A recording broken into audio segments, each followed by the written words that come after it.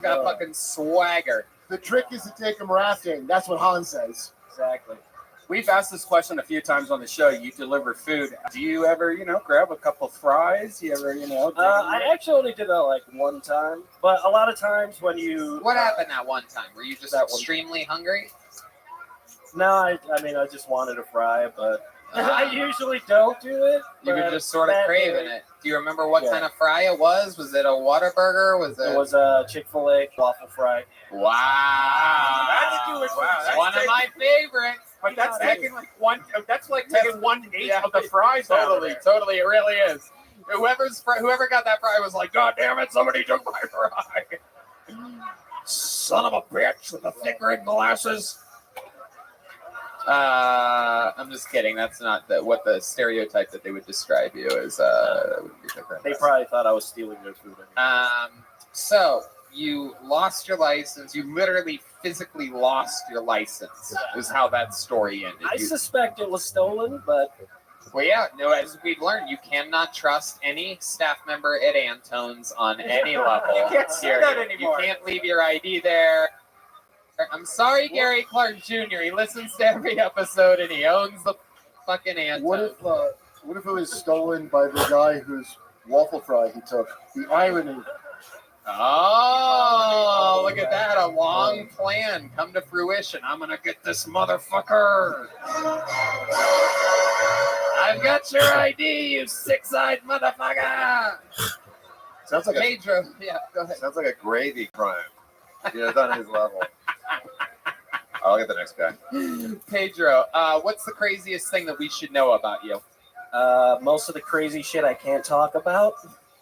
But wow, that's the worst answer possible, Pedro. Congratulations for it is. Wow, I have so many great answers. I can't talk about any of them. I don't know. I mean, I could make you love me, but instead I'm going to make you hate me. I'm going to make you work for it.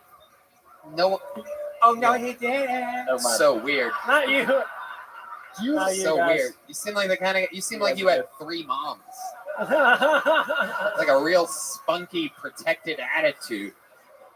Can you tell us anything interesting about you that we could talk about any longer? I don't know. Like, I've done a lot of drugs. I guess. Horrible answer. Next. Okay.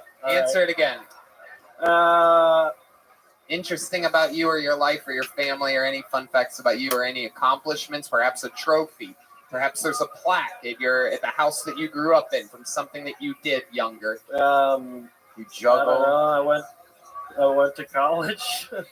But I dropped out of college, so it wasn't the best Jesus answer. Christ, Pedro. What college did you go to? I went to Michigan State. Yeah. Rivals. Spartan. How long until you dropped out? I was there for like 5 years, but I dropped out. Oh, wow. I can't believe that the clown killer guy was less shady than this. I know. It's wild. Charles Manson of comedy was better. All right, Pedro. Well, you did it. All right. You came on the show. Here's a Kill Tony joke book. You want it? There you go. First guy to drop a joke book in this show's history. Horrible interview. Good set though. Really one of the worst interviews in the history of the show. Anybody who ever answers, well, I can't even talk about it. We need Boneseye to start making more small ones, please. Yeah. Boneseye, your optimism for these comedians is out of control. It's given us too many big joke books. We need tinier joke books. All right, Garrett Wayne. Here we go. This is it. Last bucket pull of the night. Garrett Wayne. Oh, yeah. That's right. Here comes Garrett, everybody. Garrett White. How many of you like it when comedians do good on this show?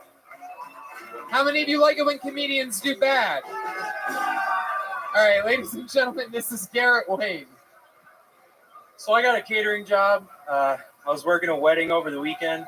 And you know, at weddings, they invite the whole family. They got the grandparents there. You know, just kind of standing there like this on the walkers. Grandma's just hobbling around. You know, she's just there because everybody needs to get one last picture with Grandma before she dies. You know. So I was working a wedding, and you see them at the wedding. It's a little sad, but it's a little happy. They're getting married. Who cares if grandma's gonna die soon? It's all right. Grandma's all right.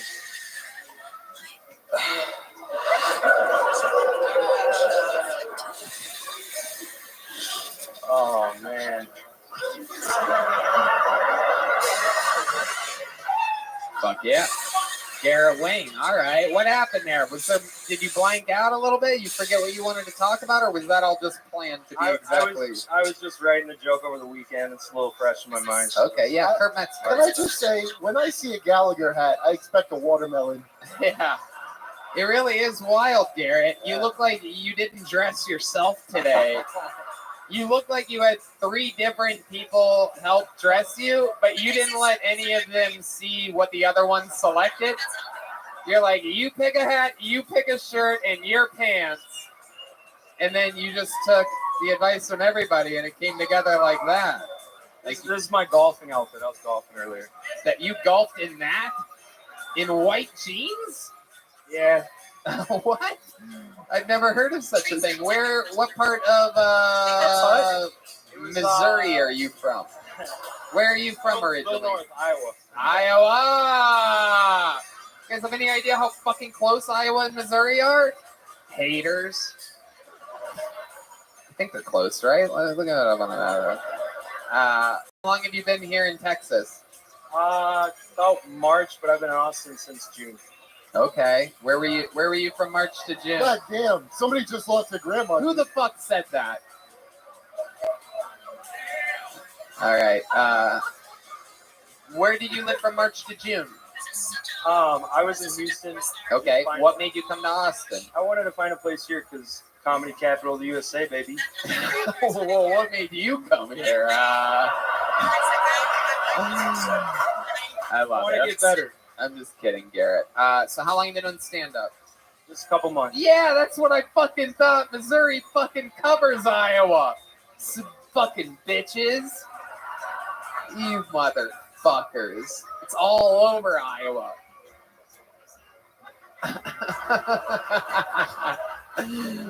It's the funniest map, too. It's Fisher Price map. So stupid. Look at this shit. You guys see this? Zoom in on that. Look at fucking Iowa and Missouri. Anyway, Des Moines? Dubuque. Oh, what's that known for? White jeans? It really is. That's a rare pair of pants right there, my friend. The rare pants. That shit is unbelievable, but I bet you think that's baller as fuck, right? You came up here, you're like, if you looked in the mirror before this, you're like, oh, is this the lead singer of AC/DC? Because tonight we rock with 50 seconds of glory on a 60-second show. We're just gonna soak in the applause the last 10 seconds. Just looking around, saluting to the great flag of our nation. All right. Garrett, what's going on, dude? What's some of your daily routines that we would find different or interesting? You seem like the kind of guy that starts your day off by laying in bed for a few hours, massaging your own feet. Am I correct? No, my day starts. I wake up. The worst part of my day is when I have to take a shit, which is right in the morning. And why are you wearing white jeans, man? That's the worst idea. This is it. Our senior shit correspondent, Brian Redbit, hot on the scene. You say shit, he's got a bit. That's how it works. I love this. What does that shirt mean? Is this a intramural softball team that you're on or something like that? Bar back home I used to work at, actually. Bar back. Dubuque. Okay. Bar back home. Oh, all right. Bar back home. Gotcha. All right. I love it. So, Garrett, what do you love about Austin, Texas? What's happening here? Not much yet. I just love the comedy so far. What comedy have you been? What are you talking about? I just started doing it a couple of months ago. Okay. And so I'm just kind of going to as many open mics as I could. I moved here from Chicago, and I wanted to start there. Where the fuck did Chicago come from? You've been talking about Dubuque and Houston. That's where I'm originally from. Chicago. I moved. No, I'm originally from Dubuque, Iowa, but I moved here from Chicago. Uh-huh. And how long were you in Chicago? Just long enough to pick up that hat? My kind of town. I'll take one, thank you, and goodbye. Just about 3 years. 3 years. Okay. Hell yeah. Garrett, what's your love life like? You have a girlfriend? No, just. You seem like the kind of guy that would take a boombox to a girl's window and play a song in the middle of the night. It's a good move. Yeah. You could pull it off. I couldn't pull it off. Garrett, what's your love life like?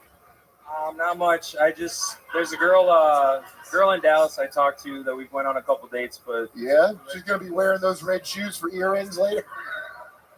Oh, wow. I didn't even notice those fucking shoes. Jesus Christ. what the hell? Oh, my God, dude. Are you colorblind for real? Like, are you like, Oh, my God. what colors are these? This is incredible.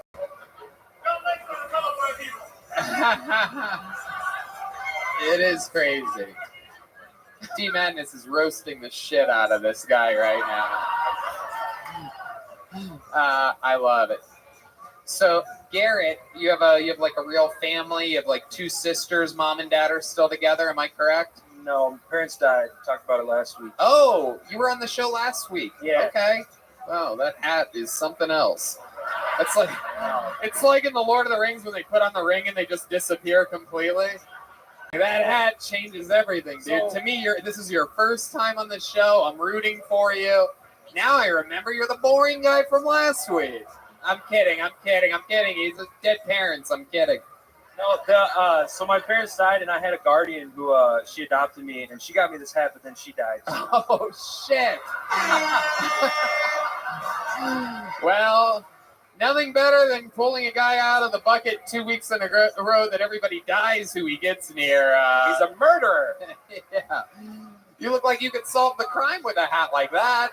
Yeah. How are all these people dying? How did your guardian die? She was already an angel. I mean, it's incredible. True. It's kind of like dead guardian jokes, people. The rare dead guardian joke.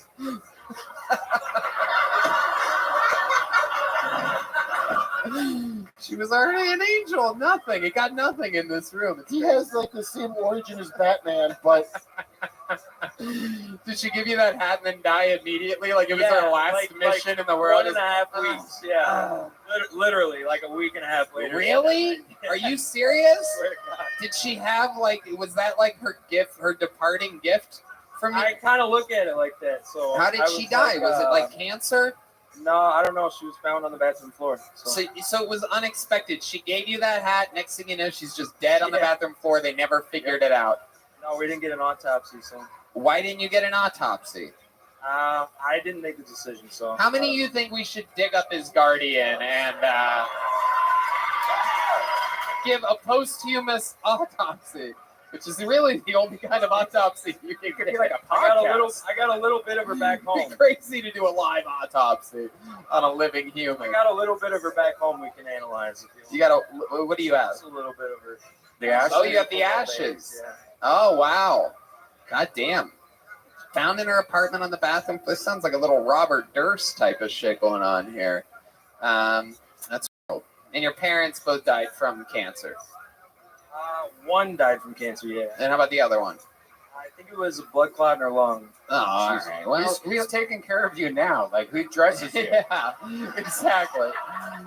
This is a guy, this is what you look like when everybody around you dies. This is what ends up happening. What? D Madness has admitted he's been dressing Garrett Wayne, which doesn't really make sense because somehow D Madness is always dressed better than Garrett Wayne is tonight. wait, Garrett Wayne? It's Garrett Wayne. Like yeah. Bruce Wayne, so I really am right. Oh, you're right. Holy shit. Wait a second. And the Guardian was killed as well, but Yeah. maybe you'll find him out at a diner at some point, like sitting away. We've seen this before. It's a Batman joke, everybody. Alfred, he's the end of all that. So stupid. Are you any relation at all to Bruce Wayne? Is that why you moved here? Because there's bats and crime everywhere? There goes Garrett Wayne, everybody. Garrett Wayne, everyone. Here, Garrett. Catch this. You have big little. Garrett Wayne, everyone. Come back again, Garrett. Take next week off, though, but then come back after that. 2 weeks in a row. This guy has angels looking out for him. Literally, this bucket has tons of names. Anything can happen. Should we get a... We haven't had a lady up here all night. Should we pull for a female comedian, huh? Let's see what happens here. This usually takes a while. That's Kalid. Kalid's not a girl. Oh, here we go. Ladies and gentlemen, this young lady was on the show a few weeks ago and left a massive, massive impression. This woman is wild, everyone. This is only her second time on the show. Ladies and gentlemen, this is the return of Miss Amy O, everyone. Yeah. Shit's about to get wild, folks. This is Miss Amy O, everyone.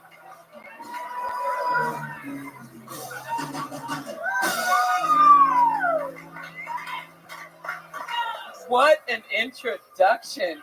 I'm honored, Kyle and Craig. You are so, oh my God, I'm too fucking old for him anyway. But you know what? I'm so glad to be here tonight. Austin, Texas, let's hear it for Tony Hinchcliffe. Woo! Fuck the storm coming in. God damn it, we need rain. You know what? Y'all learned something from me last time I was up here. You learned that I'm a felon. But guess what, you guys? I still have the right to carry guns. I figured out a loophole. You want to see my guns? I honestly, guys, right here. I brought this is like the fucking Mary Poppins bag. Anyway, I've got some guns. You want to see my guns? I had the right to carry. These are felons' guns. Woo! These are felons' guns. Wow. Oh, that was the twist? Okay. These are legal All guns. right. That's great. These are 0 felon people guns. were killed during this production. Was that a whole minute? So literally, not the... I should know that from my husband. You know, a whole Miss Amy, relax for a second. The 60 seconds is I'm up. very relaxed. I did not see that coming. Coming. Who's coming? And For those of you that don't know, Miss Amy O is crazy as fuck, dude. She is a wild one. This lady is your grandmother's worst nightmare. This is who bullied your grandparents, everyone. She just goes up right up to them and headbutts them. First thing. I know that never happens, but this is the one that does it. Miss Amy O was like the first girl ever on World Star. How are you, Miss Amy? Remind us all, how old are you again exactly? Because the I'm last 61 and having fun. there you go. Right. Same age as Barbie. Yeah. There you go. I'll be 61. 62 in November. There you go. 61 and having fun. Next year she's 62 and haunting you. Yeah, that's right. Right before Halloween. Or after Halloween, yeah. There you go. Absolutely. Does Amy have the vibe of like a mom who lets her kids sleep over Michael Jackson's? Yes. Yes. No. Absolutely. The last time she was on the show, I made about 10 references to her being the mother from Requiem for a Dream. An 88-year-old woman. He said I was like an 88-year-old woman. I didn't like that. But you know what, Tony? What? We have more in common than you know. Uh-oh. Someone went on the internet I since her learned- first appearance on the show. Oh, hell yeah. Wait. I'm like a Wait, if this has anything to do with what races you hate, don't start. I don't hate any races. The only race I hate is the fucking human race lately because they're a bunch of idiots. Miss Amy O, Yeah. come on, stick to the game plan here. What were you gonna say? What do we have in common? What we have in common is you've got a bag of tricks. And right here, I have here a whole bunch of ideas. You always pull something out of the hat. Something new and something exciting. Doesn't you guys?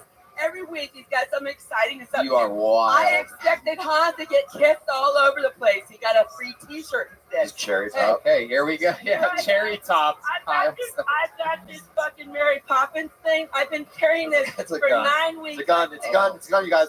Here you I've go. got balls, damn it! I've got balls. You know. Wow. What, This is so I made exciting. these balls. I love it. These are stress balls. Okay. I feel like every ball you would make would be a stress ball.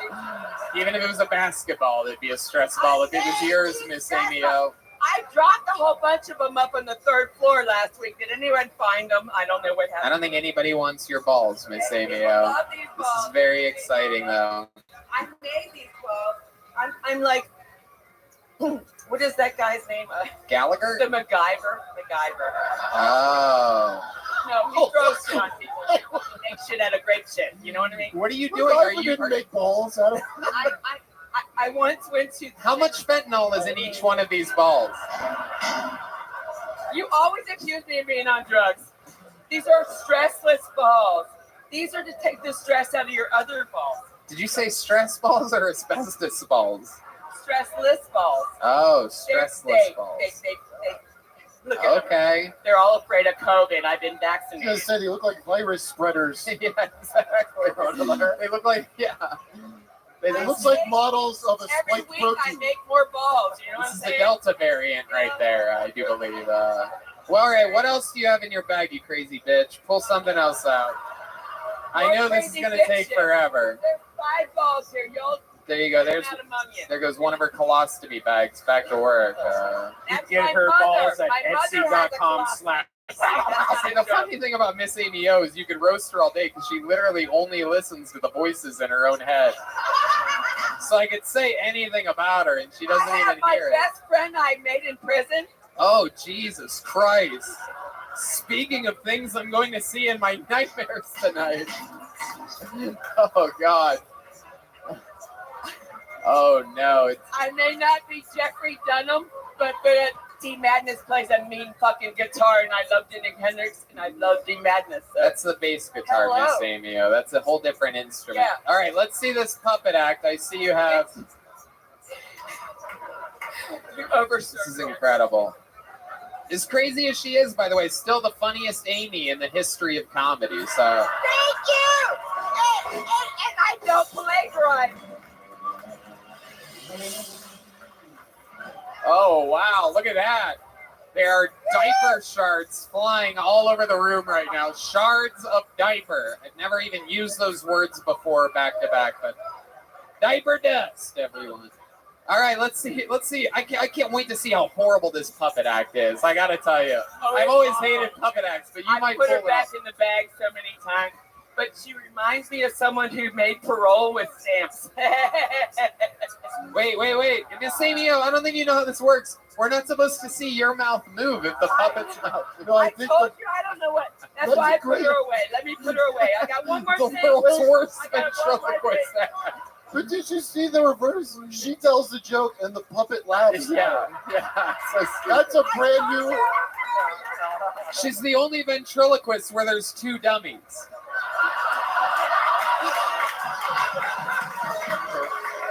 I'm gonna explain this. This here requires this mic stand. Oh shit! This looks There's like a an reason instrument why Hans Kim I'm a knows how to terrible play. ventriloquist, even though I started very young with the real dummies back in the day. Because I have tinnitus. Anybody know what tinnitus is? Talk into the microphone, Miss Amy O. You Does totally. anybody know what tinnitus is? Yes. A It's ringing in the not- ears. Hey, it's not like the madness who you can tell can't see.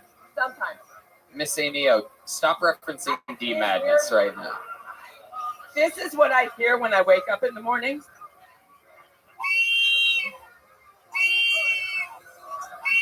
It's in that ear. But sometimes when I wake up in the morning, if I have to pee real bad,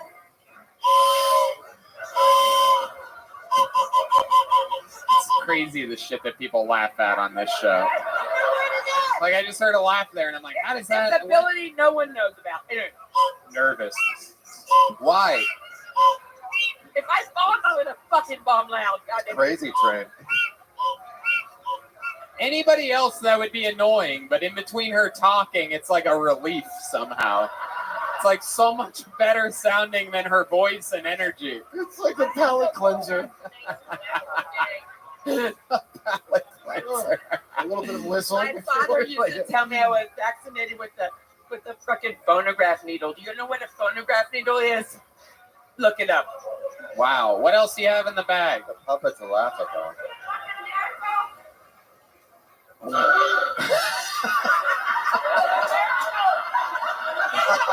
Fucking COVID then. Real. I believe in it. Hold on. Did you hear the sound? Pull that goofy mirror out again. Did you hear the sound that happened? Did you What see that? Did happened? you hear? Joe, Did you even notice that? Did you know you could do that with that? what? You still didn't hear it? I didn't hear it. Grab it again. Grab it again and look I at didn't it. hear Look in the mirror. Look in the mirror. Are my shorts too short again? All right, forget it. You ruined the bit. Miss Amio, anything else in the bag? This is sort of fun with you. You're so insane that I'm just coming here crazy for- enough to be able to host something this crazy. So go on. You're the host? Is there anything? I will- Is there anything more in the bag? Yes, there is. There's a lot of I have my Texas ID. Oh, let's see that. I want to see this ID real quick. Is it in black and white? I have my notes.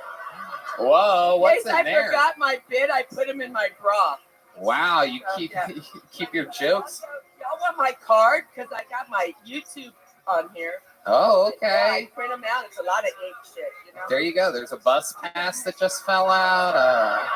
No, I'm a good driver. I don't have a bus pass. Oh, okay. Oh, wow. There you go. Those will never leave the table. What else do you want? What did he say? I couldn't hear him. Did I you got make those these yourself? You made them yourself. I could tell they're really off-center. I did because they're It's really an I, unprofessional half the card. time I'm in my living room and I'm using the printer. It's unbelievable. It's like a perfume sampler or So something. cute. Does it smell like perfume? Yeah, That's it smells like Werther's essential oil. Originals. It's sage. Miss Amy O, this is only your second time on this show. You Is just it? started stand-up comedy, right? Well, in this way, yeah. Yeah. This is real different. Back in the day, We you were used to doing move what? the You were mic doing behind us, blackface didn't or we? something like that, right? Pardon me? Nothing. Did I give you a joke book last time you were on the show? You did, and I carried. Oh, that's what's in this blood. Oh, You signed it even. wow. There. Oh, it's just anything you pull out of the bag gets that. These are ideas I have when I'm driving down I-35. Yeah, what it? It says, "Hey everyone, welcome to my therapy group." Wow. My name is Amy Oppie. You can find me on YouTube channel Amy Oppie's Comedy. I have 128 subscribers. Wow. Look at that. Oh my God. See my notes. Hey, you know what? I asked William Montgomery if it's okay that I shared the idea of notes because I'm more forgetful than he is because he's just a little bit behind my recovery Does plan. anybody have any lithium on them? Miss Amy O, we I love know. you. We love you here on Lithium's in the water in Utah, so I should move to Miss Amy O. Miss Amy O, are you listening at all? Yes. I want to tell you something. I love you on this show. I love all different shapes and sizes and experiences of people and different energies. You could be any one of our crazy moms, and I hope that even though you're absolutely horrible right now at comedy, I hope that you continue to sign up, and I hope that you continue to perform because it seems to be keeping you in a weird way young. Well, my mother is Your always mother's on my still mind. alive? My mother is still alive. Oh, my even God. though he tried to insult me about There was a 21-year-old with 3 dead parents on a second ago. my This mother fucking will ghost be is up here like, 84. my mom bothers me every day. She won't stop calling me. A very alive mother. My mother This is crazy. is the most inspirational individual that you'll ever meet. Really? And one day, I wish I could wheel her in here. You want to bring her here? What I it? wish I It's could. 21 and over, though. What? She'll be 84 on December 28th, and most of the time, the most favorite thing I hear every morning when I see my mother is she says, Keep on I making hope you balls. stick around long enough to meet my daughter Amy. She's a really nice lady. Keep on making My mother still thinks I'm a nice lady. Ladies and gentlemen, this has been Miss Amy O, everyone. There you go. Enjoy your balls. Miss Enjoy Amy your O, put balls. the mic in the mic stand. Put the mic where you found it. There you go. She's got this. Come on, how about one more time for Miss Amy O, everybody? We don't get to choose who signs up for the show. I like people like that. A little bit different than your normal fucking comedian that's been doing it a couple months, just moved here or whatever. Different. How many of you like Miss Amy O's red hair tonight? Well, if you like red hair, you're going to absolutely love your final comedian. Well, we'll do that after. Ladies and gentlemen, your final comedian of the night. Regular on this show, longer than any regular has ever regular before. One of the top young rising comedians in the world. This guy coming off fresh off of opening for Joe Rogan all week last week. This is William Montgomery, everybody.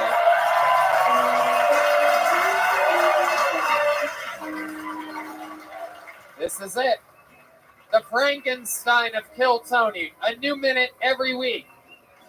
William Montgomery. Give it up for my mom, y'all. She just made it out of the hospital. She just got out of the hospital. Here's a brand new joke that I think is going to go straight to the top of the charts. If I told y'all the Home Depot jingle was invented by an Aphex twin, y'all would be like, oh my God, so genius. No Aphex twin fucking fans in here. Man, that was a good joke. Have y'all seen where Facebook and Ray-Bans are putting out glasses that basically record everything and Mark Zuckerberg is the spokesperson? Nothing like a crash test dummy dressed up as a mortician school student being your salesman. Now I have a couple of, I wrote that when I was real high. I thought that was going to go better. Here's some 9/11 jokes to commemorate the 20th anniversary. When it comes to being a suicide bomber, you've got 99 problems, but a virgin in heaven isn't one. What do 99 virgins in heaven sound like? Go! I was trying to sound like a Hispanic soccer announcer. That didn't. You know, when the terrorists that flew the plane into a field in the middle of nowhere got to heaven, they had a lot of explaining to do. William Montgomery with another brand new minute every single week for years. This guy writes and performs a new minute for the internet. One of the hardest jobs in all of stand-up comedy, and he makes it look easy. Kyle, I loved you as Napoleon Dynamite's brother and Napoleon Dynamite. Oh, wow, the rare roast. You were very good in that. Somebody else. Yeah, thank you. Oh, That wasn't you? No. But a lot of people think it was. But yes, that was not me. Oh my God, I was so excited about that. I'm sorry, I disappoint you. Oh, Wow, William, do you remember Kurt from anything he wasn't in by any chance? I loved you in Speed 2. Weren't you in Speed 2? I don't remember. Do you love that movie? Yeah, it's one of the best. I honestly thought you were in Speed 2. As what? It's the boat driver. There's a D- boat driver in Speed 2 that looks just like you. D Madness going to urinate, everybody. How about a hand for D Madness, everyone? Turns out when you're blind, your bladder is only half as big as other people. I'm going to start calling him P Madness if he keeps this up. He's blind? Yeah, he's been blind the whole time. Yeah. Wow. Yeah, you're the guest that it's taken the longest to figure that out, by the way. Normally, it's pretty early on. Holly Short came up a few weeks ago and immediately went in for a handshake on him. First thing, it was epic. It was so I found natural. out when Kurt just said it, so it's me, I think, it was the last one. Wow, you didn't even notice? No. You just thought he was wearing I sunglasses, just looking thought he up was like cool. that for no reason? Little black guy. Like he just saw something that none of us saw up there above the balcony. I just thought he was sincerely wanted to dress Garrett Wayne. William, what's been happening this week? What do you got I going don't on? know. That really threw me off a little bit. I swear to God, I thought you were the brother A of lot of Napoleon people think Dynamite. that. You're not wrong. I do a character, which I did before Napoleon Dynamite. When I saw that movie, I was like, I can't really do that character anymore. Because we do look very. Look, I'm sure Kyle thought you were three other guys with red hair and a beard. Do what? I didn't hear you. You have a new Raisin Bread sponsorship. No, seriously, I William. didn't fucking hear you. I smoked too much fucking weed up there before this. What'd you say? Don't- No, I really didn't fucking hear you. I got way too fucking high up there. Seriously. What'd you say? How much weed did you smoke, A William? blunt's worth. A blunt's worth. A blunt's worth, and it was way too fucking much. That sounds like somebody's butler. Bluntsworth. Blunt's worth. You want some balls that Yeah, you want some crazy balls, dude? will help yourself? She actually did give me some last week. I went to her apartment, and she gave me some at her place last week. Really? Yeah, we started talking some. Yeah? Did you guys like do anything? Did you fool around at all? Just kissed a little bit. You did? You made out with Manio? We kissed a little bit. Wow. Did you show her your crazy balls? Stupid. That would have been inappropriate. I did not. I didn't. You didn't pull out your balls at all. No, that would be that's a weird move if you guys just kissed to only pull out your balls. I know, sweet Amy. It was so nice seeing her again. Yeah, what was your favorite part of hanging out with Miss Neo and kissing her a little bit? Just watching her do that ventriloquist act. I swear to God, it was much better. It was much better in her apartment. She was hilarious. Really? So I get why she tried to do that up here. I mean, I swear to God, it was so fucking funny. Tell us when how she was funny doing it was. How funny was it? I mean, it was just so fucking funny when I saw Miss Amy O in her goddamn apartment. I tried to make moves on her. Just an example. If we have one belly, Is But that it was really funny. Wait, It was is great. there a legitimate kink of that, of like a puppet blowjob? But it's just like, it's really a hand job, but do people pay for that? Oh, that's so funny. Hold on, what did you just say? Seriously, I got too high up there. William, you have new sponsors. You're sponsored by Raisin Bread. You quit drinking a few months ago and started a new Raisin Bread addiction. And you've talked about Raisin Bread so much that you literally got a sponsorship. How's that going for you? Well, I flew to their offices in Did Phoenix, they fly Arizona. you? They flew you private? correct? No, I flew. There was an issue. Oh, really? Yeah, I ended up going to their fucking offices in Phoenix, fucking Arizona. The deal fell through. So I showed up with a fucking gun at their offices. Amy O was with me. Oh, shit. Damn. God, it was crazy. Did you have to buy 3 tickets so that the puppet could come too? We did. We did. It was weird as shit. Literally, she gets 3 fucking tickets, and I'm thinking to myself, what is going on? And I'm like, oh my God, it's that fucking puppet. That's why it killed me when it didn't go well up here tonight. It's so fucking funny. Like, I get why she did it up here. It's so good. We had to get a fucking ticket for the goddamn puppet when we flew to Phoenix. The man is just on a different level. To think how far we've come from a guy earlier that I asked if there was anything interesting about him, and he said there's so many cool things that I can't talk about it. And then all of a sudden William's here to remind us all about what comedy's about. Talking about flying with Miss Amy O and her puppet. It was a to rocky a flight. Raisin Bread headquarters in Phoenix. Why was There was literally a lot of turbulence. It was horrible. It was a rocky ass flight. what airline did you guys fly? Delta. Oh wow. Yeah, What part of the plane did you 3 sit in? we were in first class. All 3 of you? Yeah, she paid for it. The puppet didn't. The puppet didn't. She sit. paid for it. She paid for a first class ticket for the puppet. Yeah, Amy has a lot of money. Really? How do you think? Seriously, she has a bunch of money. Wow. What else does she do? Does she take you out to fancy? Hold on, why am I? This is I great. love Amy. Amy, I love you. There Where you go. are you? Wow. Amy, She's where are behind you? Behind you. She's over here. She's over here. Jesus Christ, that's crazy. I thought you were Didn't we all hear her over there? I did. Literally a ghost. This woman is fucking haunted. I thought she was gonna literally have a fucking gun in her purse. Yeah, I know. I was about We to all- run out the back. We all did. There's no doubt about it. I still think there's a gun in her purse. I think she thought, I'm going to bring a gun in my purse. I'm going to say I'm going to bring a gun out, see how it plays out. And if they don't seem into it, I'll just pull out everything but the gun. I'll pull out everything but the gun. Literally I'll just everything. pull out knitted balls if they feel nervous. Hold on, what did you just say? Have a ball.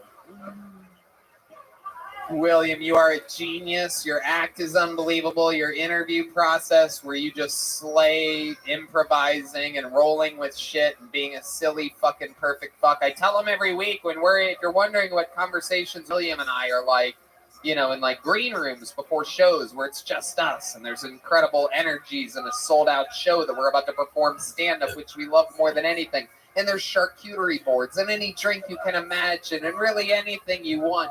Here I am talking one really angry person up there. I love that shit. Nothing better than when a YouTube commenter makes it to the show. But yeah, it's the type of life that we live. And if you're wondering what we talk about in those moments where it's just him and I, it's how perfect he is for comedy. Stop, I wouldn't How say all that. perfect of a head he has for comedy. He's built for comedy. Not that he looks like a young Santa. Yeah. Yeah. Hold on, what was that, Kurt? Ah. What was that? William, you've been having fun in life. You had your own show here on Friday night where you headlined. You had a big packed audience. You opened up for Joe Rogan all week last week. And I learned to say when I walk off the stage, that's my time.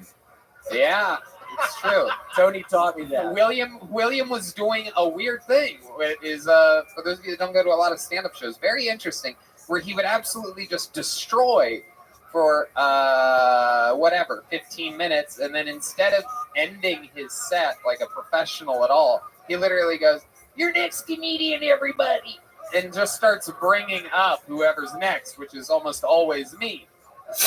And I told him, I go, "William, you're not even getting any applause from the like. You have to like soak it in. Like you could say, Well, I didn't all right, fucking know.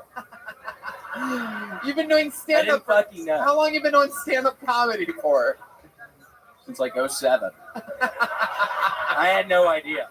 He had no idea how to close this. I literally go to him in the green. I go, "What would you do if you were a paid regular at the Comedy Store?" And like, what you would just bring up someone like out of nowhere? I mean, Well, I didn't you have to fucking know. picture no break at all. You go, Remember how he used to bring up people also, like how he would bring up me and shit on the road? no. Like he would just be like, "I hit Brian," walk off. Oh yeah, he would say people's names like, "All right, I'm about to bring up Brian Redband. Let me tell you something about this guy." He used to touch my penis. I remember that one. I remember saying that the one time. I thought that was funny. You got on to me about it. But Yeah. it must feel good now. Now you're getting to absorb the love from the audience at the end of your sets. You want to do it right now?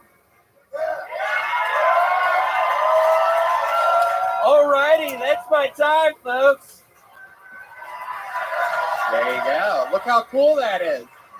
William Montgomery, everybody. Now, normally that would be when the show ends. We fade to black and the YouTube credits roll.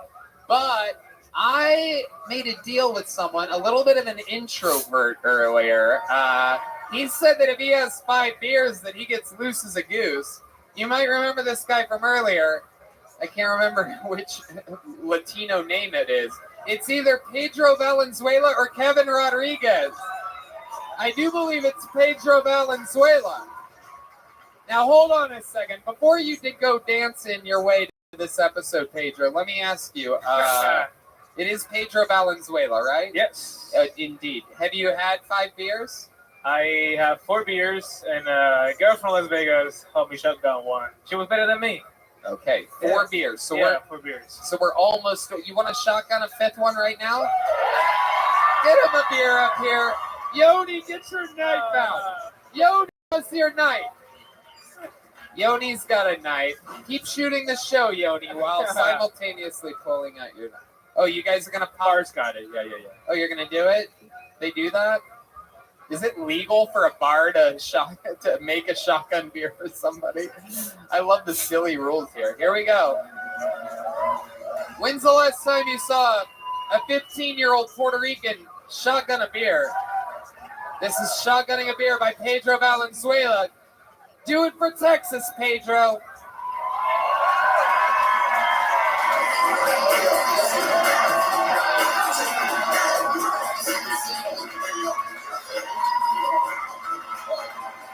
Hell yeah. Absolutely perfect. All right.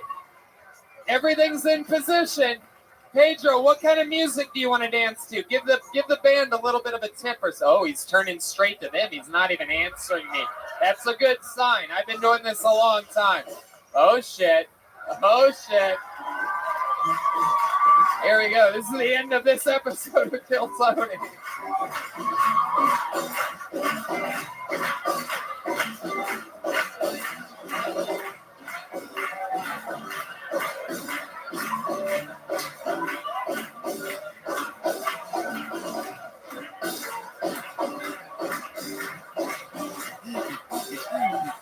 His name.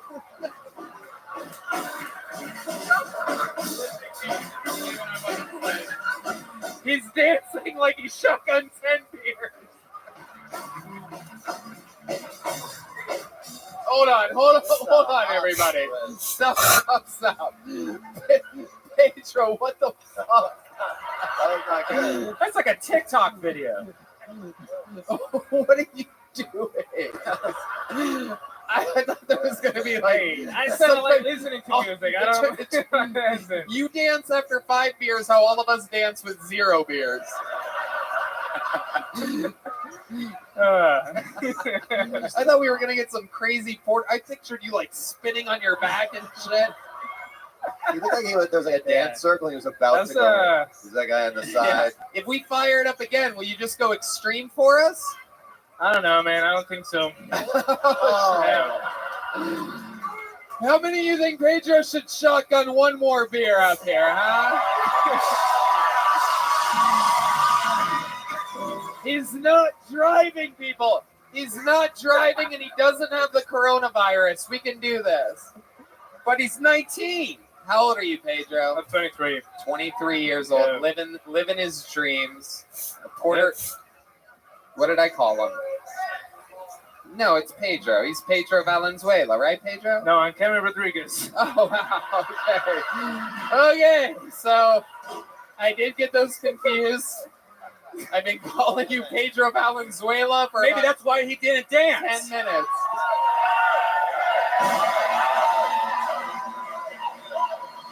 Here he goes.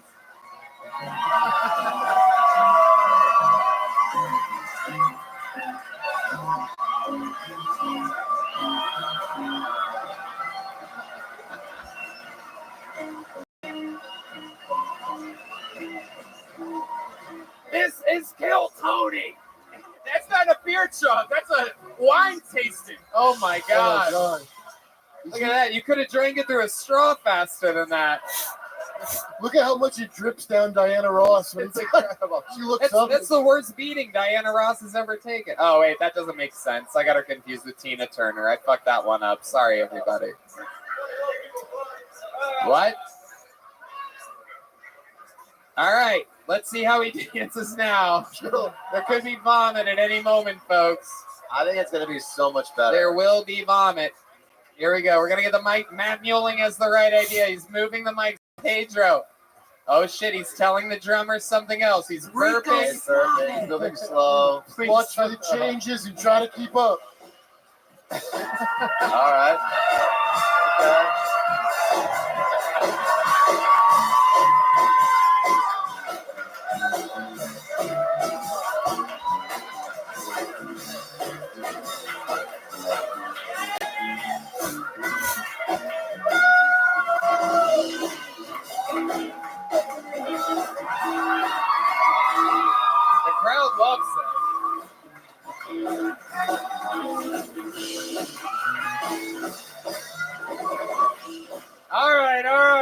right, there he goes, Kevin Rodriguez, everybody. And we did it again. That's another episode of Kill Tony. Guys, how about a hand again for our guests tonight, the great Kyle Dunnigan and Kurt Metzger, everybody. Go to youtube.com/Kyle Dunnigan and subscribe to their channel. I swear to God, I said it earlier, I'll say it again. One of the few things that genuinely makes me laugh. I mean, absolutely hilarious. I could hear Kurt's writing and your writing and you guys coming together, and it's everything that I think SNL and other sketch shows should be right now. You guys are doing, and it's going straight out to Instagram and YouTube.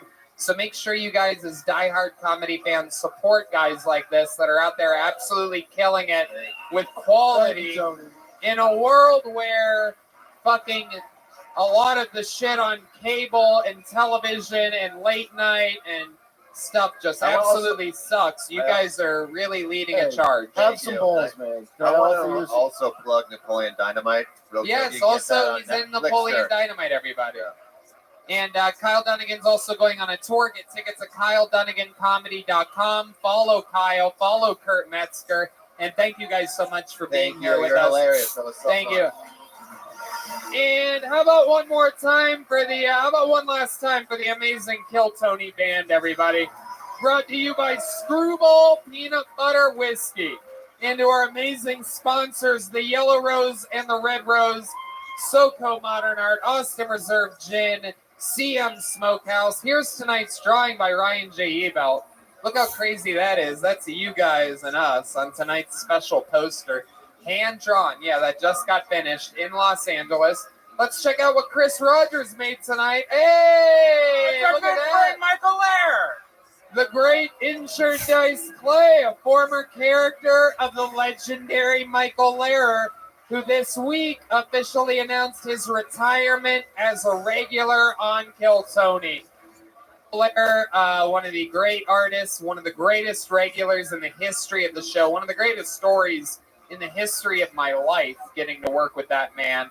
And we love Michael Lehrer, and we love Injured Dice Clay. Great job, Chris Rogers Art, a local artist here. And thank you to the live audience. We had so much fun tonight. Tonight was a fun episode. Did you guys have fun tonight? All right. Love you. Good night, everybody. Thank you.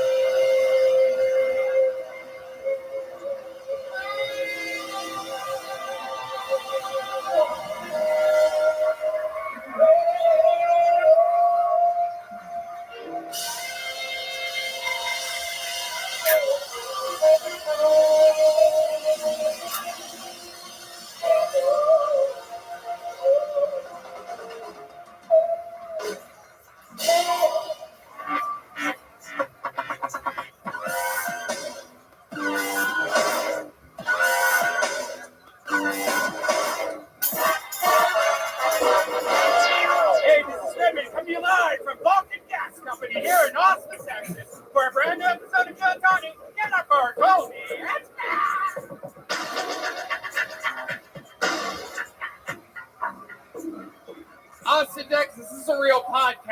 to let these listeners at home know. Make some fucking noise.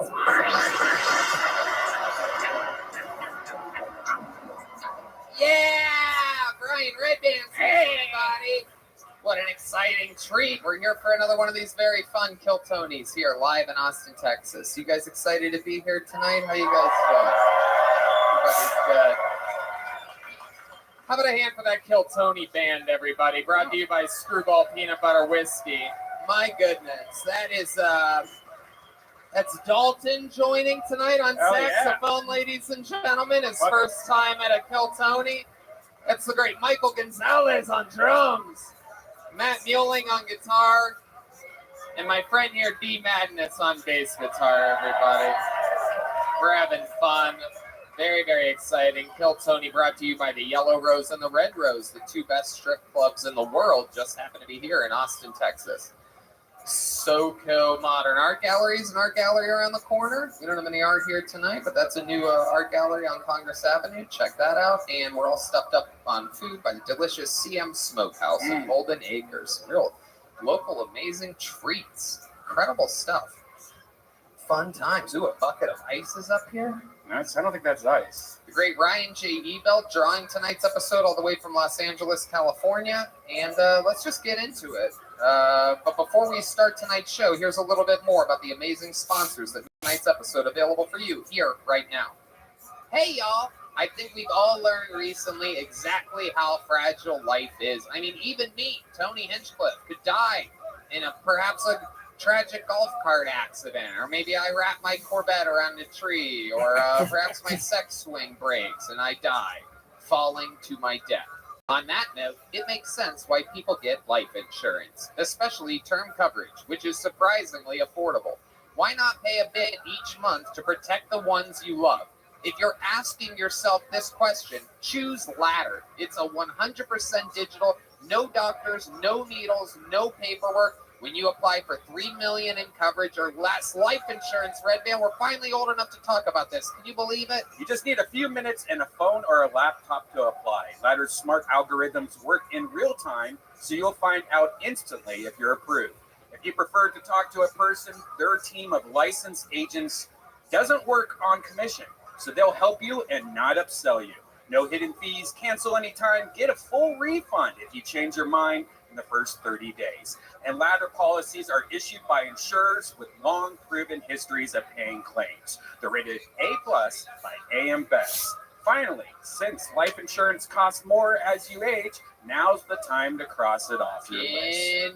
Indeed. I hope that I'm the beneficiary on your life insurance policy, Redband, because I got you at the top of my death pool right now. Dollar bills, y'all. So go to ladderlife.com/Tony today to see if you're instantly approved. That's LADDER life.com/Tony, TONY. Ladderlife.com/Tony.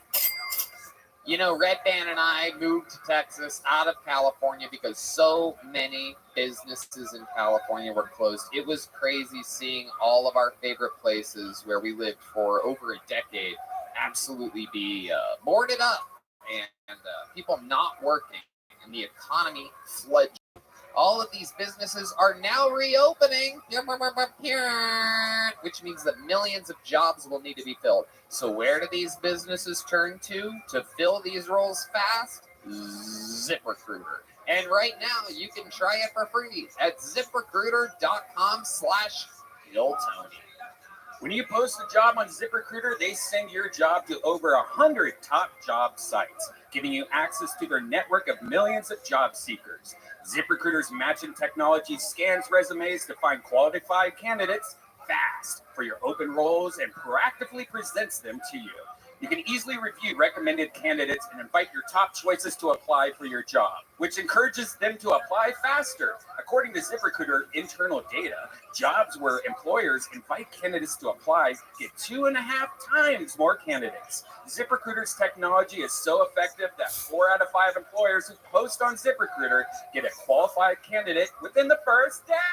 Within the first day, that's crazy. And right now, you can try ZipRecruiter for free at this exclusive web address, ZipRecruiter.com/KillTony. That's ZipRecruiter.com/KILLTONY. Just go to ZipRecruiter.com/KillTony. ZipRecruiter, the smartest way to hire. Hey y'all, I absolutely fucking love my Ridge wallet. If you guys don't have one, you should definitely get one. This show is brought to you by Ridge Wallet, and if you don't know, Ridge Wallet is a light, sleek, and industrial metallic wallet. It's strong, it's sturdy, it's built like a goddamn brick, and it's sleek and cool, and you can keep all your credit cards and all your cash in it. Red Band, you have a Ridge wallet. Oh, yes. I love it. And I'm never going back to a regular clunky wallet.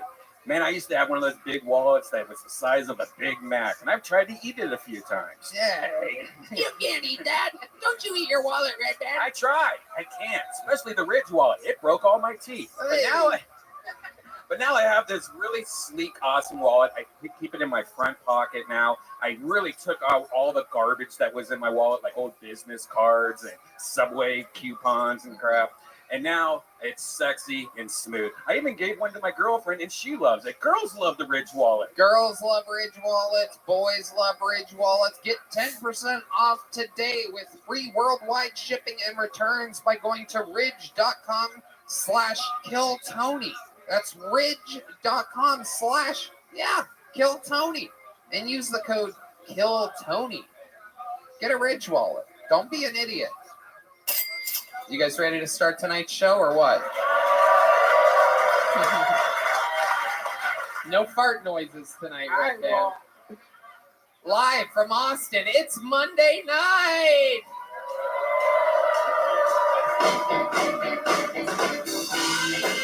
That's right.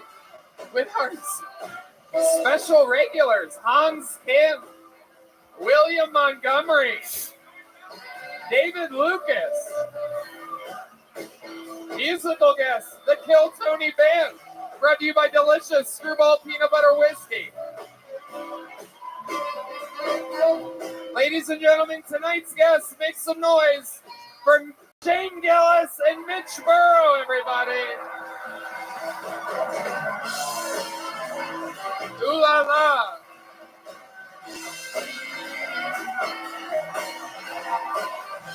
Shane Gillis is back. Mitch Burrow is back. Yeah, two of our favorite guests of all time. Shane Gillis has the newest, craziest, best special out on YouTube right now. He shot it here. It's called Live in Austin with Shane Gillis. This is your big return to the city in which you shot that special in, right? Welcome back. Yeah, it's good. I love you. Hell yeah. Look at that, a nice audience. But I believe that guy was Asian too, so that's extra points right there. They've come around. Mitch Burrow, you kept us alive during some of the quarantine episodes. One of my great friends from Los Angeles, Comedy Store regular, employee, everything. How about a hand for my friend Mitch? He's here, everybody. Thank you. Back in Austin, Texas. I do want to say it is an honor to be here with both you and Shane. I don't think anybody has done as much for the Stop Asian Hate movement as the two of you. Just all right. Really bringing awareness to the cause. Snake. We're in the green room. The guy's nice as hell. Dude, we get out here, you backstab us. Awareness is important, and you guys did a lot for the cause. We love it. We're having fun. We did. We all went and saw Shang-Chi together before the show. So, all right. You guys have been guests on the show before. You guys know how it works. Maybe it's your first time at the show and you don't know. But comedians get 60 seconds. You know their time is up and you hear the sound of a kitten. That means you hope they wrap it up then, or else they're going to bring out the angry West Hollywood Bear, which is really just loud and annoying, and it stops people from continuing to try to tell jokes if they do that. You figured it out. Yeah, no, I've known the whole time. But thank you, Rick. You guys ready to start tonight's show or what? But before. You know what? Let's start it with a regular instead of going to the bucket. This guy has been a regular on the show for a few months here in Austin. He was made a regular. He's a favorite to everyone around the world. Ladies and gentlemen, this is a brand new minute from the great Hans Kim, everybody.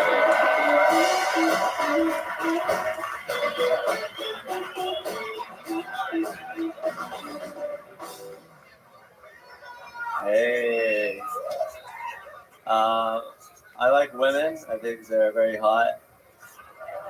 And I mean sexually, not like any other way, but I mean sexually. I don't think I could ever fuck a dude. I've never looked at a beautiful woman and been like, wow, is there a version of her that's bigger and hairier and has less kindness?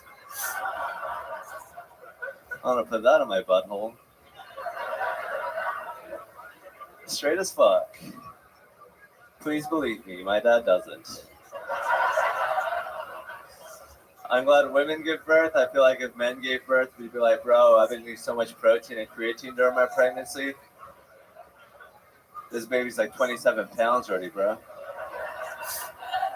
It's all about those gains of the first trimester. Check out his biceps in the ultrasound. I feel bad for people in relationships because they have to carry their mistakes around with them. I have a cum rag too. I don't make you memorize its name. Thank you. Hans Kim. Wow. Another new minute from Hans Kim. Is that true? Does your dad really, you don't get laid? He doesn't respect me, which I just translate to mean that he thinks I'm gay. So it helps me, motivates me to work harder. Do you ever try to prove to him in any way that you got laid? Do you ever like send pictures or anything? I think he knows by now. I sent him an episode of Kill Tony where I didn't kiss anyone. I felt like that was too intimate. I don't want him to think about me fucking. Wow. And he just took that and only listened or watched that one? He didn't do any digging after that? He's a mathematician, so he's a nerd. No way.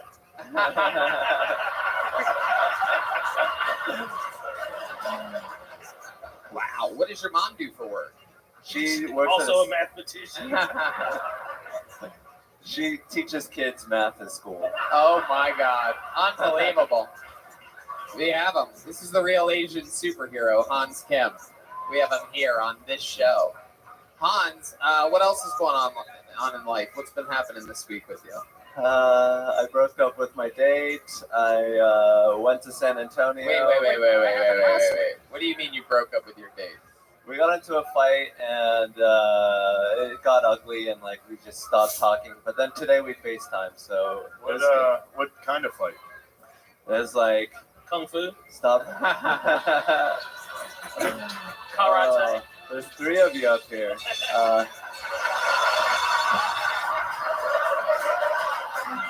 Hell yeah.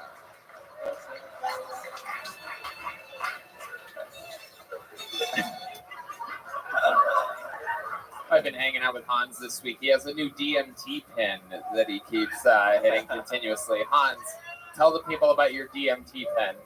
My DMT pen has a white tip. You hit it and you hold it in, and then you hold it in until you start feeling like, and that's when it starts. Wow, and that's the creepiest thing I've ever seen you do, is that moment. I've never even seen you give off a creepy vibe before. That's the sound of him coming also, it seems like. Well, what else, Hans? What else is going on? Anything else exciting you've been making out with? Yeah, go ahead. You're just ripping DMT? Yeah. Yeah. Watch out. Yeah, he's doing it a lot. Hans is a real rock star. He's really taken this status of his on this show, and he's always like at these pool parties in the hills, like every night. I follow him. How do you do it, Hans? What's your secret to keeping such a lively nightlife and doing all these drugs? He basically does anything anybody offers to him. Yeah. Yeah, that doesn't make people want to kiss me, but it's true. I do everything and anything, but I guess the secret is to like have like a lot of unemployment money saved up and then just. Hell yeah, we love unemployment money here on Kill Tony. It keeps our fan base alive. I love it. What else, Hans? You broke up with your date. You been with any other girls this week? No, I haven't. I wrote with a female comedian, Holly Johnston, today, but it wasn't like that. Wow, you dropped her name and everything like that. Jeez Louise. She was on here. Yeah, she's a good friend, and You wrote the. we What wrote are you doing? comedy together. Is that what your motive was? Was that your motive? Were you like, it's time for me to find the best comedic mind I can? I know. A lady. There was nothing else behind that? There was definitely. There was no secret motive?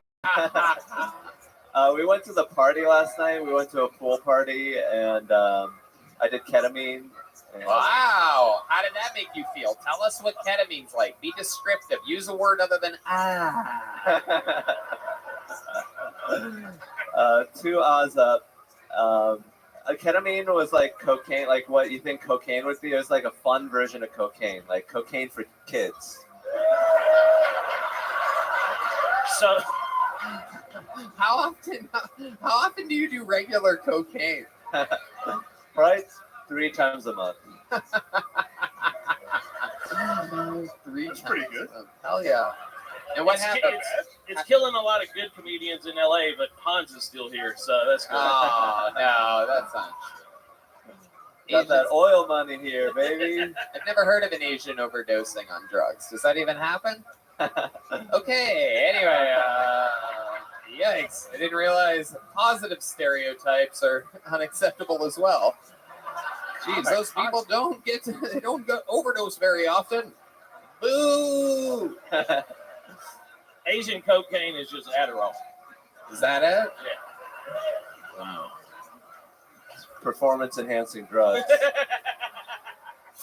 All right, Hans. Do you even want to make out with anyone this week? Kind of. Is there anyone in the audience? If a normal girl comes up here, you get a I Kissed Hans Kim T-shirt, Hill Tony logo on the upper back. Incredible stuff. So now I must ask: is there a lady out there that wants to come up and make out with Hans Kim real quick? If you want to, you can. You get a shirt. Hans Kim likes making out with girls, so I let him live his dreams every week. For a while there, we had too many strippers coming down. Then I found out on the show that they got free. What was it? They have to. They don't have to pay their house fees. Usually, strippers have to pay 10% to the club. But it turns out if you make out with Hans Kim, you don't have to give 10% to the strip club that you work at. These lips are worth money.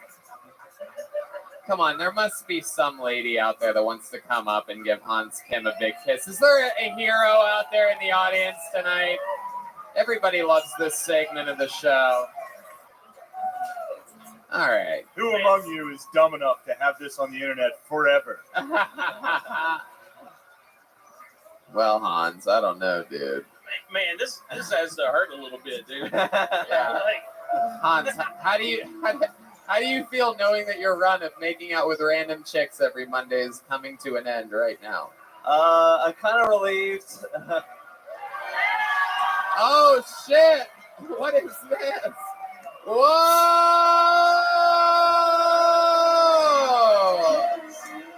Wow! Holy shit! Hey. Look at that! Wow, and he hands her the mic right away, straight to second base with this one. Look at that! Wow. Okay, I didn't know Oompa Loompas had nurses, but this is so exciting. I'm kidding. You're an American hero. You came up and made out with Hans. Hey. What's your name? Bella. Bella. Bella, when did your dad die? I have a lot of daddy issue jokes. I just wanted a 60-second set. I thought you said no strippers. Bella, have you ever made out with an Asian man before? I actually honestly haven't. How did that feel? Is there anything different or? Felt like I'm gonna have to see him like for that. It's like that's a lot. We do comedy together, so I was like, why not? Oh, okay. All right. Okay, give the microphone back to Hans. Now that I know you're a comedian, let's give it back to old little Hansi over here. Hans, you've been working with her for weeks, months? months. And you guys see each other regularly. Yeah. How did it make you feel making out with her? It was hotter. Hotter than what? Like there's something on the line. Like this could go wrong. This could go bad. Yeah, you might end up in a relationship. You got that 9-month law now in Texas. Also, you need to like really think about What the fuck are you talking about? the abortion law. Oh, okay. What are you guys talking about? What are you guys having your own little side conversation there, So Bill? why am I always making out with guys on this show? The second time. Oh, really? You've done this before? I get bored in the cow pen, so I'm just like, you know. Wow. Did they call it a cow pen? Is that a thing? Okay. All right. I thought I heard bullpen before. I didn't know cow pen was a thing. That might be a Texas thing too. It's gender inclusive. All right. I like it. That's true. I love it. Well, thank you, Bella. Thank you, Hans. Let's keep the show moving. Oh, you guys making all right. Hans. He didn't know what to do with his Hans, everybody. One more time for Hans Kim. Can't help it. I can't help myself. It's becoming called Shay Z are here. One of my I favorite am wrestlers. watching a podcast. What? Is it becoming a fetish to you to watch Hans make out with women now? Yeah, it's a real fetish. Yes, indeed. Nothing gets me off more than watching an Asian man awkwardly make out with a stranger. You're right. I don't know. Ever since I started it, all right, make some noise for Brianna Switchler, everybody. Here we go. The show begins. We don't know these people.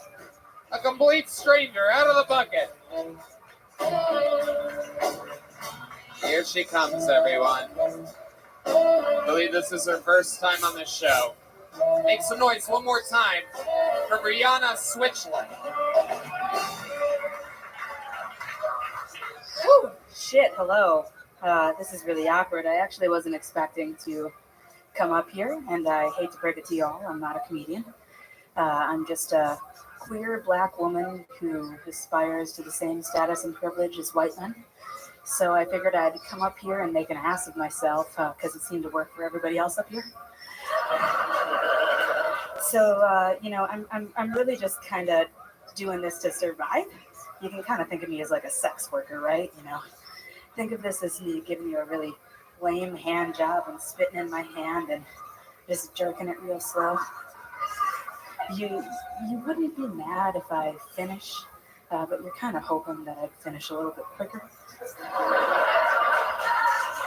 Speaking of white people, you know how they say white people can't cook? I beg to differ, because white people really know their way around a casserole. You look like you like mayo. You like mayo? No? Are you sure? You ever tried to use it as lube? No? Well, I'm going to leave you with that. Yikes! Okay, there you go, Brianna Switchler. That's a bear.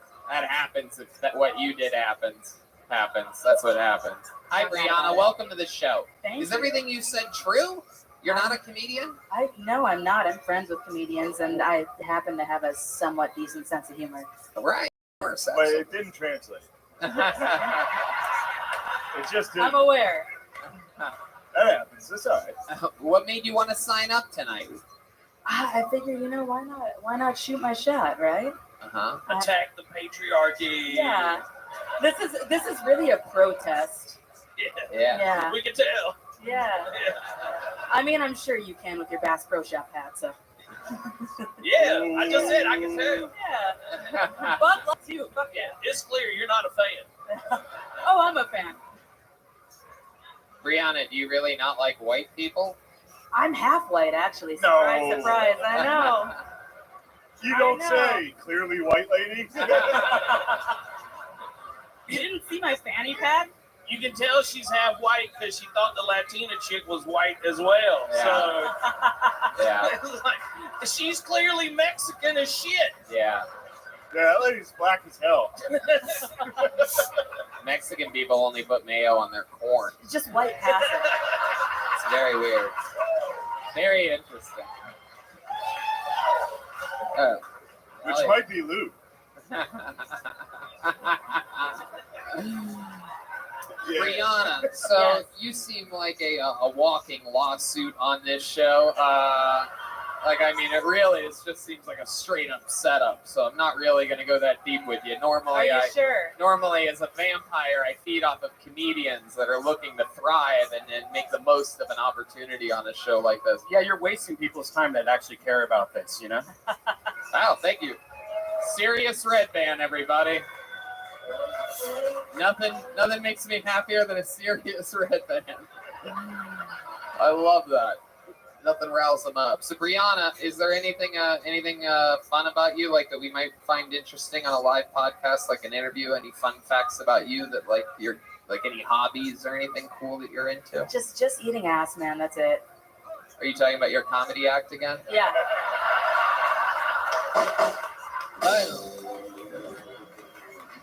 All right, a lot of comedians signed up for the chance to do a minute here, so we're just gonna keep it moving if that's all right with you, Brianna. It's all right you with good? me, man. Thank you. All right, Brianna, Thank switch, you, so Brianna. everybody. Come back again. Try it again. Prepare next time, Brianna. Which one of her parents does she hate? That's what I want to know. What was that casserole joke? White people make casserole. Yeah. Yeah. What's wrong with that? Who doesn't love make some noise for casserole, people? Hey, fuck seasoning. Am I right? Fuck seasoning. Salt and pepper, baby. That's it. Just salt. Michael Mandragon. Wow, what a cool name, Michael Mandragon. Okay, here we go. He's next.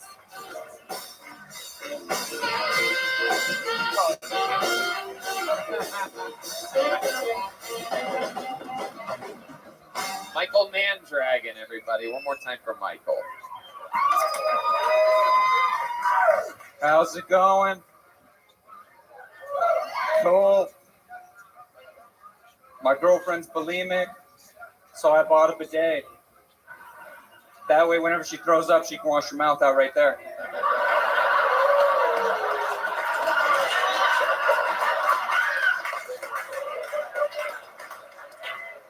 Believe it or not, she hates that joke. But she's not real, so it's okay. I told that joke and some woman called me a misogynist. She was kind of ugly, so it didn't really affect me.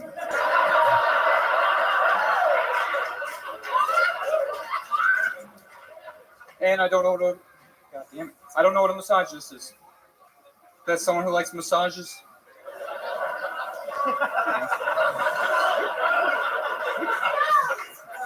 A little bit of exciting news. My girlfriend got hit by a bus. Never mind. Michael Mandragon. Look at that.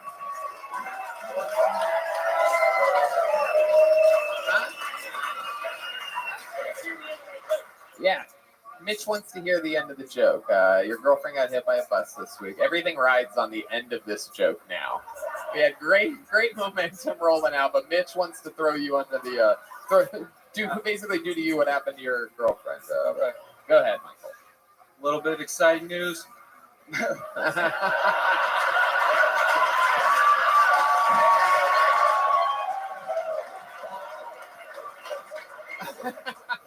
My girlfriend got hit by a bus. Yeah, thank God. I was not ready to be a father. Boom. Michael Mandragon. Wow. Look at you. Absolutely killing on the show. Basically the complete opposite of Brianna before him. You are, I bet, the exact type of white guy that she hates more than anybody. Someone that just comes up and does the job. Michael, I love you, man. How old are you? I'm 26. Look at you. How long you been on stand-up? Since April 21st. Wow, you just started. Damn. Jeez Louise. How do you write? What do? You like? You seem like you have some real serial killer vibes. Like, I get that a lot, but no. yeah. Hey, man, you're doing great. Relax. You are shaking a lot right now, and it's making me nervous. I don't think it was that good. Oh shit. I don't. I think Brianna's right about.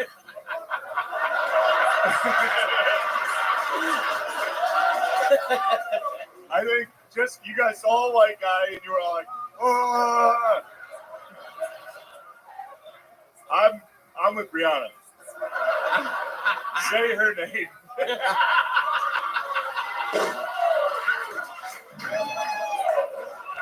Oh my god, that is hilarious. Michael, what have you been doing with your life all the way up until April 21st or whatever? What have you been doing? I just quit HEB. Wow. Where were you, a cashier? I was a personal shopper. Wow. I like how you looked around for a big applause there. You really thought the place was going to go crazy on that one. What is a personal shopper? I think people place their HEB online orders, and then you go around and you know where everything is. It's basically like you get to play supermarket sweep all day long. Just you out there running around. How about with your the rest of your life? Do you have any hobbies or fun things that you like to do? You seem like the kind of guy that likes to go out, play Parcheesi with the strangers out on at a park. I like to play chess. Yeah. All right. That's close. obvious. What else? What else? You gotta look like a young Goebbels. Oh, very good. Very good World War II reference. That is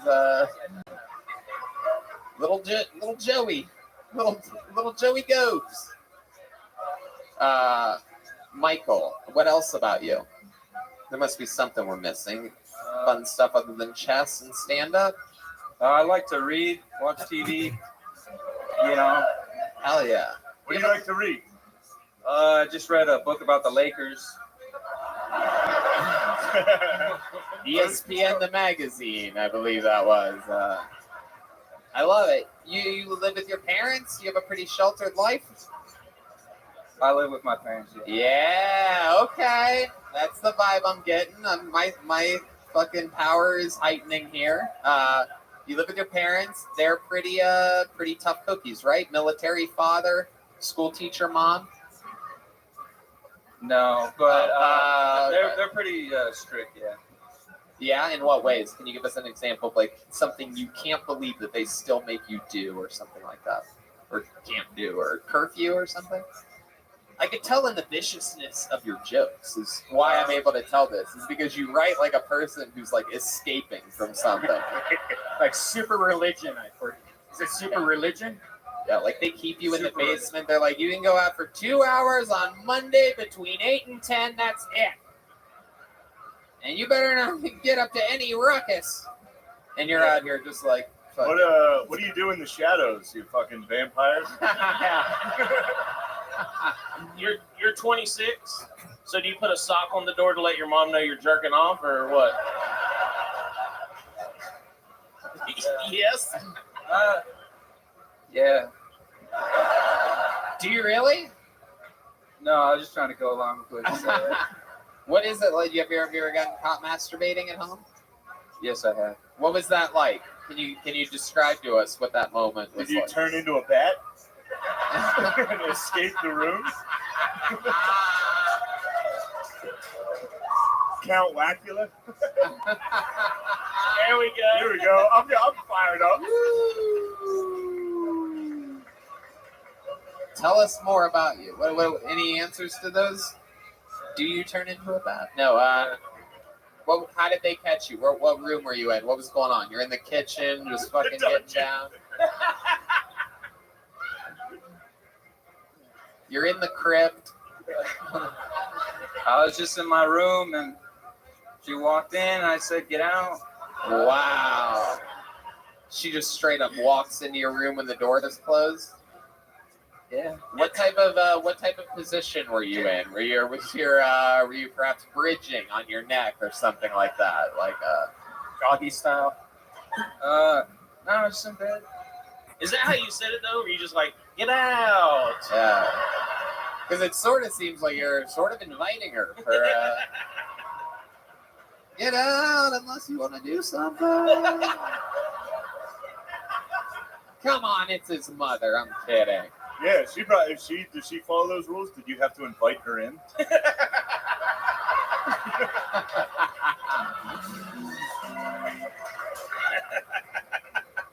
You know a lot about vampires, dude.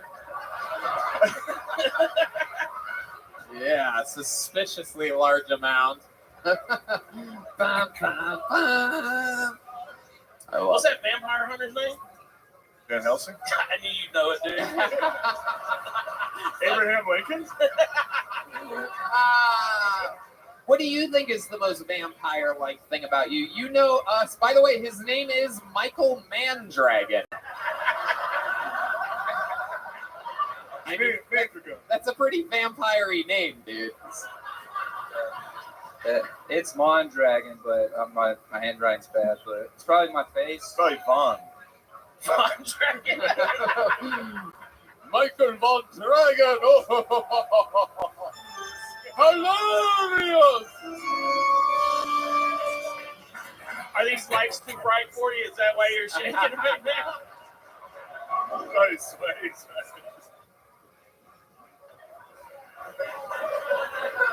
Hell yeah. Pretty fast metabolism. Do you eat a lot? Yeah, when's the last time you fed?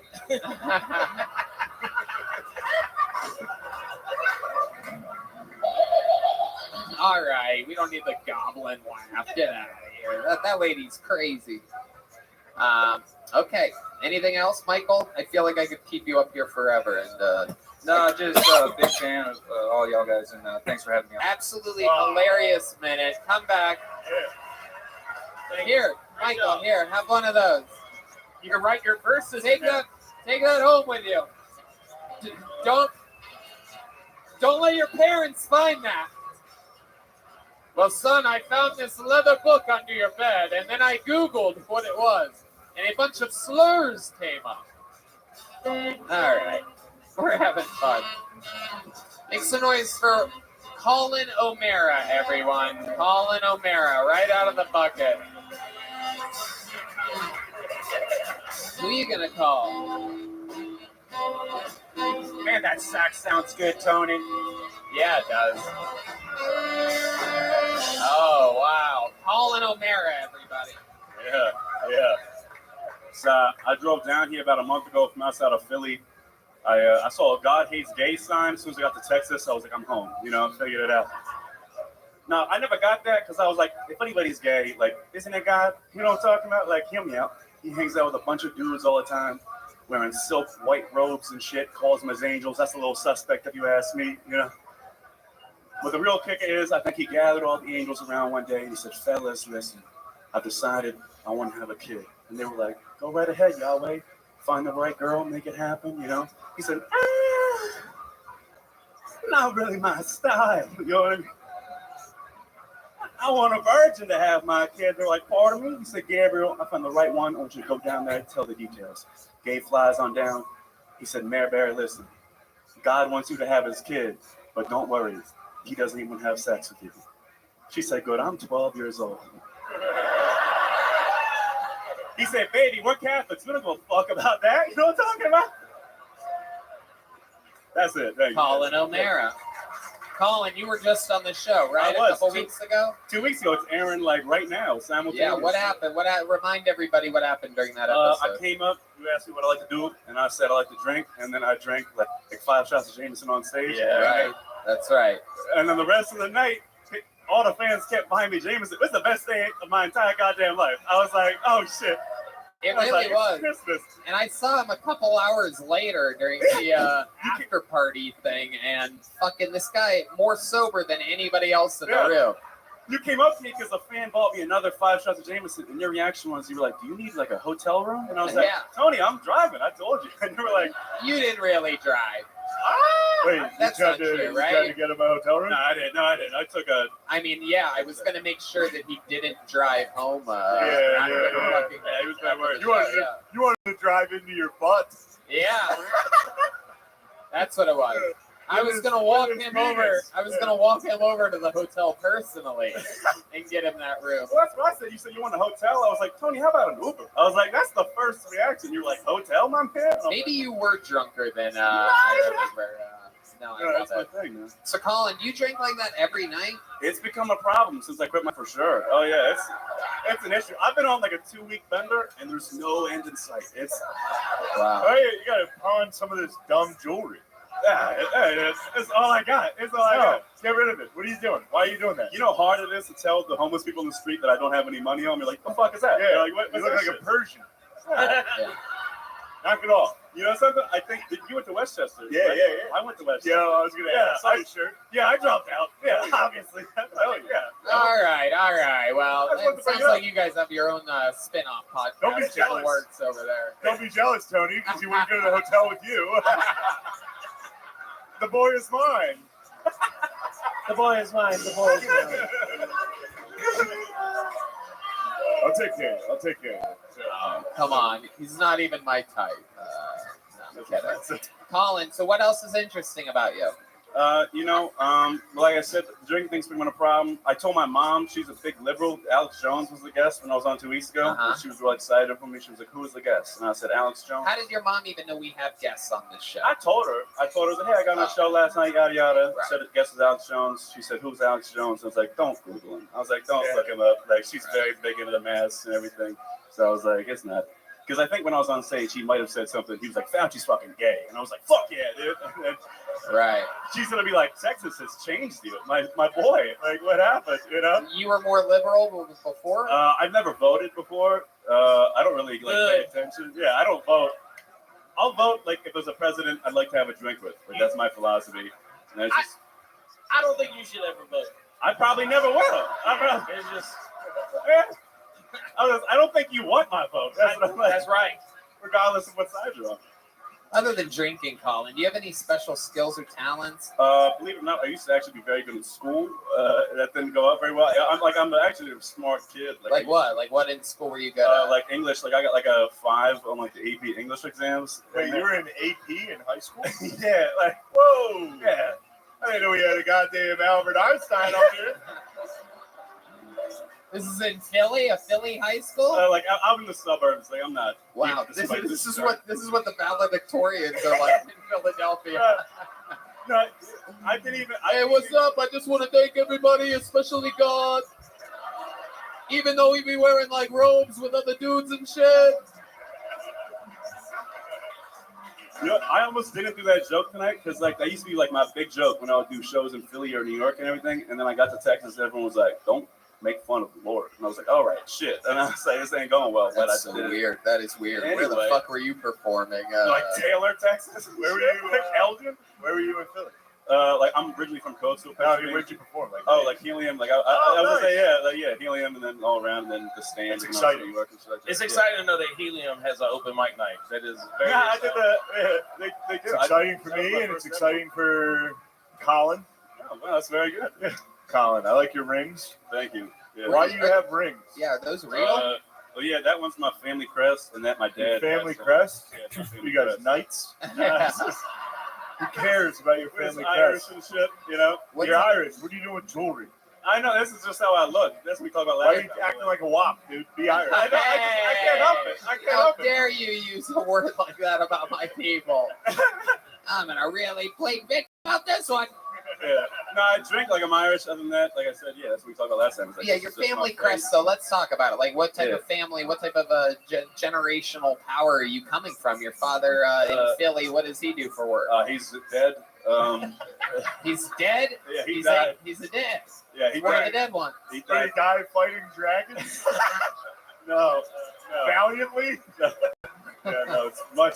No, he. Oh, it's cancer. Yeah. Son, take my ring. It has the crest of thy family on it. It is your ring now. What is on the crest? Like a burning cross? It's like half lions, like it's just like lions, and like seashells and shit. And they're like How did your dad die? How did he die? What he killed himself. Not Oh. as fun to talk about. Jesus Christ, man. Yeah, I didn't. Hey, you went. Wow. How old were you when he did this? 18. Oh my God, that's like the worst age ever. It was for my that. first week of college at Westchester. Wow, man. Ramped up. That's why you dropped out. No, I dropped out 2 years later when I realized I wasn't going to graduate. How did he kill himself? Did he The old-fashioned way. You know what I mean? Little... drown himself in the ocean? That's why the seashells are on there? Hold on. No, it was a gun. Oh. Yeah, man's way out, I guess. You know. Okay. Yeah. Was he? were him and your mama already separated during that, or No. Is you have this, younger siblings? is this I'm triggering? I'm younger.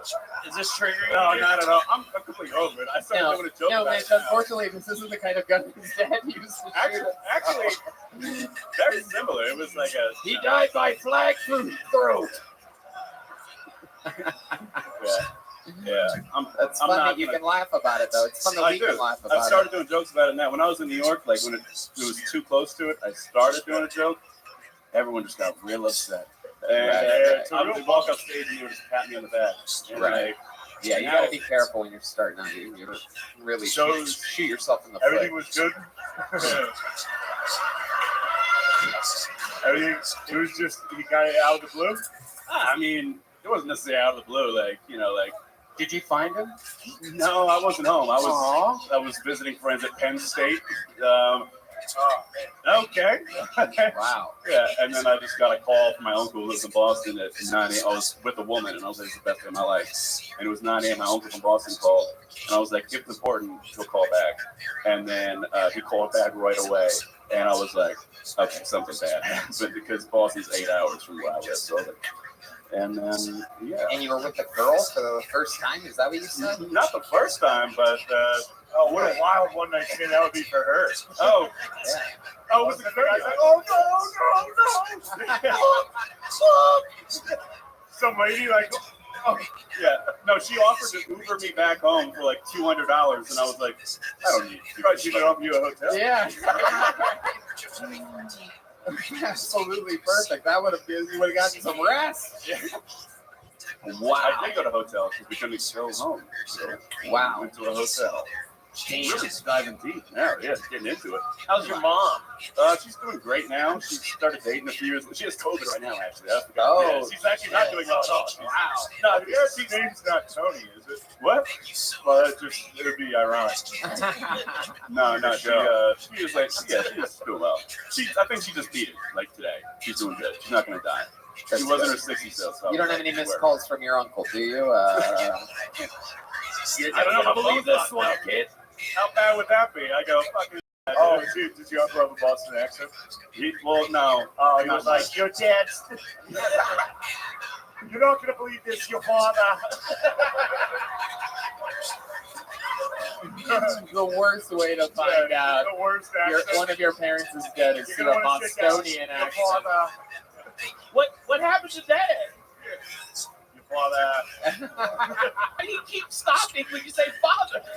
Well, that's as far as I want to go. I don't want to rub salt in the very clearly open wound of this man. Now, like I said, it's been 4 years, you know. Like, Oh yeah, you're totally over it. very clearly.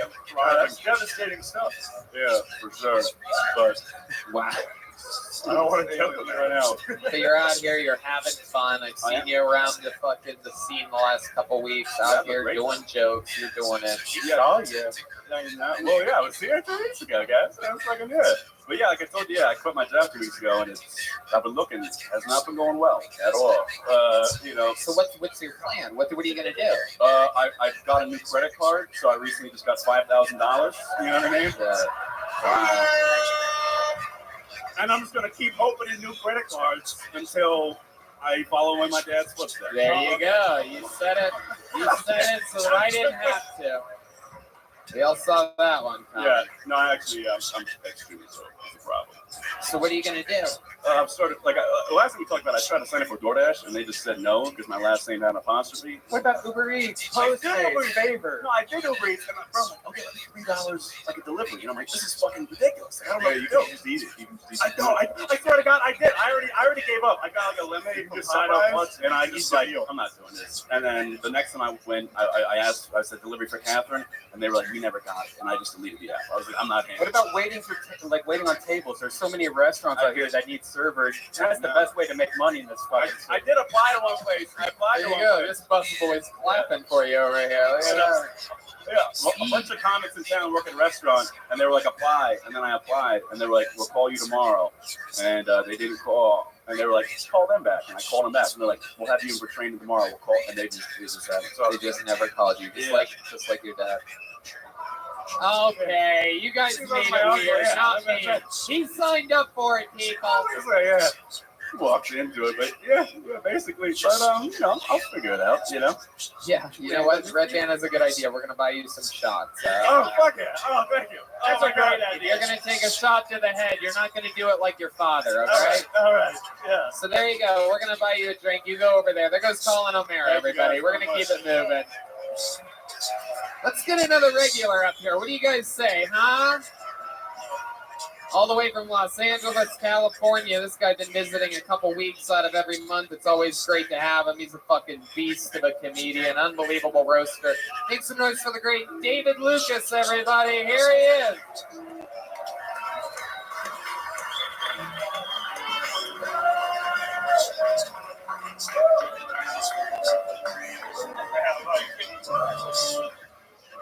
Yeah.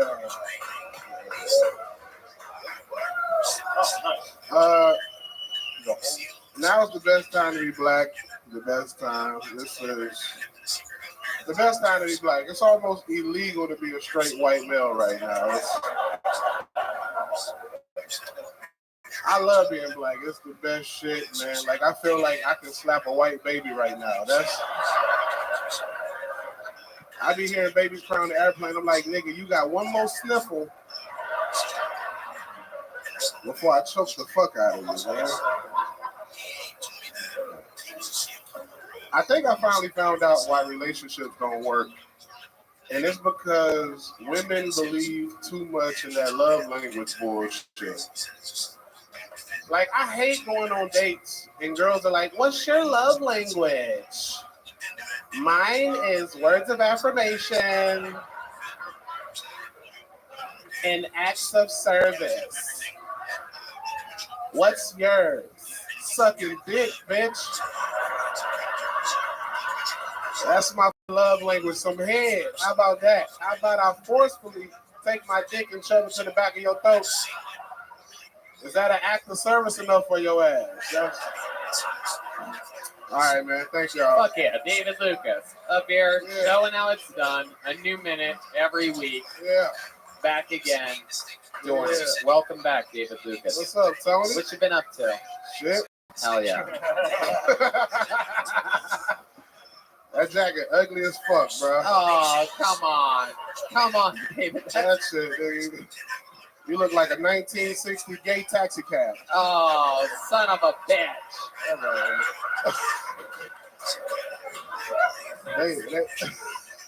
They let some cows pee on your jacket before you put it on. Oh, come on. That one hurt a little That shit bit. ugly, bro. Well, you got a new T-shirt there you squoze into tonight, Yeah, huh? dog. Look at that. They didn't have it the one size bigger like you needed? Right. You just mad because your jacket looked like the inside of a urinal. Oh. Damn it. How do you know what the inside of a urinal looks like? I actually go to the men's restroom.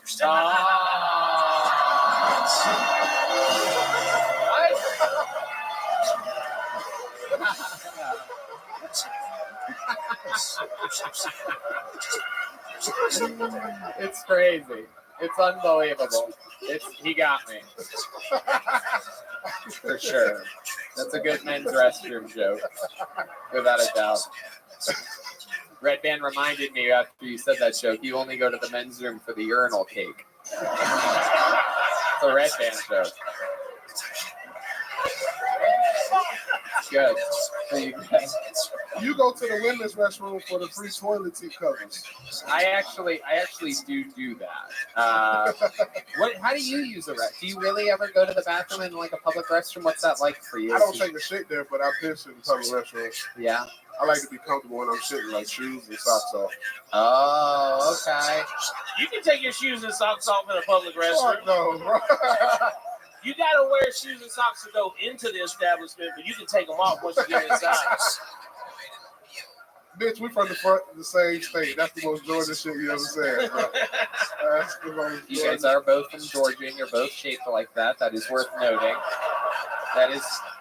I didn't know they said that peach is the fruit because that's what everybody's shaped like. If we were going by the shape of states, you'd be from Florida. Ah, fuck. Because I love the panhandle. I love it. Where you been lately? What have you been doing? I went fishing today, bro. Oh shit! Typical polar bear shit to do. What'd you catch? Diabetes? Yeah.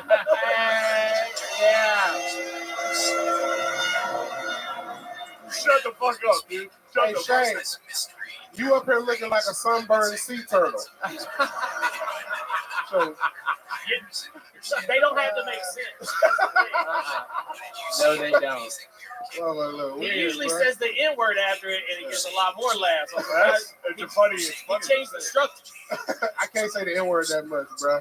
Say it. Why? because Because of you from YouTube. Oh Georgia? yeah, don't Nah, say wait. it. Because of YouTube. The video's been getting Do it demonetized. so they have to. Do Don't it. say it. The ultimate roast. He's a bigger liability than having Nicki Minaj as a regular on the show right now. Bro, for real. Bro. Who's on your shirt? What is that? Some random white bitch, bro. I don't. What is it? Oh, it's a gentleman's. Is that a real place? Is that like somewhere you went? I mean, bro, like I see shirts online and buy them. You know what I'm saying? I don't. Oh, If It's a great shirt. yeah, thank you. I actually am surprised how much ass they're showing on the shirt for some reason. It's just stretching on Great. his stomach. heck yeah. Mitch, you are 2 cheeseburgers away from my size. Get the fuck out of here. And that is a number 2 at McDonald's, I know. Right, So right. That is. Hey. Deep madness. That was right on. he Right probably went to Juilliard to learn that shit. That's crazy. Yeah, You didn't get with the third. He said he went to Juilliard. That's pretty good. That's good. that was cool. Yeah. Steven, what else is going on? What else is going on? At the AT&T Center this Saturday. and Oh, wow. Friday. They're finally fixing their Wi-Fi there? What's going on? What are you doing? The AT&T Center in San Antonio, and then next week Denver on the Big Boy Tour with Brendan Shaw.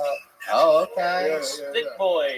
Big boy, you know what I'm saying? Yeah, Dad, another suit when you join the tour. I love it. All right. Anything else, David? What else is going on? It's been a while since we've seen you, right? Or were you here last week? I can't remember They all either. blend Was I here? together now. I was. D-Madness. He He, said- he never forgets a face.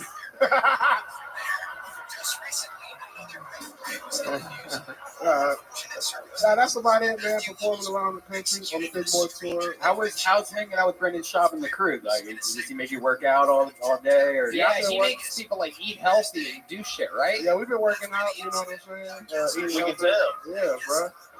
I could probably outdo you in push-ups, man.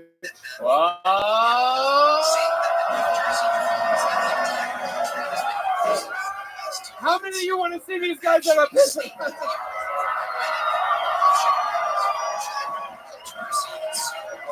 All right. Yeah. Hold on. Mitch has some weird disclaimer he wants to do. I'll do it, but we shotgun a beer first. Whoa! I love it.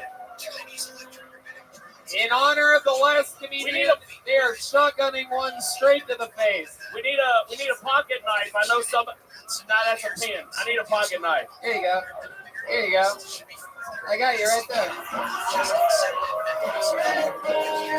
I got a real Texas knife now, Shane. Whoa. Reminds me of All right.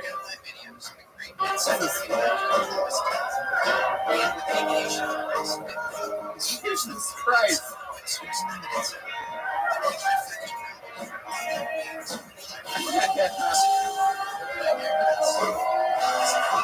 Yeah. It's so fun. All right. They're shotgunning a beer. And there's a lot left in that one. All right, here they go. 1, 2, 3. More. You guys gotta go down more. Oh!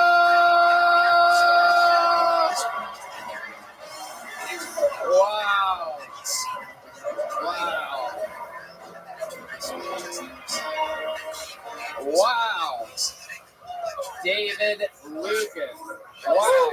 Oh, you agreed to that? You can only do 5? I just want You fucking idiot.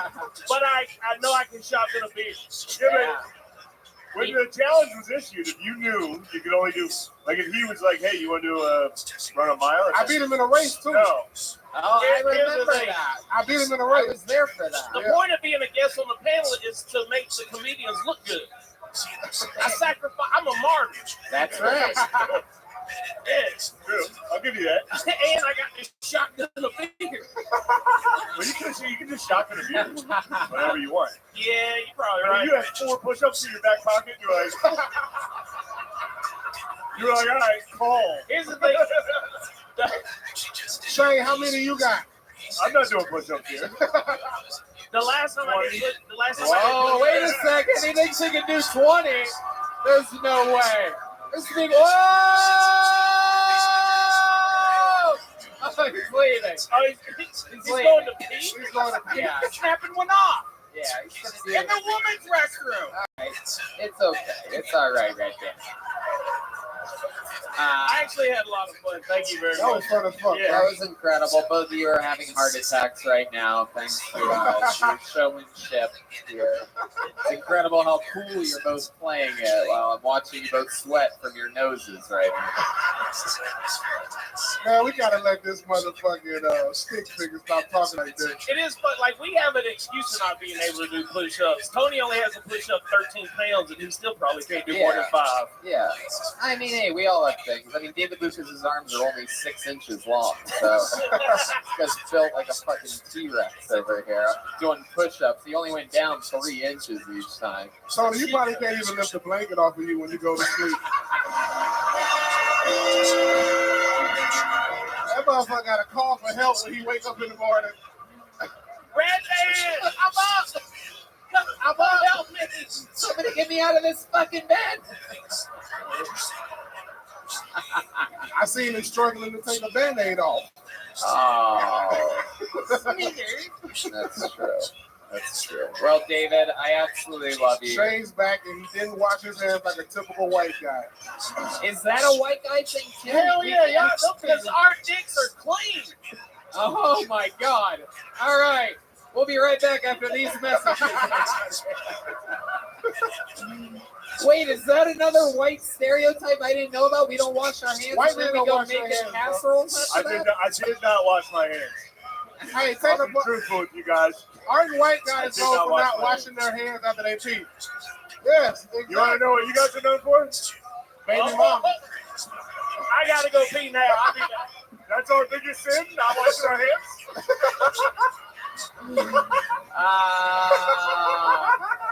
Oh my God. David Lucas, ladies and gentlemen, a monster. Out there, doing it, living the dream. Comes to Austin all the time. He's our man.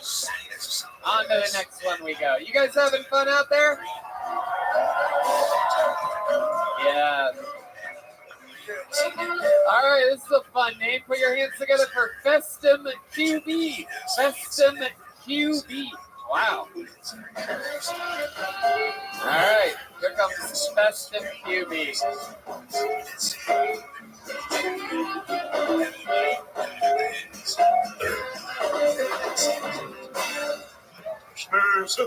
One more time for Festum QB, everybody. Here he is. Can we all stand up and 3-second silence to honor all the cones that got killed by the stupid driver?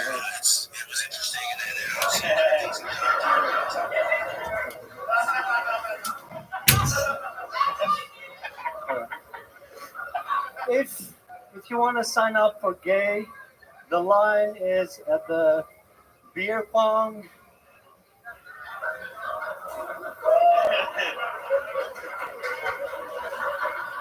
If you want to get good at this, you have to moisten the rim of the cup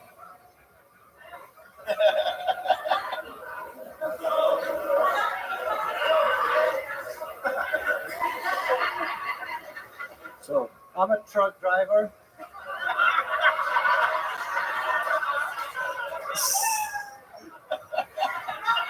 Go ahead. Go ahead.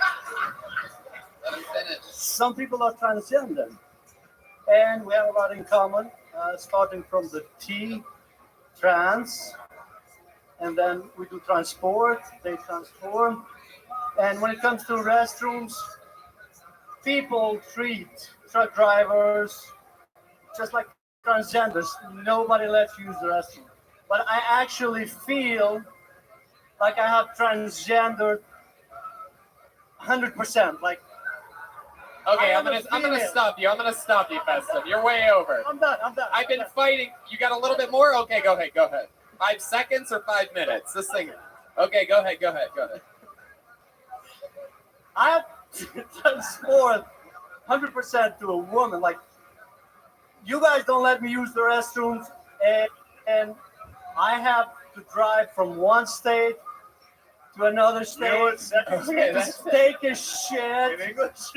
Festum. Festum QB. That's Festum QB, everybody. That was his time. This is very, very exciting. I'm going to be honest with you, Festum. Everybody in the room thinks that went terrible. I absolutely loved it. It's okay. It's fine. Thank you. I got to be honest with you. For a guy, for someone to sign up for this show for learning English on the way here is absolutely incredible. How long have you been in America? What the fuck are you doing here?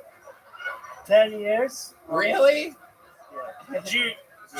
Where are you from? Are you from like Louisiana or what? Like what? Are you Operation Paperclip? What are you doing? Where are you from? I'm from Kosovo.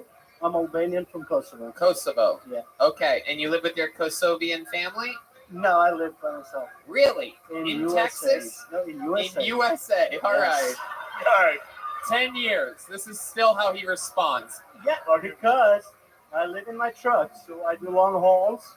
I live in my truck. Oh my God, you're being serious. I'm serious. Oh wow. I live in the USA. That's what it means. I live in the USA. I just drive truck. I never learn anything or do anything. Exactly. That's true. Wow. Holy shit. You ever see Borat? Yeah. You're gonna like it. I love it. One of my. Yeah. So were you just dropping something off at HEB and you decided to swing by, or? Exactly. Absolutely. I love your style. I even wrote down an entire joke of yours as it happened. Want to sign up for gay? The line is beer pong. He ain't wrong. Funny, I saw Tony scribbling feverishly. Beer pong. So that's how I sign up. Yes, that's true. That's what I do. I'm secretly gay, everybody. I've been gay the whole time, but I keep it a big secret, and we all laugh about it every week. Yeah, it's not a secret, dude. No, seriously though, I am actually gay, everyone. That's fine. I play beer pong all the time. I hope your family accepts you. Festum QB, is that your real name? No. No, I'm sorry. So you escaped Kosovo. You came by yourself. How did you pull that off? Kosovo is a war-torn region. Am I Yes, correct? Yeah. I survived the war, so What was it like when you left there? it was good because it happened like 10 years later when I left Kosovo. So You just saw the writing on the wall. yeah, You're like, I gotta get out of here. I got a visa, so and then I decided to stay. I have a MasterCard. Don't fucking brag, dude. Oh.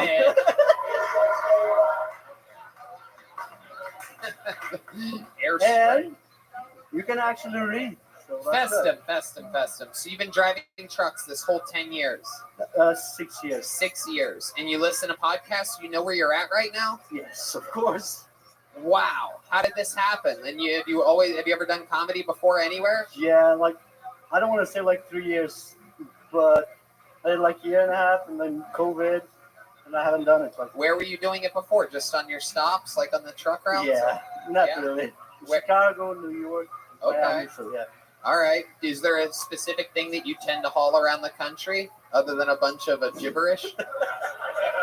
Is there like a specific thing that you try? Like children. Not really. Like whatever they put inside, I don't care. Whatever Just they put the inside. door. That's how I feel about my gay butthole. Whatever they put inside doesn't matter to me, as long as it's a penis. You know what I mean? As long as you moisten. Right. Festum. Wait, what the fuck did he say? Why is everybody laughing? I have no idea. They don't know either. Did he say that? What was the word you used wrong about moisten? Yeah, but you used the word wrong about No, it lubing was up. moister. That's Moister? Yeah. If you want the You cannot- moister? all right. This is my favorite scene from the movie Midsommar. That's So, Festum, what's your love life like out there on the road, talking like you do? What's it like out there? You know what I discovered since I started driving truck? Lot lizard. Yes. Really? No, wait. Hold on. Sex is actually a word. You can write it, you can text it, and you can carve it. But oh wow, it is not a verb. That's what it's called. Did you say you could carve it? Yes. You can carve sex. Sex on the stone. Where I'm from in Kosovo, we carve it into pieces of wood instead of having it. Yes. And then we masturbate all over it.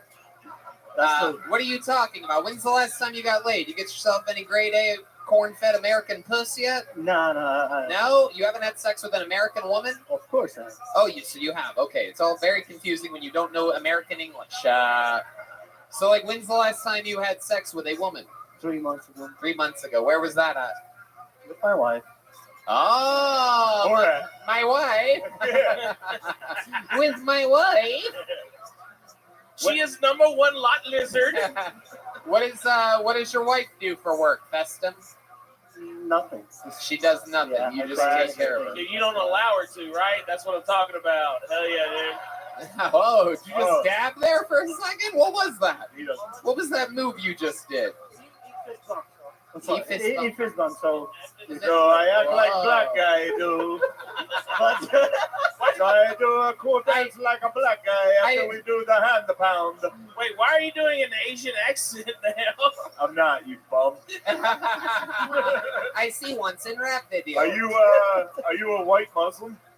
no, I'm pagan, so You're pagan? yeah, I believe in many gods. Wow, who'd have That's guessed what it that? Is that like a witch? I think so. Pagan? is.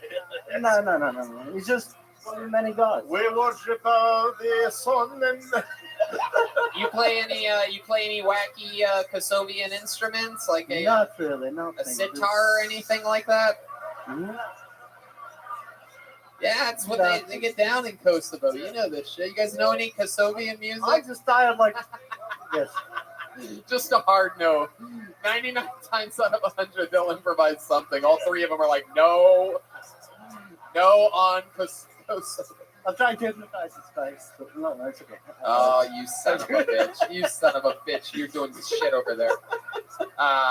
Festum, did someone tell you that like, what made you want to get into stand-up comedy in the first place? How old are you? 31. Wow, 31. Holy shit. Kosovo ages a motherfucker. Why? You see, 10 years in Kosovo is 7 years in America. Tony, he told you he's a truck driver. Anything would be better than being a truck driver. He was like, oh, I can just talk to people? Let me try that shit out. 31 Do you years. practice your routine on the CB radio? Like A lot, Breaker a 19, lot. two guys walking Hey. into a bar. You guys need to drive trucks, you too, because you would never be in trouble. Like on the CB radio. Oh. Those are over there. Oh, we can. Smokey in the bush. We never went into that tip, and we found out the secret. We're gonna go start our show on CB radio. I love it. Festum. I love it. Does everyone in your family age poorly? Why do you look like your own father right now? That's what I'm trying to figure I out. don't know, man. Do you have any kids? I have a 7-year-old. Looks like 32. What do you want?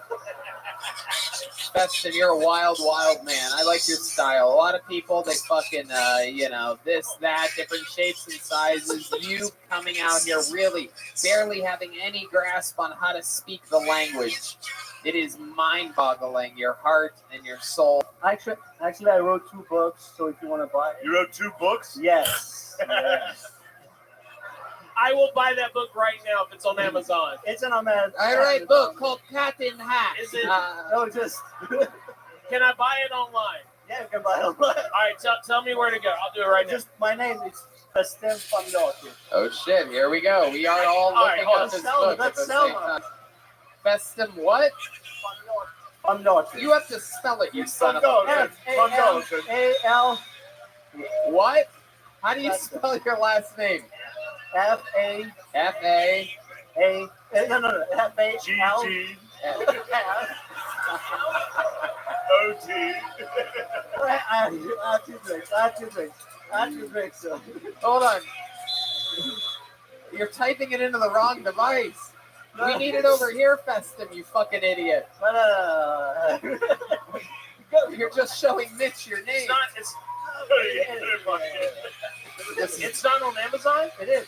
Okay, well, fuck it. He doesn't know how to. He types He like doesn't know how to spell his own name, and he wrote a book. I feel so much better about myself right now. Festum.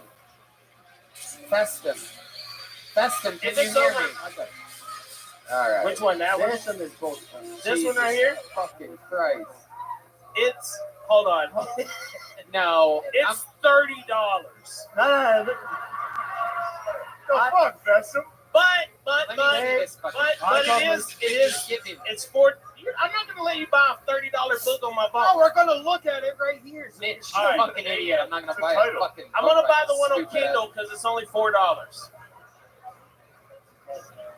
And the secret frequency of love. This is That's you. that's for children. Yeah.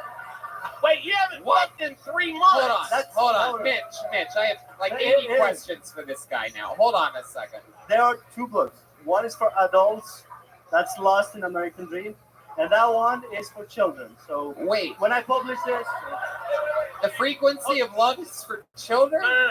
So how are you so much funnier right now than you were the 11 minutes before this? who knows? Maybe I had some drinks. You're like Is a this the one wacky for children? pedophile. Lost No, in the, this is for adults. oh wow. Wait, you're just a Bosnian truck driver writing kids' love books? Albania. Frequency What of the fuck? love. If you are under 13, I want to get off at your interstate. Wow. All right, Festum, you're a wild man, dude. Listen, what are you talking about in there? Hey, you should read the book. I'm not gonna read your fucking book. Yeah, I bought it. you bought it? But I charged it to my sister's Amazon account. Oh, shit. But I bought the one on Kindle. All right, Festum, we're going to keep it moving. Put the mic back in the mic stand. There he goes, his American Kill Tony debut. Book. Thank you guys. Festum QB. Shenqui. All right. It's not easy to do this, people. How many of you remember Brianna from earlier, huh? Not easy. Not easy to do, even if you speak English. Your next comedian goes by the name of Israel Garcia, everyone. Here we go. Israel Garcia. What up, guys? Hey, my favorite restaurant to go to is the Olive Garden. You know, the only problem that I have with the Olive Garden is like, why are they so stingy with the fucking cheese? Like, you can't serve your cheese at the Olive Garden, you know? They got everything else at the Olive Garden. They got unlimited salad. They'll stuff your face with that shit. Like, hi, guys, welcome to the Olive Garden. You get all the cheese you want at the Olive. But as soon as you ask for some cheese, you're like, whoa, it's like, slow down there, buddy. Let's get some more cheese. Like, it's Olive Garden, sir, okay? It's Olive Garden cheese, not government cheese, all right? We don't just pass that shit around. And then when they do give you cheese, like, what do? They bust up this fucking like from the 18th century. They gotta crank it to get the fucking cheese out. And that sucks because I like a lot of cheese on my food, you know? But I start feeling bad for the 60-pound waitress that can't crank for shit. You know, you're like, hi, can I have some cheese? Like, yeah, sir, don't worry about it. Let me just give. Don't worry.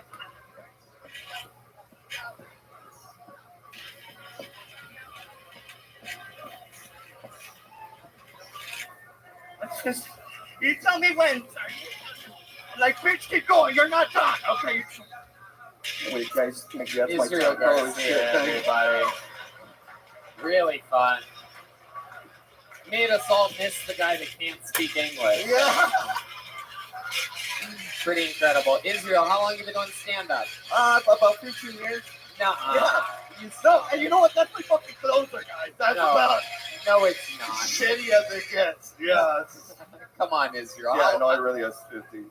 Are you serious? Where Yeah, yeah. where have you been doing this for 15 years? All over the fucking country, dude. It's pretty intense. Yeah. Really? Yeah, I just did the Creek in the Cave. Okay. Has anyone ever told you to slow down? Well, yeah, but I only had a minute, so I fucking freaked out. You know what I mean? Yeah, like out there. There you go. Israel, what's your story? How old are you? 34. 34 years old. What do you do for work? I'm a stand-up comedian. I do. What do you mean? Yeah, I do it for a living, man. I don't know. How do you do this for a living, man? Just fucking do it. I tour with a guy named John Polar Bear. He's from Austin, Texas. He's actually from here, so. Have you guys ever heard of John Polar Bear before? Yeah. John Polar Bear. Make some noise if you've heard of John Polar Bear, who he opens for. Don't let these guys trash your dreams, dude. Yeah. I've been to Olive Garden, and they are a little stingy with the cheese. I think Thank got you, something. Shane. Yes. I think you got something working here. Tony, I can't believe I'm thinking about getting a regular job while this guy's out here just touring the country. Yeah. What are you doing? I don't know. Well, I'm from El Paso, Texas, so I moved over here. Yeah, so. Okay. So maybe I have like Mexican, you know, like we gotta give them a job, you know. So. Wow. Is your comedy better in Spanish? It could be. I mean, I know mames, güey. Hi, wait, bichuelo. Dude, what the hell? You're fucking Israel, up here. So you've been doing this, and you make enough money to survive? Yeah, pretty good. How? I mean, unlimited breadsticks, man. What kind of place you live How in? often does John Polar Bear or whatever put you to work? Like, is that we're on tour like all the time? Yeah. How long you been touring with him? Maybe like the last 2 years. Okay. Yeah. That's awesome. You guys go all around America. Yeah. And you do stuff like that. Yeah. Dude, I have some other material, you know, which also could be kind of good. But... All right. Yeah. All right, Israel. And you live here in Austin. This is your main house? No, I'm from San Antonio, so it's like real close. So I just come out here and shit. Wow. Yeah. Okay. You have like a short joke? You have like one, 15 years, I'd imagine that you have like one short joke, like less than 20 seconds that would blow all of our minds. And we'd be like, now I get it. No, I mean, I really don't, but I got a really fucked up one that I don't know if you guys want to hear. You know, But it sounds long. Yeah, I just have a long setups and stuff like that. Oh. You know, I'm really. Have you ever thought about perhaps trimming the size of these setups? No, well, I don't know. This is my first time coming out here, so it's. I mean, I was like, holy shit! A lot of people that I don't have a fucking story, dude. I'm not a fucking Russian truck driver, dude. I'm just fucking. I'm from El Paso, dude. I'm a Mexican, and I go into stand up. Yeah, but the fucking Kosovo truck driver that didn't speak English still knew how to condense it a little bit. Yeah. Word economy. You gotta trim the fat. Israel, Yeah, what do you do for fun? What else about you other than stand-up comedy? 15 years. Well, I like doing a lot of shit, man. I like to get fucked up. I like to drink. You know what I mean? That's about it, dude. I like drinking and watching stand-up comedy, pretty much. Honestly, like Very, very That's what I interesting. do. What's the most fucked up you ever got? Biggest mistake you ever made? You ever get I arrested? fucked a really fat girl one time. Like she was like super ugly and fat. You know what I mean? But it was cool because like she had like a parrot. You know what I mean? Tattoo. But then I woke up and it was like a pterodactyl, dude. So it was pretty. That's one of your bits, isn't it? That's one of your bits. Oh boy, Israel. You're the only Israel I've ever known that wish got blown up. Israel. Yeah. Could have said that better.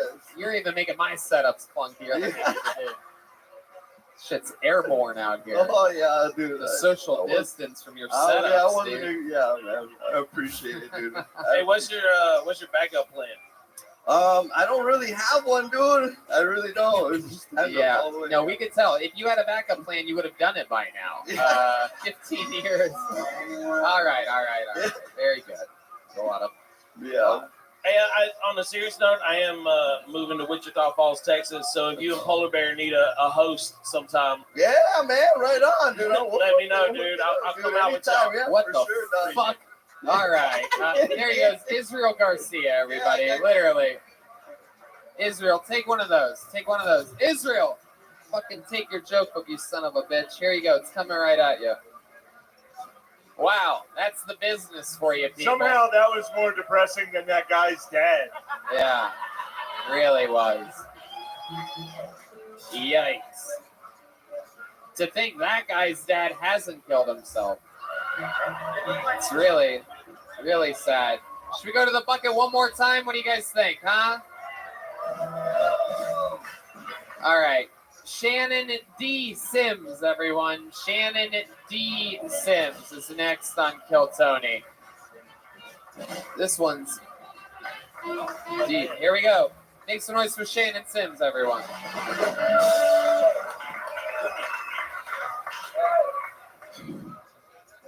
I can't believe y'all let two autistic people up here in a row. That's what are the odds? Do you guys have that family member you can't stand? Anybody? Yeah?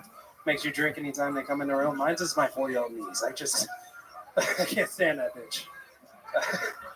We get into it at family functions. She's like, my favorite color is red. And I'm like, my favorite color is blue. And she's just like, your color is stupid. I'm like, I'll put on subtitles on SpongeBob, bitch. I will end you. Like, turn off the sound. I'm gone. But no, last time we had a family function, she was having a little play date. And they were arguing over who was going to be the Red Ranger. I was like, oh, I'll be Red Ranger. It's fine.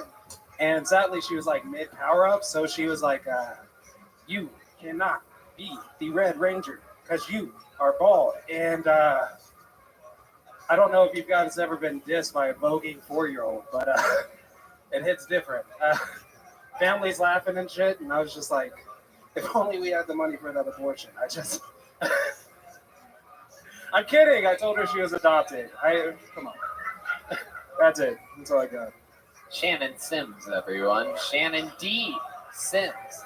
Shannon, welcome to the show. This is your first time joining us, correct? That is true. Absolutely. How long have you been doing stand-up? About 3 years. 3 years. All of it here in Austin? Yes, sir. All right. What do you do for work? I work with children. Jesus Christ. You literally could have said that any other way and it would have been less creepy than how you did it. I work with, how do you say? Children. The finest pussy. The most gorgeous children in the world. Your little baby beauties. The most beautiful little things. It's too bad there's not a Rainbow Ranger. You know, I think you could have nailed that one.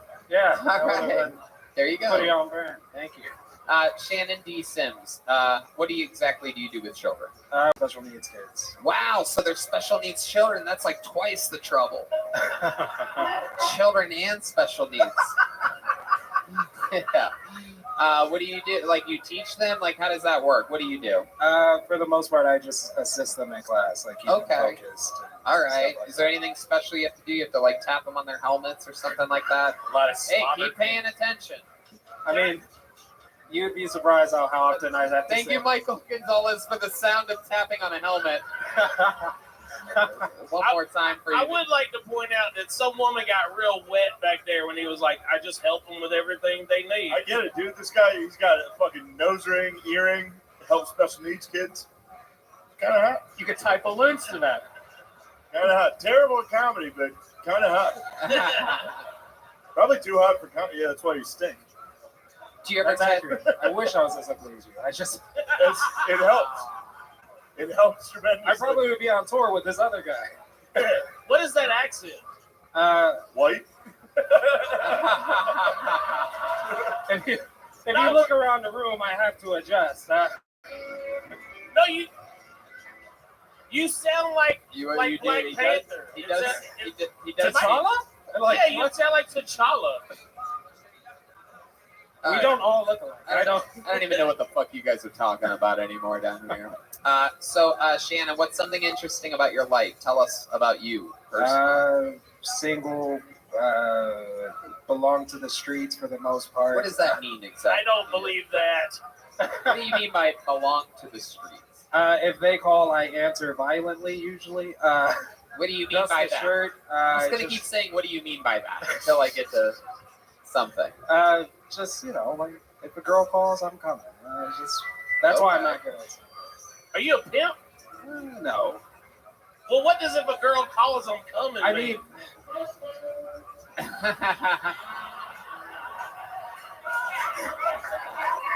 mean, that was Hell good. yeah.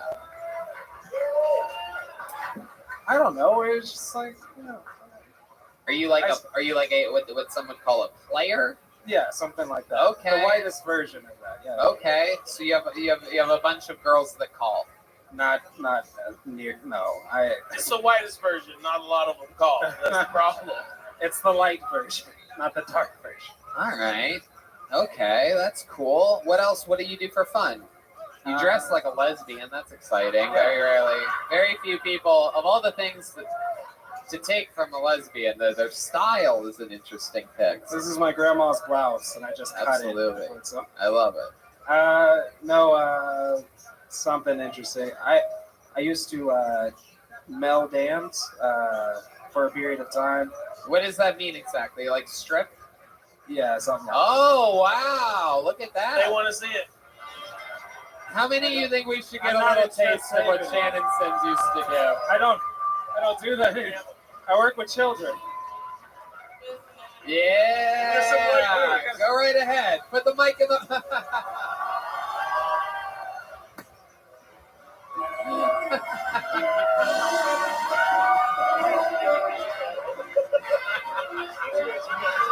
Oh yeah. Oh. Oh shit. Oh my god. Incredible eye contact we're seeing here. Whoa. Wow, this shit is going down.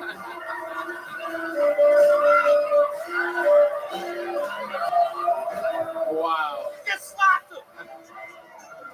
The eye contact from Shannon Sims is powerful. Mitch Burrow just went on Kill Tony the Ride. We're testing that out for amusement parks around the country right now. That is one of the top 3 lap dances I've ever got from a man. Wow.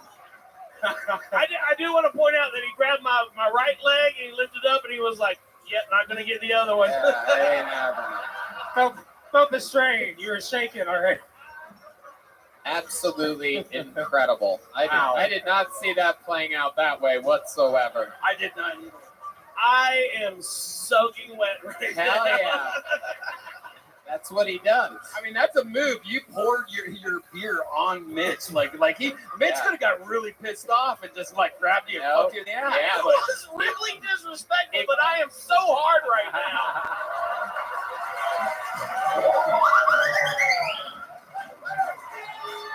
It's so true.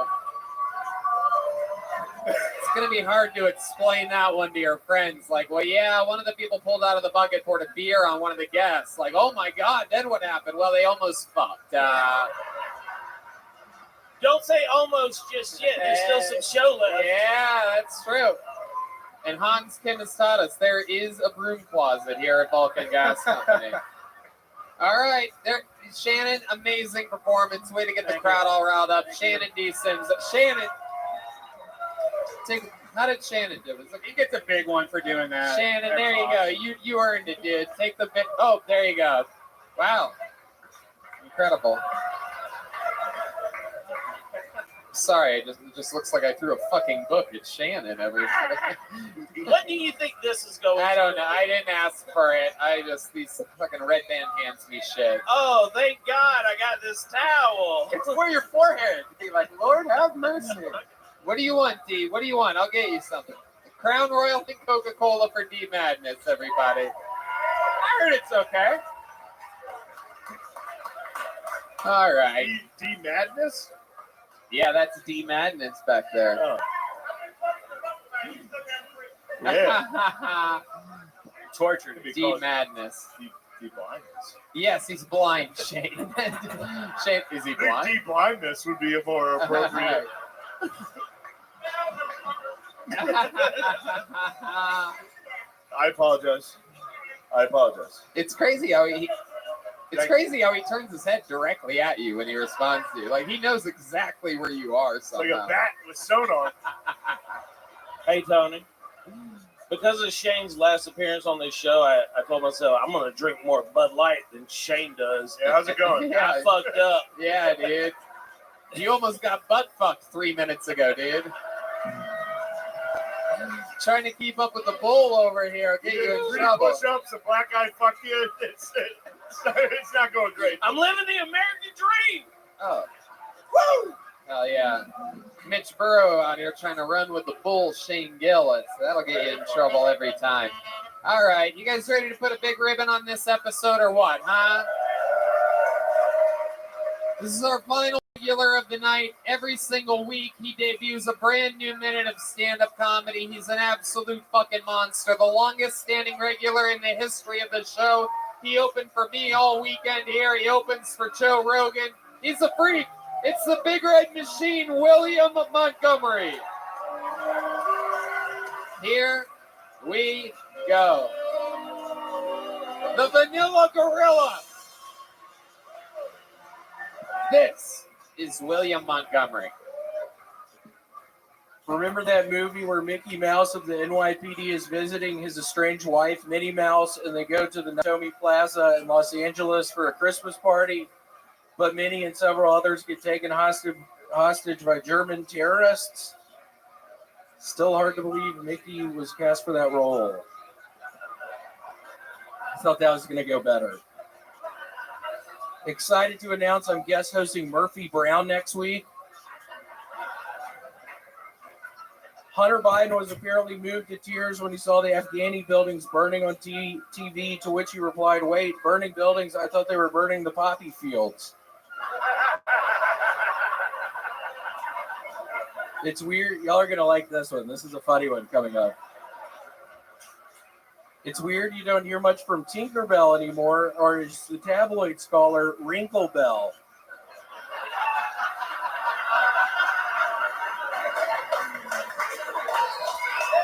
Oh, God. I got way too fucking high before this. I do have great news, Tony. Amy O from last week, we got engaged. Oh, wow. We're engaged. That's incredible.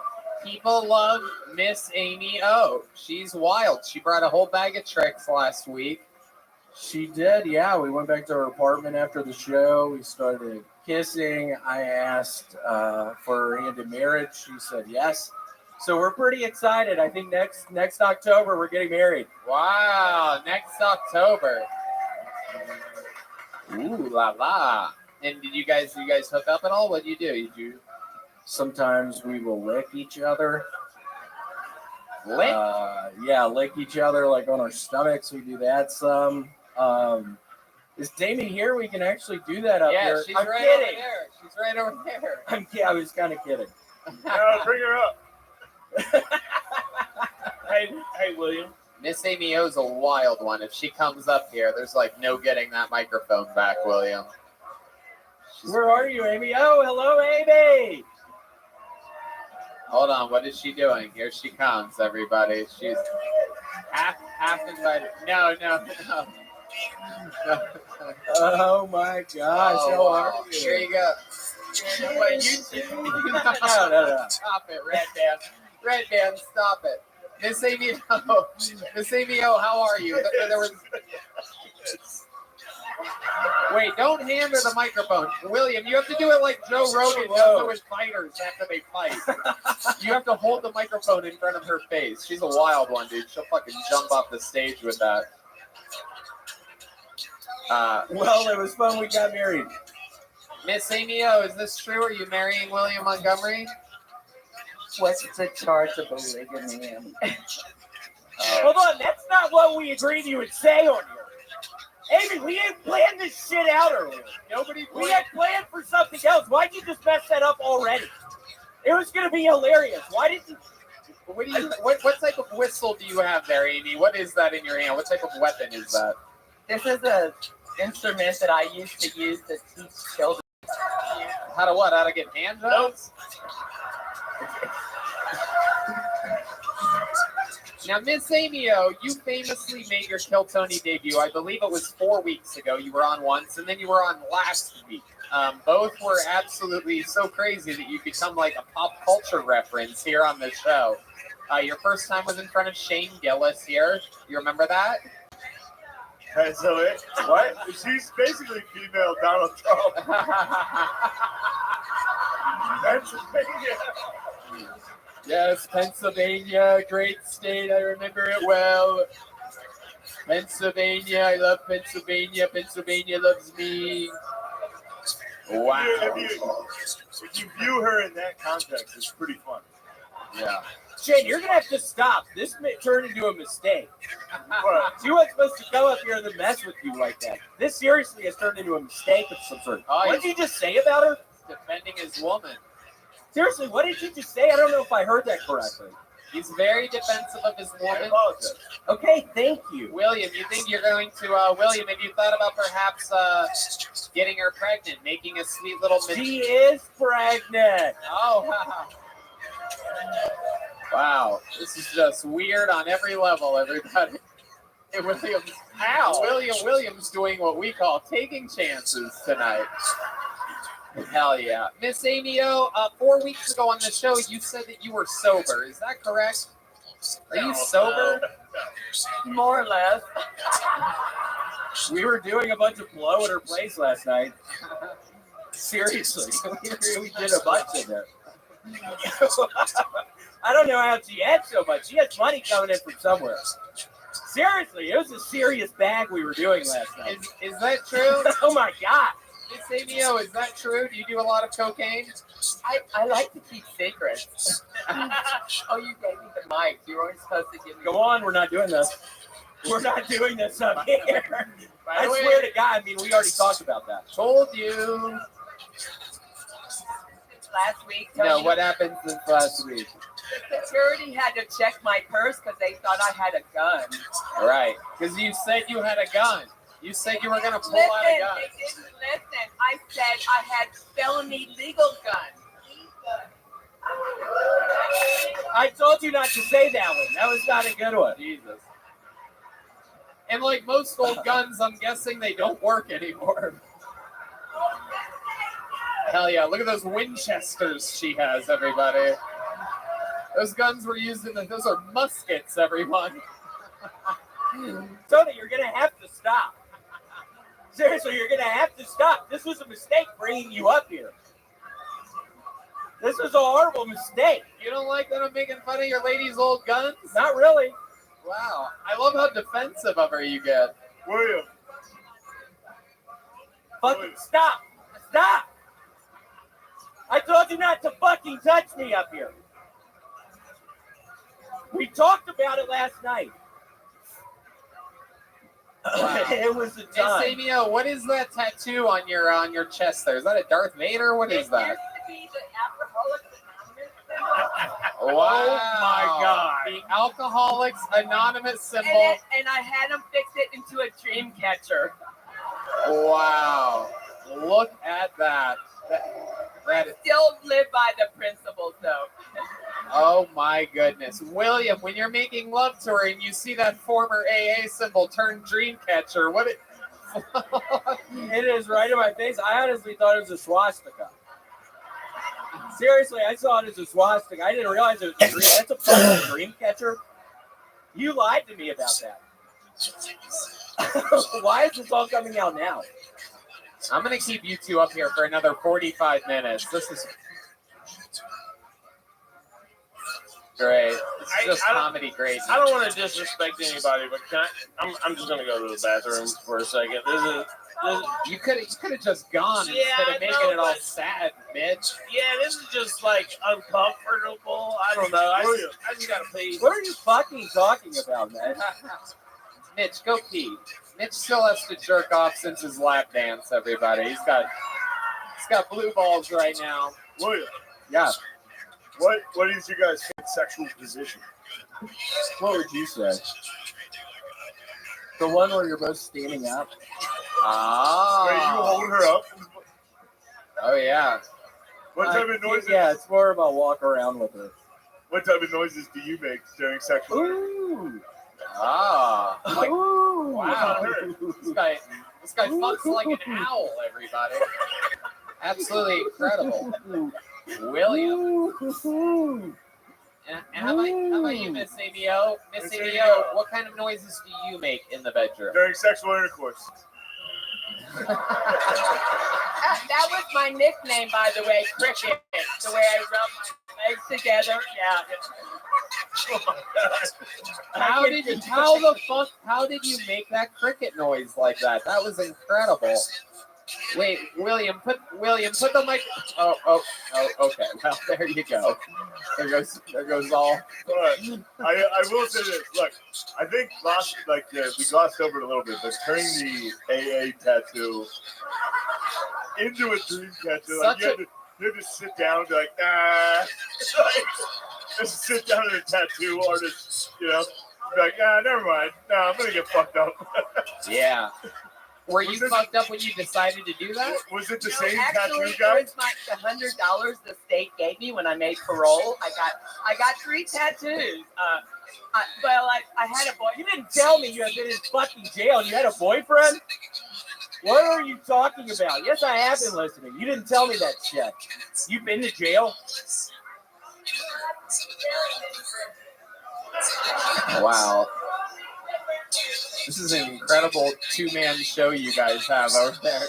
Were you in jail and in prison for 2 different reasons, or did the jail lead to the prison? Yes, No, Mitch. And then you pulled Shane. You know what? Anyone here pulled Mitch. Shane in this room? That is the You're on lingo the chain for when your number comes up and you get sent to What are you TC. being mean to me for, you fucking bat? Yeah. Hold on, Shane. You're going to have to fucking stop. Don't. He called you an old bat. Whoa. Yeah, what did you call her? Seriously, what'd you call her? Put the Fucking musket an old away. bat. No, don't grab anything. William, pull her back a little bit. Grab Shane is just doing a callback to the vampire stuff from earlier. I've been nothing but supportive of you. I was able to see the very clear former AA details of that tattoo. She got so close to us up here. She got so close to us, I almost fell asleep under her dream catcher. Miss Amy O, this is wild. You're like magenta is the new black or something like that. William. Yeah. I met your mom. I didn't sense you had any real issues there. What happened? Yeah, I don't know. I mean, I think we really understand each other. Yeah, I mean, it's a pretty strong connection. It's been... Redman, why would you fucking do that? I'm being dead serious. Seriously, why would you do that? That's the noise you make when you're having sex. Yeah. You make the noises of an owl. Let the guy put the microphone in front. Yeah, and then what happened? You watched him on Saturday. I watched him perform, and I thought he was cheating on me, so I was hiding over there. God, Amy, why would you fucking say that? I think we went over that. Did you hear what happened? Now it's awkward as shit. Now I'm really rethinking bringing you up here. This has turned into a horrible fucking mistake. I thought it was going to be so funny. Now I'm starting to have regrets. Miss Amio, any parting words that you want to say to this audience here tonight? You didn't get on stage tonight. You're trying to take the microphone. I'm not trying to take anything but my fucking hard-earned goddamn moment on the stage. He invited me up here. Yeah, Shane has a question. Miss Amy O, what are your thoughts on the Black Lives Matter movement? I'd like you to Shane, I have experience. I brought 2 black men onto this earth. What the fuck does that mean? Why am I just hearing that right now? Seriously, what does that mean? Oh, oh my God. What the fuck does that mean? They're going to watch us. Is that a threat? William, is that a fucking threat? Seriously, what's going on?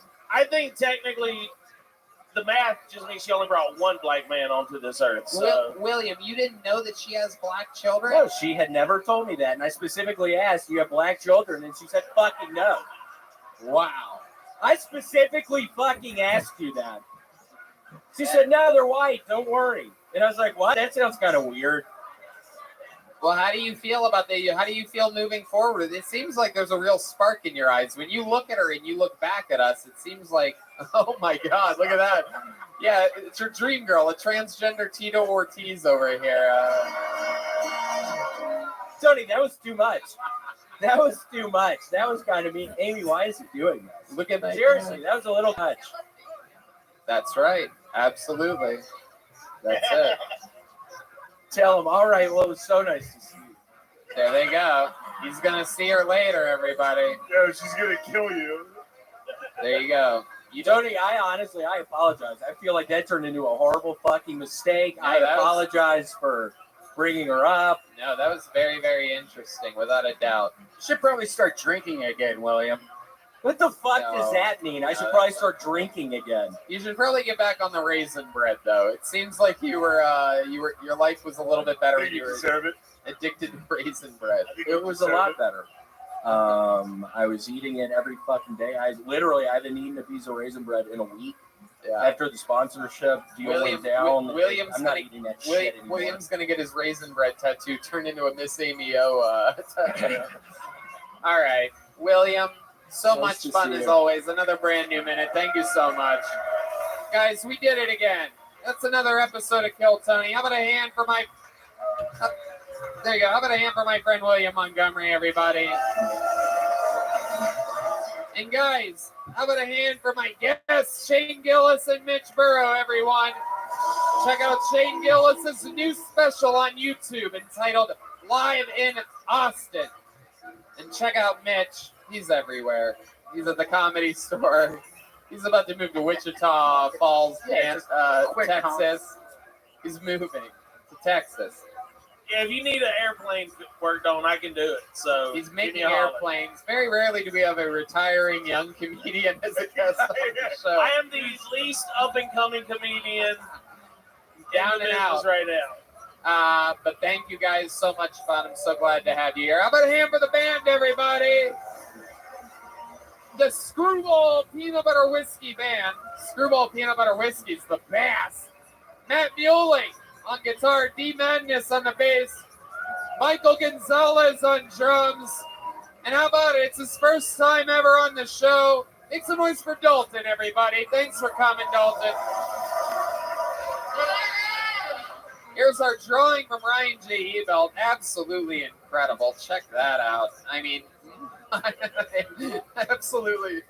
I don't know. The guy keeps drawing me skinny, and it's very funny. It's a compliment. He keeps drawing me like I'm not fat, and I couldn't even find myself. Wait a second. I look black. Ryan, I look like a black guy. All right, we'll be right back after these messages. Thank you guys. Thank you guys so much, Austin, Texas. We love you guys. Thank you. Thank you. Good night. Thank you.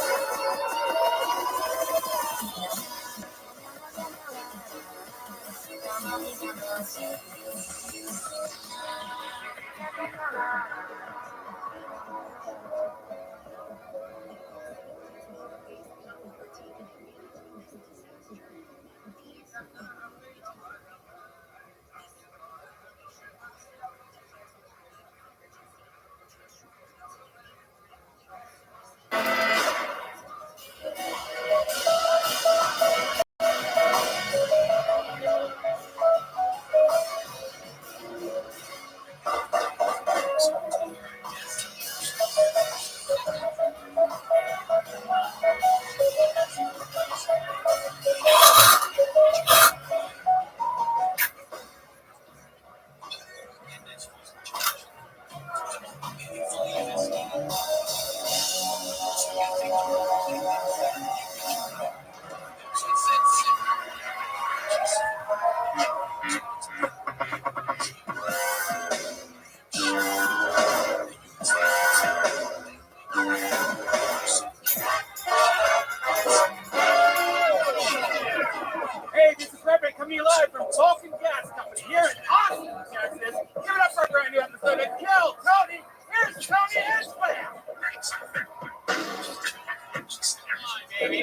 Texas.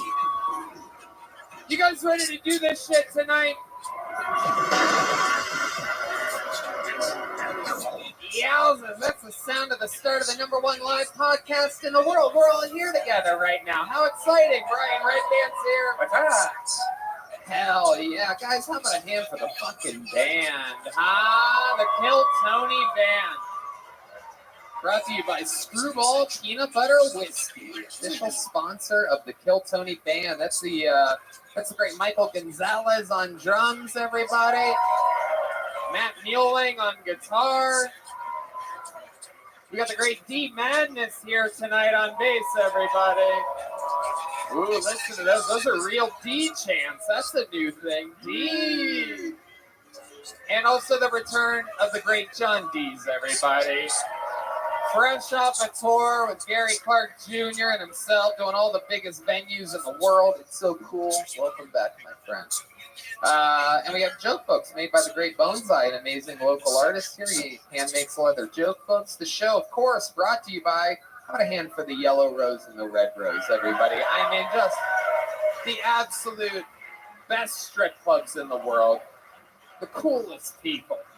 Cody running around on the show sometimes. Cody's a Kill Tony celebrity now.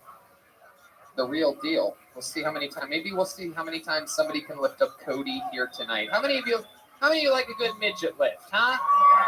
Yeah! These people love you, Cody. They love you. Before we start tonight's show, here's a little bit more about the amazing sponsors that made tonight's episode available for you right now.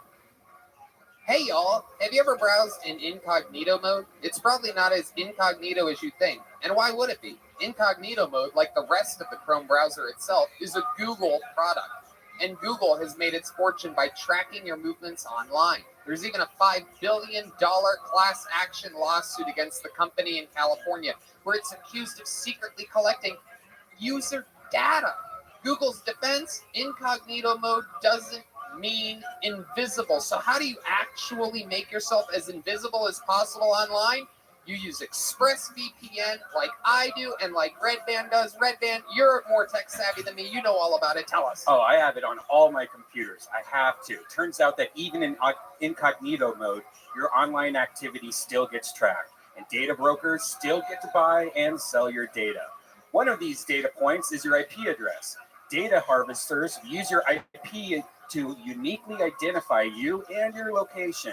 But with ExpressVPN, your connection gets rerouted through an encrypted server and your IP address is masked. Every time you connect to ExpressVPN, you get a random IP address shared by many other ExpressVPN customers, so they don't know who it is. There could be a million people using the same IP address. That's perfect. Best of all, ExpressVPN is super easy to use. Just pretty much click on, click off, and you can put it on your phone, laptop, smart TV, just one button for instant protection. Look, we all know Redband and I are into creepy shit on the internet, dude. Let's face it. When we go to porn sites, we ain't looking up fucking missionary position. We're using ExpressVPN and making sure you never find out what we're into. So if you really go to incognito and protect your privacy, secure yourself with the #1 rated VPN, please visit expressvpn.com/killtony and get 3 extra months for free. That's expressvpn.com/killtony. Go to expressvpn.com/killtony to learn more. Don't let them find out about your feet fetish. Yeah, my feet fetish. Hey, y'all, I absolutely fucking love my Ridge wallet. If you guys don't have one, you should definitely get one. This show is brought to you by Ridge Wallet. And if you don't know, Ridge Wallet is a light, sleek, and industrial metallic wallet. It's strong. It's sturdy. It's built like a goddamn brick. And it's sleek and cool. And you can keep all your credit cards and all your cash in it. Redband, you have a Ridge wallet. Oh, yes. I love it. And I'm never going back to a regular clunky wallet. Man, I used to have one of those big wallets that was the size of a Big Mac. And I've tried to eat it a few times. Yeah. You can't eat that. Don't you eat your wallet, Redband. I tried. I can't. Especially the Ridge wallet. It broke all my teeth. But But now I have this really sleek, awesome wallet. I keep it in my front pocket now. I really took out all the garbage that was in my wallet, like old business cards and Subway coupons and crap. And now it's sexy and smooth. I even gave one to my girlfriend, and she loves it. Girls love the Ridge wallet. Girls love Ridge wallets. Boys love Ridge wallets. Get 10% off today with free worldwide shipping and returns by going to ridge.com/killtony. That's ridge.com/killtony. And use the code KILLTONY. Get a Ridge wallet. Don't be an idiot. Are you guys ready to start tonight's episode or what? All right. Ladies and gentlemen, tonight's guest is literally, without any doubt, the greatest guest in the history of the show. He's been on this show more than any other guest ever in the history of the show. I present to you one of the greatest comedians of all time. Ladies and gentlemen, this is Dom Irrera. The return of the great Dom Irrera. Holy shit. It has been years. This guy, literally the record holder all time. How Austin, can you give my friend Dom Irrera a real fucking Texas welcome right now?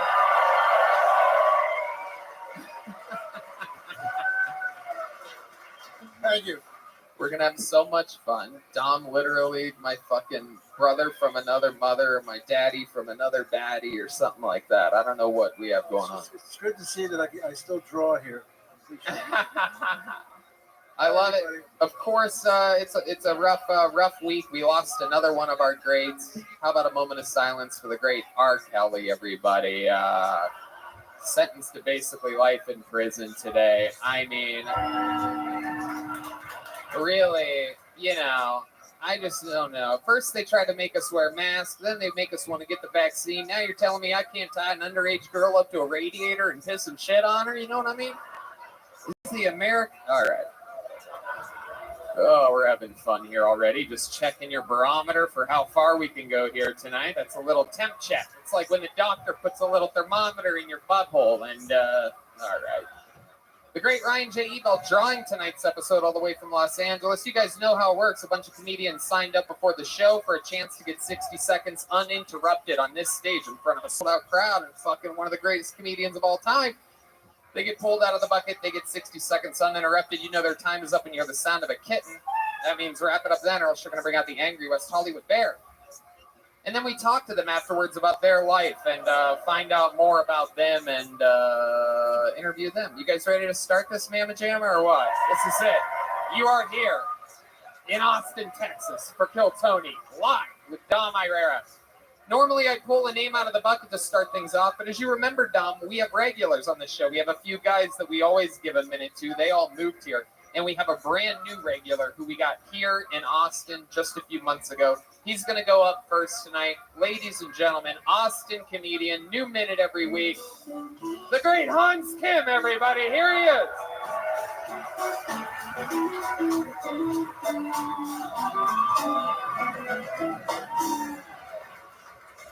What's up, guys? I think it's funny that people in my generation are such narcissists that if they're not a 7 or above, they'll chop their dick off and change their gender.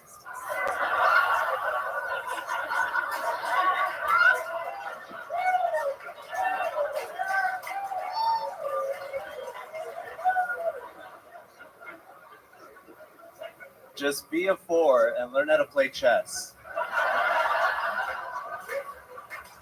Stop playing with your genitals. Invent something. Okay. Abortion is sort of legal in Texas, which I think is the wrong way to do it. Because if you only make abortion for people who have money and know how to plan, you're only going to abort the best babies.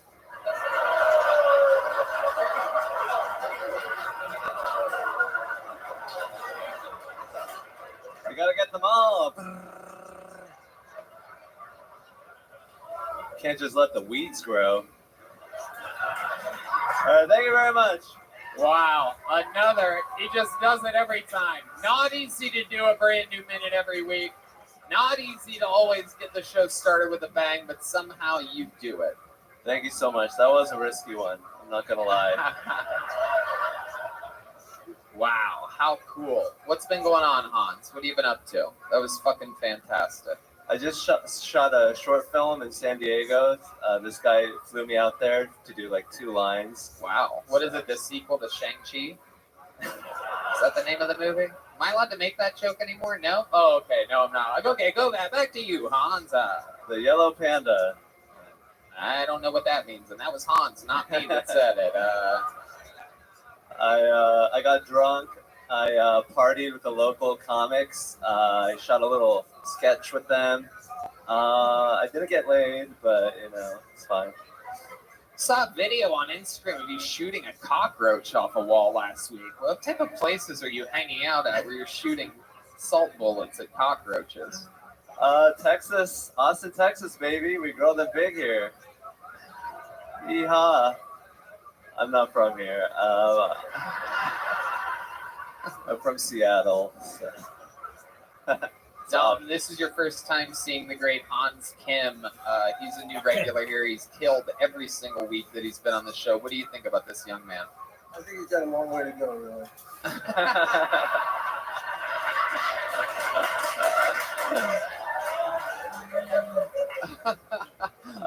I like his earlier stuff better. He seems to have gotten bitter. Good job. Thank you. Yeah, thank you so much. Incredible stuff. Hans, how's your love life going? What's going? Everyone wants to know. Has Hans been getting his dick wet? The world wants to know. I'm back with Paige again. And Oh, this girl that you keep going on. Yeah, you keep going on and off with this girl Paige. In between wild adventures. Yeah, she's not sure about me. I think that I'm not emotionally mature enough for her. She was actually mad at you because you called her a 6 earlier on the show.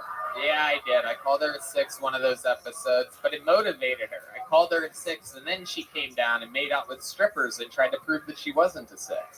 If I would have called her an 8, she probably would have stayed in the balcony the whole time, like a real. That first night we had sex. So. Wow, there you go. That's what I. God damn it! If I have to call a girl a 6 for my boy to get laid, then God damn it, all I see is 6s out here. It's my new pickup line. I use on girls at bars. Just kidding. I love it. So you and Paige have sex. You guys, now that you guys are back together, as you say, that's what's happening. You guys, Yes. And you use like a condom. What are some fun facts about Hans during sex? We use condoms. We use a lot of lube. We don't lube shame. Lube is Lube is used freely. Wow. Hell yeah. So you're not really getting your dick wet at all. Really just lubing it up. Guess it's water based, then perhaps I guess you are. Are you just too big for her, or she's just not getting wet with you? I don't think he wants to admit the truth on this one. Well, I think it's like if we turn the fan on, then her pussy gets dry faster.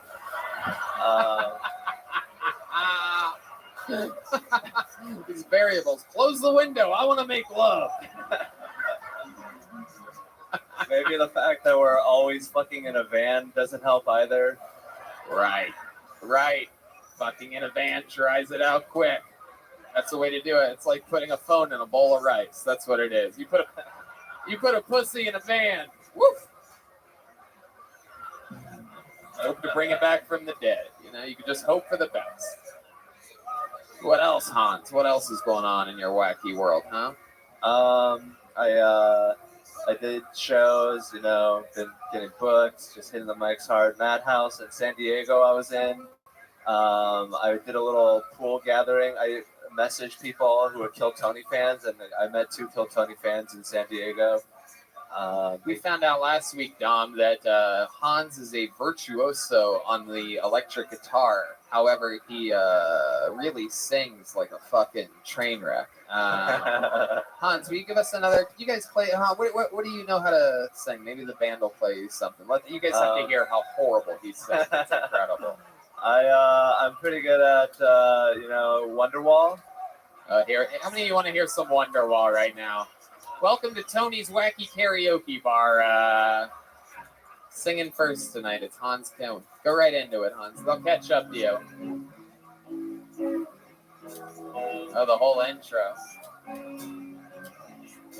I always thought this song was a slow burn. Someday you're gonna be dying on the bed of my body for you. All right. I regret even doing it. Clearly, you've been practicing. So much better. Guys, you got the show started for us. How about a hand for Hans Kim, everybody? Let's keep it moving along. Yeah. All right.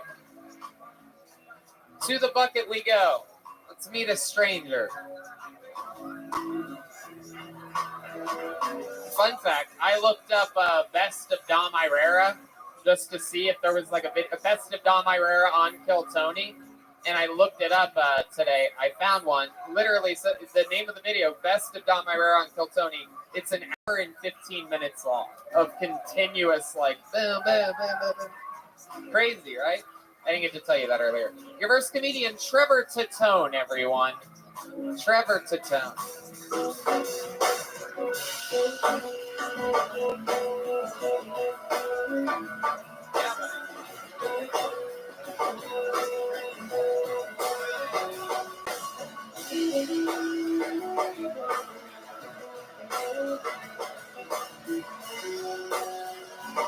Here he is, everybody. 60 seconds uninterrupted for Trevor Tatone.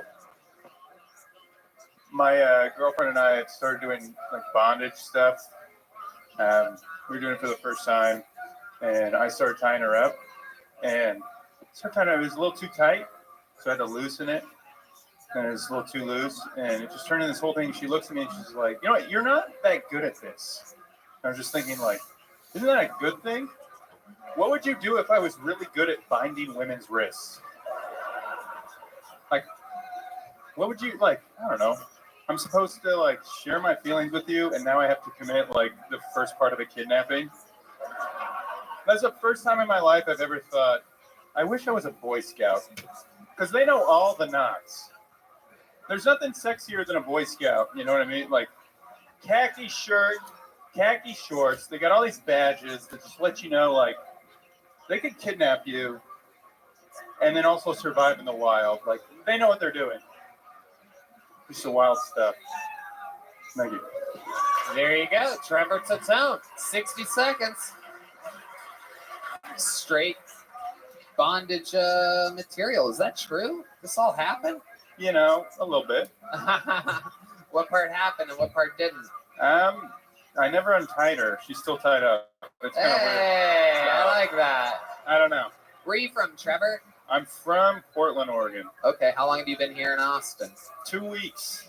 What, do you live here now? Yeah, trying to. Okay. When you say trying to, what does that mean exactly? Like, are you looking for a place? Are you at Airbnb right now? I'm house sitting. Okay. Yeah, it's kind of weird. Like, you can just go on a website and house sit. Like, say, yeah, I can. Yeah, they're watching you on cameras the whole time. For sure. They don't trust you around little kids or anything. No, definitely. No. I have a whole thing with little kids. There's something scary about your eyes. Yeah, you like that?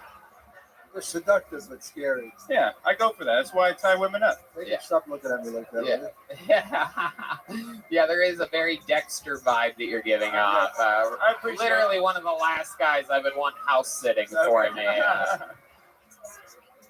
All right, Trevor. What do you do for work? Nothing Better not cool. say comedy. No, God no. I buy businesses. I don't know what I do. I'm an assistant to some guy who does cool stuff. Really? Yeah, yeah. Okay. He ties you up. He tried, yeah. Do you have a girlfriend now, Trevor? When did you write this joke? I wrote it a couple weeks ago. And so it happened a couple weeks ago? Yeah. Okay. Was this just a random hookup?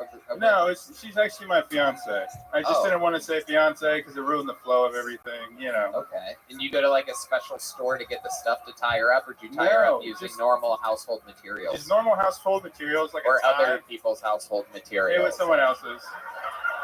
Basically, God damn it, maybe there's some rope in the garage. Yeah. Right. Are you into kinky stuff like that? I mean, do you like to get choked, spanked? You have like a bondage out there. You know, I don't really care about the answer. Okay, yeah. Do you? Is there any history? Anything creeping? You know, Still a got it. finger in the back door every now and then, but it's slow. You know what I mean? God. Yikes. All the way up though. Wow. Finger in the back Yeah. door. Talking about getting into an Airbnb the wrong way. You know what I'm saying? I love it. What else, Trevor? Any fun facts about you or your life that we should know about? Any special skills or talents? No special skills, no talents. Shout out to I started doing comedy in New Zealand, so just shout out to all of New Zealand. All of New Zealand. No, shout out. Drop D, Shin Mansell, and Snap. You owe me $30. Wow, they all owe you $30? No, just Snap. There's no way you're gonna get on Kill Tony, mate. I'll bet you $30. That really happened? You guys bad? Yeah. That's wild. Yeah. How long you been?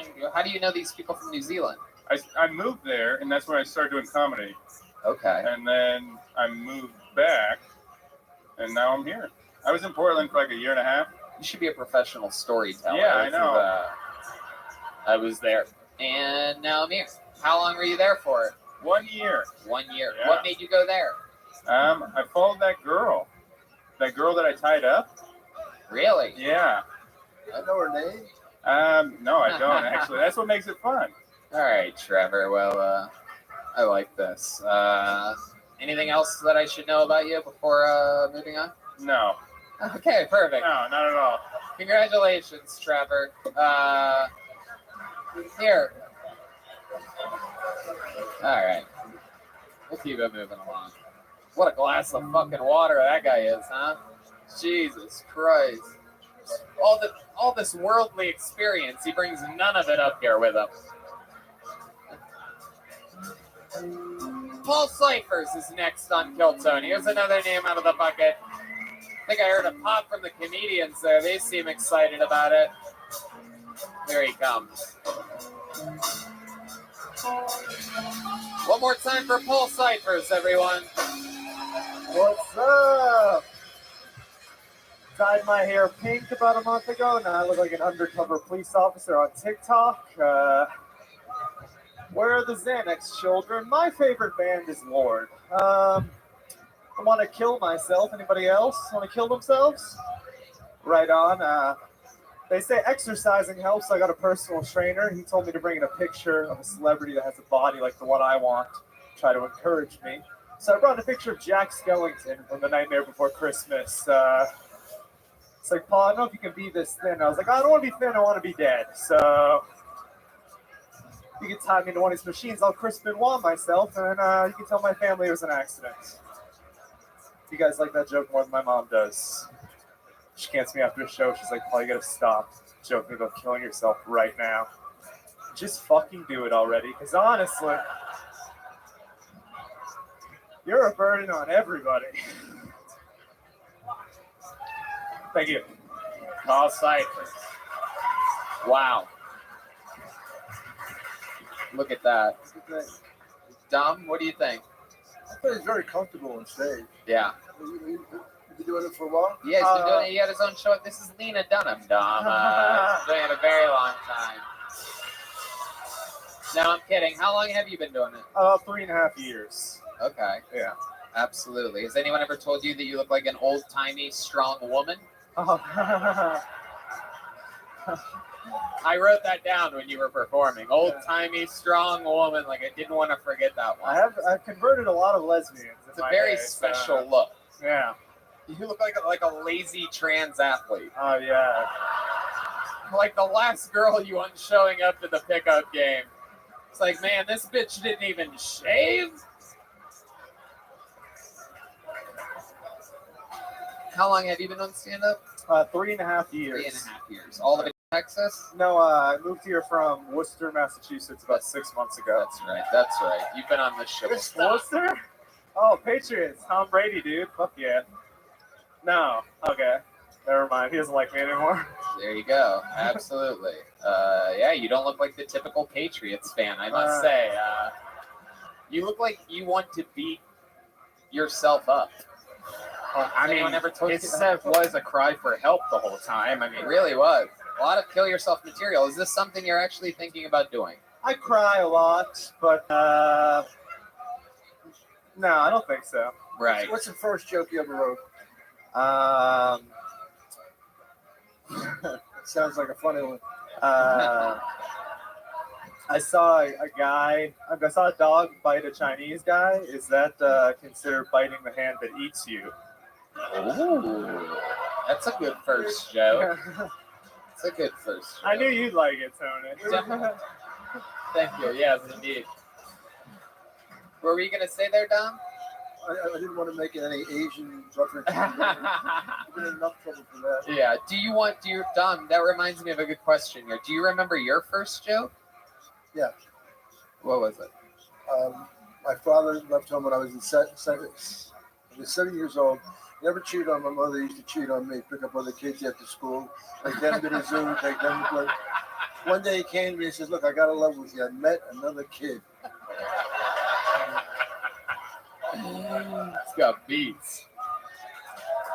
Beats, my friend.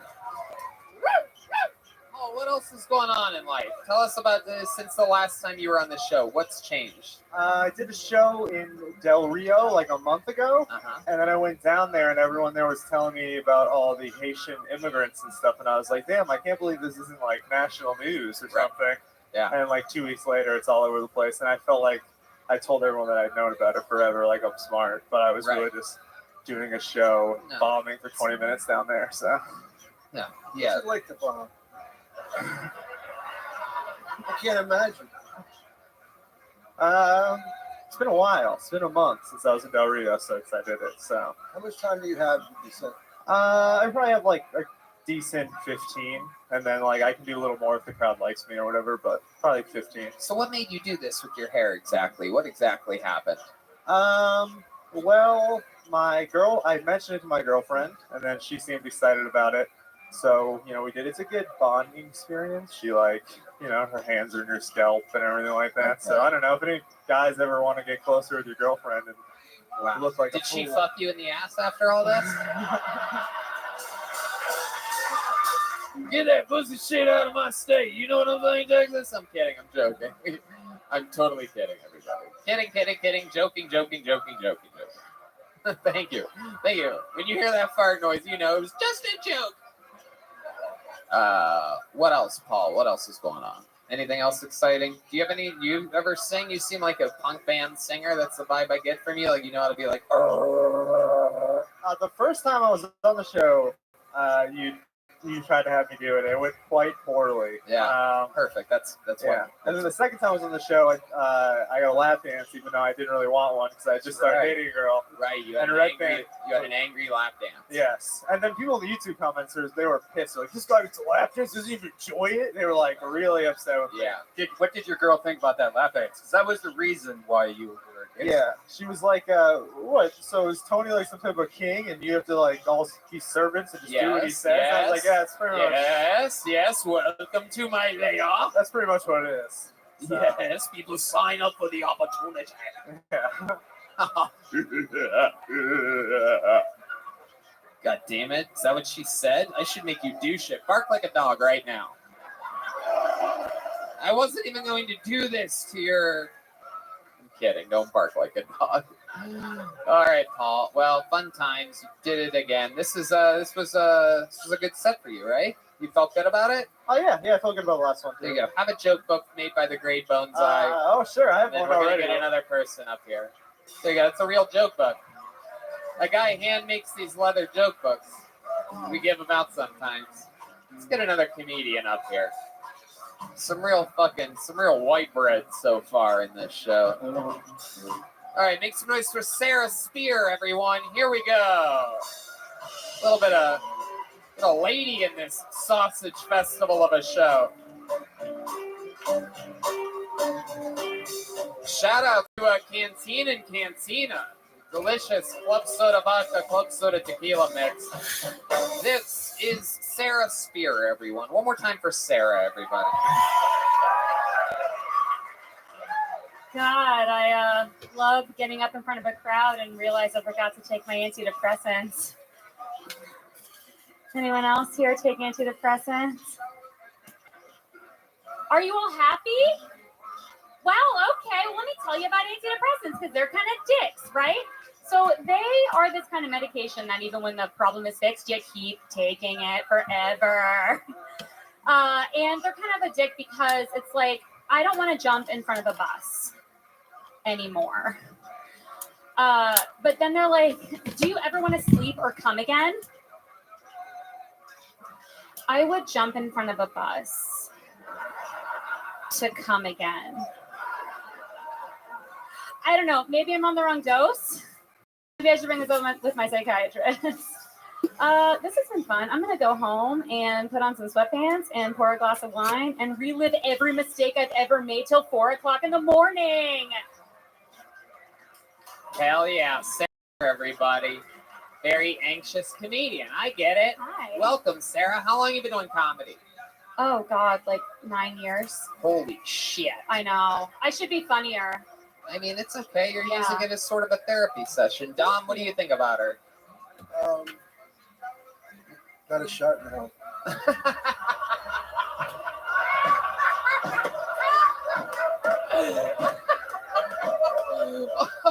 can't see it, Sarah. I can't see it happening to you. You can't? Not a chance. Might you share a reason why? You're just not funny.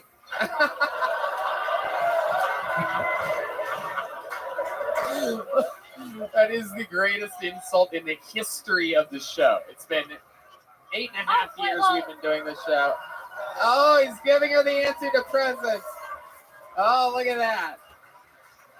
I love it. Sarah Spear, you are wild. What have you ever been diagnosed as anything in real life by a professional? Oh, 100%. What is it? Let's talk about it. Depressed. In honor of the upcoming Sopranos movie release, let's talk about your mental health. This is a very mental health. Extreme depression and crippling anxiety. So, okay. What are some highlights or lowlights? Like, give us an example of a highlight of depression. What's the most depressed you've been? Doesn't seem like things are that bad, right? Look, I'm already not funny. Do you really want to bring it? But you just found that out now. Oh, that's fair. I'm talking about the rest of you. Yeah. The best part of being depressed is you get to spend your whole paycheck on a therapist. Really? What do you do for work? I'm a software engineer. Okay. So I'm a woman in tech. Do you think maybe that's why you're depressed? You know, that could be a reason. Yeah. I should probably reconsider every choice I've ever made up until this point, which I'm going to do till 4 o'clock in the morning. So don't worry. There's time. You ever smoke marijuana? Oh, yeah. Really? Do you do that a lot? I mean, enough. What does that mean to you? Like enough to... Like what's that about? Enough to not have to pay my therapist.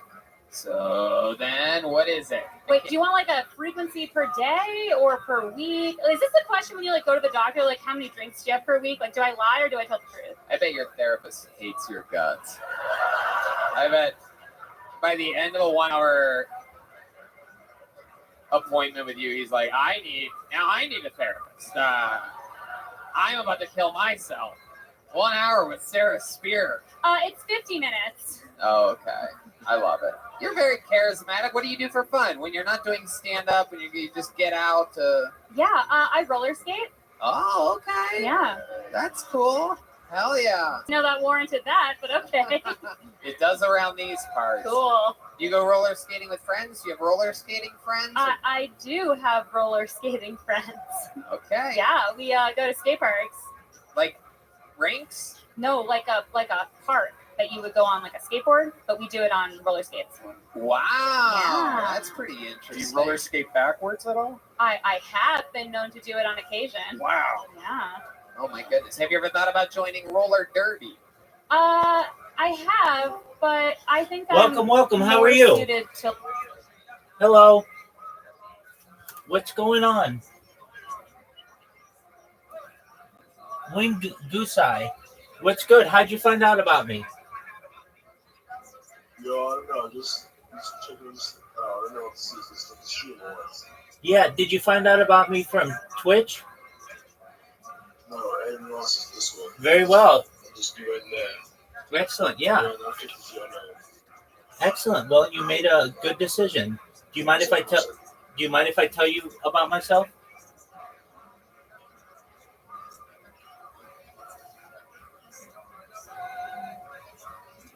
All right, you just live your life, baby. To like dropping in Yo, dog. Google and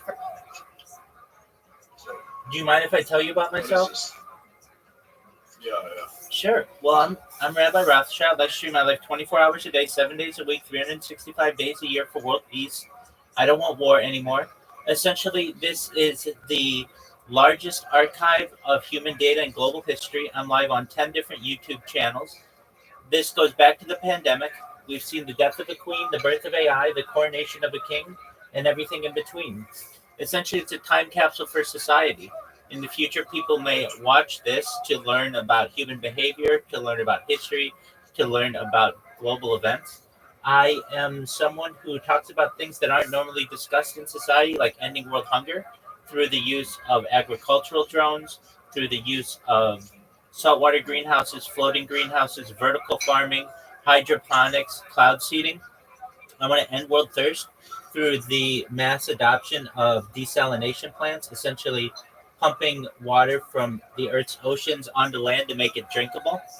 We talk about some things that aren't normally discussed on anybody's stream.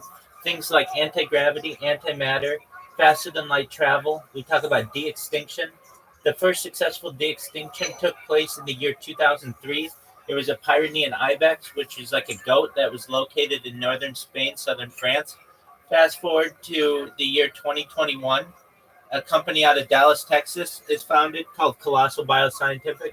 Essentially, their goal is to reintroduce the woolly mammoth back into the Arctic Circle within the next 3 years or by the year 2028. Additionally, once they reintroduce the woolly mammoth, they want to then de-extinct the Tasmanian tiger, and then following the Tasmanian tiger. Go for it, man. How do you gather all this information? First of all, I don't know. How long have you been doing this for? More than 3.5 years. So since the pandemic. Since the pandemic. Correct. What happened in the pandemic that made you kind of just change the entire trajectory of your life? Like, before the pandemic, were you like this, or? No, not at all. I am a rabbi and a certified project management professional by trade. During the pandemic, though, many of the events that I would normally attend in person went virtual, including some aspects of synagogue, some aspects of my job, working remotely. And so I purchased quite a few different devices. And after work, I would go and hit golf balls at Tiger Woods' golf course in Anaheim, California, and wanted to see what my golf swing looked like, essentially on camera. Started recording myself doing that, started uploading the footage every night, and recognized that that was just an inefficient way to do things. And I started live streaming shortly thereafter. And I realized if I wanted to do this, I wanted to do it better than anybody ever. And so I bought like 6 different devices, including Chromebooks and laptops and stuff, so you can watch my life in 360 degrees. I would say that in addition, something that inspired me, have you ever seen the movie Wing Wai, The Truman Show? Okay, so it's very similar to The Truman Show. If you didn't know, data is Earth's #1 resource. And I remember learning that around the year 2018 when The Economist magazine published it. And I recognized that it might be very important for people to be able to study a human into the future. And Do you make money from doing this too? I do. Doing this under your free will? I do make money doing this. I'm actually a spokesperson for cryptocurrency. That's what all my merch is. And the cryptocurrency is worth about $300 million. When it started, it was worth pennies. It's been around for more than 1.5 years, which is a long time in the crypto world. Additionally, I make money from streaming. Yeah, that's good. Because obviously, you are the same person, but if you're happy and you're doing this and it's like financing your life, then that's good. Excellent. Keep doing what you're doing. I appreciate that. I haven't just been into streaming and stuff, so I don't really understand it, but it does seem like a cool idea. Like the whole thing about dogs, like this, yeah, you're all going to be dead in like 100, 200 years, and if somebody kind of crosses this, then yeah, it would be beneficial. Yeah, but actually, there's a way to escape that. So, in addition, one of the things that we talk about is life extension technology. So, when you were born, Wingasai, essentially the average life expectancy that you may have had was about age 80. But I think with the utilization of certain life extension techniques and technologies such as stem cells, human growth hormone, steroids, cryonics, cryogenics, perhaps cold shock therapies, ambrosia therapy, using the platelets of younger people for the benefit of older people, we may be able to extend your life expectancy to age 100, 120. But eventually you're going to say, Rabbi, my body's breaking down. What's the next step? And that's where the really exciting type of technology comes into place, known as mind uploading technology, where we scan your brain. Yeah, I can see. Wait, I have to go, bro. I'm sorry. I'm eating right now, you know, but I can see why you're so drawn into this. It is a really interesting topic. If I had more time, I'll grab along to about this, so times there's a difference. And one last thing. What's the crypto coin that you said you opened? Or you had? Was it yours? Were you the dev? It's not mine. I'm not the dev. No. It's called Harry Potter Obama Sonic 10 Inu. It's a very long name. The ticker's Bitcoin. And if you want to take a look at its website, it's hpos10i.com. Someone brought it up yesterday. I was wondering what the company is. Yeah, it's a mouthful, but essentially, though, that's kind of one of its appeals. Really, the big thing about it is that its entire story has been on camera now for almost 2 years. So it's backed by data, and no other cryptocurrency can say that. What do you get? Hundreds. That's good. People are interested in this too. Absolutely. Do you talk to them in chat or what? Yeah, we chat. Sometimes they come in to join the Discord. There are people in multiple Discords who have interest in me. They contact me on within chats in Discord. They contact me on YouTube, on Twitch, on Twitter, on even Instagram. So quite a few different places. Yeah, nice. That is good. Just don't get too out of touch. You know, it can always be a good thing, but it can also be a really bad thing. Just don't get too out of touch and get your steps in. You know, I'm gonna go now because let's just remember. You take care, man. Thanks for swinging by. I appreciate it. Hey, come by whenever you have time. Take care, man. Throwing myself onto concrete. So. All right. Wow, I killed, didn't I? Thanks, y'all. I love it. Sarah Spear. I like your charisma. You look like every Beetlejuice character smushed together. All of them. Put a lot of thought into that one. You can go down a long line of Beetlejuice characters. Including That makes me feel pretty good. Yeah. Actually, I was overdue for a compliment, so Yeah. thank you. It's good. It's a lot of Alec Baldwin in there, but there's other people too. Some other people too. The hair of the lady that is the receptionist at the waiting room for when you die. The like dead, I believe she's a pageant queen. Anyway, Sarah, any other fun facts about you that we should know about or your life? I grew up in Japan, actually. I didn't grow up in the U.S. That's funny. Oh, that's funny. You see what I mean? All right. Well, thank you for the feedback. I can work on that. Work on a Japanese character. Don't. Can do you see my face? You know what? I was wrong about you. You are funny. Aww, what a heartwarming tale. I had to take care of something for 30 seconds and I came back and what a twist. You two are over here falling in love. Look at you two. Well, he was gonna share Sarah, his what's that medication. tattoo on your thigh? Which one? Oh shit, there's two of them. Look at that. This one? Hell yeah. What's that one? It's an owl. Okay. It's called I Was 22 and Bored. Wow. Hell yeah. When you And can't- here we are 15 years later. when you don't have what it takes to get a job at Hooters, just get the logo on your thigh. You know what I mean? He knows what's up. How about that one? What's the other one? The other one is slightly more embarrassing. The other one is a Rilo Kiley song. I don't even know what that Oh, is. I heard an oh god no. He knows. But by the looks of the tattoo, I'm guessing it's an oldie. Well, Okie dokie. All right, Sarah. I don't know what to do with you. How you've been doing stand up for 9 years, all of it here in Texas? well, I mean, I took a few breaks. Oh no, New York before this, and then now here. Okay. Yeah. All right. I never said it was good. Neither did we. Any highlights of your career so far? And what's the most fun gig that you've done so far? I opened for Nikki Glazer. Oh, okay. Where was that at? That was in New York at the Stand. Okay.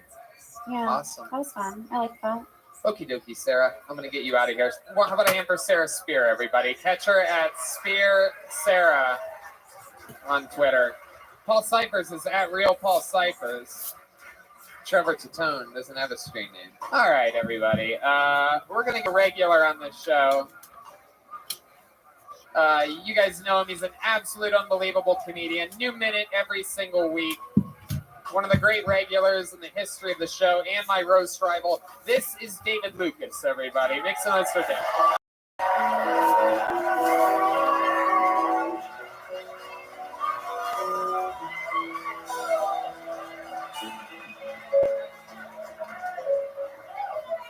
Yeah. I don't know why, but white women love abuse. Maybe it comes from like slavery or some shit. I don't know. But, like they do. Like every time I cuss a white bitch out, I see her nipples get hard. I'm like, hey, you really like this shit, don't you?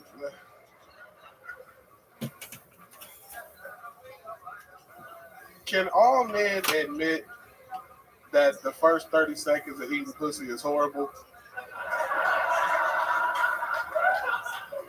Like, you got to get past that funk and that pee-pee smell. It's like, it's like eating a warhead. You got to get past the sour part first. And then you start eating candy, you know what I'm saying?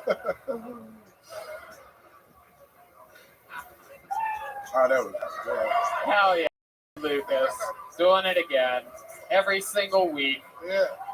A brand new minute. Yeah. Love it, David. What's How you up, doing? dog? How you feeling? What's up, Tony? Yeah. How We are out you? here, boy. How's it going? What are you doing? You wearing a Fallout Boy? Yeah. Wow. What happened? Your Bob's Big Boy wasn't available? That's what you call your boyfriend because he always fall out. What?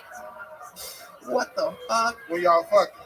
Well, you call him slip out. That shirt about you trying to get out of bed in the morning? Huh? Is that what your foot's gonna do in 15 years? Just looking to fall out, boy. God damn, he hit me today. I love it. Boy, your ass dressed like a gay Mexican wedding cookie. Fuck up out of here. Son of a bitch. Yeah, you about to marry a gay skeleton with that shit on. Hey, he got embroidery on his shirt. Boy, you don't get yours. No, he's talking to me. He's making fun of me, Dom. It's only me. Nah, we have a roast rivalry, him and I. It's all right. We go back and forth. 30 seconds, huh? Are you David, are you saddened by the arrest of R. Kelly? Hell yeah, man. Yeah, Shit, I know. bro. David's a big fan. He thought Space Jam was something he could put on his toast. So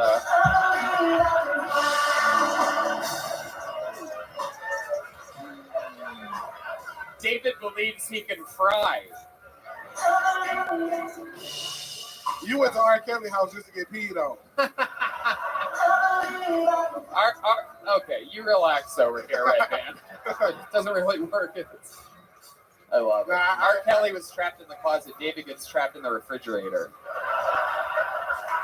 If you were R. Kelly, it'd be coming out of the closet. You're standing next to ignitions. You're always hot and fresh.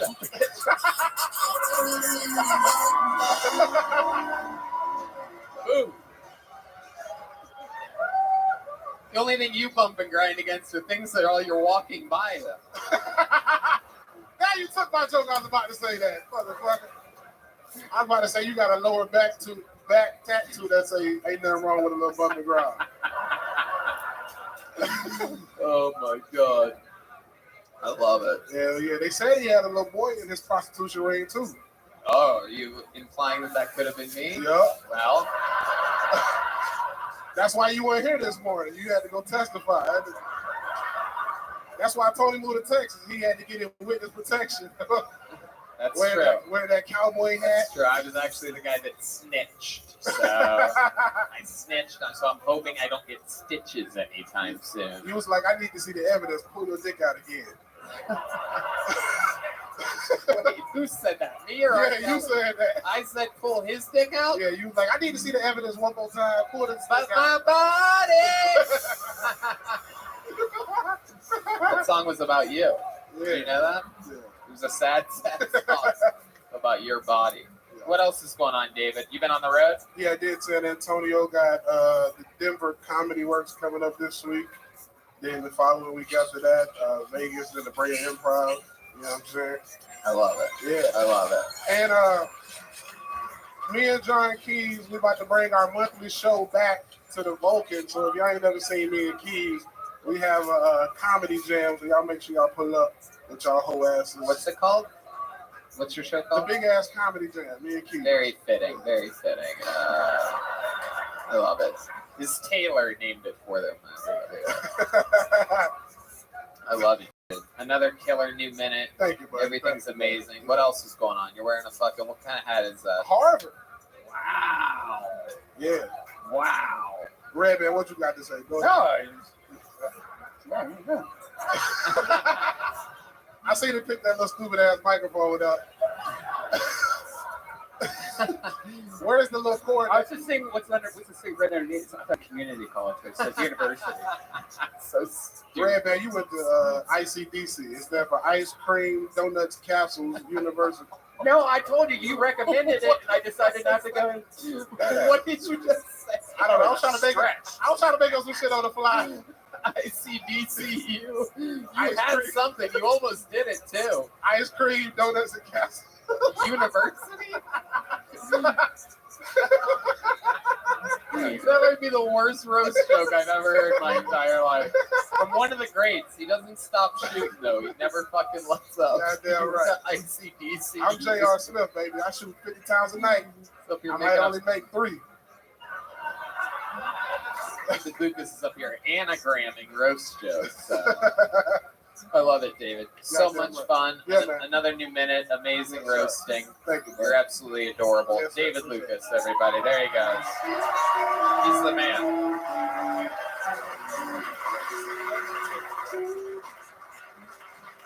Yeah. Back to the bucket we go. You guys having fun out there yet? Huh?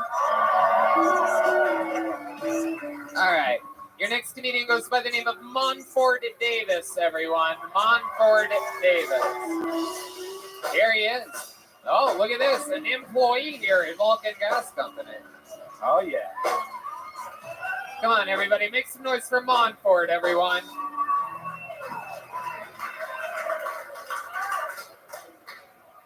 Sex is good. I like sex. One time I had sex in my parents' bedroom, and I felt bad about what I had done, so I told them, and they were like, "Why did you let a black girl in this house?" You know, I don't like white girls anymore because I don't like the way their stretch marks look. They're all purple and red and shit. It looks like a fishing worm. All I'm saying, I think black girls have much better looking stretch marks than white girls. You can barely even see them. It's like a cool little tiger print. You know, it's like, wow. It accents their body perfectly. I think black girls have better pussy than white girls. One time I stuck my hand in there. When I pulled it out, I had a manicure with gel tips. And I was like, whoa, how is that even possible?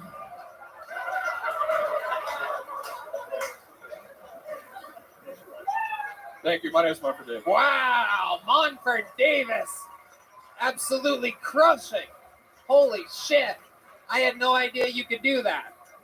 I've known you for a while. You work here at Vulcan Gas Company, working the real door like a real comedy club employee. I almost forgot what that's called. We don't have many of those out here in Austin like we did in Los Angeles. So it's a really cool thing that's happening here at Vulcan, where they've hired a lot of comedians. A lot of the people around here wearing the Vulcan shirts are also comedians. But I think this is my first time seeing you, right? I was in DC. Oh, DC. A DC episode. Oh, Yeah. Kill Tony. Okay, that's cool. I love it. Is that where you're from? Virginia. Okay. How did it go? You do. You look like you're Not from good. Virginia. Yeah. You do. You have a very Confederate, very Civil War face. Have you ever thought about doing Civil War reenactments? Yeah, there it is. You get excited when you hear that noise. Does that make you hear that? Do you get a boner at all? Monfort, how long have you been out of Virginia? Yeah, that too. That also sounds like it's a lot of things that sound like you look.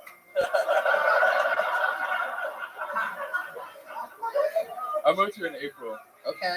Straight from Virginia. Straight from Virginia. How many people were in your hometown in Virginia? I'm from Richmond, so. Oh, okay. A lot of people. Well, that got a very not as exciting real quick. What do you do for fun out in Virginia? A lot of four-wheeling? Yeah. Pretty much just four-wheeling? I was a Tea Party patriot. Okay. What does that mean? What did you have to do for that? I didn't have a lot of friends in high school, so I joined the Young Republicans. Hell yeah. Okay.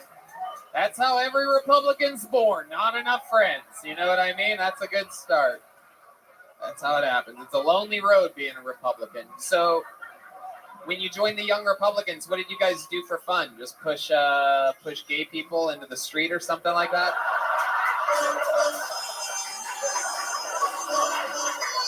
Right? Yeah, there it is. There's that sound. I love it. What do you guys do for fun, the Young Republicans? We don't push gay people in the street. All right. No, I know that. Yeah. I love it. Cocktails. What do you do for fun here now that you live in Texas, Monfort? What's changed? I like drinking with the boys. Yeah. I believe that. I believe that. You know these guys right here? You know any of these cowboys that are hanging out? They fucking drove their fucking Silverado. They all smashed in there today. These look like friends of yours? No, that guy kind of scares me. Yeah. Oh, for sure. He's like, these hillbillies have eyes. He does. That guy is fucking hell yeah.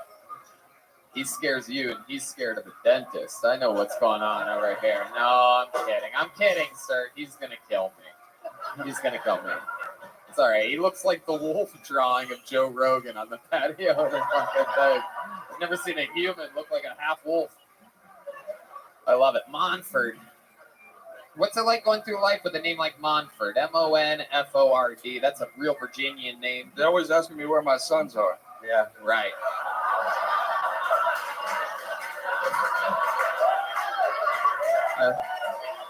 But this guy knows how to soak it up. I like it. But I don't have any sons. I got a vasectomy. Oh, okay. Wow. I'm a strong, independent man. Hell yeah. I love it. That's it. That's like a modern day Texas abortion, getting a vasectomy. It's about as early as you can kill that baby. You know what I mean? Any later than that, you got to let it be born all the way. When did you get the vasectomy? I was 21. Whoa, damn, this guy, look at that. The old fucking cut and run. You know what I'm saying? The old fucking snip and clip. The old fucking cut it and fuck it. The old, all right. Easy. I ran out of these 4 ago, and I only did 3, so. What's your dream gig if you could get any stand-up gig in the world? Never mind. Dream gig. Pretty. This. Okay. This kind of. I love doing this. All it's right. fun. Well, look at that. One man's dreams is another's nightmare. I'll tell you. Some of the comedians that were on before you, yikes.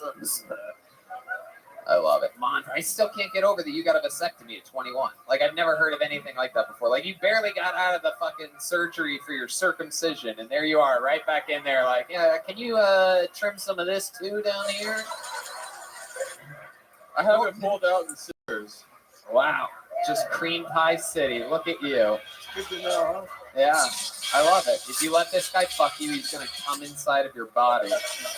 Just a little fun fact for any of you boys or girls out there that are interested. Do you have any tattoos? No tattoos, just stretch marks. Oh, wow, look at that. What does that mean? You used to be bigger? This has been big. You're big. Yeah. You are. You're a big boy. Big boy. Looks like someone's been pumping cum inside of you. You know what I'm saying?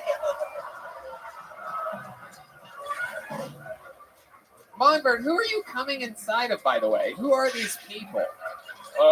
Who are these people? It's my favorite Seinfeld joke. Who are you coming inside of?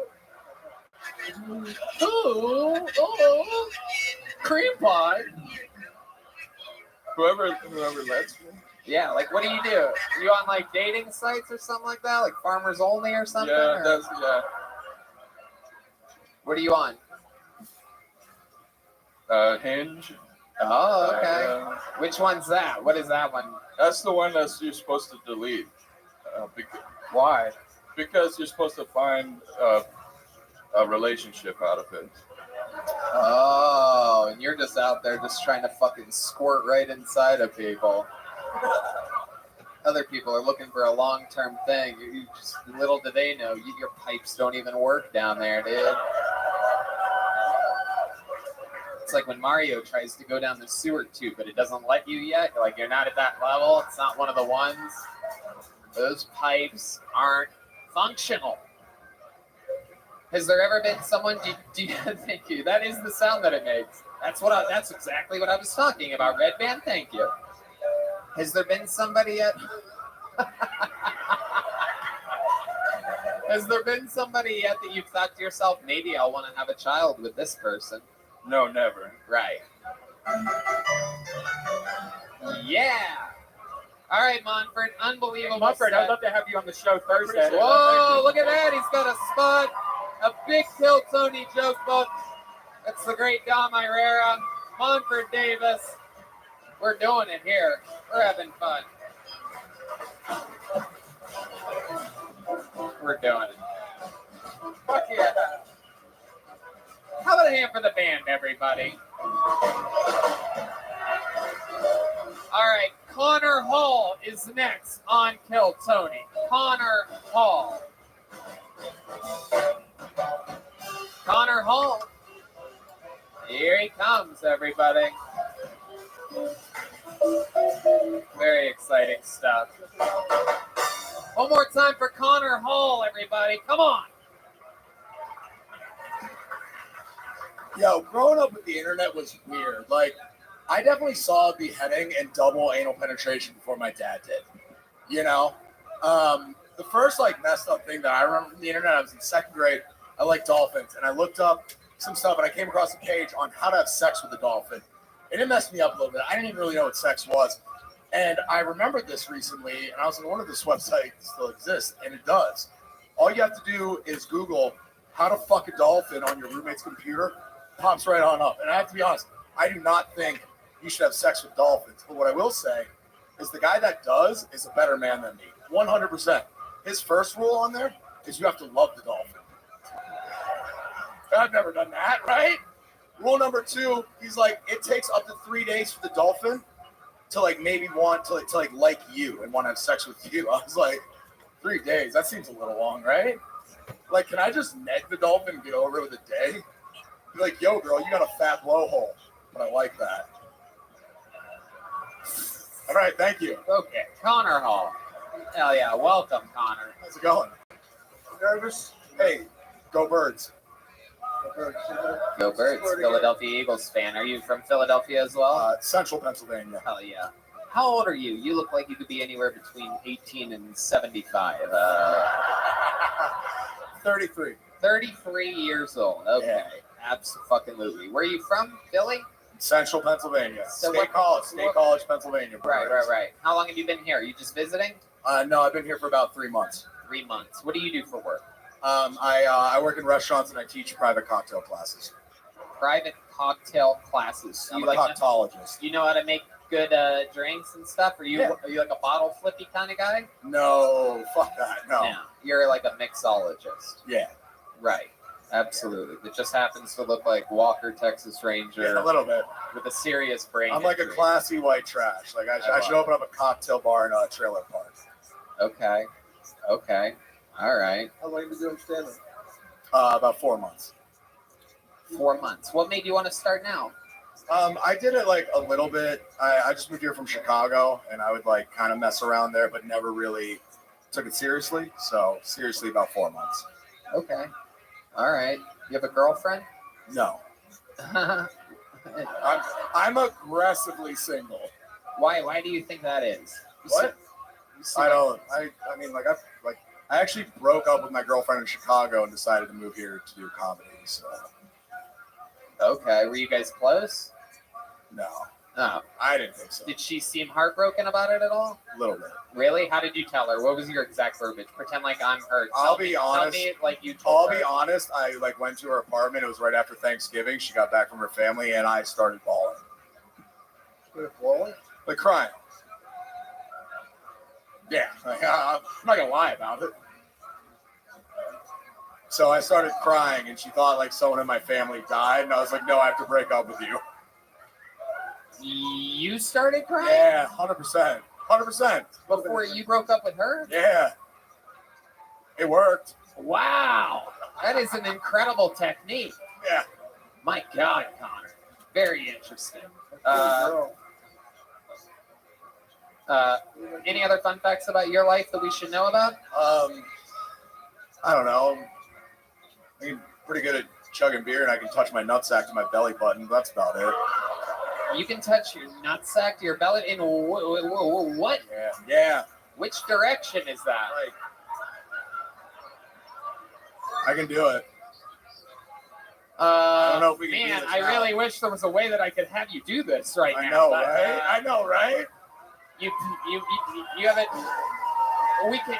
You stop it. I know. We You can, son of a but bitch! How dare you? I will show anyone after the show. I will. Wow. Yeah. Just out of curiosity, what approach do you take to do this? Do you like get on your back and like lift your legs? No. over your I head? just gotta like stretch a little bit, and then I can like. Oh, you just torturously stretch your Not ball sack. even. It's not even that. Wow. It's like 2 pearls in a duffel bag. You know Wow, what it's I mean? two comedians in a row that can't get a woman pregnant. That's very exciting. Hasn't happened yet. Thanks. That's the old fucking mid-Pennsylvania vasectomy right there. That's what we call that. All right, Connor. Congratulations on your first time on Kill Tony. Thank you. Appreciate there it, goes guys, very Connor much. Hall.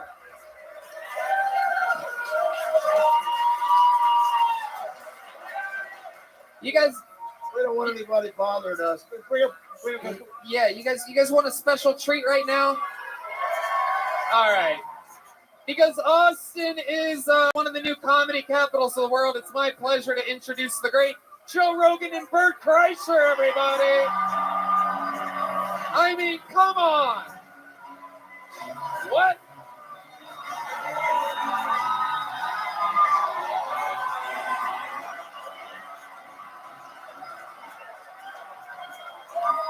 Look at this shit. Joe Rogan. Bert motherfucking Kreischer. They are back. Here. Live. On We Tony. just did a 5-hour podcast and we're fucking hammered. Yeah, speaking of which, I could use a cocktail. We got 2 coming. Let's we got do it. coming. Tito, soda. I'm wearing a fanny pack for real. I love it. Oh my god. Got one Joe, more. Woo! John Marrero, ladies and gentlemen. One of my idols. One of my heroes. One of my best friends. One of the best to ever do it. John Marrero. Oh shit, I didn't see Dom. I didn't even know you were here. This son of a bitch. He's racist. He doesn't like Italians. Cheers. Cheers. Fuck yeah. Absolutely. Hell yeah. Put that water in my face. Let's go. Let's go, bitch. So, Joe, what are you gonna be doing? Anything coming up? Drinking. Drinking, smoking weed. Come on, Tom Herrera, here to live. Bert, welcome back to the show. It's been forever. Thank you. Well, I just moved to Austin. I'm really happy to be here. I'm a trick 'em all. I've been cheating on my wife with Olivia Munn, so. My God. What are you guys trying? Neither one of us. We have time. Don't worry about that. We're pretty fucked up. Hey, don't you worry about what I learned, Joe. Hey, ask us about vaccines and ivermectin. It's going to be an issue. Tomorrow when the podcast comes out, know that I love you all dearly and I appreciate your support. It's going to be a real problem. They're coming for me. What do you guys think? Should we, Yes, when is that? Atlantic City? What? Tom Herrera, Atlantic City? 8th of August. 8th of August. I think that's past. That's a different month. We should talk to your agent before we promote any further.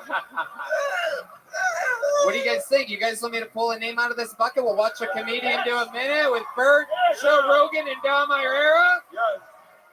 Oh, shit. Austin, Texas gets wild real quick. Your next comedian getting an uninterrupted 60 seconds in front of 3 of the best comedians in the world goes by the name of Dylan Jargo, everyone, or Jarbo. Dylan Jarbo? Or Jargo?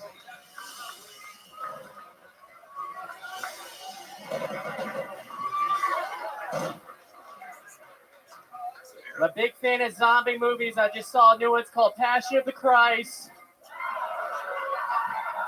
My last girlfriend wouldn't have a safe word. I told her to think of something she never said out loud while having sex with me. And she made her safe word, I'm going to come. All good, because my safe word is I love you. I was a UPS driver for a while. Let me kick you guys who design the uniforms. Because one guy's like, all right, how about brown on brown, knee-high length for the shorts? The other guy goes, shorter. Make the shorts shorter, take the doors off the truck. I want to see those thighs driving down the street. We're going to be the Hooter girls at the delivery industry. Nobody skips leg day. I miss Pokemon Go. Pokemon Go made it very easy to buy drugs and ramp. So you're sitting there and a cop pulls up. He's like, oh, what are you doing? You're like, oh, sorry, there's a Charmander in the area. My dad worked in a factory for a long time. He always hold that above our heads, and then recently we found it was a Burlington Coat factory. All right, Dylan Jarbo. Fuck yeah, Dylan. What up, Welcome. Pimp? You've been How on are this you? show before, right? Yes, sir. What happened? Living the dream. Every day's a holiday, every meal's a feast. What's good in your neck of the woods? Yeah, dog. Kind of like my streams. Just amazingness all day, every day. Fortunately, I'm safe. That's pretty far away. And I do know some people who had their houses burned, their friends, parents. So that's not good. But I'm fortunately safe. Just doing what I can to promote this fucking coin.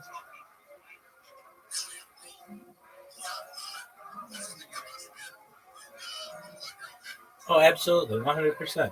I appreciate that, James. You are a legend. Not just in my mind, but in the hearts and minds of the future population of the Earth. As this is all being recorded, my man. Excellent. Very well. Well, I appreciate you checking in on me. I'm just watching Kill Tony. Enjoying life, my man. Thank you so much, James. Take care. There's James Kaminsky, everybody. The man, the myth, the legend. What happened last time you were on? What were some highlights? Remind us. Oh, man. I kissed 2 strippers at the same time. Okay. Wow. Little highlight, yeah. How did that happen to you? You must have said that you're a virgin or something. Yeah, I did. Kind of. I said I haven't kissed a girl in Texas, and they come swarming up. That's Right it. That's it. The Kill Tony magic happens real quick. Magic did happen. Did your so have you been having? Did anything change in your life since your last time on the show? No, not really. I Did got you in a have any secret new show. voices in your head? My voices in my head. No, not really. Sometimes I try to think of jokes. About time you got to say something funny now. Dylan, what are you into other than when you don't do stand-up comedy? What else? I recently joined the adult softball league. Oh shit! Thank you. What do you do out there? We get drunk in left field, just stand around, and that's it. I don't remember. What do you like to do when you get drunk? Play softball, do comedy, go to 6th Street, kiss girls on Kill Tony, come to the Vulcan Gas Company. Are you from? I thought we were in California.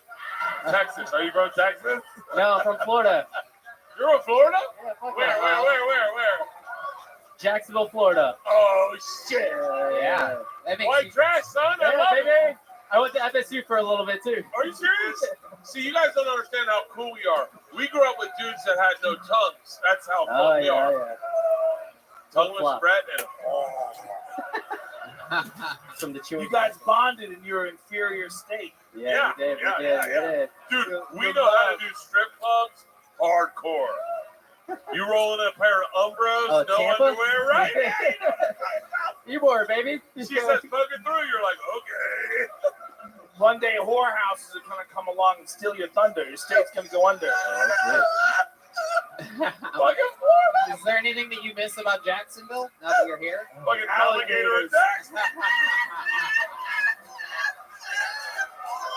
Dude, like being scared walking to your car early in the morning. You might get eaten by a dragon. No. Person in Florida, when that, this is a horrible, but when that little baby got eaten by an alligator in Orlando. No. Fucking Disney World. Yeah. No one in Florida was like, shut up. Everyone in Florida was like, yeah, that you don't let your kid play in the lake at that fucking midnight. Keep your kid from the retention pond. Yeah, It won't happen. what the fuck? Dude, no one ever water skis in Florida and goes, oh, that was fun. It's like, get me the fuck out of here. God damn it. You ever have any close calls with alligators or anything? No, we would eat them usually. Really? Yeah, the gator tail. You eat alligators? Yeah, you fry them up. What's up? Fry them. How do you cook them? You fry them. You have to fry them. How do you kill them before you cook them? Oh, I never found that part. He does his set. Force Does his set, yeah. I'm joking. Oh, they die watching. He's like, I worked at UPS, and the gator's like, fucking kill me. I'm joking. I am joking. I'm such a pussy. How long you been doing comedy? About 22 years. Yeah. Oh, wait. Oh, that guy. 22 years. 5.5 years. And how long have you spent in Texas? Since January. January. Yeah. Okay. All right. What do you love about Austin, Texas? Yellow Rose? Is that that thing to say? All right, Dylan. John Jesus Marrero Christ. This is guy. incredulous. Yeah. He's incredulous about this man's 5.5 years in comedy, Dom. Dom? Wait, hold on. Wait. We gotta... A little more talent. Too. A little more talent. You're doing fine. It's a lot of pressure for you. Yeah, it is. Yeah. I couldn't do a minute. I really couldn't do a You minute. can it? Yeah, I mean, not to take the wind out of the next guy, but I think 2 on the street. I'll try it next. What happened? What the fuck did I miss there? You guys are yelling about shit. Dylan Jarbo, congratulations on being on the show. I'm going to get another person out of this bucket. Let's keep it moving along here tonight. Let's get another young buck up here. Dylan Jarbo has all the charisma of a guy that just fucking suffered a traumatic brain injury. Your next comedian goes by the name of Ray Chenevy. Ray Chenevy. Ray. Oh, shit.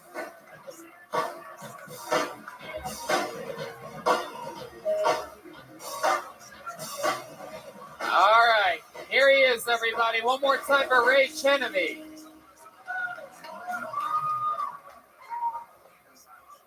So I'm Czechoslovakian. That means I get to look like a Jew but be dumb as fuck.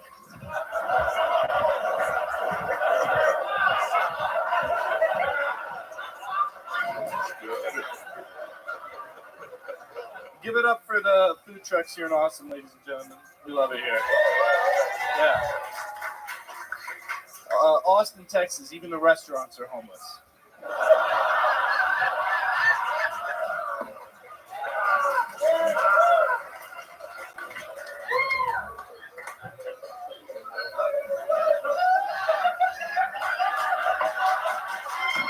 Don't laugh at me. I don't know what the fuck I'm saying, okay? I don't know what the fuck. I ordered fajitas at the TGI Fridays in Afghanistan, and they came out with the severed head of a woman that disobeyed Sharia law. I said, wait a second. These aren't my fajitas. This is the severed head of a woman that disobeyed Sharia law. The waitress was like, oh, you said fajitas? I thought you said the severed head of a woman that disobeyed Sharia law. I was like, it's okay, I'll just take the crab rangoon.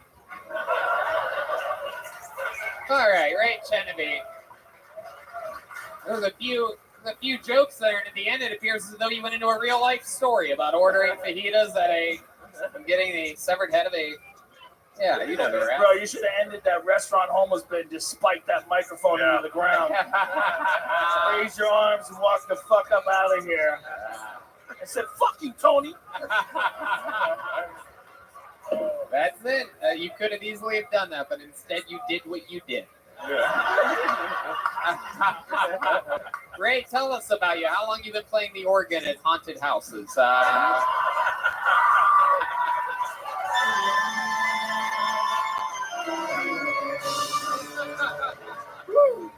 funny. It was you. I thought it was him, and then it was him. What do you do?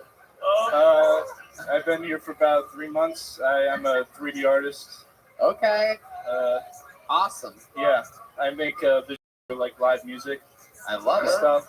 Fantastic. Absolutely. You do drugs to like stay awake for that or something? You seem real bright-eyed and bushy-tailed today, if you know what I'm talking about.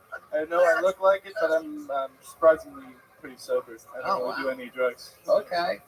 Occasionally, but. Okay. What's the craziest drug you've ever done? Just pot. Okay. Never done any LSD or anything. All right. I don't know if you know anything about us, but we've been doing key bumps of ivermectin all night. So, no worms to be found around here. Yeah.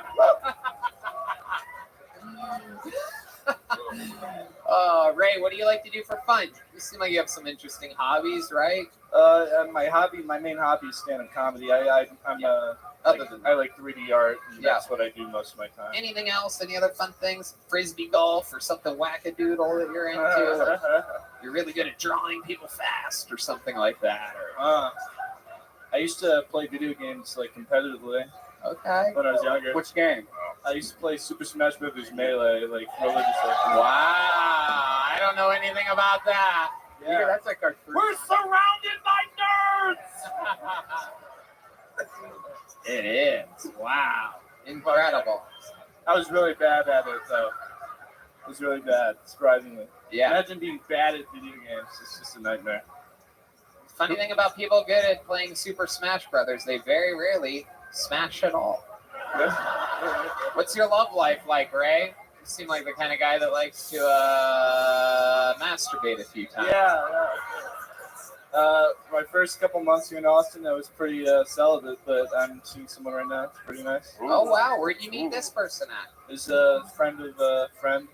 Okay. Yeah. Are they here right now? Huh? No, they're not.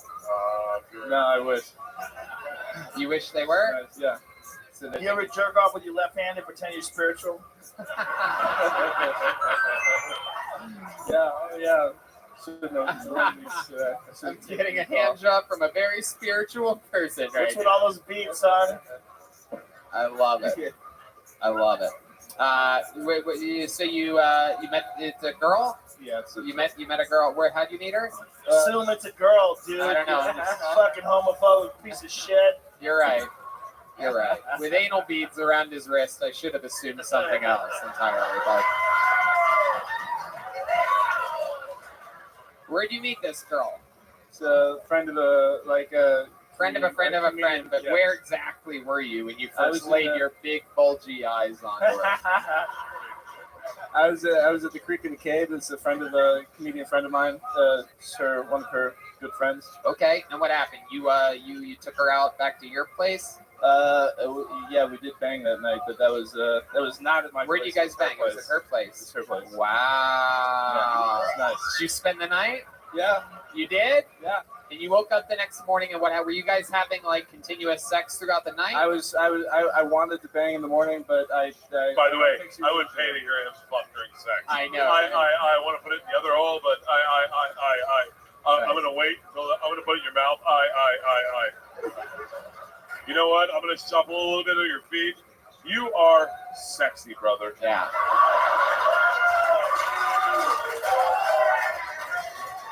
I completely agree. We actually. I bet he has a hog on him. Yeah. That's it's got the sneaky hog that you're like, shut the fuck up. Oh yeah. Like the dudes who play the stepson in pornos, not the Yeah. The dude that plays the stepson in porno. Yeah. skinny guys, Your giant dad- dicks. Like, Dude, what's happening? what here? is up with my fucking search feed? That's all I see in there. Is like, It's not you. That's all that exists anymore. For pandemic, people started jerking off to stepmoms. It just happened. Yeah. It's true. It's like a weird vaccine versus non-vaccine thing. started.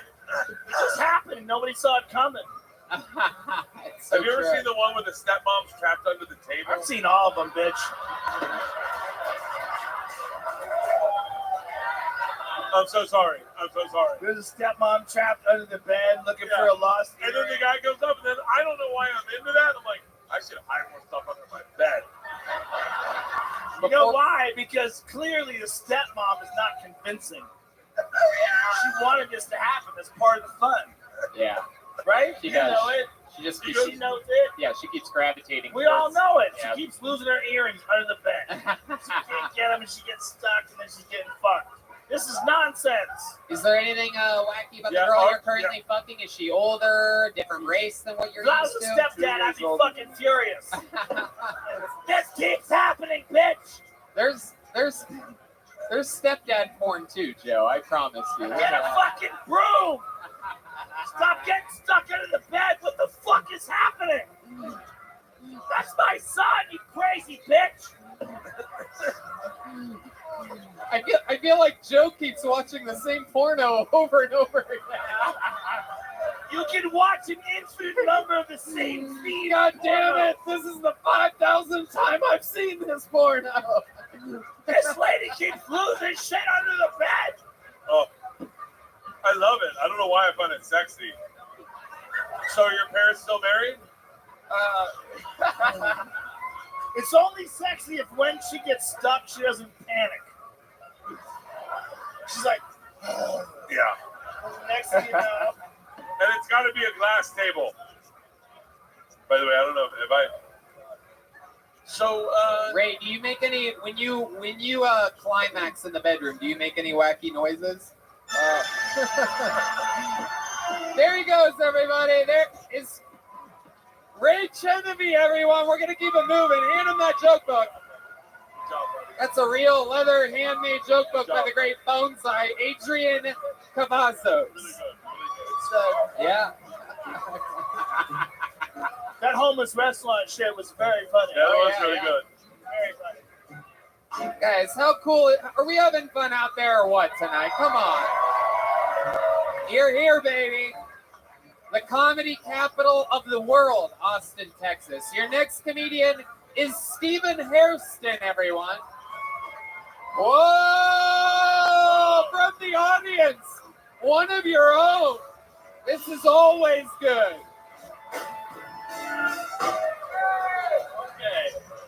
We got any long-term couples in here? Yeah, I see some of you are here. And eventually you're going to have sex on your period. And if you like that too much, you're low-key, no-cap serial killer.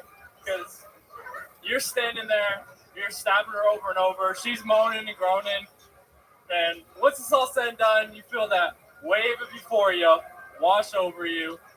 And then you got to clean up the mess, the blood off the sheets, off the ground. You clean your tool off, and you know.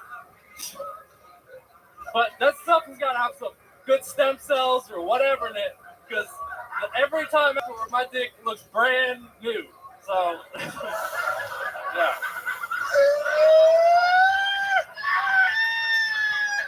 And okay, so ivermectin, that's been in the news.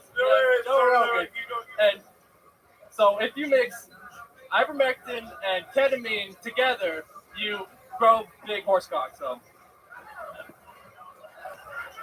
Wow, holy shit. Stephen Hairston, straight out of the audience, everybody. That's always exciting. Stephen, is this your first time doing stand-up comedy? It is, Tony. Yes, it is. it is. Thank you. I'm going to take a stab in the dark on that one. I want to start off and say I absolutely love your period joke. It was less like a joke and more like just a poem about fucking a chick on her period. It was so beautiful, and you just pointed out all the things we have noticed also. That we were like, I wish I'd never seen that also. There's blood everywhere, and then, oh, fuck. It was great. It was great. Thank you. It was great. I loved it. It was like, it's Scott Peterson talking about killing Lacey Peterson, and he just left out none of the details. He's just like, I murder her, and I cut her body, and I threw her in the water.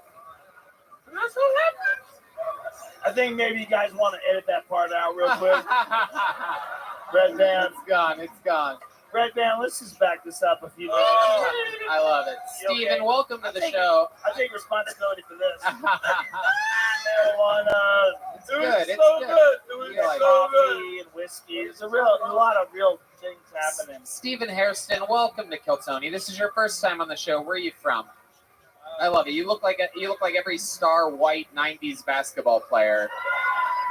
This guy would have started in the NBA in 1989. Let that soak in for a second. He's obviously more of a writer than a performer. He looks like if they sent over white orphans at 18, and they were like, hey, man, grab whatever clothes you can find the lost and found. Yeah. I really love it. Stephen, how do you explain what the fuck you're wearing? Not many people come straight from Barton Springs to Kill Tony. This is ultra touristy. Hey, man, can you dress like a guy that gets dunked on? Yeah.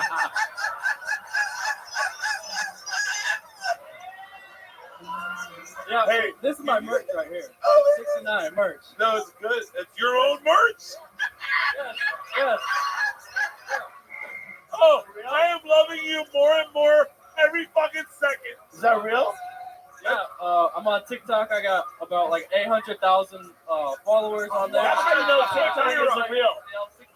That's how you know TikTok is a plot by the Chinese government to ruin minds. Exactly. That's true. 800,000 people are watching his feed and go, what now? Now what?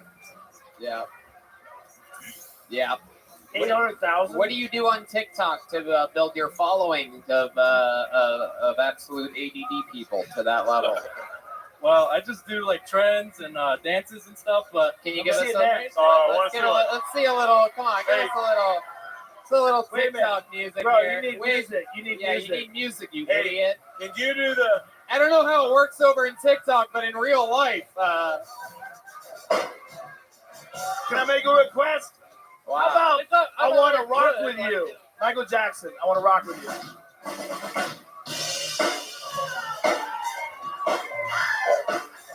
Wow. All right. That's just you're horrible. Yeah. You're not talented at all. Bad. I did a dance every day. Has having 800,000 followers on TikTok ever benefited you in any way? Yeah.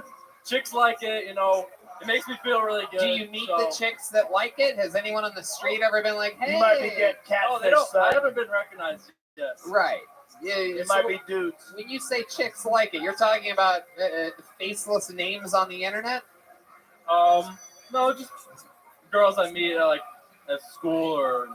You know, what school? Like middle school? What school are you talking about, Steve? Where do you Hey, how fucking old are you? Yeah, I'm 22. What school are you going to? It's high school, A&M Central Texas. It's up like an hour north. Oh shit. Okay. Nice. A&M Aggies, baby. That girl's up there. I can't read neither. Fuck yeah! Let's go! Come on, bitches! I got a lighter. I'm starting a fire. Steven, who are these people that you're sitting with here? What's this table? These are my parents right here. Oh! Parents, look at me. Look at me. You know what the fuck you did? You don't make one of these people if you did the right thing. I'm How looking- dare both of you? I'm looking at these parents right now, and I can tell, I've been doing this show a long time. I can tell that you two think you have a better 60 seconds between the two of you than your son. Am I correct? Am I right about this? How many of you think I should get this guy's parents up here? Here they are, everybody, the Hairstons, everyone. Oh, shit. Here they Oh, come. shit. Come on. Yeah.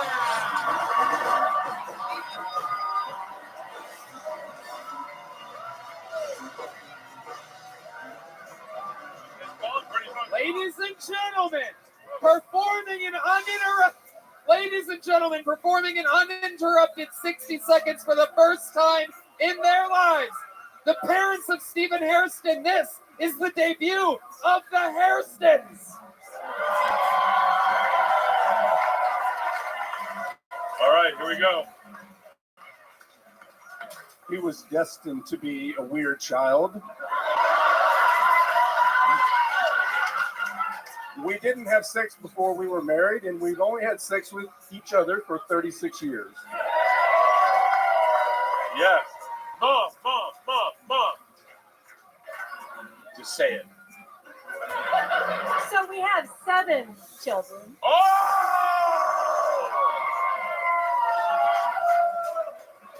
You look fantastic for 7 children. Mom. I know. People used to ask me at church, do y'all know what's happening? Do y'all know why that is happening? I'd say, yes, we definitely do know why that's happening. Yeah. It's because you keep coming in her pussy.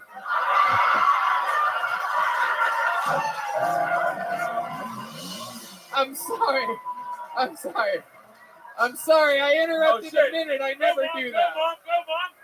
Oh, my God. You wouldn't stop. Hold on. Shut your fucking mouth. We got pregnant with Stephen holding hands in church. We're very fertile people. I love it. How about that? The debut of the Hairstons, everybody. Here on Kill Tony. Wait, stay up here. Great job, parents. Sammy. Great job. Dom Irera. Oh, okay. 7 kids. Great job. They're very clean. They can be clean. I love it.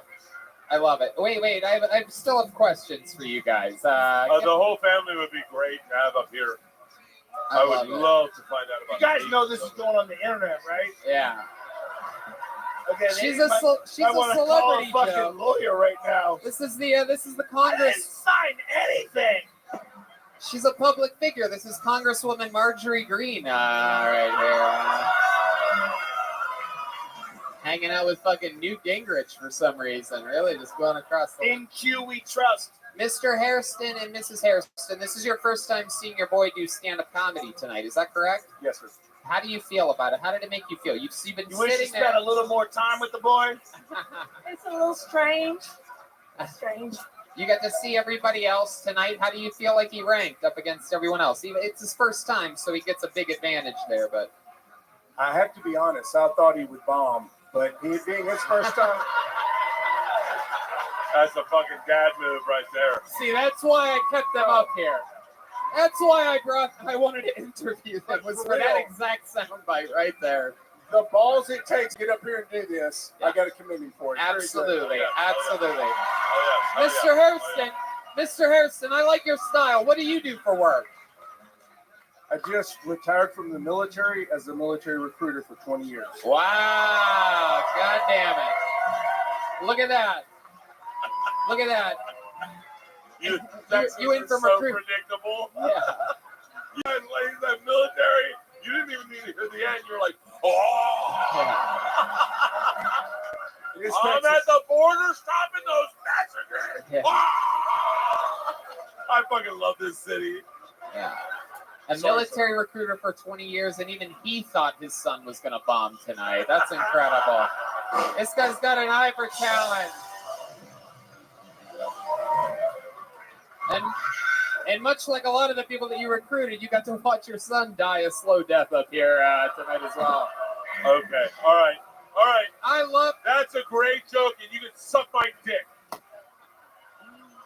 Listen, the coolest thing about this show This is one of the best fucking shows on the internet, ladies and gentlemen.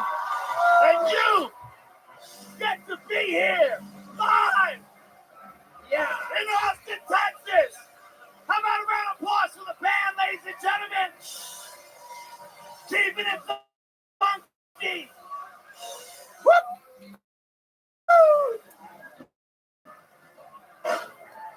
Yeah. Can we get some Shinerbach up here, please? I can use an ice cold Shinerbach. You don't get a show like this on Hulu, bitch. You're goddamn right you don't. They won't allow it. Completely improvised, straight from the absolute middle of the audience. Who's the lady in the cow hat that you guys are hanging out with? She works at Chick-fil-A. We have no idea. She flew in from California last night. Oh, holy shit. He placed her with us. Oh, wow. Just a random general admission ticket, hanging out with a little Christian family. Absolutely. All right, crazy lady. Thank you so much. Very good. Last ticket Linda over here in the house. The Hairstons, that's exactly why I love the chaos of this show, is that a whole family from the middle of the audience can end up here unexpectedly having fun. Thank you guys so much for joining the party. There they go, the Hairstons, everybody. Fuck yeah. Here, to the dad. That's for you. That's for you. This is for you. That's for your son. And here, you take one too. Hey, Marjorie. Take one of those. You got it. Wow, look at this. Like a fucking hybrid Price is Right Family Feud episode. This is a special game show version of Kill Tony tonight. You guys think we should do one more bucket pull, huh? Yeah. It's tough to follow, but okay. All right. Your final comedian of the night goes by the name of Richard Cisco, everyone. Richard Cisco.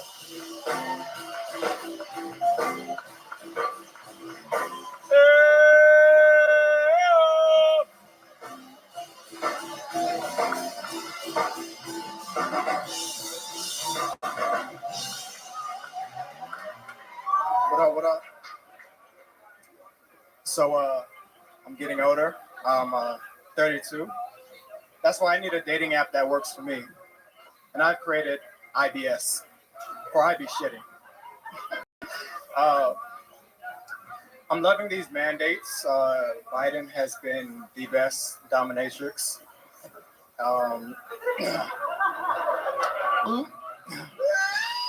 So, y'all remember when Yosemite Sam was trying to fuck on something and she was taking mad long? He was like, over here, I'm gonna rub one out on you.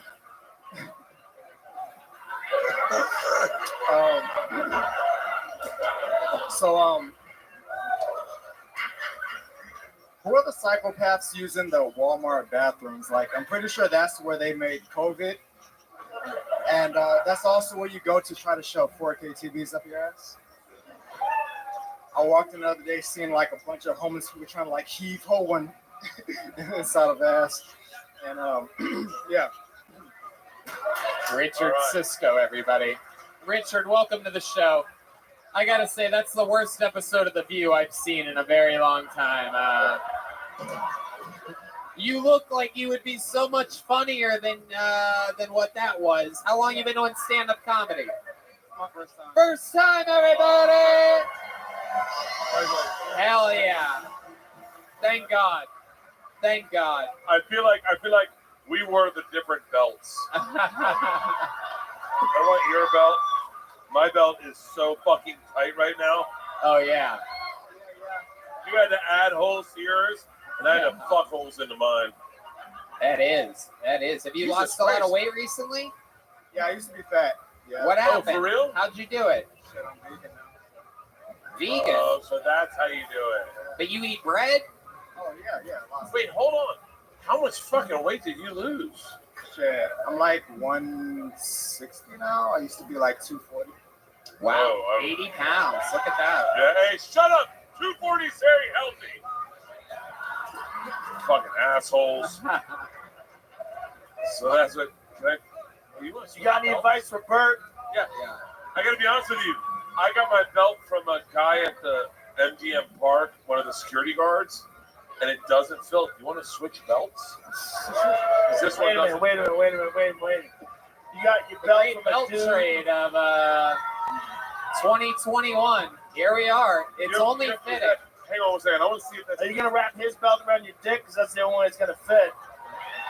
Holy shit, man! You used to be as fat as me, for real. Yeah. You keep your belt, and that's progress. That's fucking amazing. That's Give me a belt, bitch. God damn Give it. me a Here, belt. Take my belt too. Yeah. There you go.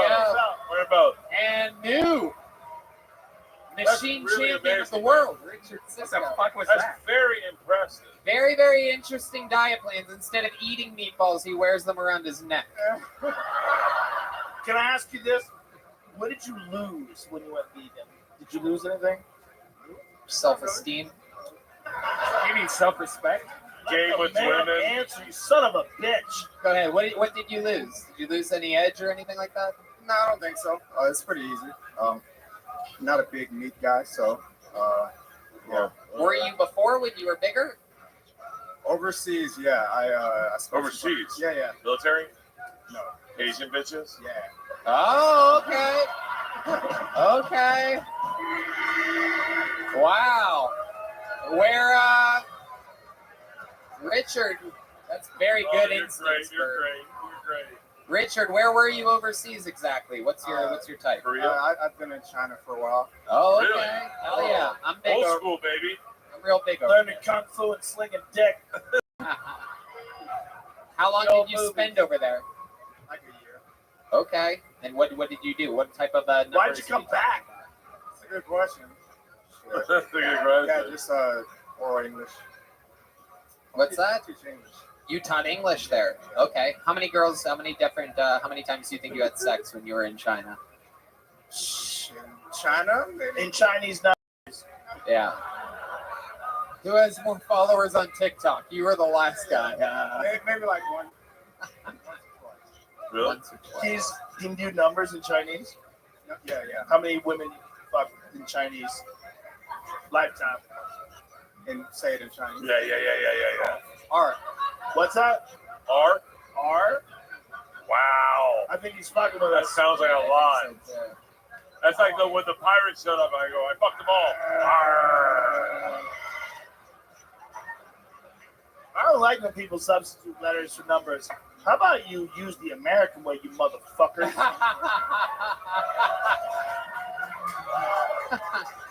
What the fuck is R? That's not a number, bitch. Richard Cisco, I'm getting that while this is your first time doing comedy, it's not your first time being an artist. Are there any other types of art that you're into? You do anything else? Yeah, I draw. How many slam poetry things you been in? Wait, real quick. Freestyle slam poetry. Give me a R. Oh, and then I'll go right after you. Go. R slam poetry. Here we go. Go. Just do it. Freestyle. I've written something. I can't freestyle though. Just do it. Okay, Do it. do it. Here he is doing slam poetry. Richard Cisco. Yeah. All right. A dream is just a dream. Just a presence in the mind so irrelevant and less invested in your intent is to indent those night terrors acting like perverse mirrors trying to reflect selective fears. My peers injected, placed infected mirrors. Living the dream, dog. How are you, big man? Yep. That's what I like to hear. I had some people come in from Aiden Ross's Discord. I had somebody gift me a Twitch subscription to somebody who I spammed. Nothing too much more when it comes to my little project. I am contemplating going on Monkey app. I've never had a good time doing that. Frankly, I just literally give people my spiel like 60 times an hour, and it's exhausting. So with that, I'm just making on there, and they use it to like spread the inauguration to Yeah, and I get people who just flag my account for no reason, like those kind of people who do that. So I am at a point where I'm looking at other apps and what I can do to perhaps spam them. And while I've got like 5 different devices creating accounts on Twitch and doing all that shit. So we're just letting it play out.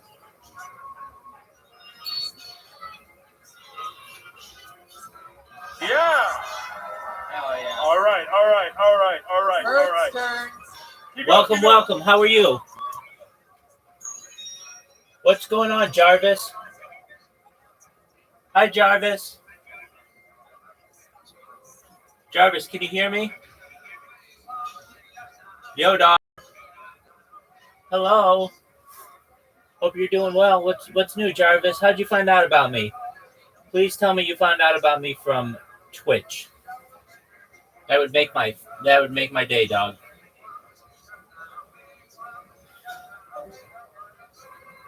Shit happens when you party naked.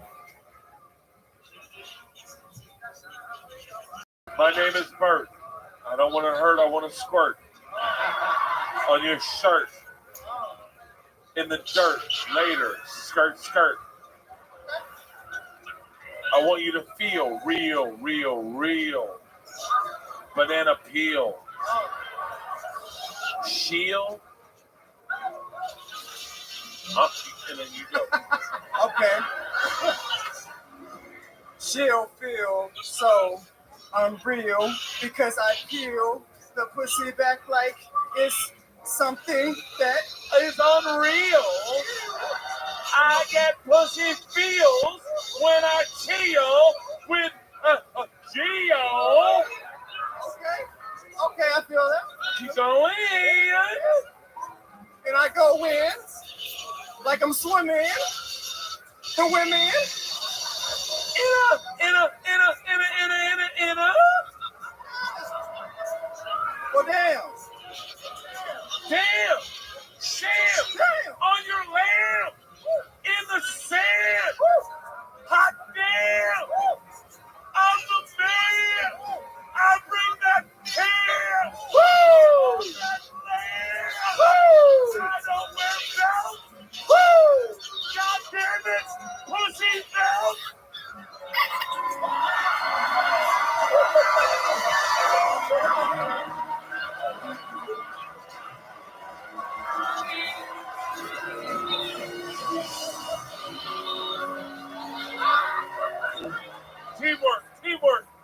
Teamwork. Woo! Shout out to Ric Flair. My goodness gracious. All right. Jesus Christ. God bless America. This party is out of control. The communists are trying to take that away. Communists. Try to stop that. Put it off YouTube. Red Man has to blur his dick out now. Red Man smoking cigarettes. Ladies and gentlemen, how about one more time for Richard Cisco, everybody. His first time ever doing stand-up. Richard, take one of these. Here, give that to Richard for me, will you, Joe? Joe, you hand that to Richard for me. Richard Cisco, everybody, there he goes. Yeah. You guys ready to put a big ribbon on tonight's episode? Yeah. And ladies and gentlemen, I present to you the longest standing regular in the history of the show. He debuts a brand new minute every single week. He's been touring the country. This is the Big Red Machine, William Montgomery, everybody. Here he is.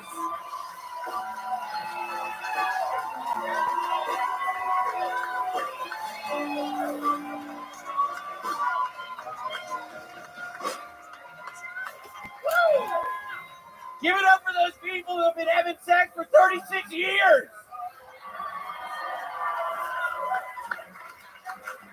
The New York Times recently reported that government scientists believe COVID-19 can last up to 10 more years. Okay, maybe, but I'll have to wait until this is confirmed by MTV News. I know y'all remember MTV News. So I'm coming out with a new restaurant. It's called Texas Roadhead. Guy Fieri is the executive chef and will suck your dick out of my Volvo. I know y'all remember Guy Fieri. I bought my son a Fisher-Price vape pen last night. I know y'all motherfuckers remember vape pen. I don't understand why you can't say the R word anymore. I mean, if you can call a woman a whore at work, you should be able to say retarded. Y'all know women be retarded. Y'all know women be retarded. Just a little fun update on my life. My new drug dealer has Buick tattoos. Y'all know y'all remember Buick. God, I thought that one was going to go better. Yeah. I thought that last one was going to... I have a lot of riding on this tonight, and that fucking last one just bombed. I got high up there and thought I would talk like a fucking black person. I thought that would make it funny. What a mistake. William Montgomery, everybody. They brand new minute. Yeah. William, welcome to the show. You moved here. You do a new minute every single week. You're recently 3 months sober. You became addicted to raisin bread. Yes. The world is talking about it. Any updates this week? What's going on in your world? Yeah, it has been a horrible mistake bringing Amy O up here. I didn't realize she's totally crazy. Her fucking husband is after me now. Oh, no. Is that true? I didn't realize she was fucking married. And then she comes on stage last week and we act like her married, and her fucking husband, who works in an oil field 6 hours north of here, knows about it now. Oh, shit. What do you think's going to happen? I don't know. I'm worried he might shoot me. Have you thought about throwing raisin bread at him as hard as you can? Is that an option? Yeah, I've thought about it. I just know Amy is walking around up here somewhere. If you keep she that... can't come. She literally, it's been awful. Okay. If a man had a gun to your face, what do you think the last words out of your mouth would be? If you knew it was over. Amy, what you want to do? I think I can stay with you for a while or maybe longer.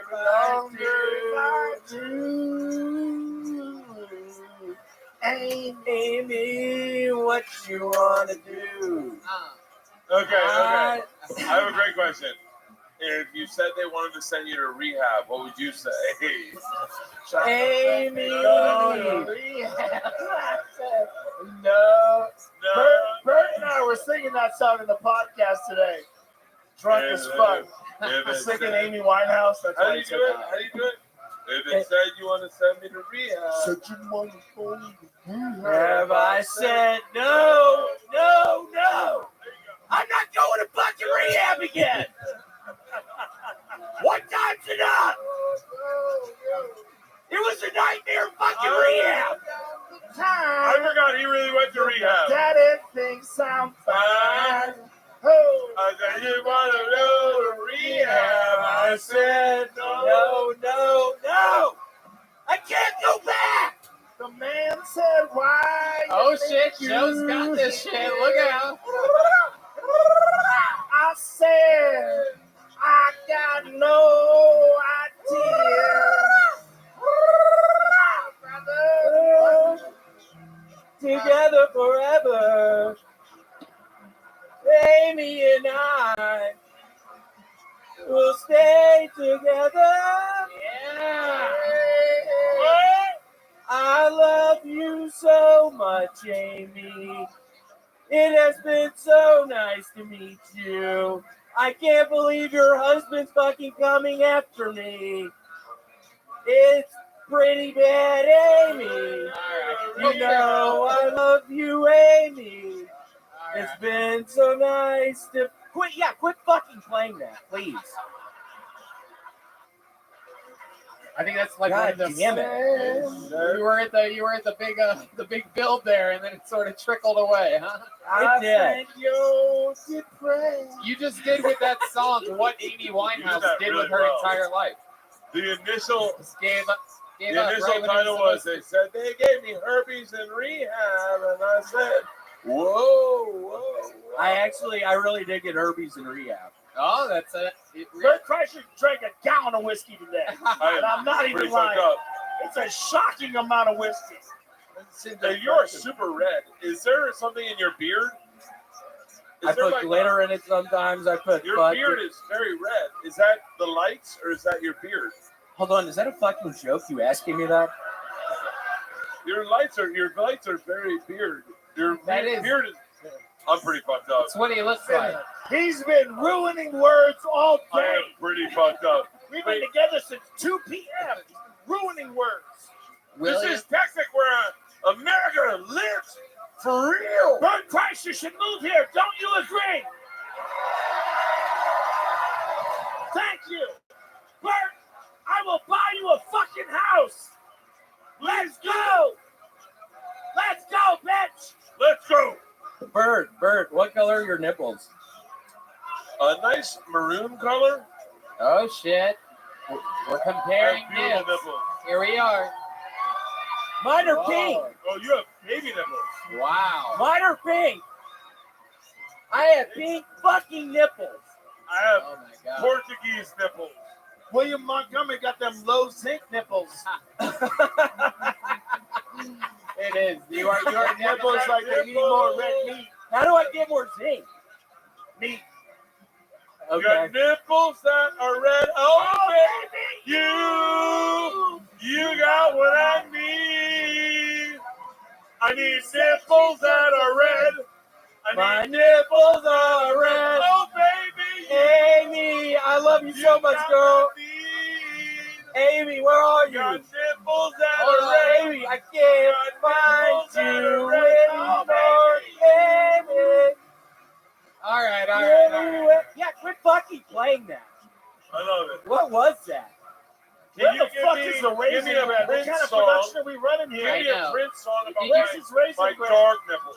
Wow, look at these two. I am fucking Oh my god. Look at this.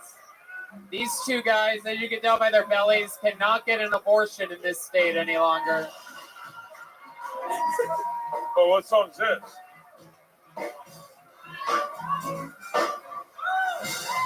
Here we go. Amy, what's up, girl? We can't find you. Seriously, Amy, where'd you go, girl? Who is Amy? Don't know who she is, showed up today. Want to know who she is, so I'm not in the way.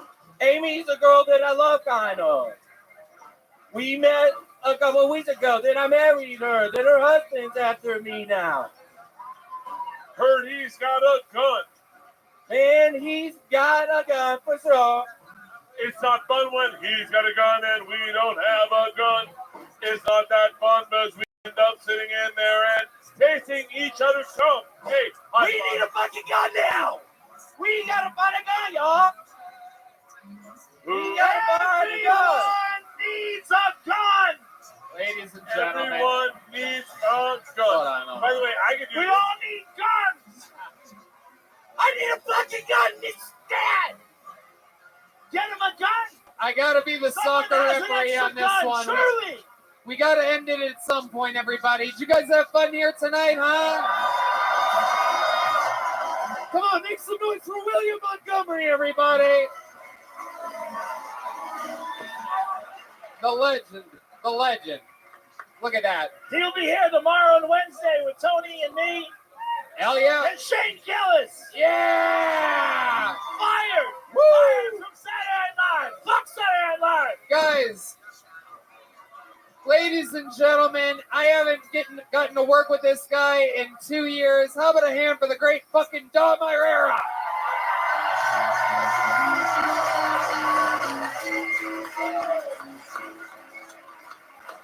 Nothing cooler than being in this city, getting to do live shows shoulder to shoulder and have friends like this pop in. Guys, how about a hand for the great Joe Rogan and Bert Kreischer? Unbelievable. Yeah. Guys, how about one more time for the Screwball Peanut Butter Whiskey Kill Tony Band?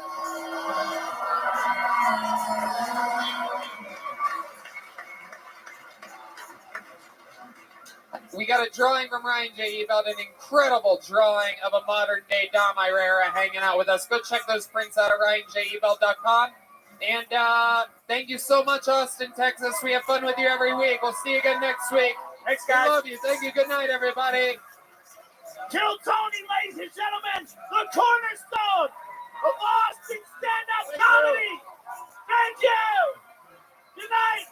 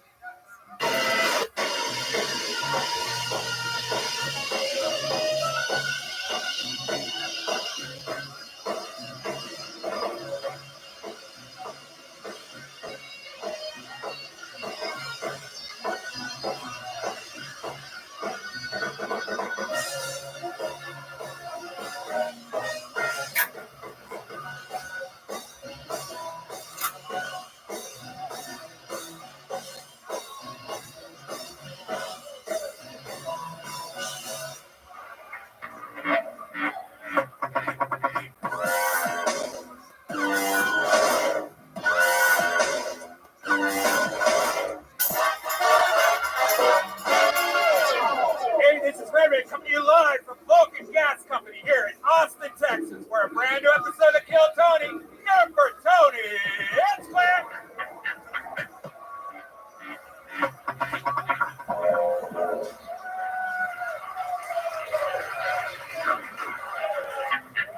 Austin, Texas. Come on, we're doing this shit tonight. Make some fucking noise. Yee-hoo! Welcome to the #1 live podcast in the world. How about a hand for my buddy Brian Ray? Hey, what's up, everybody? We're doing this shit tonight. You can feel it in this place. How about a hand for the fucking band, huh? The Kill Tony band. These are my friends. John D's on the keyboard. Michael Gonzalez on the drums. And the great D Madness there on bass guitar, everybody. Holding it down. Life is good. We're doing the goddamn thing tonight. We're going to have so much fun. I'm pumped. We got joke books made by the great Bonsai to give away. Big ones, small ones of all different sizes. It's going to be a lot of fun. Before we start tonight's episode, here's a little bit about the amazing sponsors that made tonight's episode available for free for you right now. Hey, y'all. According to Forbes, gyms, nail salons, hotels, mom and pop stores, and more are set to go on an epic hiring spree in the coming months to meet the pent-up demand for all their services.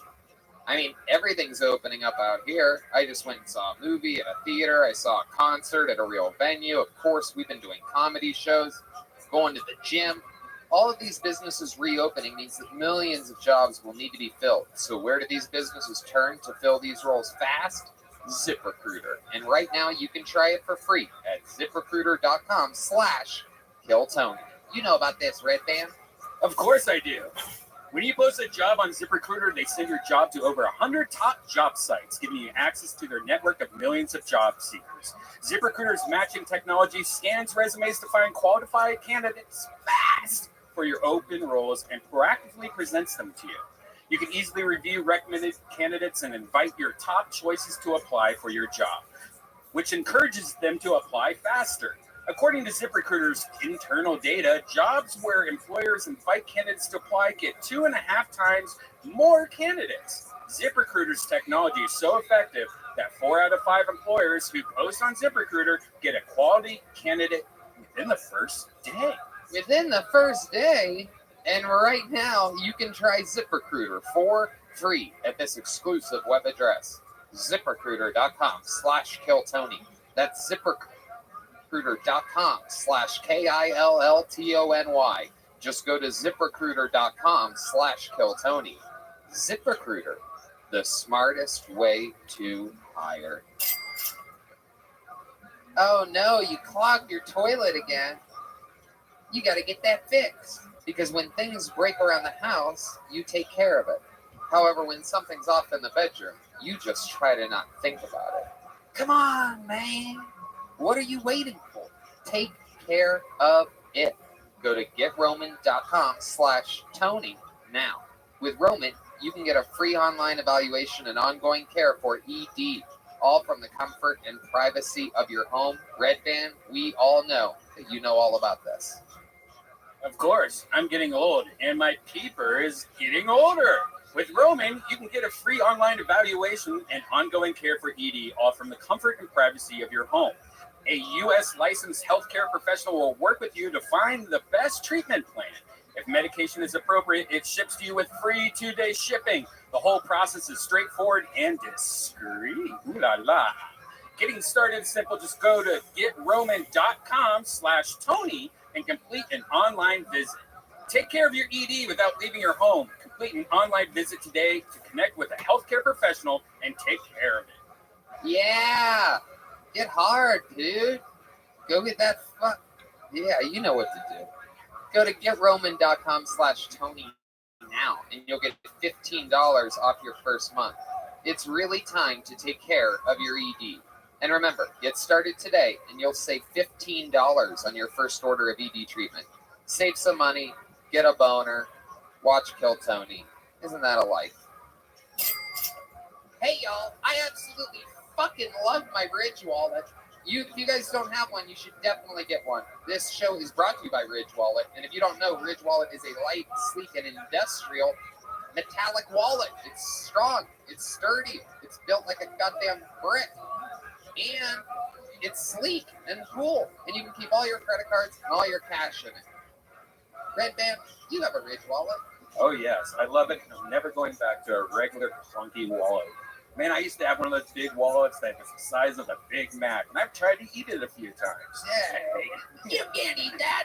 Don't you eat your wallet, Red Band. I tried. I can't, especially the Ridge wallet. It broke all my teeth.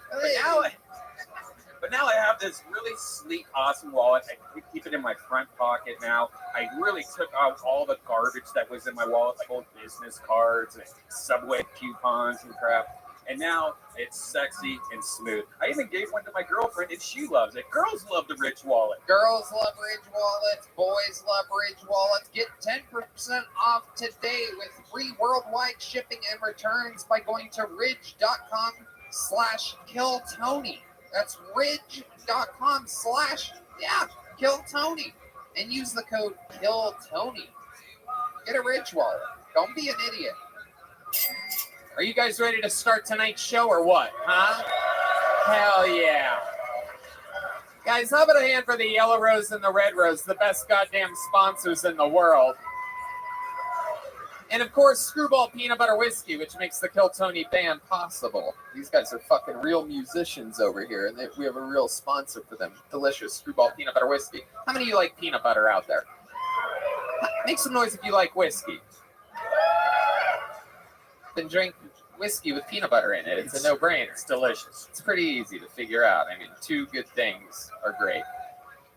Ladies and gentlemen, every single week we have the most diabolical possible guests available. Austin has become, rumor has it, one of the comedy capitals of the world. Last week, Dom Irera, Bert Kreischer, and Joe Rogan, all on the same show, sitting here on panel. But you didn't come last week, did you? No, you fucked up. No, I'm kidding. We have two more great comedy guests for you. Ladies and gentlemen, two of my favorite human beings, the creator of Roast Battle, the host of Roast Battle, and one of the great comedians of the world. Ladies and gentlemen, this is Brian Moses and Jamar Neighbors, everybody.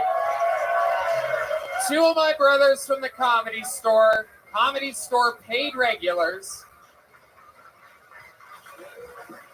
Jamar, of course, famously of the Wave of Roast Battle and so many other great things. Your comedy special is out everywhere. Moses, my friend, been killing it every Tuesday. Roast Battle still happens at the Comedy Store. You can watch it at Mint Comedy. Watch the live stream coming in from those guys over at Mint Comedy. How you guys doing?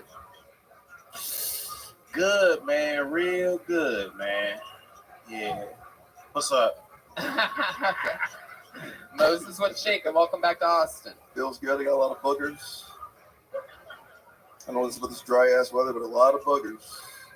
So those of you at home now know that Brian Moses picks his nose. Yeah, that is true. Allergies are a very real thing here for some reason in Austin. Nobody warned me about that before I signed a 1-year lease to live here. And that's a real thing. You got to get a vaccine to get rid of it. It's fucked up, man. Because my eyes be watering and I be going like this.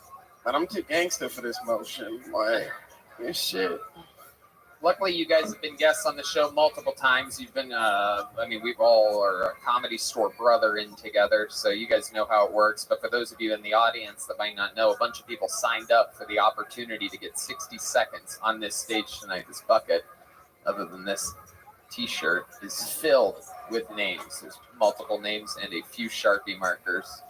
And anyway, if I pull your name out of the bucket, you get 60 seconds uninterrupted. You know your time is up and you hear the sound of a kitten.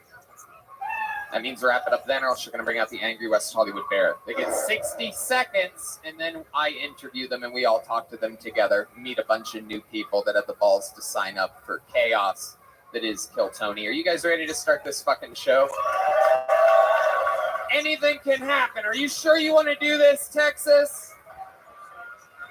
Well, before I put my hand in this wild bucket, instead I'm going to bring up a regular, one of our favorite comedians of all time in the history of the show. He's the newest regular on Kill Tony. That means he writes and performs a brand new minute every week. It's one of the highly most wanted positions in all of comedy. Hold on, we have these fucking hipsters coming in late over here. We have the lead singer of System of a Down and fucking, I don't know which one. I don't know who put one of Donald Trump's sons in the microwave, but this guy's right here. Look at this fucking Dweebus Maximus. Oh shit. Look at these guys. This is the autistic crew coming in late. All right, let's do it. One of my favorite regulars in the history of the show. He was made a regular here in Texas. This is a brand new minute from who I believe is one of the true futures of comedy. Ladies and gentlemen, this is Hans Kim.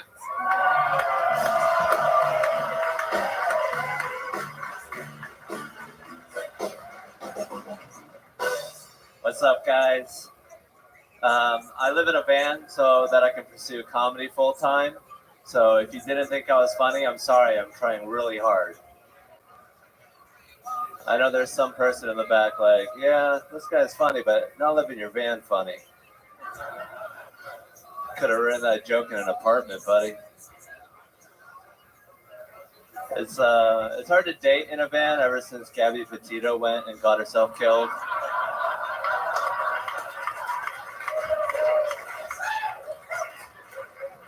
It's hard to convince a girl to go out with you when you have all the tools to kill her and get away with it. It's hard to jerk off in the van as well, because whenever I lock my doors, my hazards flash. So if you ever see my hazards flash, just know I'm jerking it in there. People act weird about me jerking off in a van, but it's even weirder if you're in a van and you don't jerk off. It's a lot of tension. It's day 497 of me not touching myself. You know. All right, that's my time. Thank you guys. Hell yeah, Hans Kim. Talking about living in a van. A whole new minute about living in a van. Fuck yeah, dude. Yeah, I got a generator recently. Yeah. And my roof is leaking. You know, but I did have sex in it today. Whoa, that's hard to do. That's hard to do. Not easy. Last week I told you that it dries out pussies like putting your phone in a bowl of rice. I stand by that. So how did you, was it with your normal girlfriend today? Yes, with right. Paige. For those of you that don't know the story, Hans has been swimming in pussy since becoming a regular here on Kill Tony.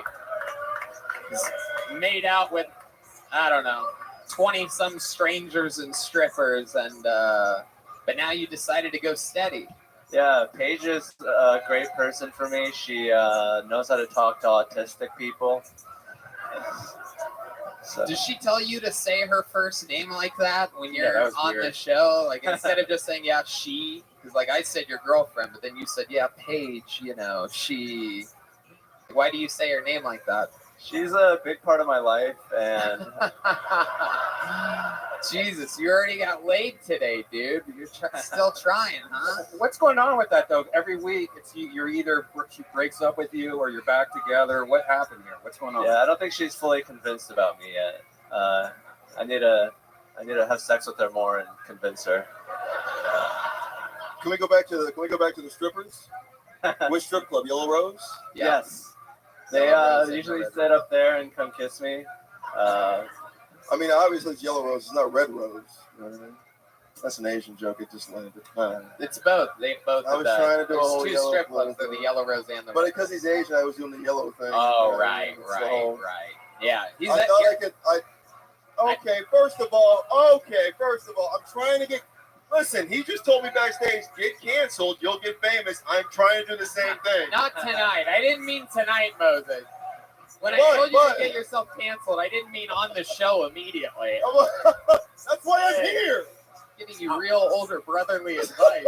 This is a much cooler Asian than that you fucked up. I mean, you are, I gotta say, you are extra Asian today since he brought it up. You got a new haircut. Is that fucking North Korean leader shit? Like, what do you ask for?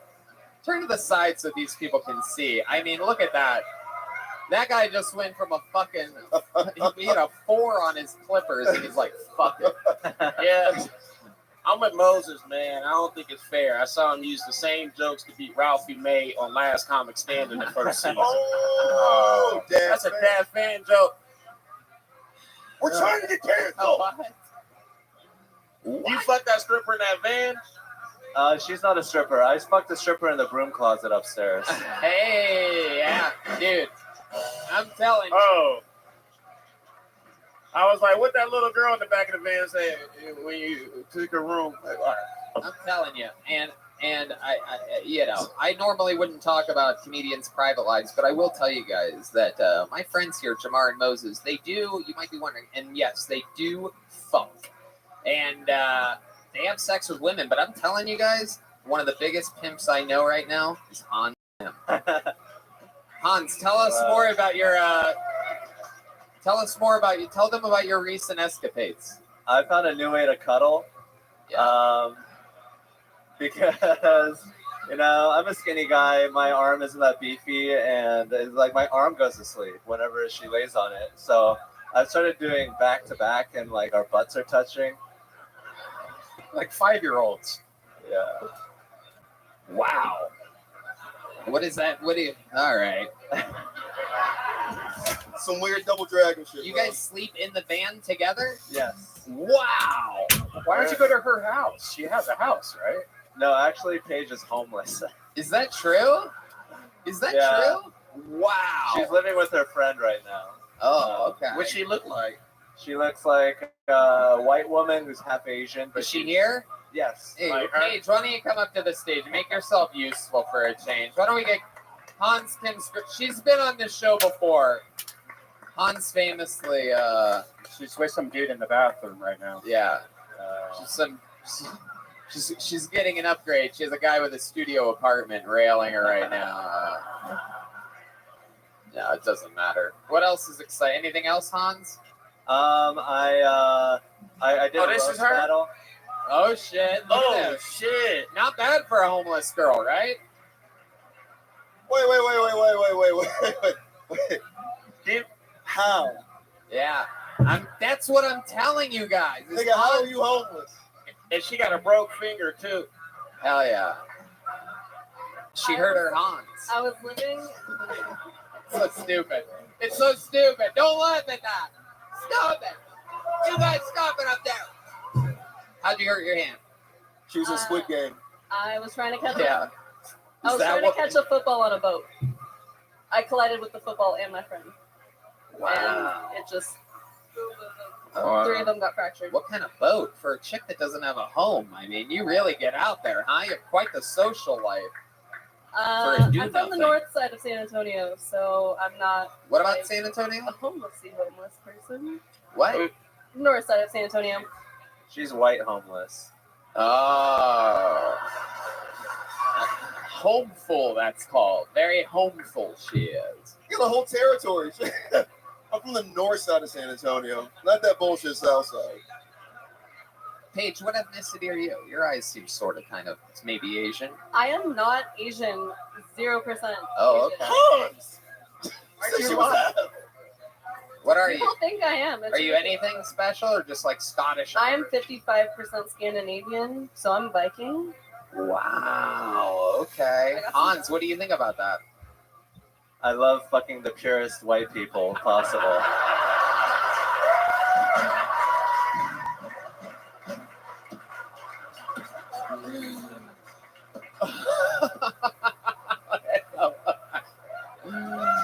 Oh my god, I love Hold it. up, I want some stripper credit too, because I made out with 2 of them, so. There you go. Absolutely. She made out with. I mean, look at that fucking finger brace over there. What a dork. That's like the world's most embarrassing engagement ring. Show everybody. Don't cover it up. Welcome to show business, lady. There you go. Oh, there you go. She doesn't even need it, everybody. Stupidest thing ever to wear a finger brace and not need it. You guys are unbelievable. I'd love to be a fly on the van wall in this relationship. All right, Hans, you did it again. Another killer minute. Fun times. We used to have you make out with girls, but now you have a girlfriend. I don't know. Seems weird. Yeah, you really fucked, Hans. Yeah, you really blew it, Hans. Way to settle down. Find yourself a good little fucking homeless girl with fake finger braces. Jesus. Hans will fuck anything. It's all about looks. I mean, dog, that's if the homeless bitches out here look like that, I'm moving here. Yeah. Like tomorrow, shit. Yeah. Find me a nice corner and Oh wow, look at this. This guy's absolutely hilarious. He killed a week ago. He's a staff member here at Vulcan Gas Company. Getting lucky, getting on 2 weeks in a row. Ladies and gentlemen, make some noise for Monfort Davis, everybody. All right.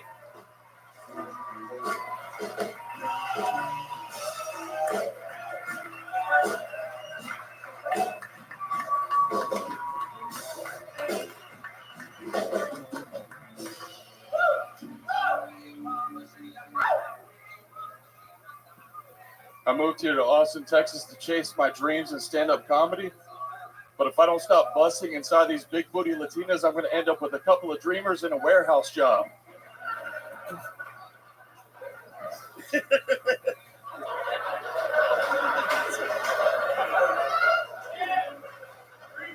I like black girls better than white girls. I even think black girls' assholes taste better than white girls' assholes. How do they get the seasoning to come out the other end?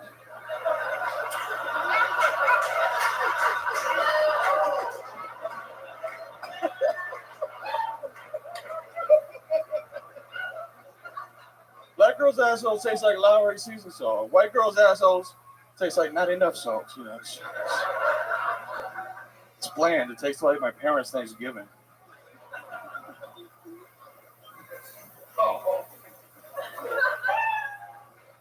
Thank you.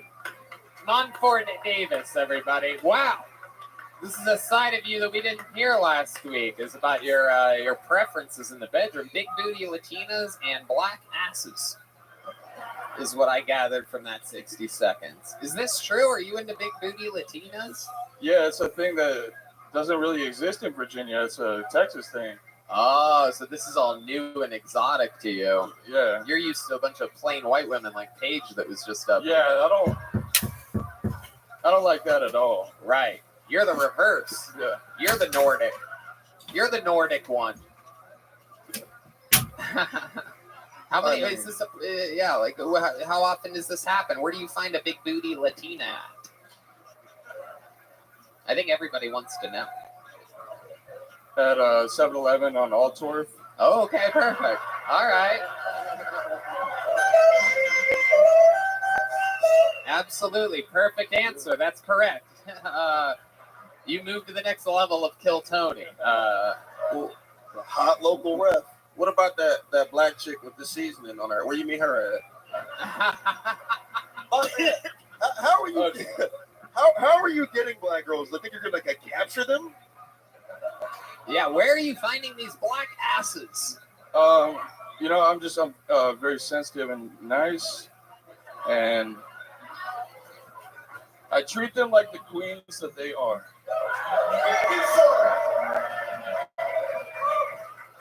You must be the drug dealer in town. Can I FaceTime my auntie and you tell her that? So let's do it. We're gonna FaceTime Jamar's auntie, everybody.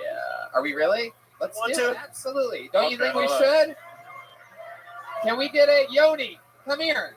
Come up here, Yoni. Get the reverse angle of this. Hell yeah. Yeah. You want a big black one or an actual cute auntie? Cute auntie. I want who's like the baddest ass? This one right here. We want your blackest auntie. We don't want like your adoptive auntie or whatever, whichever one put you through private school. Foster auntie.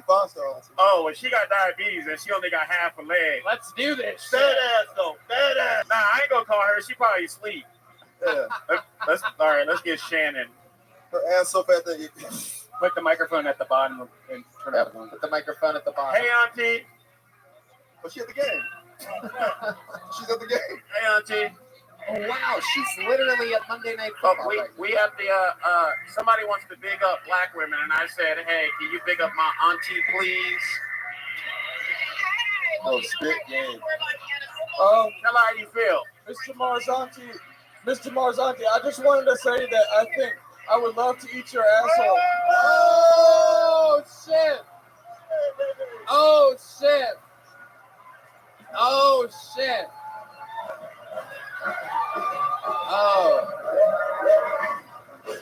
Oh my God! No! Oh shit! Damn, dude! Nigga, not before me. Monfort, no sweet talk at all, straight to business over here. I mean, god damn, Monfort, straight to that fucking auntie ass. God damn. I'm pretty sure you can't get sick for a while if you. That's how you get the antibodies. That's the way to do it.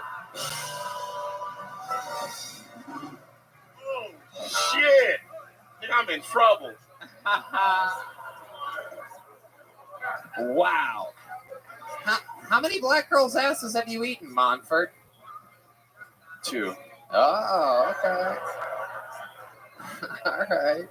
That's okay. I'm trying to make it 3. I love it. And you work here at Vulcan Gas. Now, how long have you been doing stand-up? 2.5 years. Okay. All of it here in Texas? Or wait, no, you said Virginia. Yeah. Right. How long have you been here? Like 6 months. All right. Yeah. Jamar's grounded. I didn't mean to get you in trouble. I'm sorry. No, it's good. It's good. You could tell this was a successful aunt, too. She's literally at the NFL game right now. She was in the stands wearing a Chargers. Auntie Shannon, everybody. Okay, so Monfort, what's something fun that we didn't find out about you last week that you probably thought about? Like, oh, that would have been anything interesting about you that we don't know yet? I like dancing. No fucking way. There's no way. You look like like the kind of guy that likes dancing. This is a big surprise. Will you show us a little Can something? we do some EDM music? EDM music, really? Yeah. Yeah, look up EDM music on your little device there. Oh, this is going to be... I think we're in for a surprise here. I think that I did not see this coming.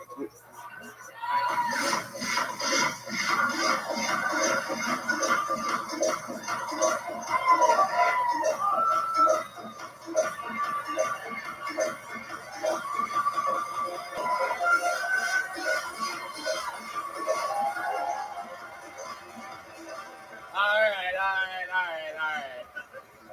There's not some big twist coming where you like spin on your back up in the air or something? That's what you think dancing is? Listen, with dancing like that, that's why it's only 2 black girls. Yeah, exactly.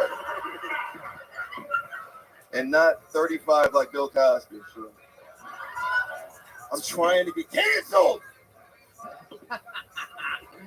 I love it. Monford, you're hilarious. You did it again, Red Band. I would like to have you back on the show Thursday at the Secret Show. Thank you so much. Thank you.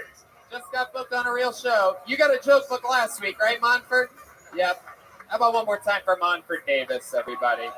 A lot of the staff members here are also comedians. They sign up every week. Monford got on 2 weeks in a row. That's hard to do. The odds of that are... Your next comedian is Jesse Burr. This is a new name, Jesse Burr. B-E-R. Here we go. You guys having fun out there? Do you understand the show? You guys happy? You guys excited to be out on a fucking Monday? All right. Here it is one more time for Jesse Burr, everyone. Hey, everybody. These bullshit politicians these days got me questioning things. Got me thinking I'm missing the good old days back when Dick Cheney was around. You know, straight shooting Dick Cheney. You don't want to bring any bullshit to Dick Cheney's office, that's for sure. You end up in the forest, crouched down with him, hunting for something. I'm not sure what, but hey, look over there. Did you see that? Boom! Oops, I missed. Sorry about that. Let me clean you up before the Secret Service gets here. You think anybody's going into Dick Cheney's office with a bad deal anymore? I think our politicians now need to take a good, hard look at themselves. Get some blast from the past, right? Meow. That's a minute. All right. I don't know where this came. I do believe this is the ghost that hides under Jamar and Moses' bed at night.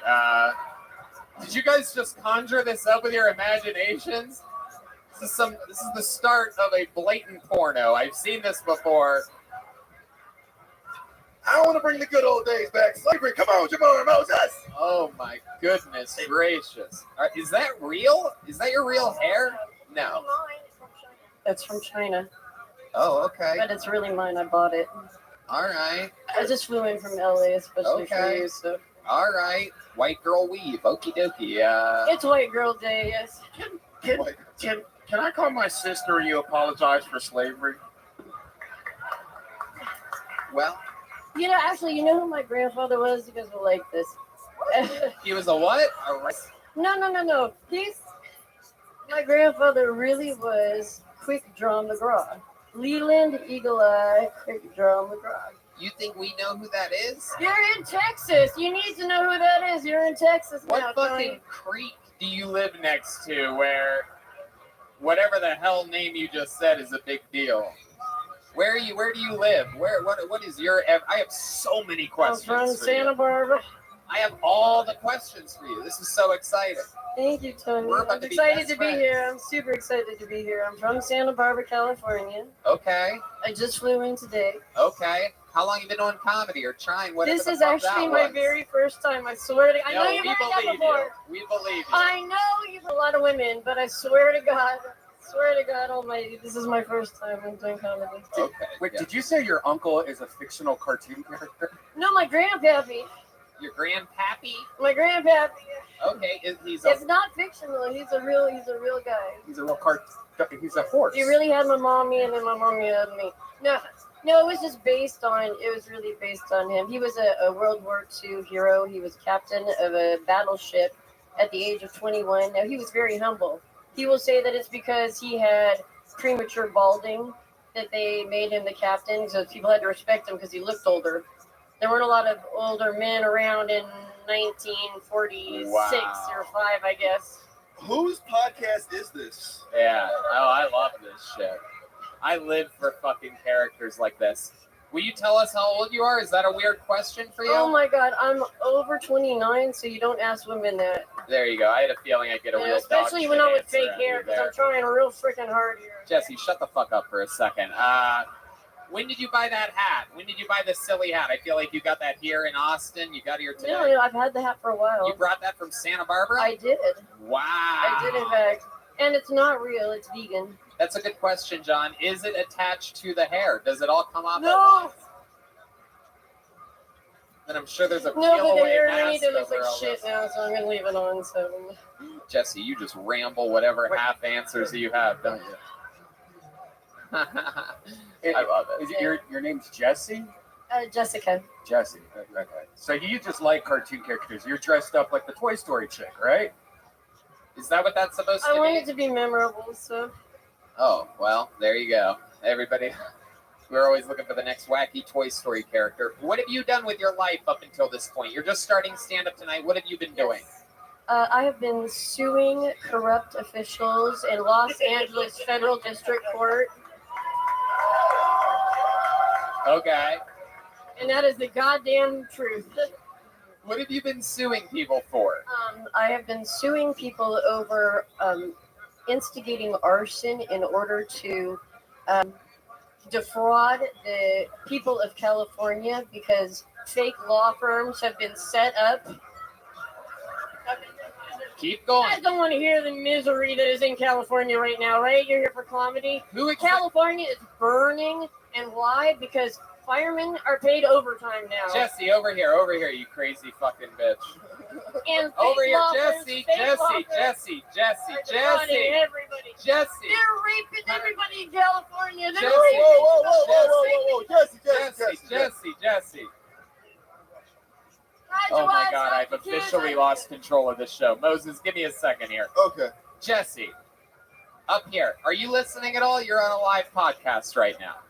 I'm sorry, Tony. Okay, hold on a second. Let's start over because I want to know all this crazy shit. First of all, you know that you can't sue us. You signed up for the show, and I will never sue you. part of signing up right now, a little verbal disclaimer. You know what you signed up for. But in case But you you didn't, sue your former home of California? no, I'm actually suing the people, the settlements that are being arranged for the fires. Who knows where the money is going? It's not going to the fire victims. Hold on. Okay, this is the part where you stop talking. Did something that you own get burned in any of these fires? No, it didn't. So why are you suing for the fires? Because I'm pissed off because I'm breathing in I'm living in a barbecue. I'm not supposed to be living in a barbecue in friggin' California. Holy shit, man. I want to give you a quiz now, and then I want to give you a quiz tomorrow after Brian and Jamar have fucked your brains out. And I want to see if you're any smarter tomorrow or stupider. Well, don't you think that'd be a good experiment, huh? Tony, Let me fuck. I feel like she'd be smarter if she got gangbanged by you guys. She just said that California, everybody's been getting raped in California. I'm from California. I haven't raped anybody. I want that to be on I'm from record. California, and it was a train. Can I have a Jack and Coke? Jesse, what did you do for a living your whole life? I'm a professional white girl. I call the manager professionally. Actually, I was a stockbroker for 10 years and worked for Merrill Lynch and You ever do for any Citigroup. You ever do any drugs? Once for about 3 years. But just one time, only one time. That's And it was right after I caused the great banking of 2008. So Hold I have a on. good excuse for You it. caused that? I was part of it, yes. I was selling debentures for Citigroup, and I'm very terribly sorry to everybody. Wow, you're nuts as Now I'm fuck. trying to I love this. penance. Wow, you're a special kind of crazy. I love this. I never thought when you came up here and I'm like, hey, it's Willie Nelson's grandmother. This is gonna be so comforting, and instead you're scaring the shit out of me. What kind of car do you drive? Do you have a vehicle or do you have a fucking stagecoach? What's your I have a story? van too, a white van. Prius. Yeah, what does he do? But I don't live in it. Oh, you have a white van. I do have a white van. Thought you said Dodge you have a white Caravan. Yeah, it's really boring. Really boring. How long have you But had when this? I was a stockbroker, I had a couple All right, I cars and they were can't stand fancy. you anymore. You just talk. She just talks. I tried to. Sometimes I can control the crazy. Some people, like, how many antidepressants are you on right now? No, just weed. We do Oh. weed in California. Yeah. The pattern I'm seeing is she's just likes to fuck people's shit up. Yeah, it seems that way. Do you have a sex life at all, Jesse? Are you on Only Farmers or whatever? Yeah. I don't know. You have a love life, or you have a man, Jesse? Yes, I do. Really? How yeah. long have you been with this guy? This Just about 2 years, 7 months, and 27 days. Wow, you're nuts! Holy shit!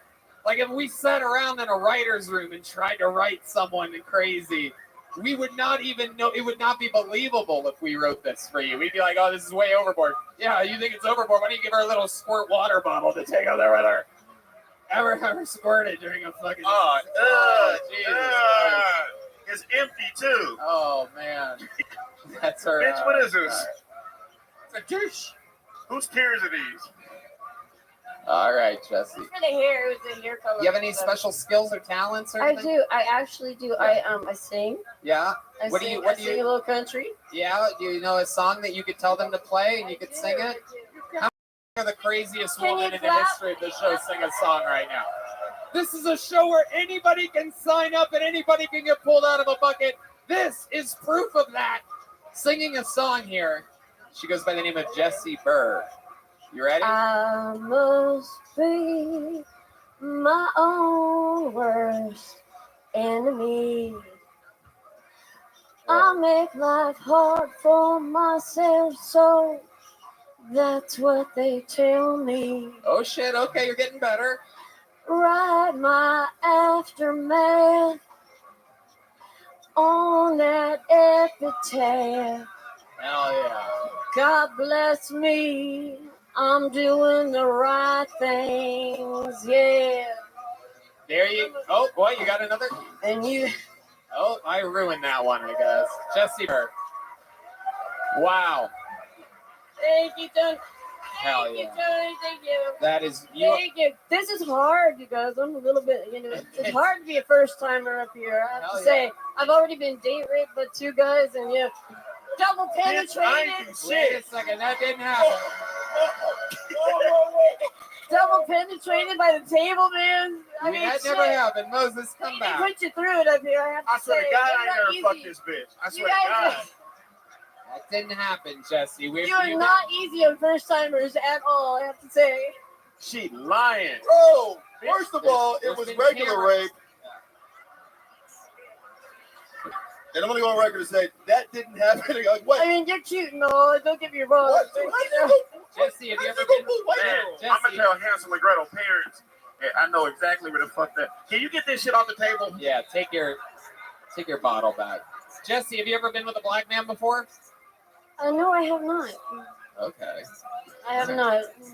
Have you ever? Were you at the Capitol on January 6th? Yeah. All right, there she goes, Jesse. No, I was everybody. not. There she goes. Thank you, Jesse. Let me get you out of here. Oh, standing ovation for Jessie Burr. Look at this, a big fan here. A huge fan of Jessie Burr. Hell yeah, thank you. Absolutely. Tony. Yeah. Moses, tell me, what are you thinking? You changed. You've changed. The show has changed. It's wild now. I've never been falsely accused of rape on a podcast. I have. It'd be really funny if when we play it back and you go in really slow motion, if there's just a moment where you guys are fucking her and we didn't even notice, like some type of magic trick. All right, your next comedian goes by the name of Ben Horn, everybody. Ben Horn. All right. Chaos.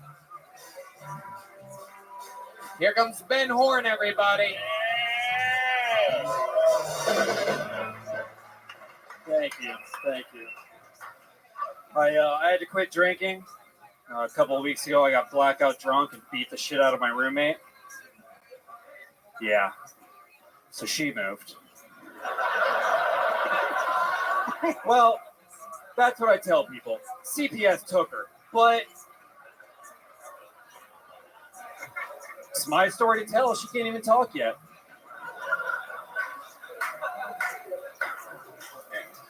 I know. I look like I would do bad things to women. I look like the kind of guy who would dye his mustache pink so we can tell women that their lift has arrived.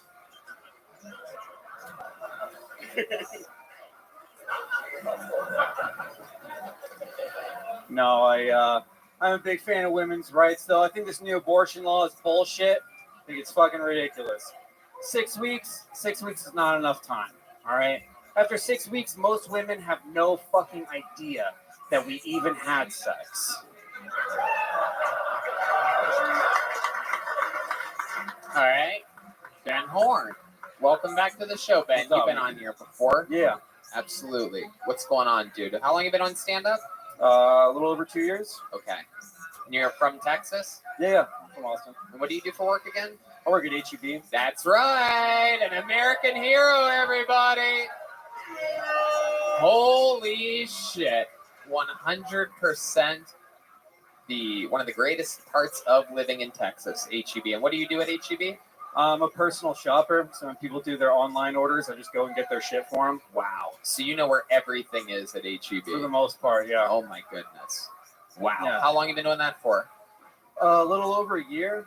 I was living in the suburbs during fucking COVID, and then moved down here, downtown, and started working in one down here. So much more exciting. People stealing shit all the time, homeless people doing crazy shit. I fucking love the HEB that I work at now. Every day is a fucking adventure. Right. Absolutely. You're out there just shopping while they're sitting out there homeless and broke. Yeah. Hopping over and over and over again. They're like, how does this guy do this? It's incredible. And your mustache. Were you at Capitol Hill January 6th? No. He looks like Steve Rannazzisi in Witness Protection. Yeah. This is what Steve Rannazzisi actually looked like on 9/11. He was at a show enjoying himself. Yeah. Right. I feel like his mustache wants to make me work for 3/5 of what I'm really worth. Yeah. I'm really scared up here, man. It really is aggressive. How far are you going to go with this mustache? Do you ever trim it? Like, what is it? It seems like I just cut the ends when it gets too long. That's it. For those of you listening to the podcast that don't watch on YouTube, I'll describe it. It looks like if you put two Christmas trees stump to stump with one another. Like, if two Christmas trees slept like Hans Kim and his girlfriend in a van. Like an Irish walrus or something. Yeah. Yeah. Oh, it's funny, actually, since doing this show a few times, like, especially probably because of the mustache, at work, people recognize me all the time and come up to me, and they're like, oh, I saw you on Kill Tony. Absolutely. It's weird. Half of them are like, hey, man, keep it up. And the other half think that, like, I made it because I made it on the show a couple times. Like, I'm just a fucking famous comedian. And you see that I'm actually at work now, right? Your mom and dad, you made it. You were on that Kill Tony, that Kill Anthony. Look at you. Oh, I don't know what it is. Some people actually think that, like, that's it. Like, right. You made it. No, trust me, I know. I imagine I live with this all the time. Yeah, go ahead, Jamar. Can you apologize to my sister for slavery? I'm going to call her on FaceTime. I ain't cutting this mustache till the South rise again. What are your parents like? Do your parents look like you? Like, is your dad a hardy gentleman? No, not at all. No? Have they seen this look of yours? Yeah. How long? Yeah, my dad has. How long have you had that mustache? Since what, lockdown, I guess? Okay. Like lost my job and just didn't shave at all, and then I started playing with my mustache out of boredom, and then one day I was like, let me just shave up. Hey, I'm sorry for slavery. I did that. That was my fault. I'm sorry. We got carried away. Is she really Good there? idea in theory. It just, hurt some people. Is that a different auntie? Hey, It's my sister. hey, hey, Joel. Hey, Do you accept? hey, Joel. You accept the apology? He's the white man. So, I'm here on behalf of all white men. All white man. Do you accept the apology? I'll think about it. Yeah. All right, we going. Jamar raped somebody. Nah, man, that was yesterday, man. Y'all tripping. That wasn't today. It's Yoni at. What else is crazy about your life, Ben? You haven't been on the show for months. What have we not covered that we should? I moved downtown. I live in not the best area, and I didn't realize that until I started going to the gas station across from my apartment every day. That place is a fucking madhouse. Every day, if I go in there past 10 o'clock, there's a dice game going on in the chips aisle. Swear to fucking God. The guy who runs it is like at night, he's probably like a 20-year-old kid. He's real young. But every once in a while, he just doesn't want to do his job. So I'll go in and grab like a couple of tall boys or a case of beer or something, and he'll just be like, "You're good, man," and he'll just walk outside. And I'll be like, "So what, you just want me to take it?" He's like, "Yeah, just fucking leave. I don't give a shit." So like 2 weeks ago, I go in, he's screaming at some middle-aged white dude who looks like he has no idea what's going on. And I don't know what started the argument, but he just keeps yelling, "We carry guns. People keep getting clapped around here," over and over again. Can you say that to my auntie? Hold on a second. Hold on a second. So, something crazy about your entire life is that the gas station across from you is wacky? Where exactly? What gas station are you talking about? It's on the corner of. I live right off of 35. East Riverside. Yeah, 35 and East Riverside. Yeah. Okay. Yeah. But so I went in and I was like, so he's yelling at this guy. He lifts up his shirt, shows him his fucking. We see this shit every day. I don't even know why you're telling us this story. That's just walking outside in Austin. All the characters a dice game. Wow, never seen such a thing. That's if they were organized enough to even have dice. Most of the homeless people we deal with don't even have dice, Ben Horn. You're living fancy life over there, Riverside, next to the river, soaking it in. You're the best homeless people in the city. Yeah, All right. Do you even know what HEB stands for? It's the guy's name. Yep. Ben Horn, you've been on the show a bunch. Get out of here. There goes Ben Horn. Ben. Ben, you ever get a joke book? Yeah, I got one. Okay. I should have given Crazy McGee Jenkins a joke book. I forgot. I wanted to get her out of here so bad. Make some noise for your next comedian, Sam Hunter, everybody. How many of you like it when comedians do good on this show? How many of you like it when comedians do bad on this show? You must be having a blast here today. Here he is, his Kill Tony debut. Make some noise for Sam Hunter, everybody. What up? I have a problem with running. When I walk, my thighs rub together. It's called chub rub. Does anyone else experience chub rub? It fucks up the skin on your thighs. Like dries and irritates the skin. So what you need to do is you need to lotion your thighs. And my problem is sometimes my penis will get stuck in between my thighs.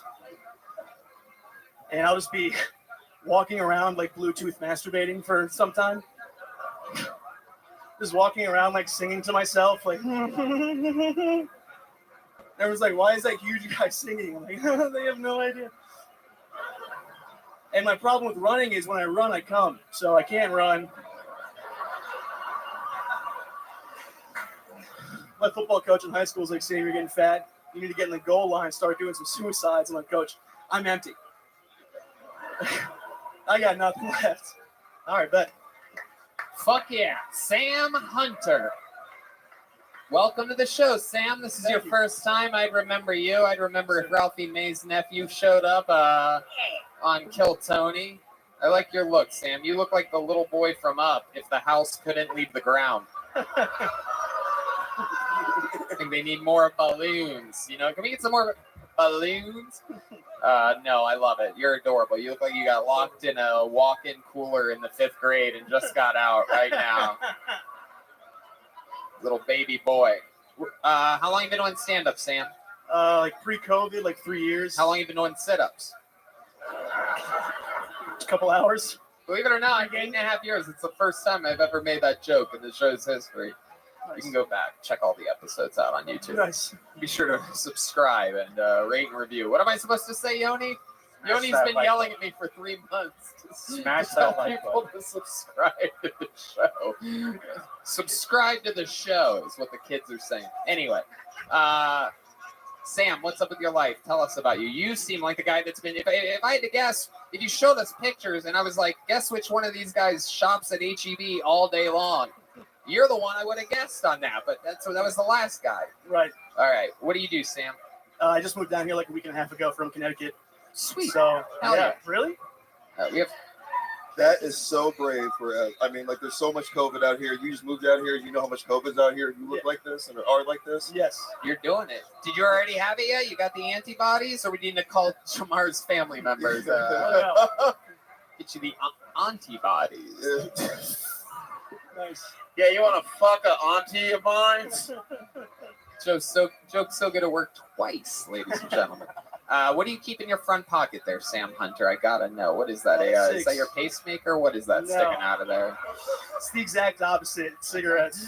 I love it. How long have you been smoking for? Probably like 6 years. Okay. Yeah. I love it. What do you do for work? Oh, I'm unemployed. Okay. What did you do in Connecticut? I was like assistant manager at a car dealership.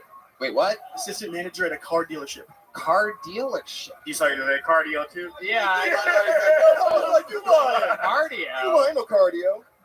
Yeah. Nice.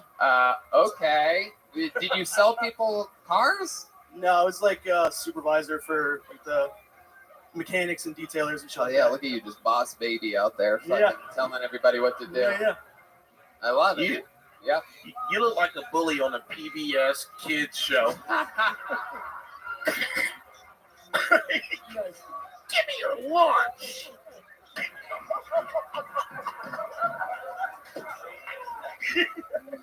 Oh my God, that's amazing. That's exactly what he looks like. Sam, what do you do for fun? You seem like the kind of guy that fucking knows how to do something. I like watching like live music and getting fucked up, pretty much. Okay, what does it take for a guy like you to get fucked up? What are you into? A lot. Really? Yeah. You ever do whippets, but also do all the whipped cream too? Yeah. This guy does it all. This guy does coke and cake. This fucking guy. Yeah, cake addict. What type of fucked up are we talking about over here? Tell us it. Like, what do you mean? I like to get fucking hammered, dude. I'm Irish. So you like to get hammered. So what is that like? What would you get if you were going to get hammered? What does it take? Like a 12-pack or like a bottle of Jameson? Like what are you into? What does a guy like you like to drink? I'll drink beer. I like whiskey. Wait, are you the one guy at that one baseball game that was throwing up all over himself, but like had his hand over his mouth the whole time? You ever see that video? I did. No, it's not me. Okay, perfect. Clearly nobody in the audience saw that video, but people on the internet will love that. I'll take that moment of silence and the kid from Stand By Me when he drank all that. Lard ass. Yeah. They start throwing up on fucking Jamar and everyone starts throwing up on each other in here. Yeah, I love it. So Sam, what other than getting fucked up, like what are you into other than live music? I mean, there must be something. You have a hobby, like sometimes I golf, sometimes Red Band does virtual reality. What's your thing like that? I like sports, like I like watching hockey. I was born outside of Toronto. I don't like doing shit, man. I like doing stand-up and getting fucked up watching music. Okay. Have you been to ACL? Did you go to ACL this weekend? No, I'm broke. What's the last good concert you went and saw? I saw Dinosaur Jr., this indie band in New Haven. Yeah, Dinosaur Jr., nice. Oh, yeah, Dinosaur Jr.'s awesome. Wow, you seem more like a Carl's Jr. kind of guy.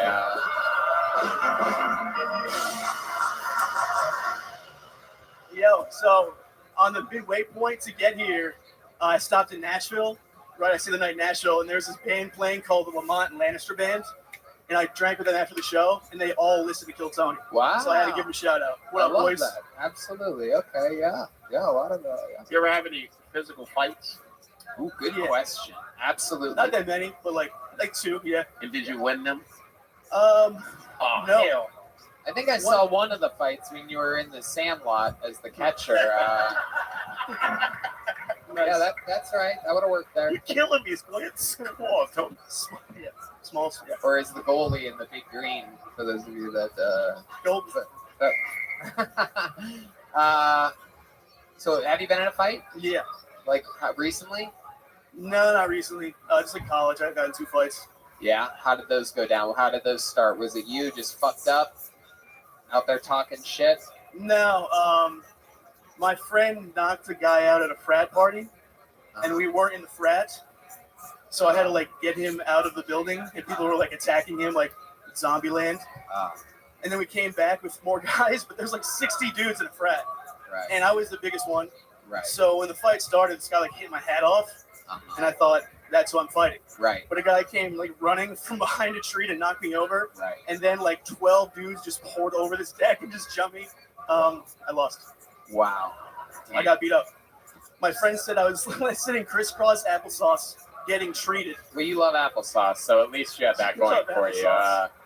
My goodness. How about your love life, Sam? What's that like? You have a little plus size waiting for you at home? Do you like to get titty fucked? I mean, what's your thing?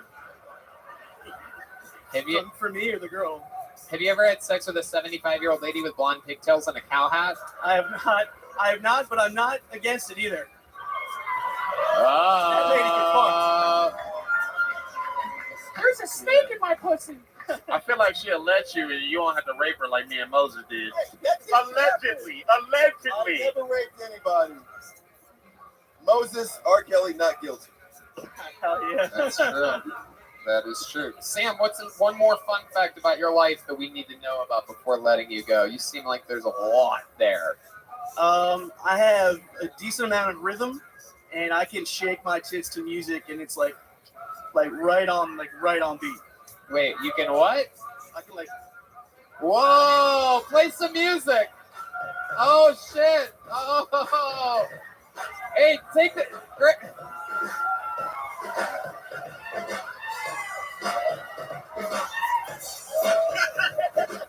This is Kill Tony. All right. We get it. Jesus Christ. Wish I had. I thought there would be a part where you start squirting milk into the crowd or something like that, but He looked like Hannah Gatsby cut a piece of herself off to go set her free to go tell jokes and shit. Nope. Can I have another shower? Wow. Jamar likes to put his punchlines at the front of the joke and the setups afterwards. Looks like if Hannah Gatsby ran an errand and then came back after eating too much food. Man, you fat. No, it's Sam, you fun. have very, very talented titties. I wish I had some ones. What made you move to Austin, Texas this week, Sam? Do stand up.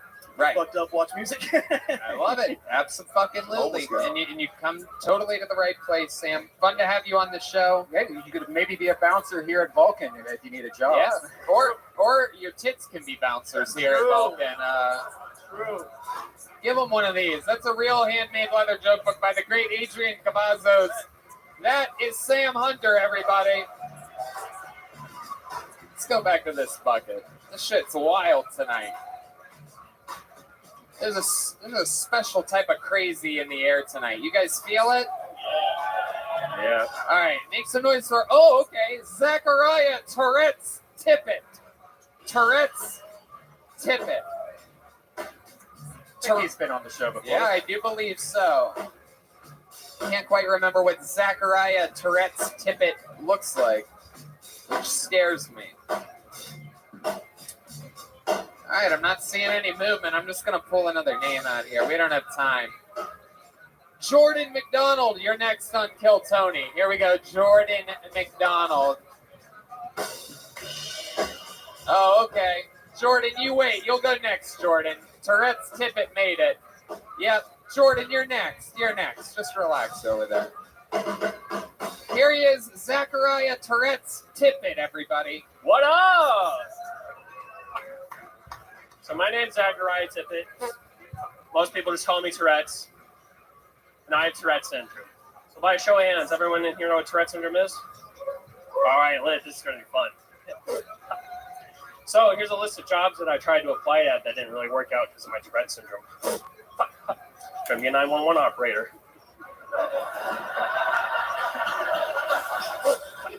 Didn't get that Walmart announcer job. Tried IHOP for about a week, flipping pancakes and Tourette's. I know it's like.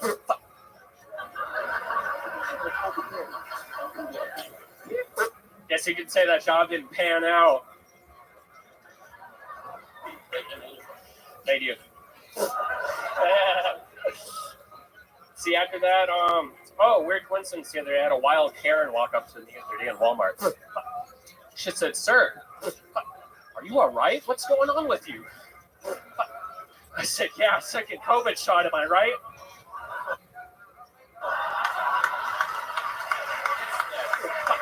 Fuck, I missed the punchline. I lost faith in you halfway through that. Wow. Zachariah, welcome back to the show. I remember you. You've been on before. I love that I said there's a certain amount of crazy in the air before I brought you on stage, because then it would look like I was talking specifically about you. But no, I said that before you got up here. I like your style. Good to see you again. That is your tip. Is that what that's called in Tourette's? It's one of them, yeah. Yeah. Last time we talked about the N-word the whole entire time when I had that tick. Right. Let's talk about it again now that my friends are here. I mean, we could just rape him. That's true. I'm pretty sure he's down to fuck.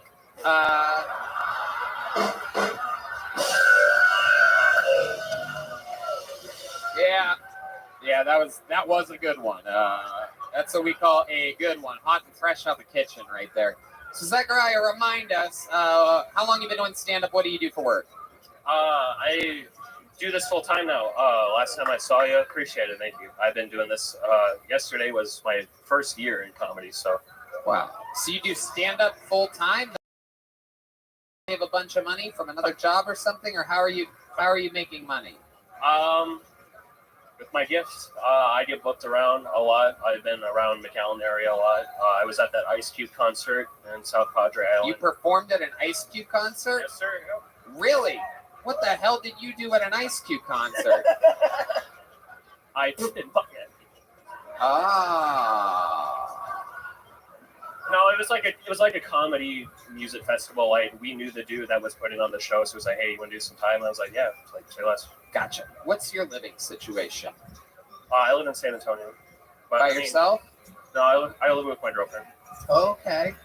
How long have you two been together? About 4 years now. Okay. Anything a little bit wacky about her?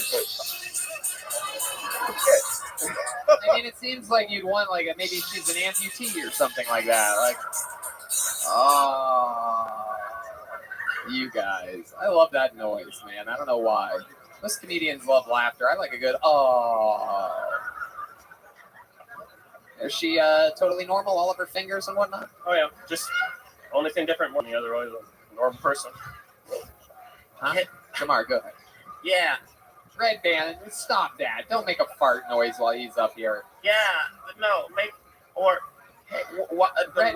does the other person living inside of you have gas? Like, why? Like, what is that? The other person living inside of you? Is that what's that about? Like, why does it make a fart noise? Wait, what do you think? You think it's like Malignant on Netflix? Do you think he has like he has like a tumor living inside of him with its own brain? And it's just like all the time? Jamar, you put the nigga Malignant. How does it work? Is there a good way? Thank you, Moses. I wanted to make that joke, but I couldn't. Is there any way you could describe what having Tourette's is like so that normal people understand it? Like, yeah, I'm confused. For sure. Do y'all have that, everyone sneezes and that uncontrollable, you can't stop it? Right. Stop it, just happens. Just like that. Except mine's fucking... Wow, that's wild. And we talked about this before, but give us because you told us before, I remember very clearly, the tics change and they evolve. But this is the same one that you had when you were on the show months ago, right? Yep. So mine is the second rarest form, I believe. I have physical and verbal tics, but my words change. Now, normally people see Tourette syndrome as, you know, like I'm gonna bomb, like that is, but only 10% and less of people with Tourette syndrome actually have it that advanced to swear. So mine's like kind of like normal, rare range, but mostly it's just like that's like. Did you just flex on Tourette's? Yeah. I got that top shelf shit, my nigga. Okay, like they ain't got what I got. Okay, like you want to fly. Like he wanted us to be like, oh, you different. Yeah, right. Those other Tourette's people, they ain't got shit. Hot bitch. By the way, do you work at Foot Locker? What is going on? Yeah. Why are you dressed like you're training Manny Pacquiao for a fight? It's that St. Louis blood in me, so. All right. That's where you're from? Oh, yeah. St. Louis. Okay. Do they know how Tourette's, like how it happens? Like, did your mom snort Adderall the whole time she was pregnant? Yeah. Or? Actually, we talked about that last time. I'm a foster kid, and I also wanted to say you compared me to the me. No, yeah, Tony. The Tiger Woods of foster children. I really appreciated that. I did. What is that? How did I mean? What the fuck did I say that for? I don't know, but I really appreciated it. All right. I must have been talking about his driving or something like that.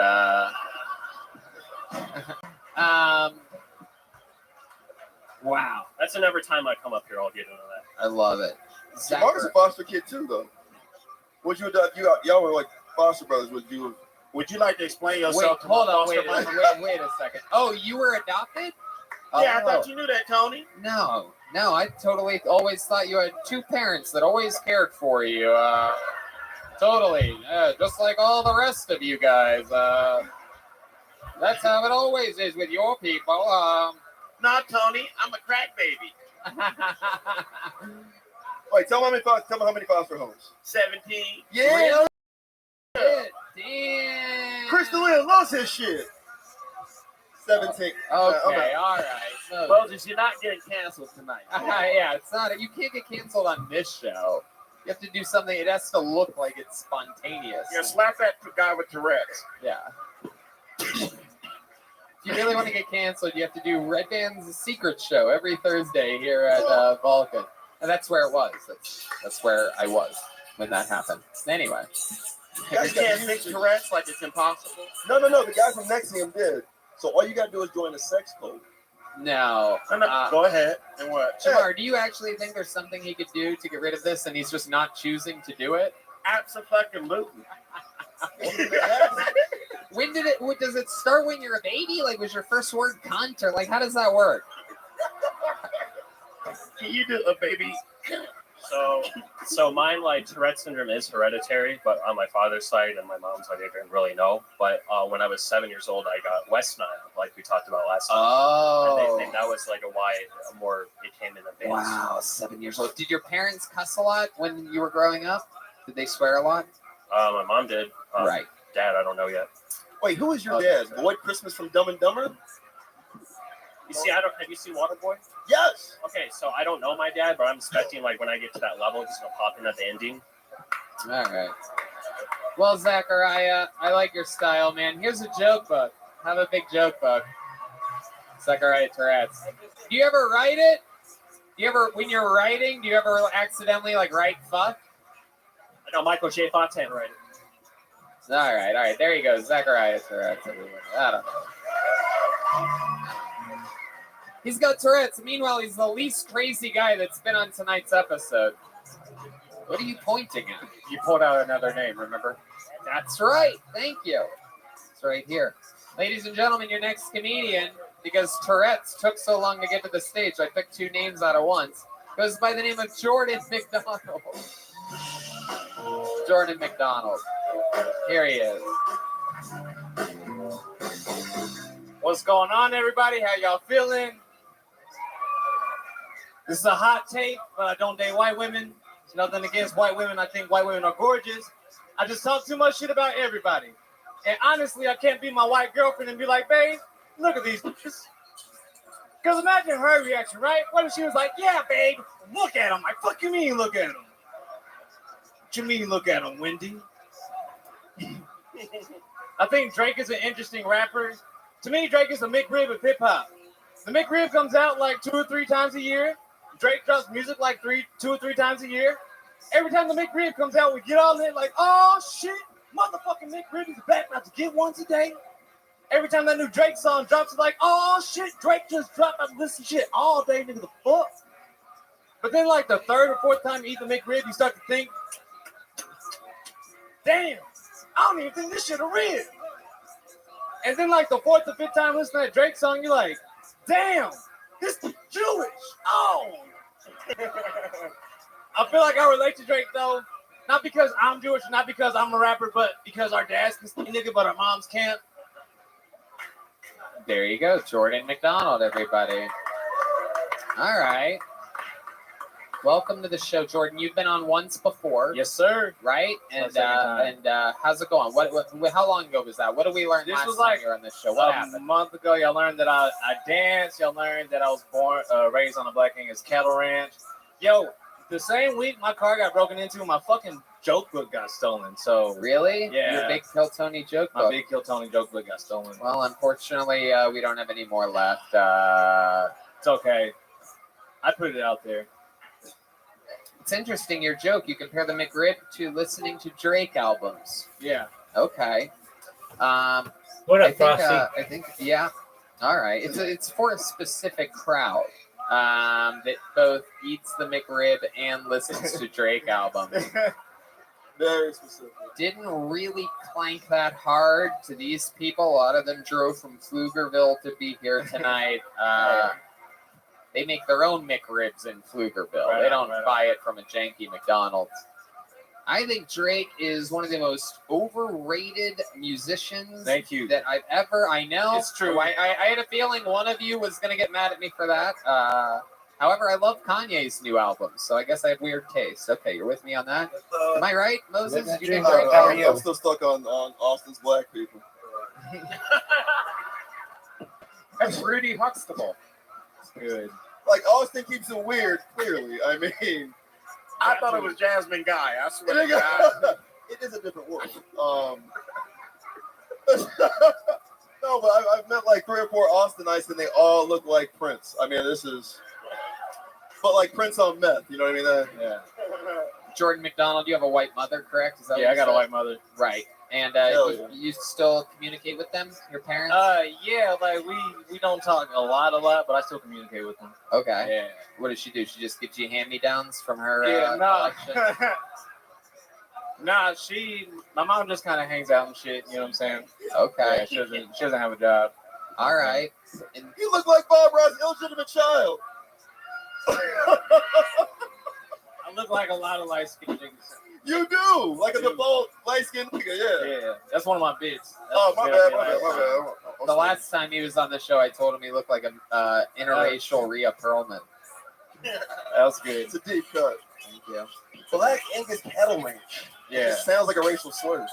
Yeah, man, I grew up in a very racist town, Sherman, Texas. What's the most racist thing that anybody's ever said to you? The N-word? That's it. Yeah. We've Tell you all what somebody called me one. I got It's called really that 3 limited times when you're black. today. Not that light-skinned. Yeah, It was yeah. like, no, he ran home, was like, they called me ugly. Mama, I made it. Celebrated. 3rd grade was the first time How many times has someone called you a cracker-ass cracker? Never. I've never gotten that. I've never gotten that before. That's a 50-50 chance, I It guess. is. It is. I don't know. It's a good chance. Flip a coin. What was the context in which you were called the N-word? Was it like at a gas station? Were you Nah, at it was at, school? I was third grade at the lunchroom. Wow. The kid Yeah. said it to me. Well, wait a second. Did the guy have Tourette's? No. Because if he did, that don't really No. count. You know No. what I'm saying? No. Somebody walked up to him and was like, this nigga ain't Eric Andre.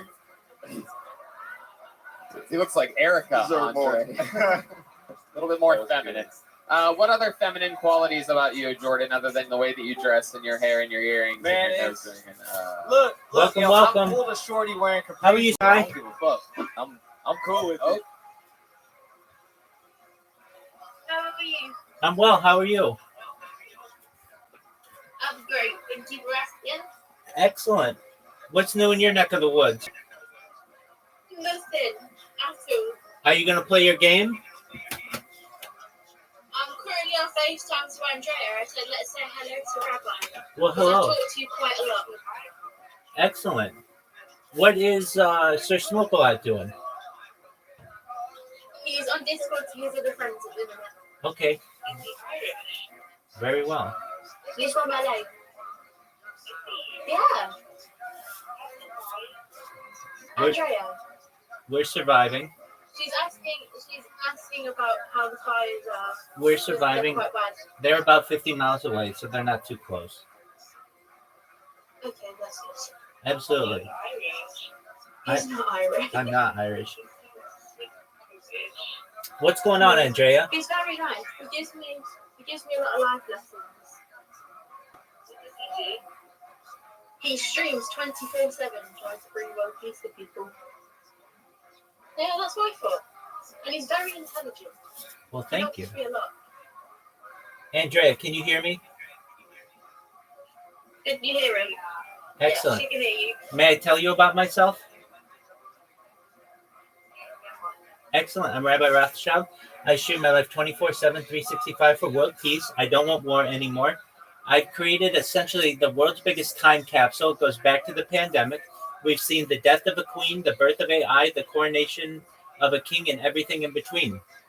Some of the things that we talk about on this stream that aren't normally discussed in society are things like ending world hunger through the use of agricultural drones, floating greenhouses, saltwater greenhouses, vertical farming, hydroponics, and cloud seeding. I want to help end world thirst through the mass adoption of desalination plants throughout the world. Additionally, some things that we talk about that aren't normally discussed are things like anti-gravity, antimatter, de-extinction. I don't know if you're familiar with what de-extinction is, but it's essentially the technology that will allow us to perhaps bring back woolly mammoths and some other types of animals. De-extinction has already taken place successfully in 2003. The world's first de-extinction took place. It was with the Pyrenean ibex, which was like a goat in northern Spain, southern France. Fast forward to the year 2023, a company called Colossal Bioscientific is founded, and they want to, within the next 3 years, so not too long, Andrea, they want to reintroduce the woolly mammoth into the Arctic Circle, followed by the Tasmanian tiger, and then the dodo bird. So you might even be able to see a dodo bird in the too far future. Other things that are really important are things. Go ahead, Andrea. She says, can she ask you some questions? Absolutely. Which Charles? King Charles. Yeah, I'm not a big fan of monarchies, so it's what you. Oh, that's terrible. He's a douchebag for that. Yeah. Yeah, and I can't believe that. I can't believe that you. Go ahead. What do you think about AI taking over? It's going to happen, perhaps. We talk about that a lot as well. We talk about both kinds of AI. Artificial general intelligence, AGI, which is where we're moving towards very quickly and probably are either there or will be there within the next couple of years. And then the next kind of artificial intelligence, which is ASI, which is artificial superintelligence, which is really the thing that is going to revolutionize society. Perhaps it is what Skynet will be. It's perhaps what the neural network will be. Many brain-computer interfaces, augmented reality, virtual reality.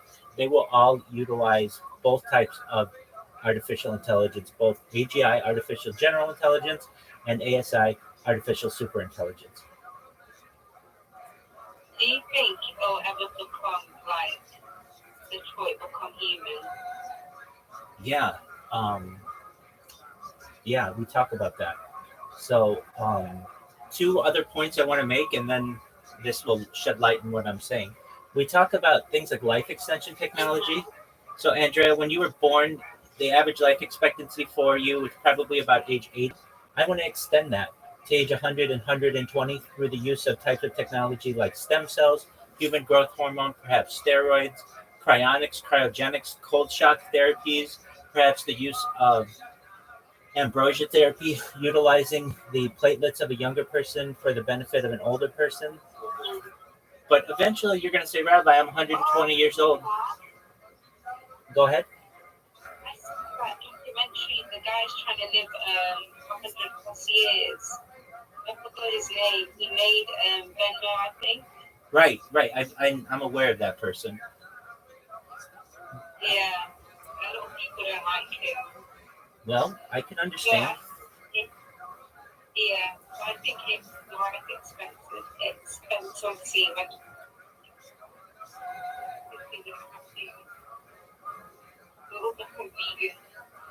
Perhaps in the future we will. I look forward to that day. I don't want any animals to die, but I'd like to not get rid of some of the nutrients that we get from them. So 3D printed meat and essentially that utilizes their cell structure and tastes exactly the same, but doesn't cause them to die, I think is an exciting future. One other thing that once you get to 120, even the Venmo guy, his body's going to break down on him eventually. So then the next question arises, Rabbi, okay, what happens then? That's where the next type of technology, which is extremely exciting, comes into play. And that's mind uploading technology, where we scan your brain, Andrea, if you give your consent, into a computer like an MRI or a CAT scan, knowing where every atom is in your central nervous system and your peripheral nervous system for later download as an android, an avatar, a cyborg, a cybernetic being, a clone of yourself, a robot, an ethereal being, perhaps whatever you want to be. But what I'm saying to you that is I think that you may have an opportunity at a digital immortality, which is very exciting. And if you're like, well, I'm just a normal person living my life, I don't have all the money like the Venmo guy to take advantage of all this. Well, I can tell you this. Bill Gates coined the phrase in the 1990s that content is king, and I'm making it true today. In 2018, The Economist magazine stated that data is Earth's number one resource, more valuable than food, gold, water, air, everything. And I have more data archived on the internet than any person in global history. And what does that mean? Eventually, I'm going to perhaps be a very influential person. And when that happens, I'm going to take care of Sky and Andrea and Sir Smoke-A-Lot and everybody else. And I'm going to ensure that your friends and your family are extremely well off, and to the point where you can start your own charities, your own philanthropic organizations, and help other people. That's my goal, that I do this. And so just know, you just need to be patient, but eventually I'm going to make all your dreams come true. I was going to say something. Do you think dyslexia will be cured? Yes, I do. Multiple ways. So there's certainly the CRISPR system, which is basically gene editing that can make the genes that may cause someone to be predisposed to dyslexia obsolete. But additionally, for those of us who may struggle with dyslexia, there are perhaps brain-computer interfaces that may be able to be utilized. The first successful brain-computer interface happened just a couple of years ago with a man named Nolan Aspra. Basically, he's a quadriplegic man, can't use his arms, can't use his legs, and he's able to play video games better than any of us. He basically has an auto-aimer within his head. That type of technology may be able to allow us to be able to remap the brain so that dyslexia can be solved once and for all. Andrea, that sounds like your dream. Andrea suffers quite badly with dyslexia. She makes me read very slowly to her. Absolutely. Now, there are also tools that can be utilized currently that aren't widely available, but I want to make people aware of. There's a special, I'm sure you're aware of this, but there's a special way of reading, and there are also special font types for people with dyslexia. And if you're not aware of what they are, I'm sure you are, but basically they're not very widely available. I know you read aloud a lot on Word. I do as well. Yeah. When we talk about our assignments, she uses read aloud a lot on Word. So then she can separate the words and then get the computer to talk to me so she doesn't get confused. I do that as well. And does that make sense? Oh, it completely makes sense. I do that on a daily basis. But there are certain fonts, I'm sure you've probably seen them, but if you haven't, that help people with dyslexia. So there's a special dyslexia typeface that can be utilized. I know it's going to be hard for you to see, but it makes it so that the way that your mind reads letters essentially slows it down. What's that called, Rabbi? Let me type it down for us. It's What is it called? dyslexia's typeface. You could also find it under I sent it to you in a message. dyslexia friendly fonts. But another thing that is actually going to, I think, improve people who, the best thing is just text to speech, because it's faster to hear things than it is to read. But for those of us who have to struggle with dyslexia, another way that we can perhaps be able to do this is through a different kind of way of reading. So just one moment, let me find it for you. Yo, dog, what is that special kind of way of reading where your eyes don't have to move and all of the text shows up in the same position?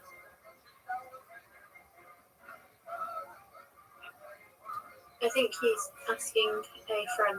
I'm asking ChatGPT. So yeah, it's a speed reading technique. ChatGPT. Yeah, just Oh, one that's moment. great.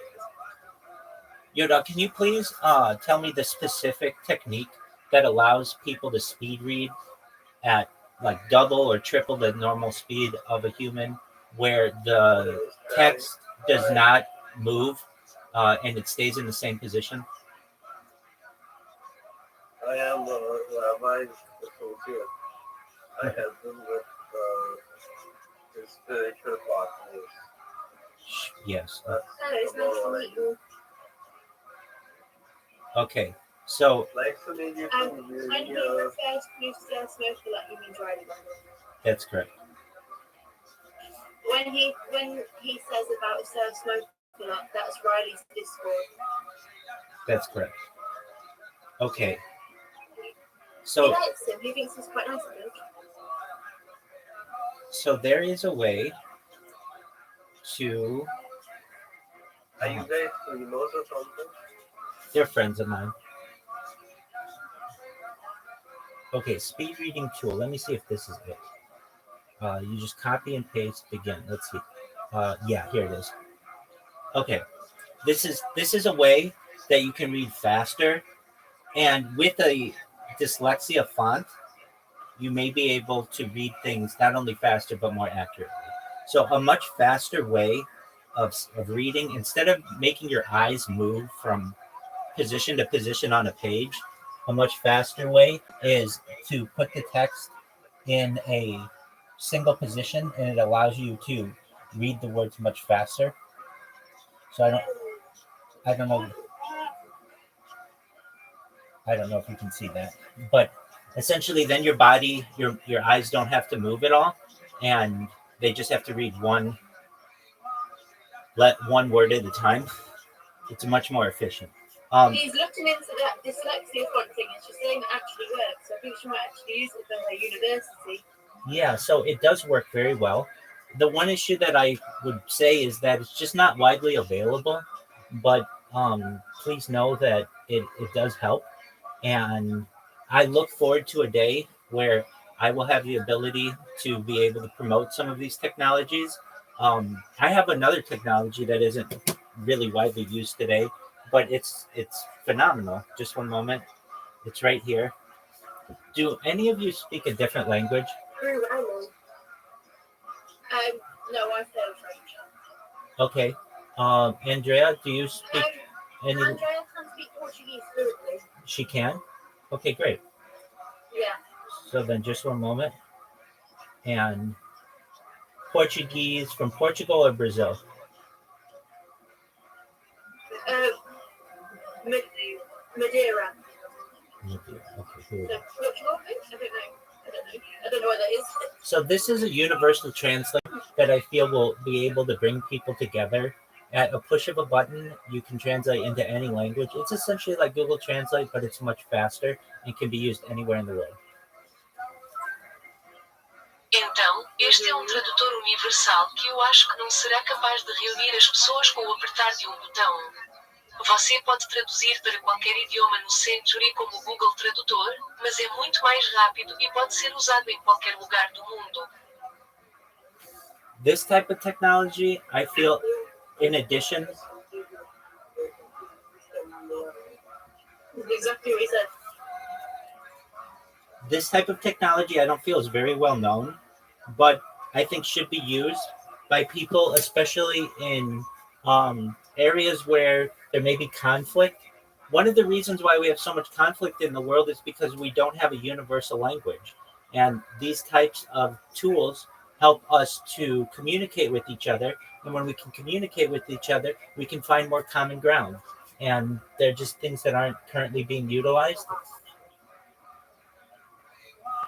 Pardon me, what did you say? She's asking, she says about the Russian-Ukrainian war. Certainly. I want world peace. She asked a lot of questions. I'm sorry if it's annoying. No, it's not annoying at all. It's part of what I do. They're excellent questions, Sky and Andrea. So don't worry about that at all. I want world peace. So if I were given the opportunity, I would say everyone needs to lay down their arms.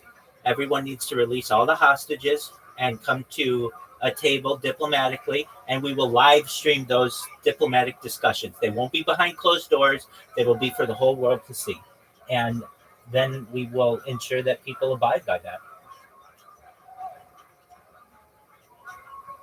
And if you want to know how I plan on having people abide by that, that's why we have the United Nations. The United Nations has peacekeeping forces that could perhaps assist with ensuring diplomatic relations are maintained, especially in warring areas. Do you see why I spend so much time talking to him? Yeah, that's what I think too. And boy, what do you think? Do you think there's aliens? Oh, yeah, I talk about aliens all the time. Oh, yeah, I'm a huge advocate for alien disclosure. I can show you what a crashed alien craft looks like. Just one moment, I'll show it to you. This is from the Soviet archive. So this is from the KGB. It's in a documentary known as the Top Secret UFO File, Top Secret KGB UFO Files. I don't know if you know who James Bond is, but one of the James Bond actors, his name is Roger. Excellent. His name is Roger Moore. He died not too long ago. But essentially, he is the narrator and stars in this. And what he does is, this is a phenomenal documentary. But basically, just let me pull up Top Secret KGB UFO Files. It's an absolutely phenomenal, fascinating documentary. It's, it's 90 minutes long. Of course, I'm not going to make you watch that right now. Let's just get to the point where you'll see what a crashed alien disc looks like. So just one moment. I can also show you what an alien looks like as well. A living alien. Just one moment. Just trying to bring it up. Yeah, so they are what you think they look like. They are essentially like the little gray. Yeah, exactly. Okay, so here we go. Here's what a crashed disc looks like. Just one moment, and I'll pull it up. I don't know if you're going to be able to hear it, but you'll be able to see it.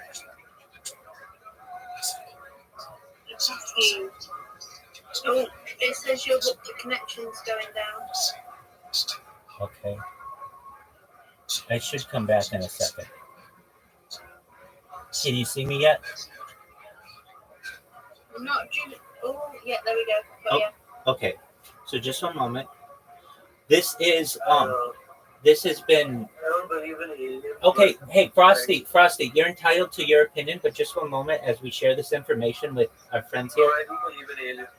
Okay, here we go. Yeah, I'll tell you what it is. It's not like the government people in USA and they ventured out into space and with some stuff and now they're kind of stuck in alternate realities with aliens. Okay, that's Frosty's opinion. I'm going to give you evidence.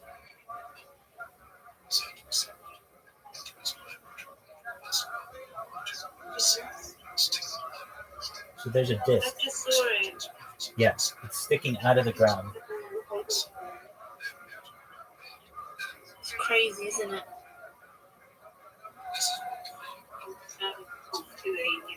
Now this is on multiple. This is from multiple cameras, which makes it even more authentic.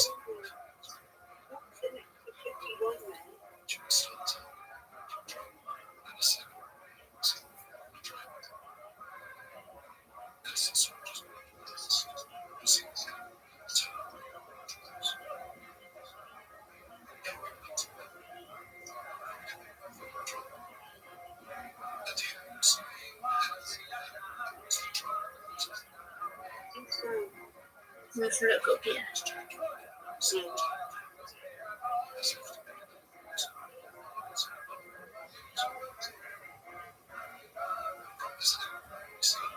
What are they doing for alien shit? Well, it's crashed and they're documenting it, so they're taking video of it. Now, if you want to see what an actual alien looked like, just one moment. Let me first give you a little bit of a background. So this is a famous video known as Skinny Bob. So just one moment. Yo, dog, can you please tell me everything you know about Skinny Bob and the fact that there was a reward on Reddit to debunk it, or if somebody could prove that it was inaccurate in any way, and the reward is still standing and it's never been disproven? Okay, so here's what ChatGPT says. Skinny Bob is the name given to a controversial and mysterious video that allegedly shows a gray extraterrestrial, often referred to as a gray, interacting with humans. The video first surfaced online in the early 2010s, and it quickly gained attention on platforms like Reddit. The video, often dubbed Skinny Bob, shows what many claim to be a real-life alien, appearing thin and with the classic large eyes and small mouth, typical of the gray alien type. The footage supposedly came from a secret Russian government archive and showed Skinny Bob during the supposed encounter between the alien and human scientists or officials.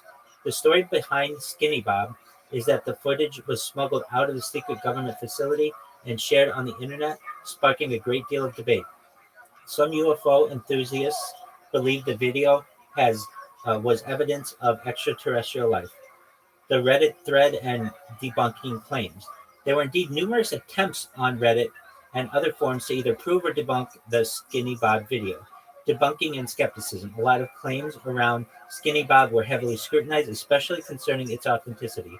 Some Reddit users and YouTubers pointed out the pixelation, lighting, and movement were difficult to discern. The reward, as a reward, you might be referring to a claim made by some proponents of the video that a monetary reward could be given to anyone who could prove that video was fake. However, no credible evidence has surfaced that convincingly disproves the video either. Despite the ongoing debate, the reward stands because the footage hasn't been definitively debunked by an authoritative source. The reason why this is important is a lot of times when somebody says, hey, I have alien evidence, it usually is like from a Hollywood movie or some type of like documentary that had like some type of model or something like that. So this one has not ever been fully debunked, and that's what gives it a lot of credence, in my opinion. So here is. What do you think about aliens? You know those do you mean the ones like the Peruvian ones? I mean, I know there are Mexican ones as well. No, it's so basically goes on the news and people thought it was fake because it looked like a statue. Yeah, I mean, and it was like the way it looked bigger, and I had like big googly eyes and a small body but a big head. Right. Well, frankly, and then the Mexicans will kind of say, "Oh, it's real, it's real." Frankly, it's difficult for me to be able to discern whether this is true or not because it hasn't been studied, at least in a United States laboratory. I do know that at least many of the things that have been found in Mexico and Central America, and particularly in Peru, they're like mummified alien bodies, which are quite interesting.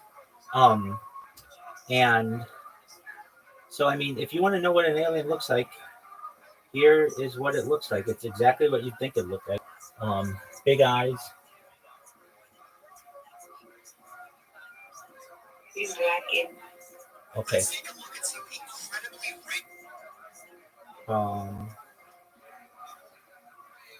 Have you ever communication with an entity, like, you can use like a Ouija board or something? I would recommend it because it's kind of dangerous. No. Like, life dangerous if you use a Ouija board, but you have various ways to communicate with entities. I don't. To Andrea, have you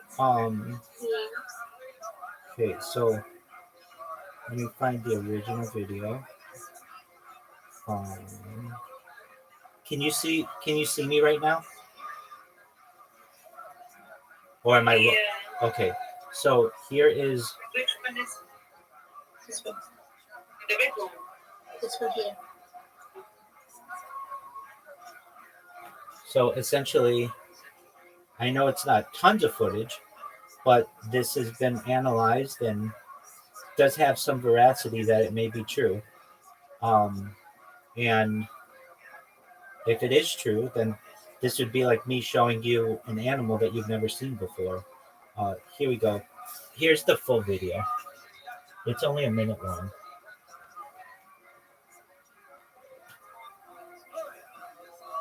No, you went red. In 2 seconds, it's loading.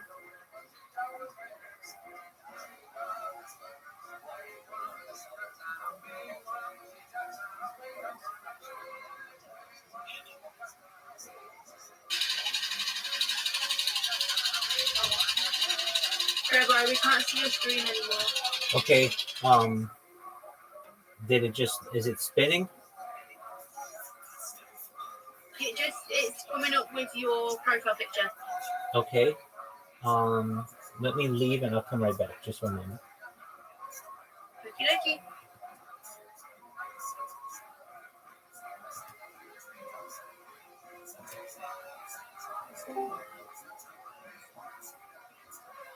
Can you see me now?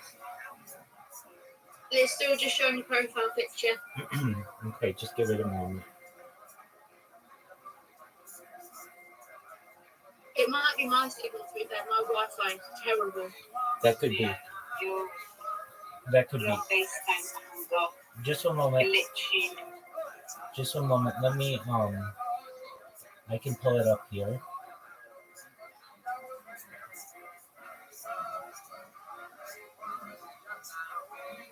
Just bear with me. I'll show it to you.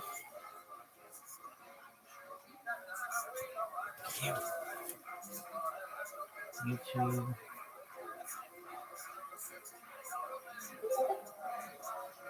Okay, Sky, if you would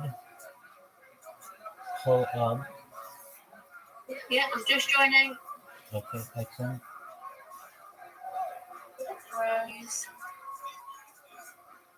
Right, it's loading. Is he screen sharing? Yeah. Okay. Right, it's giving me your YouTube thing. Yep, good. Okay.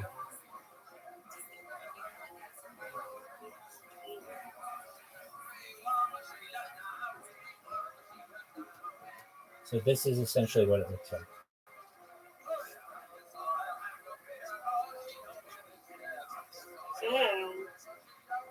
Just seeing it now.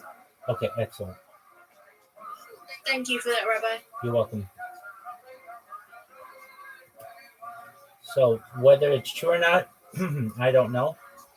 There's a little more footage than just that, but that gives you a pretty good breakdown of what it is, what one looks like. And yeah, I'm very fascinated on this subject.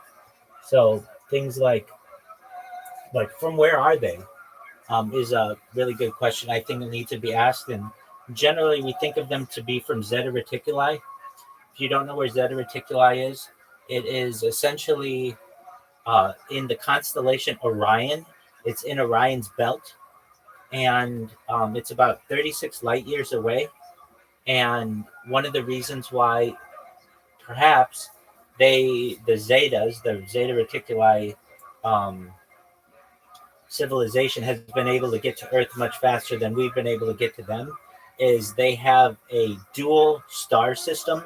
So basically their planet absorbs twice as much energy as our planet does. And that allows them to have, more energy means that their plants grow faster and that they can harness solar twice as well and all of the other reasons, which is quite interesting. Now, it's like, okay, well, how did we find out that they're from Zeta Reticuli? Through alien abductions, basically people who are put under hypnosis following an alien abductee incident. They will talk about, they have been, perhaps some of them have been impregnated with hybrid alien human hybrids. Some of them, people joke about it, but they've been probed. Basically, the easiest way to get spermatozoa or sperm from a man is to probe his prostate, and that allows the release of spermatozoa. Ovum are taken, or eggs are taken from women, and there's allegedly, at least with the United States government, there was a treaty known as the Grenada Treaty around 1954, that in exchange for alien technology, like what I'm talking to you on right now, computers, night vision, the smartphone, all of this is perhaps reverse engineered alien technology. In exchange for that, they could continue to do alien abductions on populations across the globe. Whether this is true or not, that's up to you. If you ask ChatGPT about it, though, which I'll do right now, we'll be able to get a good sense of what other people think about it. So just one moment. Yo, dog, can you please tell me about the Grenada Treaty? Essentially, the exchange of for the ability to continue alien abductions, the exchange of alien technologies, specifically that was reverse engineered to create computers and night vision and Teflon and all kinds of advancements that we've seen in the 20th century and into the 21st century. All right. Let's see here. The narrative often centers around the idea of a treaty or agreement, sometimes referred to as the Grenada Treaty, where governments supposedly exchange human abductions or other forms of cooperation with extraterrestrial entities for access to advanced technologies. Key components of the narrative: alien abductions and human interactions. Some people propose that extraterrestrial entities have been abducting humans for research purposes, and that governments have allowed this in exchange for technology or benefits. Technological advancements. Proponents of these ideas have often point to rapid advancements in technology, particularly in the fields like computing, night vision, radar, Teflon, and other materials, as having been the result of reverse engineering extraterrestrial technology. These technologies are said to become available to the public and military after being studied and adapted from alien sources. Government secrecy. Central to these claims is the idea of government cover-ups, where military or intelligence agencies have supposedly been aware of extraterrestrial visitation, but have kept the information hidden from the public to maintain power or avoid mass panic. So some of the things, specific technology cited: night vision, computers and semiconductors, Teflon. There are more to it than that. But I want to know more about what happened. So just one moment. Yo, dog, quit with the BS and give me the real deal. President Eisenhower met with some type of extraterrestrial civilization at Edwards Air Force Base and then at another Air Force Base in like New Mexico around 1954. Don't give me your hidden ways of trying to explain this to me. I want facts. Give me bullet points. Yeah, but have you seen the Star Wars highlights they have? Like those giant doors up in the sky, big buildings. It looks sort of like that. So Eisenhower and ET's One planet. the date of the meeting was in 1954. One meeting reportedly took place at Edwards Air Force Base in California. Another took place at Holloman Air Force Base in New Mexico. Claims vary on which extraterrestrial species Eisenhower supposedly met, but the two are commonly mentioned are the Greys, small humanoid beings depicted with large heads and black eyes. That's what we just saw. And then the Nordics, tall human-like beings described as being benevolent and resembling Nordic humans. And this has actually been a thought that they could be human species like us from the future. The treaty or agreement. According to the most widespread version of the story, Eisenhower allegedly agreed to a secret treaty or understanding with these extraterrestrials, exchange for technology. The deal purportedly involved the exchange of alien technology for permission for aliens to abduct a limited number of humans for experimentation, reverse engineering. The technology supposedly led to rapid advancements in fields like computers, radar, night vision, and various materials. The treaty supposedly allowed for human abductions and genetic experimentation in exchange for advanced technology. So basically, that's okay. So what else is really important to this? Okay. Yo, dog, can you please tell me about Orion's belt and Zeta Reticuli and its similarity to the pyramids in Mexico, Giza, and China? Guy, have you seen that Star Wars scene where it's like you travel on these sky cars and stuff, and like giant black gray buildings, like stretching up into the sky and stuff. So Honestly, I've never watched Star Wars before in my life. There you go, girl. Ditto. Okay. We've never watched it. So, the idea. So the idea that the pyramids in different parts of the world, such as Giza, Mexico, like Teotihuacan, and China, are aligned with the stars of Orion's belt and Zeta Reticuli star system is a common thread in history and ancient theories. Here's a breakdown of the key elements. Orion's belt and the pyramids.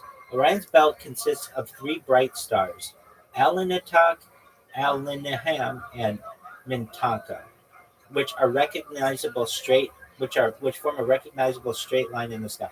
The idea of these pyramids, particularly in Giza, aligned with Orion's belt, is based on the following observations. The three pyramids in Giza, the Great Pyramid, Pyramid of Khafre, and Pyramid of Menkaure, are often said to align with these three stars, though the alignment is not perfect. The theory posits that ancient Egyptians built the pyramids to represent the belt of Osiris, who was associated with Orion in Egyptian mythology. Osiris was the represented afterlife and resurrection, and his association with Orion connects with the stars to ancient religious beliefs. The alignment theory was popularized by author Robert Bauval in the 1990s in the book The Orion Mystery, where he argued that the pyramids were intentionally placed to mirror the position of the stars in Orion's belt around 10,500 BCE. The Zeta Reticuli star system. The Zeta Reticuli system is a binary star system located at about 36 to 39 light years from Earth, often mentioned in alien abduction and UFO lore. The idea that the system has any connection to the pyramids and ancient civilizations is less cited than Orion, but here are some theories. Some enthusiasts and ancient theorists suggest that Zeta Reticuli stars may have been the home of extraterrestrial visitors like the Greys who influenced ancient cultures. These theories claim that extraterrestrial beings from Zeta Reticuli may have had a role in the construction of the pyramids, influencing their design, layout, and even their alignment. Pyramids around the world and their star alignment. So Giza, the Great Pyramid of Giza, is often cited as aligning with Orion's belt, as mentioned. Teotihuacan, the Pyramid of the Sun, and the Pyramid of the Moon are sometimes said to align with certain stars or constellations. Some theories suggest that these pyramids align with the Plaza de las Estrellas and possibly with the Pleiades or Aldebaran, though this is more speculative connection. And in China, the pyramids in China, like those near Zion, are also claimed by some people to have been aligned with specific stars, including possible alignments with Orion or other constellations. So whether it's true or not, I don't know, but it would make sense that these pyramids would be created as structures if there was ever any kind of communication with the beings from Zeta Reticuli. So a long answer in summary to your original question, yes, I absolutely believe that aliens are real. I believe they seeded Earth here, like we're like a zoo, and that they do experiments on people every single day. So they're watching us. Absolutely.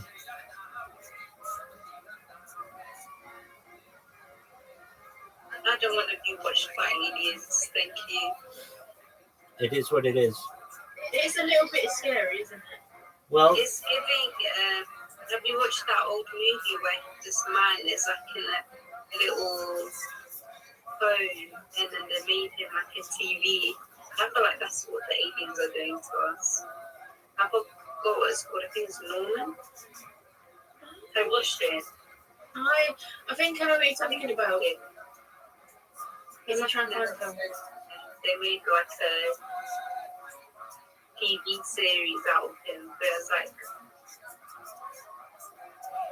I don't know, it was so weird. And then he finally escaped. I think it's called Norman, I think.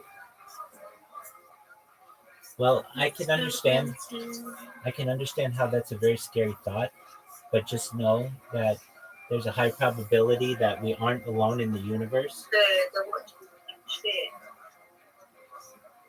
Andrea, that was a little bit too much, babe. Well, that's scary. There's no need to worry. That is. Many times, I think if they were harmful, they would have harmed us by now. exactly, they would have blown the Earth up long ago. Essentially, Was that? It was like the pandemic, SARS, and COVID. Huh? You don't know? It was like a 2000s pandemic. It was called SARS, I think. And then COVID happened, like 20 years after. I think it's called SARS something. You've lost me. I have a conspiracy about aliens. I have a conspiracy. I told Rabbi about earlier. I don't think he will see much. But it could be possible that we're like at the start of the world. So these guys probably found some sort of interdimensional travel and figure out how to get to another planet somehow. I think that's the most like the actual thing that could have happened. But yeah, I believe they're like a year zero right now. So everything, all the fun stuff starts to go. Only to remember that. I don't know what the truth is. I just know that there may be more out there than what we see in the mainstream and what we hear in the mainstream. And I'm an advocate for these different people who have these types of ideas.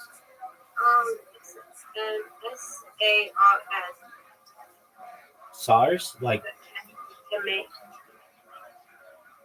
SARS. Yes, you're talking about the virus.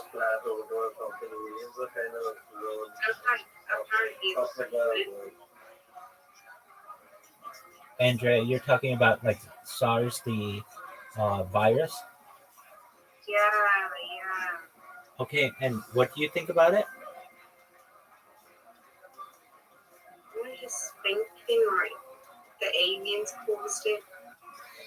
Like they're watching us. So you just said they're watching us. Yeah. What, as in like they're trying to see how we respond to stuff, how like emotionally and physically respond to different situations. Much of this could be naturally naturally existing within the world, but the powers that con- control the medical industry and the media just highlight them, perhaps using scare tactics to be able to control people.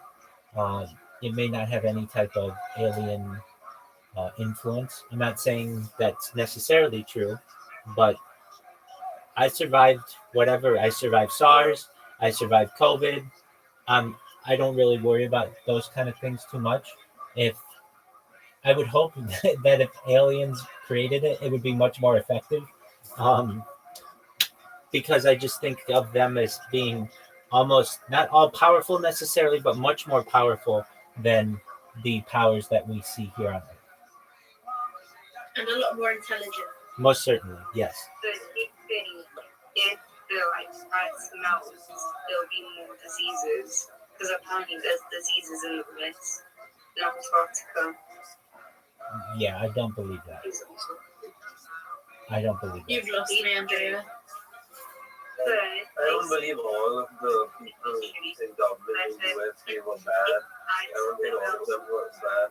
Diseases because it's in the eyes. I understand what you're saying. But there are questions to be raised. Okay, how did a disease get there?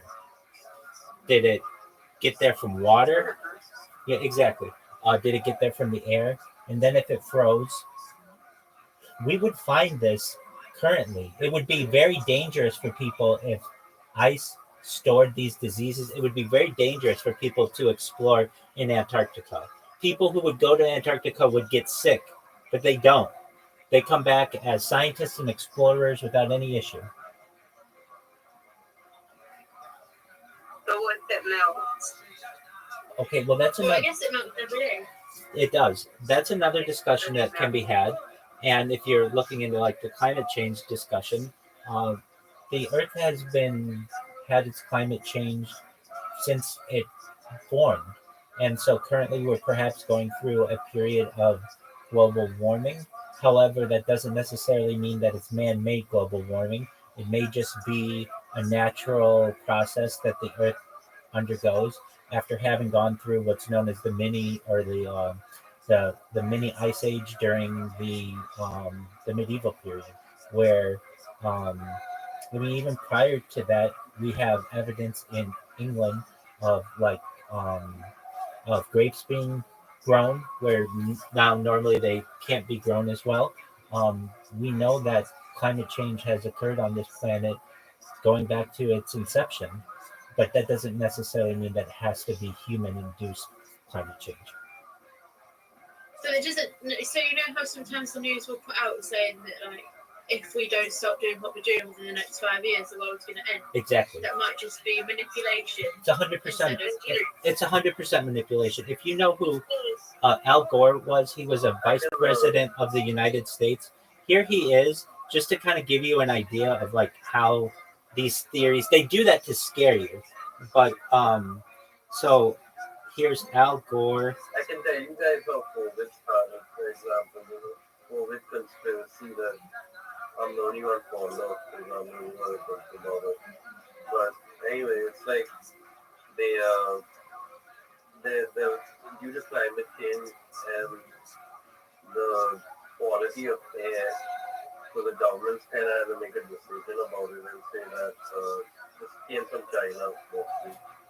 And what happened was that they named it COVID when it was just like flu. It was really like an epidemic of flu everywhere. So they named it COVID just to honor that. And I think that's what happened. I think they were on purpose as a warfare measure or as some sort of like keeping population in line kind of thing.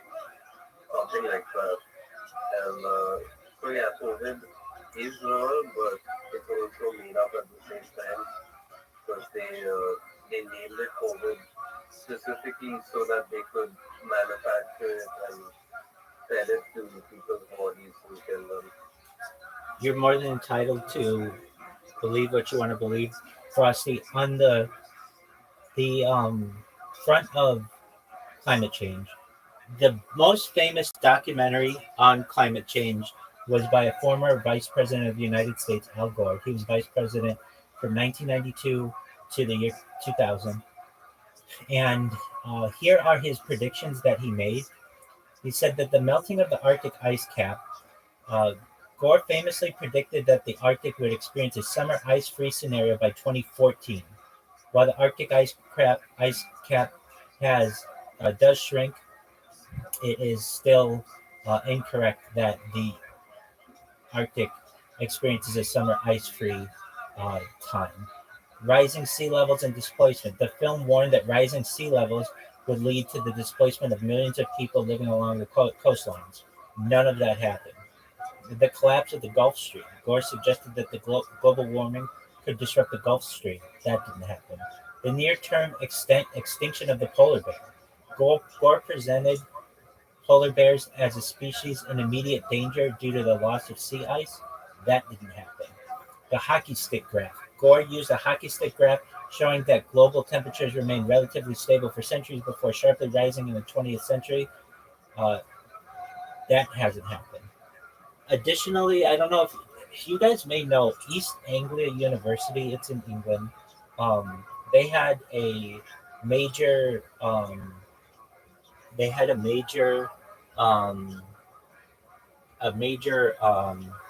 What's the word for which I'm looking? A major event that occurred where much of this climate science had been shown to be manipulated. Just one moment. Yo, dog, can you please tell me about the event that happened around 2009 at East Anglia University in England, and that a lot of data from the climate change argument was shown to be having been manipulated, including like core temperatures and thermostat readings that were being manipulated? And this all came from an email leak. Please tell me about it. And do it in bullet points, please. All right, here we go. So the event you're referring to is known as the ClimateGate scandal, which emerged in late 2009. It involved the unauthorized release of emails from the University of East Anglia's Climatic Research Unit in the UK. These emails contained discussions among climate scientists that some critics claim showed evidence of data manipulation, improper scientific practices, or attempts to suppress dissenting viewpoints. Here's a summary of the key points. In November 2009, a large batch of emails and documents from the Climatic Research Unit of East Anglia were leaked online. The emails dated back to 1996 and were sent between prominent climate scientists involved in global temperature research. Key allegations. Critics accused the scientists of manipulating data, particularly temperature records, to support the argument of human-caused climate change.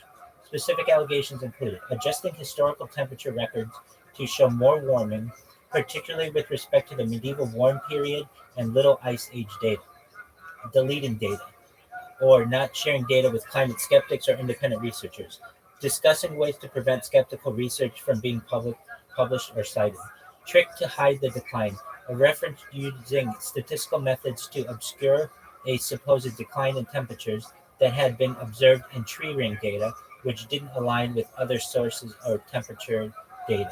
Then it goes into the different emails that were cited. But essentially it shows that there is an industry that is pushing for climate. And the reason why it's being done is for something known as carbon credits. So what companies want to do is still be able to pollute, but what they want to do is be able to buy the ability to pollute through carbon credits and essentially create a new type of currency. So what does this mean? Let's say you're British Aerospace and you put out a certain amount of carbon into the atmosphere every year. Okay, well, normally you would be fined by the government for doing that, but instead you are able to counter your carbon footprint by buying carbon credits. And so essentially you buy from other countries who perhaps aren't doing as much polluting as you are, and then you don't get fined. But if you are a small or medium-sized business and you can't afford carbon credits, you're going to be put out of business. Essentially, it's to create a it's to strengthen the power of the corporatocracy or the technocracy, these major companies that dominate global affairs. The world is scary. It most certainly is. That's why I do what I can. This is why I spend all my time in my bedroom, Well, away from the world. that's okay. I mean, you have a good life, and you have people who love you and care about you. And Andrea, I'm sure you do as well. And it's nothing to fear. There are people who are leading the charge to be able to just be people who inform the world. And I don't think that it's necessarily it's necessarily something to fear. It's just as we move forward through history into the future, we have to come to reality, come to realizations that there are some people out there who don't necessarily share the same same ideas. And I'm not saying that we shouldn't pollute, or I'm not saying that we should pollute. No, I don't think we should pollute. I think that we should work on essentially everyone having a zero carbon footprint. But I want to do that through better ideas that are currently being discussed. Like what? Well, firstly, it's nuclear energy. You may not know this, but nuclear energy is many times used to scare people because they think of Nagasaki and Hiroshima and the atom bomb. But that isn't what people should think. Also, people think of Chernobyl, they think of Fukushima, and they think of 3 Mile Island. So Chernobyl happened in Ukraine, Fukushima happened in Japan, and 3 Mile Island happened in New York State. Those are the big events that are used to scare people. And people don't know this, but the amount of people who have ever died from nuclear power is less than 50. What do I mean? You can go to Wikipedia for this. About 40 people or so died from Chernobyl. About 2 people died from fallout with Fukushima, and no one died with 3 Mile Island. But these are still events that are used to scare people. Why? Because essentially, nuclear energy is a miracle that has that allows us to have basically all of our energy needs met. And the people who control the world don't want people to be able to tap into this type of miraculous technology because they want to charge a lot for electricity and they want to charge for heat and the other aspects of the world. And so I'm a major advocate of nuclear power. But let's just say nuclear power didn't exist. Okay, and all these alien civilizations, they rely on types of nuclear power. It's the future. But let's say it didn't even exist. There are types of technology that we're not utilizing currently that I think we should. One of them is tidal power. Andrea, do you know what wind power is? Like a big wind turbine? Yeah. Okay, that is not an efficient way to have power. People don't know, but those have diesel engines with them to make sure that they spin when there's no wind going. But what I would want you to imagine is a smaller version of that, like an airplane engine that you put into the ocean, and you allow the Earth's waves to create what's called tidal power. And you put these around all of the coasts of the world. We would have unlimited power by the use of tidal energy, and it would cost us nothing. We wouldn't have to mine anything. We wouldn't have to dig anything. So just imagine, in order to have power, all you have to do is just turn a turbine. And all we would do is just turn a turbine using the Earth's oceans. And for the argument to be made, well, what about sea life and other things? You put a net around it so that no sea life can get into it. Nothing would get damaged, and it could create essentially unlimited power for us. But let's say nuclear power is out the door. Let's say tidal power is out the door. Well, what other things could we utilize, Rabbi? There's geothermal power. So essentially the Earth is a big ball of heat. And if you stick a pipe into the ground, all you have to do is allow the Earth's natural heat to turn a turbine, and you can create power. These are all very good ideas that aren't currently being discussed in the mainstream. And I want to ensure that these ideas are reflected in the overall zeitgeist of society. I think that it is a good idea to talk about nuclear power. I think it's a good idea to talk about tidal power. I think it's a good idea to talk about geothermal power. But notice these aren't discussed in the mainstream. What you'll hear about is natural gas and coal and other types of perhaps fossil fuels being used, petroleum, et cetera, et cetera. I want to get away from the use of fossil fuels and into clean energy. And clean energy, it doesn't get any cleaner than the Earth's oceans and geothermal power. And really the cleanest of all of the types of energy there is nuclear energy. But it's not a fun fact, Rabbi. It is not a fun fact, you're saying? No, but you want to know a fun fact? Oh, I love one, Sky. I love fun facts. You know how you were talking about like the amount of people that have died in power station? My granddad used to be one of the 4 testers in the UK for UK power stations, and he's not dead. He's still very alive to tell the tale, which is why I've never had any like concerns about any kind of power station. We have a primary source of the safety of nuclear energy with us right here, Sky. I did not know that. That is a very fun fact. Thank you for sharing that. There was only 4 people that were, it's a very, very small team. And he was one of those people that were trusted. And he used to go and he used to drill holes into like the cement to make sure it was still thick enough, to make sure it wasn't corroded. He used to have to test everything. And he used to travel all across the UK doing it. And he's still very alive to tell the tale. There you go. And he did all of it without a degree. He trained on the job. There you go. So And he became one of the most trusted people in the UK. there you go. So we have basically someone who was somewhat of your average person from the British Isles, an average person from England, meaning they weren't a superhuman. They didn't have like some kind of pedigree that their family lived to be 150 years old. No, you're a normal person. And so that's a perfect example of someone who dealt with this on a daily basis, became a self-educated person learning on the job, and they're still alive. How beautiful a story is that? He was more happy about the money that was involved. I'm not going to lie to you, Rabbi. I'm sure he was. He took a risk. It very easily could have been the opposite, where it caused all kinds of issues, but it didn't, because it's very safe.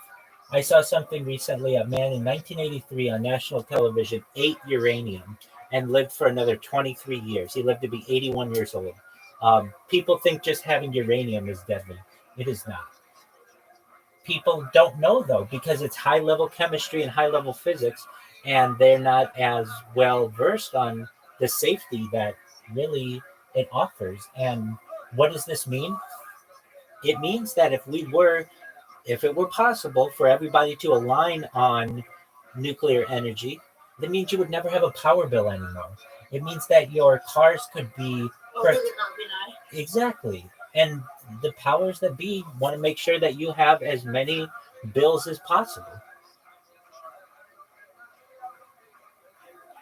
I mean, Rabbi, you concur with my previous statement when I told you about how military expenditure was taking up most of the finances of countries up to like about 2010, when slowly the government stopped spending that much on military expenditure. The amount that was going into it, especially in USA, was so large that they couldn't do much about anything apart from that.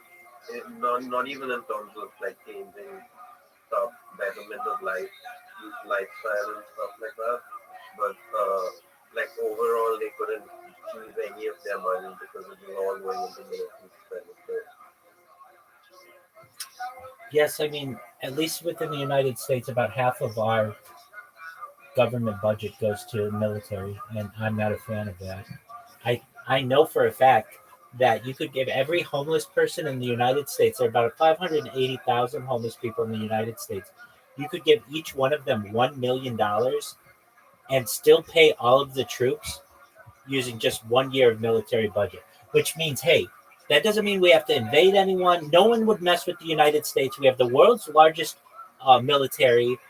And if we just, for 1 year, for just 365 days, did not create any more tanks or any more bullets or anything like that, but we could still hold all the other ones that we've had for decades and decades, we'd still have all the planes that we have and all of the bullets and all of the bombs. We'd still have all that. You could give every single man, woman, and child who is homeless in the United States $1 million. It's very sad. So basically, what you're telling me is that most of our world problems can be solved quite simply. Absolutely. No one does it. 100%. 100%. I think they're gonna send us to outer space. I think Trump's gonna send me to outer space to space wars and shit like that. Well, I don't know about that. Donald Trump did initiate the Space Force of the United States. Nobody really knows what that is. But I'm someone who is very skeptical of anything the government does, especially when they may have had discussions with alien civilizations. One thing that I want to just put on a timeline for you, the most major and most famous alien event in global history is something known as the Roswell event, which was allegedly a crashed UFO that took place in July of 1947. Okay. Also, Remember the TV show? certainly, yeah. That's Superman. Not getting into that. I'm talking about real evidence. Okay. But so we've got Roswell. It's a city in New Mexico. Technically, it crashed in an area known as Corona, New Mexico, but Roswell was the next closest major city, so everybody calls it Roswell. A farmer named Mac Brazel was in his field and noticed that there was debris all over his field of a metallic like structure. He called the local sheriff. The local sheriff came out. They tried to burn it. They couldn't burn it. They tried to bend it. They couldn't bend it. They tried to do everything they could to destroy it, and they could not. They called the Air Force. The Air Force came in, and they put on the front page of the Roswell paper that there was a crashed UFO. It was also on radio addresses. The next day, the government came in and said, no, we cannot have that type of leak. We're going to call it a weather balloon. So they had to do all of this backtracking on, was it a crashed UFO or was it a weather balloon? They took the UFO wreckage and sent it to Wright-Patterson Air Force Base, which is an Air Force base in the United States, and then began to give it to major government contractors to reverse engineer. Just one moment, and just to give you an idea of, just think about it. Why is it that we got to a certain point in the Industrial Revolution where like the train was the best thing that we had, but then all of a sudden we have stealth bombers within like 50 years? The timeline isn't very consistent. We go from we went from horse and buggy for 1,000 years to sports cars within 50 years. Just one moment. Yo, dog, can you please tell me all of the things that Lieutenant Colonel Philip J. Corso said were gleaned during his time with the government? Things like anti-gravity, Teflon, the transistor. Give me a list of what he puts in his book The Day After Roswell and put it in bullet points and keep it very simple.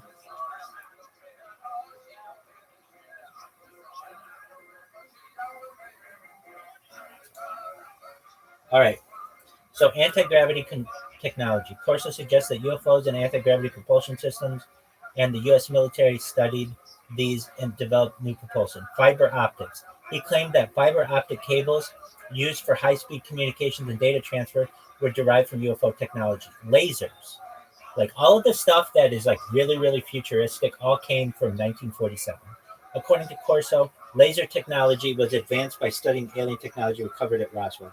Integrated circuits, also known as microchips. He said that the development of the transistor and integrated circuits was influenced by alien technology. Night vision. Corso claimed that the military used alien technology to develop night vision devices for the military. Teflon. Corso mentioned Teflon used in nonstick cookware as another material that came from the Roswell debris. Memory metal. He discussed memory metal, a material that could return to its original shape after being bent or deformed, which was supposedly based on alien technology. Kevlar. According to Corso, the development of Kevlar used in bulletproof vests was influenced by Roswell material. Remote control technology. He claimed that the U.S. government studied UFOs' remote control technology and adapted them for military use. Weaponry. Corso alleged that certain advanced weapon systems, such as directed energy weapons and stealth, were inspired by technology derived from the crash. Now, here's what happens. Just one moment. Please tell me what important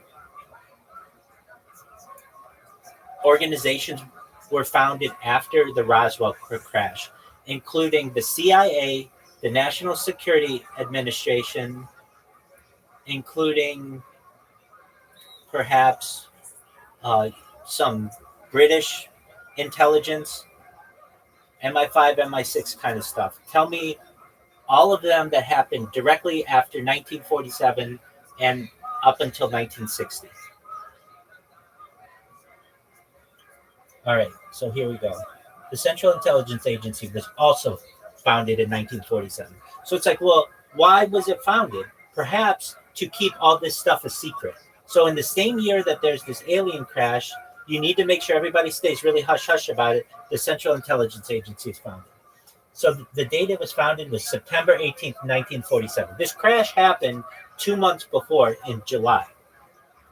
What else? The National Security Agency was founded in 1952. The National Reconnaissance Office, founded in 1960. The Air Force Office of Special Investigations was 1948. Project Sign was 1948. This was the first UFO government initiative aimed at investigating UFO sightings after World War II. Project Grudge was 1949. The United Kingdom's Flying Saucer Working Party was 1950. The British intelligence ongoing involvement, post-1947. While MI5 for domestic intelligence and MI6 foreign intelligence were established before 1947, the post-Roswell era saw an increase in their involvement in matters related to espionage technology and UFO-related phenomena. The Robertson panel was in 1953, a CIA-sponsored panel of scientists that was convened to examine UFO reports. Basically, like a whole bunch of things were started right after 1947, perhaps involving this type of technology. I don't know. I just think that it's important to have these discussions. And so in very long, evidence-based summary that I just provided to you, Sky and Andrea and Frosty and Caspian and everybody else, yes, I believe that alien technology or aliens exist. I believe that aliens on a daily basis influence the Earth, and that we have been able to reverse engineer their technology so that we have much of the technology that we utilize in today. I would say that it's very difficult for anyone to not utilize a type of alien technology, perhaps reverse engineered alien technology. If you touch a smartphone, that's alien technology. If you use Wi-Fi, that's alien technology. If you use Teflon to cook, that's alien technology. If you use a car, there's alien technology in the electronics. It's not something to be afraid of, though, but it's a very true reality that's here. So, Andrea, what do you think of that?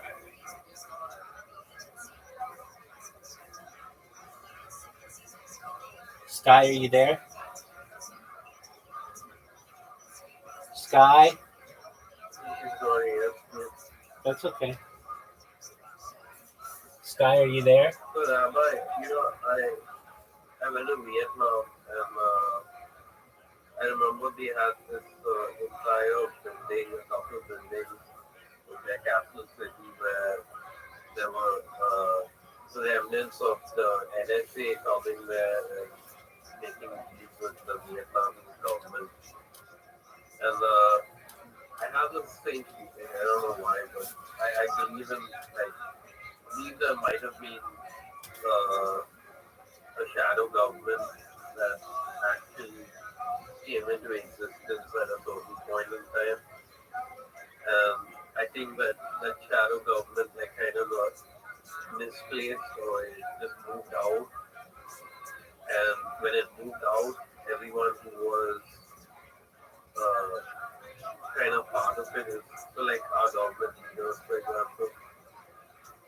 Maybe they've been to like some transition and everything, but they've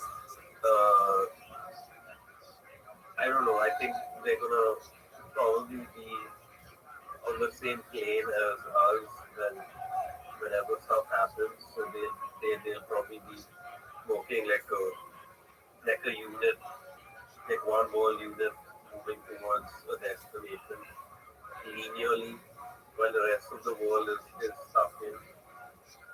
Possibly what could be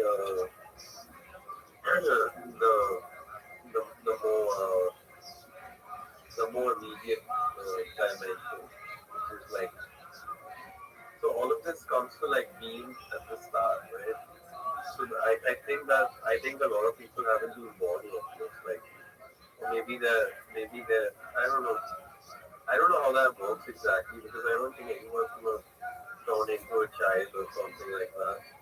So what it could be is that yeah, it might be that there was like a phase shift where we were living in a time where a lot of stuff already existed back then, and then we kind of like reversed backwards. Also, you get what I'm saying? Right? I think so. I think that's the most definitive answer I can give. But whenever you involve time and stuff, you protect your news. You're not going to like go into it.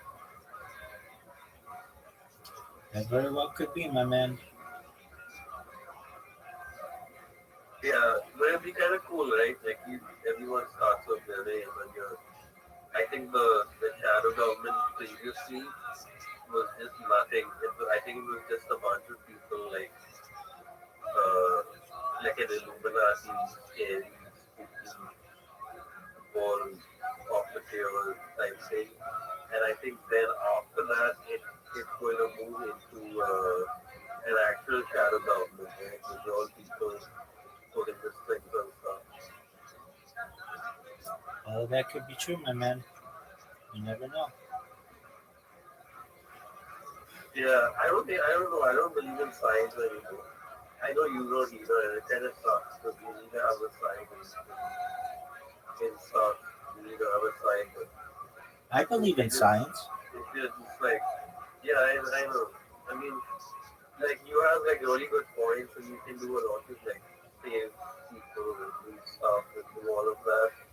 But you know, you're not Jordan Peterson working for the right things. You're not going to be able to do all the stuff you imagine, right? Because you don't have a site.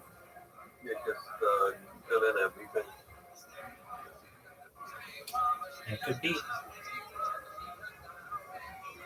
Yeah, but hopefully you get all this stuff done. For one, I do believe the whole power thing. I think that makes the most sense. And it's most likely that we got off to like a really bad start with the burgeoning of like the golden age or whatever you want to call it. You know? I think we got off to a bad start and we did all the wrong things. That could be, my man. All right. Yeah, it makes you wonder. Yes, I don't it know does. if Sky or Catherine are still listening to us or yeah. I had to run for like 2 seconds there, I'm sorry. That's okay. That's all right. Well, we hope that we are able to answer any questions that you or Andrea had. Do you have any other questions? I don't think so. She's just left because she's gone to bed. All right. Well, tell her to join the Discord if she ever does have any questions, and we'd love to continue to be friends. I'm just messaging her about it now. Excellent.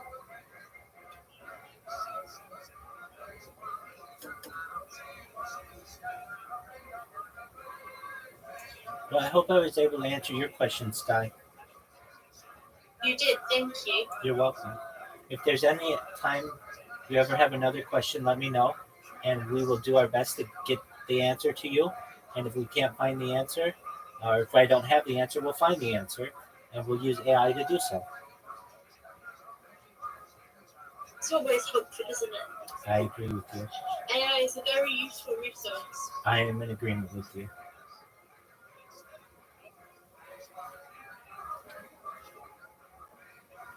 Alrighty. Well, if you don't mind, I'll continue to play stand-up comedy. Feel free to enjoy. Okay. I'm comfortable with it. You know what I'm saying? I'm a pretty ass guy. He's got a black dick. Yeah, exactly. I'm confident in my shit. Absolutely. I Goddamn understand. right. What does a man like you wear underneath overalls like that? Is there anything Some there? drawers, bro. I just got some drawers on. All right. Drawers, I feel like t-shirt. with your look, I feel like you could have like a leaf there or something like that. I was just expecting something more exotic than draws. You know what I mean? I love it. Jordan, so let's go through it real quick before I let you go. What would you say is the blackest thing about you? And then a follow-up question, what is the whitest thing about you? Go right ahead. All right, the blackest thing about me is I can dance better than all the white people in here. Is got that mad rhythm, better dog. than all the white people in here? Is there a white professional dancer? Is there a white Is there professional someone dancer? that knows? Is there one white person here We that can knows dance a special battle right thing now. about I don't you? give a fuck. I'm just kidding. You look like you've It's never. him. It's him. It's him. Anybody? Does anybody know how to dance? Is there someone that knows a It's him. goofy dance? Come on up It's here, him. real Come quick. Come on, boy band. Get up here, boy band. Yeah. Boy band. Do it. Come on. Do it. Do it. Do it. Does he know how Hi, to Megan. dance, or are your boys just throwing you under the bus? Oh Hey, shit! come on here. Oh.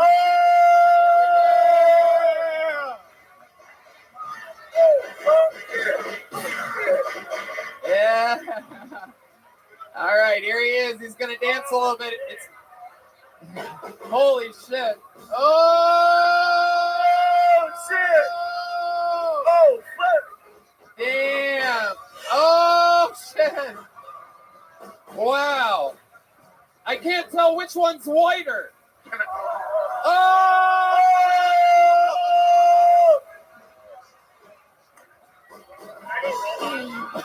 Go on. No. All right. All right. Can somebody handcuff lost the Jesse sauce. Bird to a radiator or something like that? There's no reason. It's just the balls on this fucking lady. I'm about to sue her.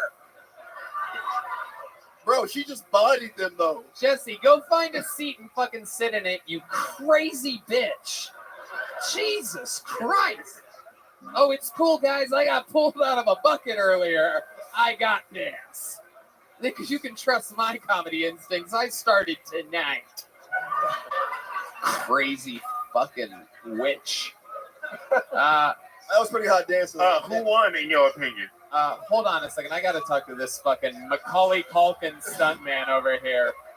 God Oh damn my it. God. You mean Warriors head coach Steve Kerr? Yeah. You know, that's not the first time I've gotten that either. Oh, I thought it was Guile from Street Fighter. Or Michael Flatley, Lord of the Dance. All right. Hold on a second over here. Hold on. So what's your name? What's your name, buddy? Jared. Jared? Jared. Jared. All right, Jared. What do you do? What the fuck are you? 21-year-old kid from Chandler, Arizona.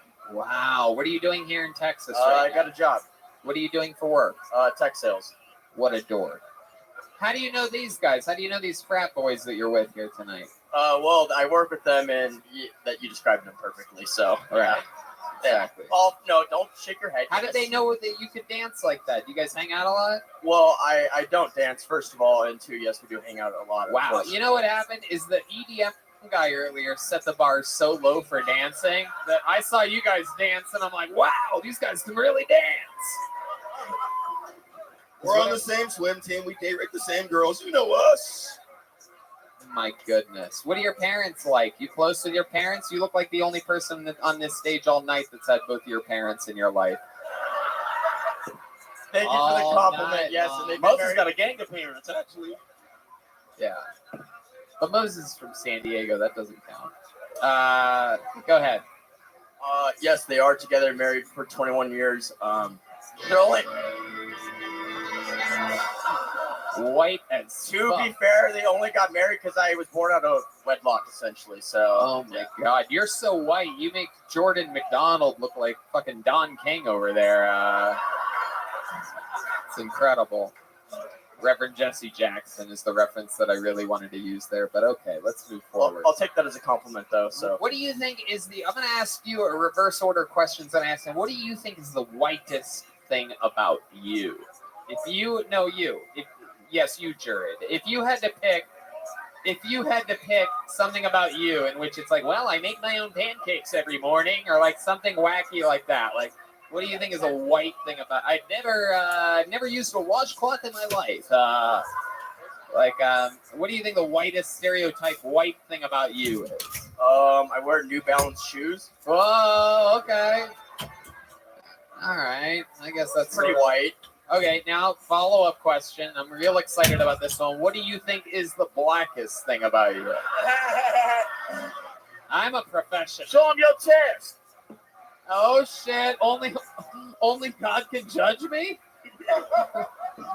What's on his chest? What are you talking about? The blackest thing about me? Yeah. I like Drake. I don't know. That's like a white thing, though, isn't it? It really is. It really is. It's so funny. It's like a Nickelodeon guy. Doesn't even know what black shit is. I love that's how white you are. It would have been great if he was like, well, Tony, to be honest with you, I like stealing people's wallets. Hey. Mexicans steal wallets too. Yeah, no, that's true. It's true. I once had an Asian steal money from me. Hans Kim? Crypto. All right. Jared and Jordan McDonald, thank you guys so much for coming up here tonight. We're going to keep it moving along. Hey, Jordan, here you go. Take one of those things. Brand new Kill Tony joke book for you since this got stolen. I don't understand how something gets stolen out of a car in beautiful Austin, Texas. Should we get one more bucket pull up here, huh? I mean, you guys don't really seem into it. Should we keep going? Keep the energy up, you dorks. All right, Mo Laz, M-O-L-A-Z, your final comedian of the bucket of the night appears to be Mo Laz, L-A-Z. Is anybody coming? Somebody moving over there? No, okay. Wow, interesting. Trey Pack, everybody. Trey Pack will be your final bucket pull of the night. Oh, here he comes. All right, here we go. Out of the swarm of local comedians, Trey Pack, everybody. My name is Trey. I think it's very cool that my mom decided to name me after my serving size. It's very cool. Thanks a lot, Mom.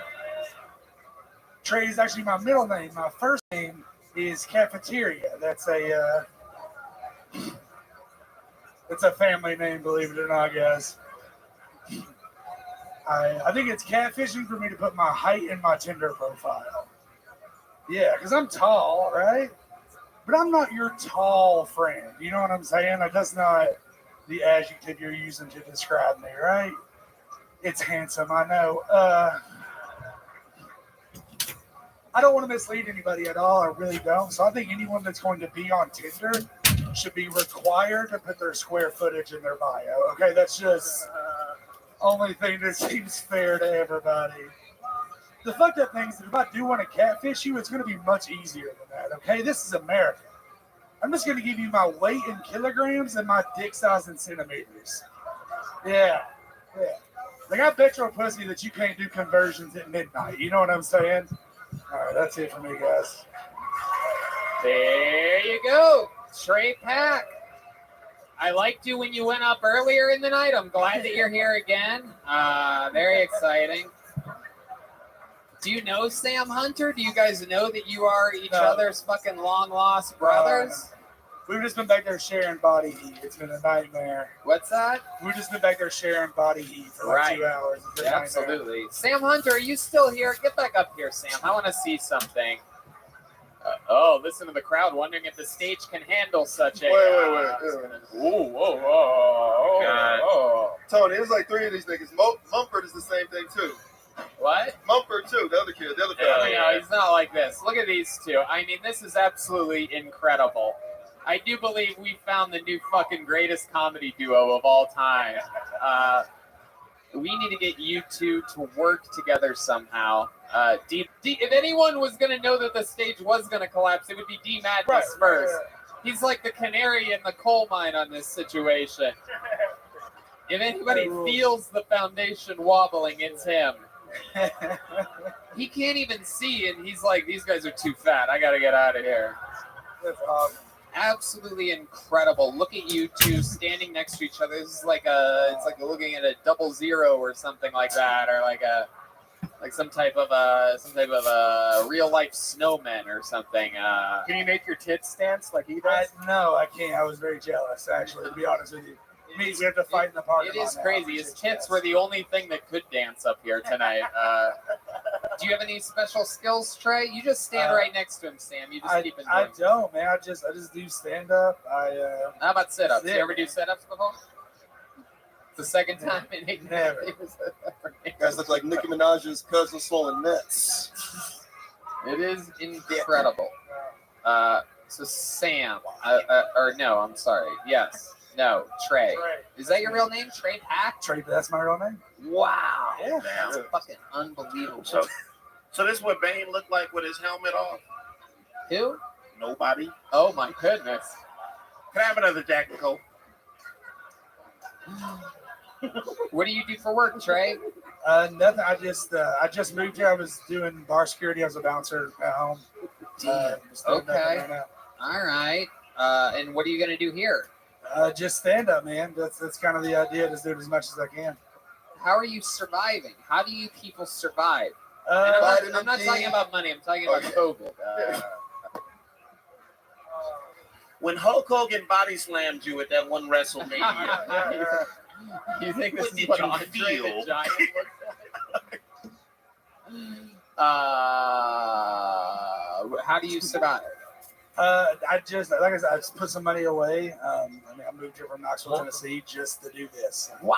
How So long ago did you move here? 3 months ago. 3 months ago. Yeah. What do you love about Austin so far? There's just food everywhere. You can walk just down the street and there's food. Come on now. Yep. I mean, you guys are here. It's the stand-up capital of the world. It's the greatest city in the world. Yeah. And I love it. It really is. It really is. Wow. Trey, what's your love life like?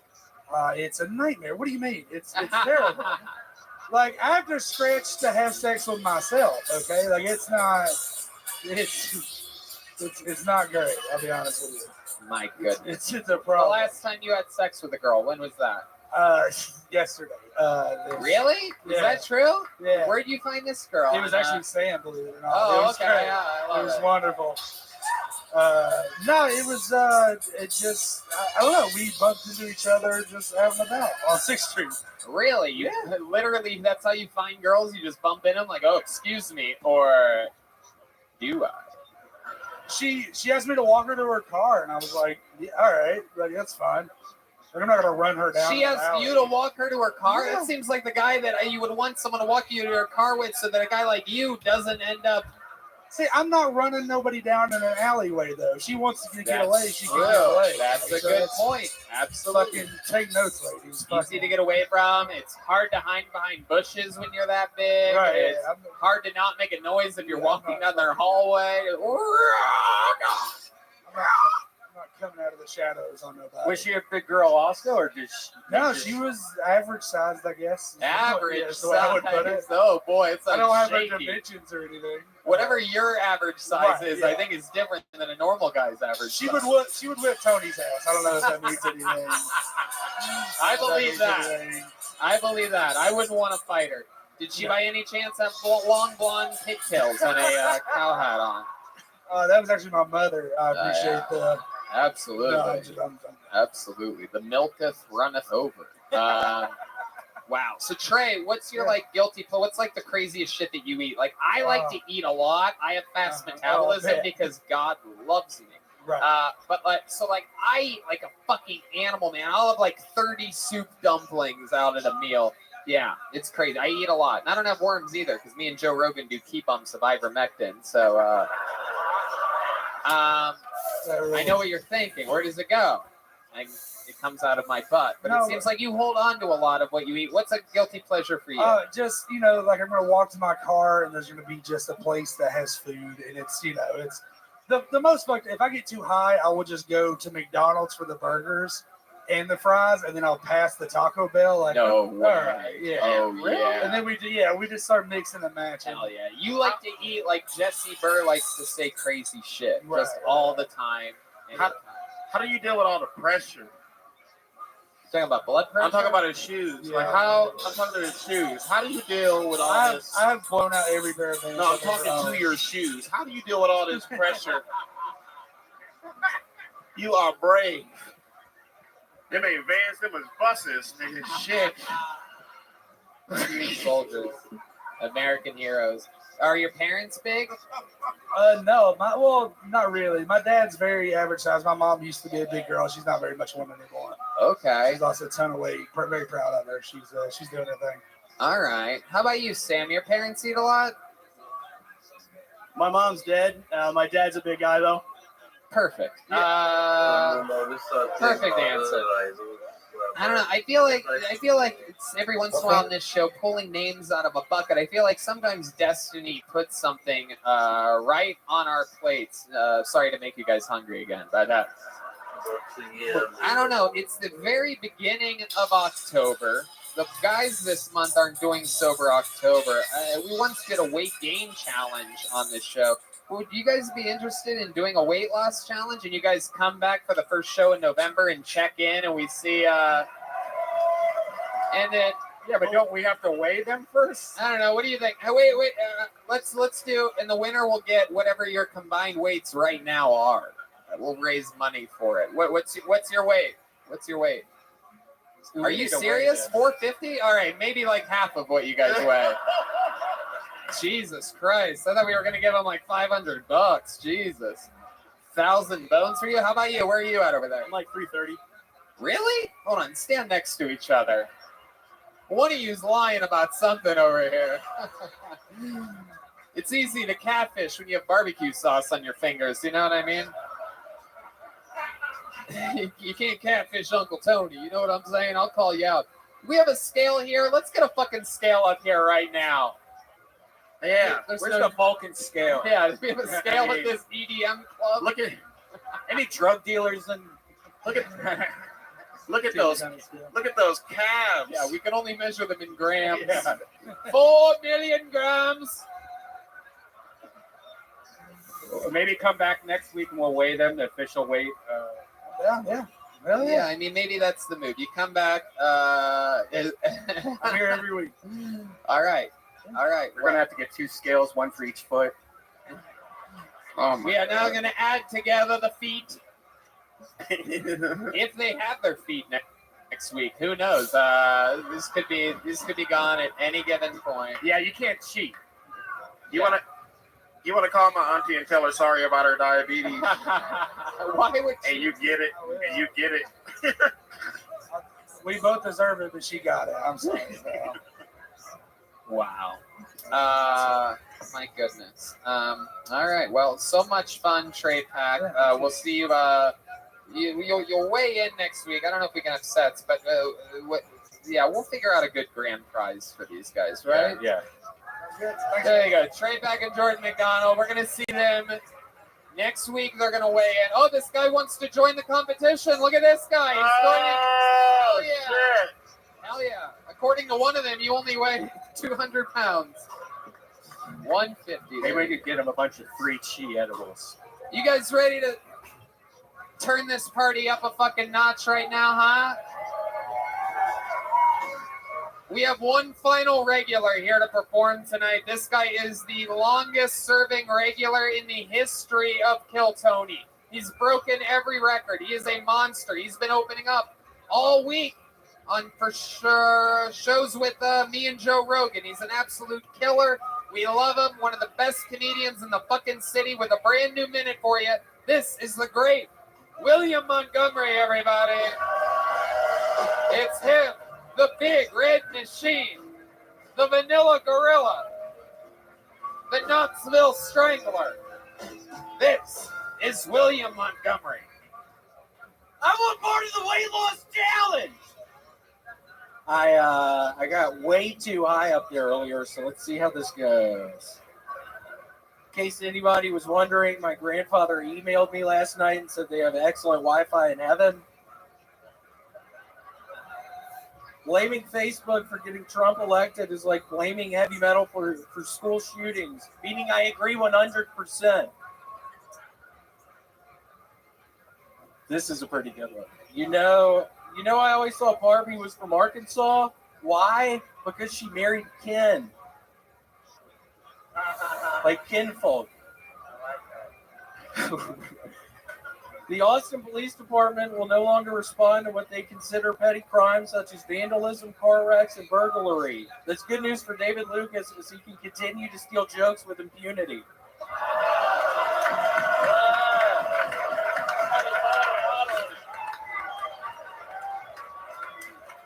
He's stealing fucking jokes. Yeah. No, I'm kidding. I don't think he is. I was joking.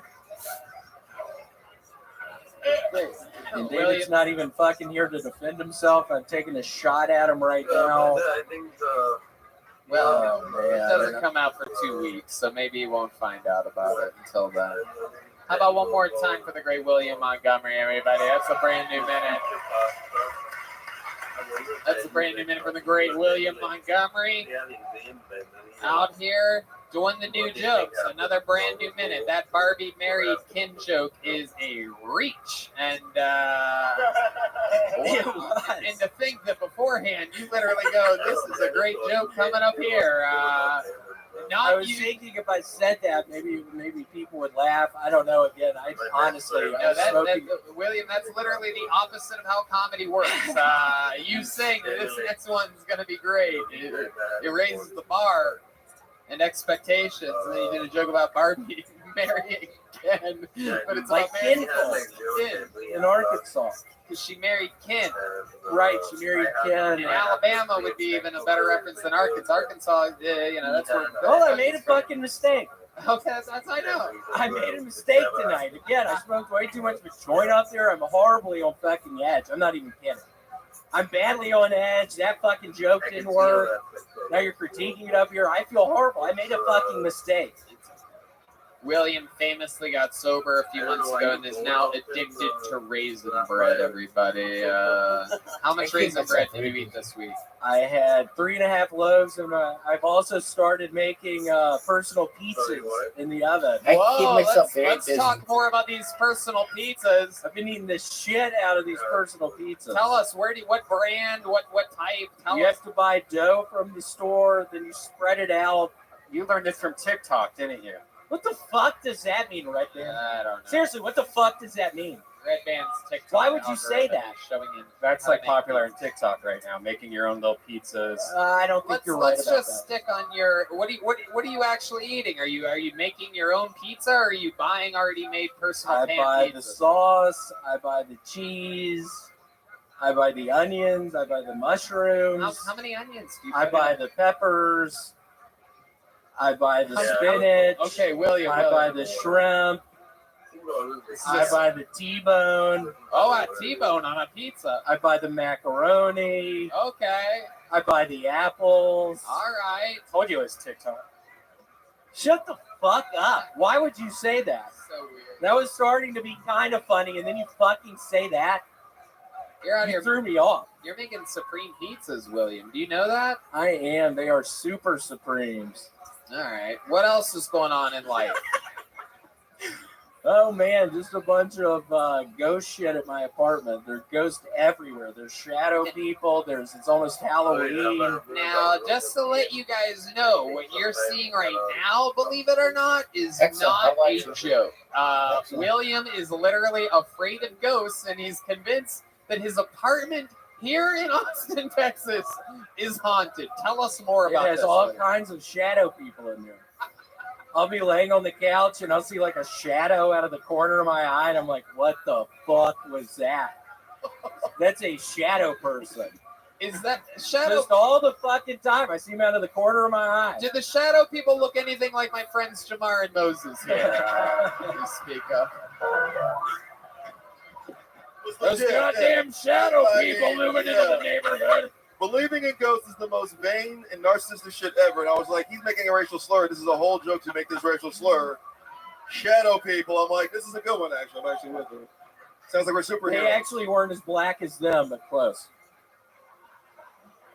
See, No, I'm kidding. Yeah, I wasn't thinking anything racial about that. How the fuck did y'all get to that? Because you're saying you talked about your black. That was the counterpart. last thing. I was talking about fucking shadow people. Do you ever see anything other than shadows? Is there anything wacky that happens? You once told me something about a shower curtain. Is that correct? Yeah, I see shadow people on the other side of the fucking shower curtains. Why do you keep looking at me when you say that? I'm not David Lucas. I bite my gun. I can't fucking believe you started accusing that of as a racist thing. That's fucked up. I'm talking about shadow people. I'm not talking about black people. I wasn't even thinking that. Do you have schizophrenia in your family? What the fuck does that mean? Dr. Red Band doing a little research. William. Jamar Neighbors. Yeah. Hi. How old are you? I'm 34. Oh, all right. How come? Why do you ask? William's a special tree. He's a 34-year-old that looks like he could be his own grandfather. It's very... Yeah. I was gonna say you look like one of the 4 founding fathers of an Arby's. Is all of this because of the shadow people thing? I thought we were really talking about shadow people. Now I'm getting fucking roasted up here. I'm high as shit. William, I already haven't felt good about it, and then this all starts fucking happening. William, I want to know more about these ghosts. In real life, can you give us an example of, like, other than just seeing shadows out of the corners of your eyes, was there a specific time that led you to believe? Because this is something he brings up, right? We'll be, like, in the green room, and, like, you'll be all in the phone, like, yeah, I saw more shadow people, then it'll, like, be it. Tell us more about this. These people deserve to know. You're the one that let the cat out of the bag. Anytime anybody brings up something that I leave off the show, like you being afraid of ghosts, I get excited, and you brought it up. So now I want the people to find out. Just an example of something like a shadow person. I was in the fucking mall the other day in a Foot Locker, and somebody took a pair of shoes. And wait, what? I thought then I was going to talk about a shadow person inferring that it was a black person. I thought that's where that was going. Stop looking at me when you say that. I thought that's what was going on. William, I want to know more about ghosts. Like, you said something once happened in the shower. Was that right? Yeah, I was in the shower and I saw literally a shadow out of the corner of my eye. And then what do you do in that situation? Do you get out of the shower? Do you just keep staring at the empty doorway? Like, what goes on? No, I mean, I'll shut my eyes. I will shut my eyes. So then that's black. Wait, what do you mean that's black? I mean, that's the same color as a shadow. Aren't ghosts like white? Well, all I see is shadow people. I don't know what. That's you don't see color when it comes to ghosts. How defined? That's not what I said. How defined are these shadows? Like, is it like the shape of a human, or is it just like, does it look like an upside down trash bag? Does it look like the shadow of your girlfriend walking by? What the fuck does that mean? Yeah. The fuck does that mean? Let's go back to the question that I asked you right before Red Band chimed in. I mean, I will be just laying on the couch and I will see a shadow out of the corner of my eye. You're not really saying anything other than a shadow out of the corner of your eye. I asked you, like, is it defined? I don't see like a person. Right. I don't see like a person. It's literally like a... Sounds racist. What did you say? Define these shadow people. It's like 6'1". He's got a hat with like a sunshine on it, you know? William, a week Out the corner of my eye, you're looking like this, side-eyeing me and shit. This Civil War reenactment thing. Why did we even start talking about shadow people? I meant nothing by it. Oh no. Yeah, this could be big trouble if you ever get cast on SNL or something one day. They're gonna look back at this and be like, "What is that he's doing?" Someone's gonna be like, "It's comedy." Yeah. Okay, William, really fun. You know what? When you earlier, when you're like, I think I got too high upstairs, I was like, oh, that's funny. He's like being silly. I literally got way too fucking high up. Yeah. I think maybe you kind of sort of did tonight. I agree with you. Yeah, it turns you into a rapist. I mean, racist. I'm the rapist. I mean, we've established that already. William, what do you think you look more like, a rapist or a racist? Because you do. You look like both. Again, it's very interesting. I don't know. The difference between a C and a P. We're so close. He's a racist rapist? Yeah. He's like, I only rape Probably a Asians. racist, I would guess. What? Probably a racist. All right. I wonder what. I don't know. What would you say? I wonder what the ladies think. How about you? You think he looks more like a racist or a rapist? Okay, this lady says rapist. Cool. How about I'll take that. Which type of person would you let fuck? The rapist in him or the racist in him? Bro. Chamar, that's really that's really just for your entertainment. Yeah, hey, I'm trying to get canceled, nigga. What the fuck? Sorry. All right, William. Anything else that we should know about? Anything else crazy going on in the world? I want to let everyone know Amy O actually died this past week. Oh, wow. She is no longer with us. She was a wonderful woman. I'm so glad our paths crossed. Wow. She's right over there, actually. She's sitting right there. Oh, what? Gross. For those of you that don't know, Miss Amy O was pulled out of the bucket a few weeks ago, and until tonight was considered the craziest woman in the history of the show. It is, this is such a fucking mentally unstable episode of Kill Tony. I'm almost tempted to bring Miss Amy O up here to do a minute of crazy to end it. Should we do it? All right. You stay on stage up here, William. Ladies and gentlemen, this is a new minute from Miss Amy O, everybody, and then we're done. Oh, fuck yeah. The clock has started, Miss Amy O. Y'all needed to learn something again, didn't y'all? Want me up here to teach you? Well, I'm going to teach you something here. I'm going to teach you something. When I was in prison, one day they called me up front to the picket and they said, hey, get on that bus because we found out you're going to be a good teacher because you got hemorrhoids. You got hemorrhoids? And John City Hospital, they have a class. They need to learn how to remove hemorrhoids. So I got on the bus. I brought my hemorrhoids with me. I got down there. You know where hemorrhoids are, don't you? And well, they got me up in them and that whole class was back there studying, and they learned how to take out my hemorrhoids. And you know what I found out? I found out it's possible that Norm Macdonald had the same doctor that was learning how to take out hemorrhoids, because I just heard on an old Letterman that was running since he died, because they makes me, he had hemorrhoids taken out, and I think I trained that doctor with my own hemorrhoids. All right. Miss Amy O, I don't know what the fuck. I picked the wrong day to stop drinking, man. Yeah, it's I quit drinking last week. Miss Amy O, up here. You are Amy. I loved her. Oh, you two are still extra close here. I thought that was great. The Big Red Machine and the Medium Magenta Queen. I just wrote that the other day, by the way. Yeah, we know, Miss Amy O, it sucked. It did not. They laughed. Not really, but Miss Well, Amy, if they laughed at me, they still laughed. Miss Amy O, this has been such a crazy episode of Kill Tony. Did you see that lady earlier that was up here with the pigtails and the cow? Actually, I saw her across the street, and I knew the way she was dressed that she was heading this way. I did. I was not surprised. What do you think people think when they see you crossing the street to come here. When I'm with William, they don't mind at Oh, all. I just want to let everybody know I thought that was great. Yeah. I thought it was a wonderful minute. You two look like you're gonna shoot a porno called Breaking Bed. Because you're fat and she looks messed up. That's why that one works for me. So you got hemorrhoids?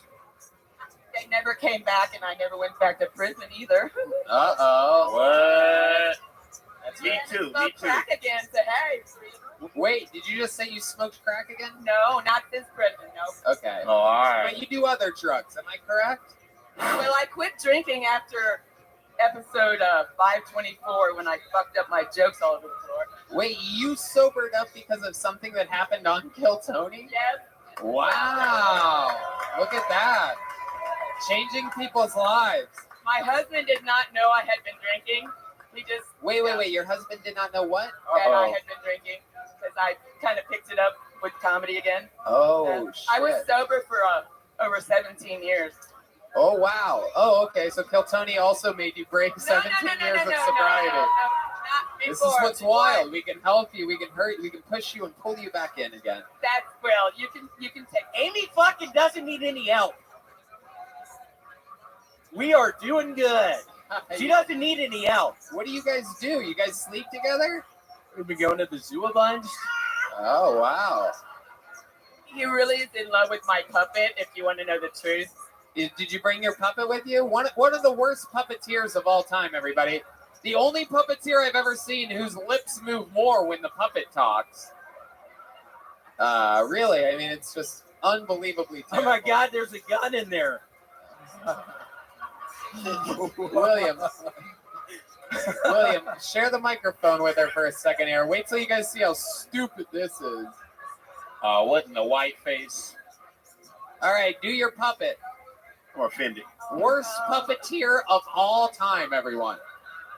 Go ahead. Let's see some bad puppetry.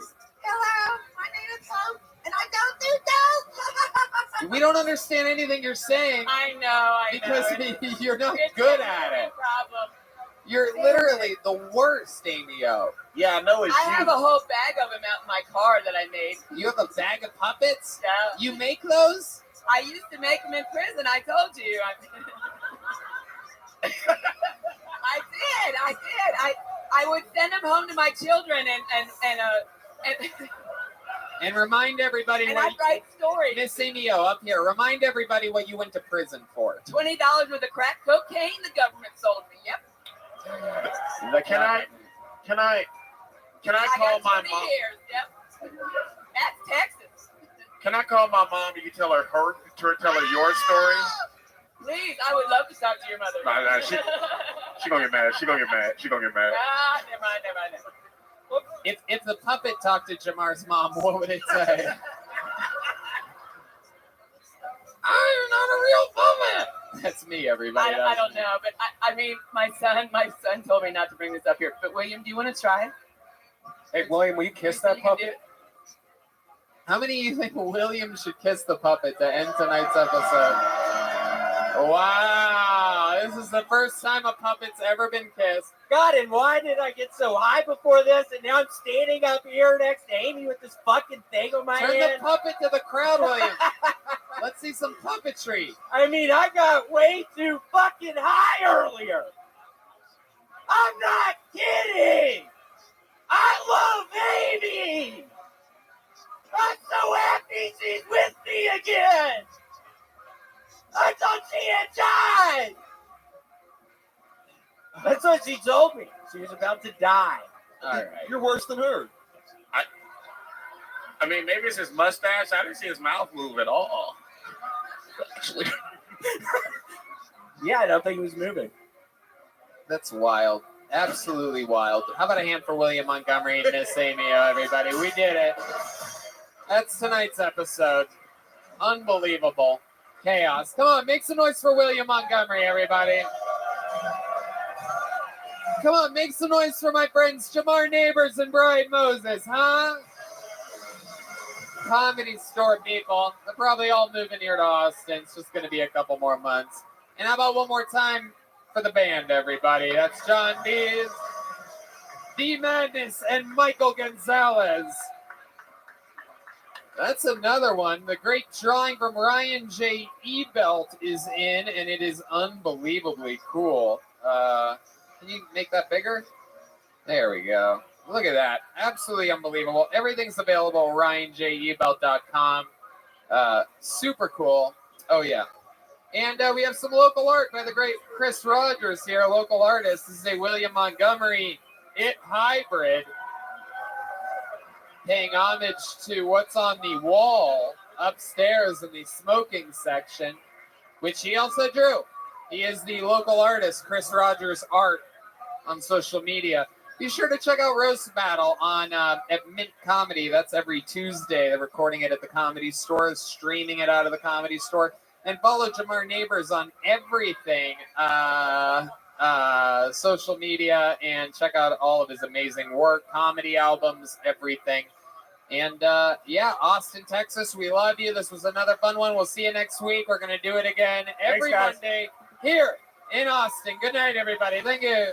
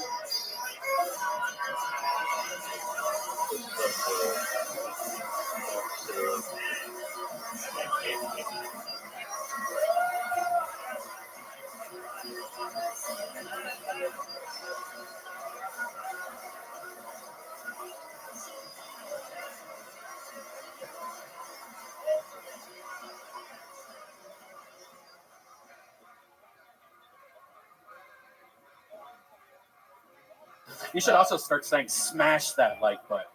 Like, no. No. No.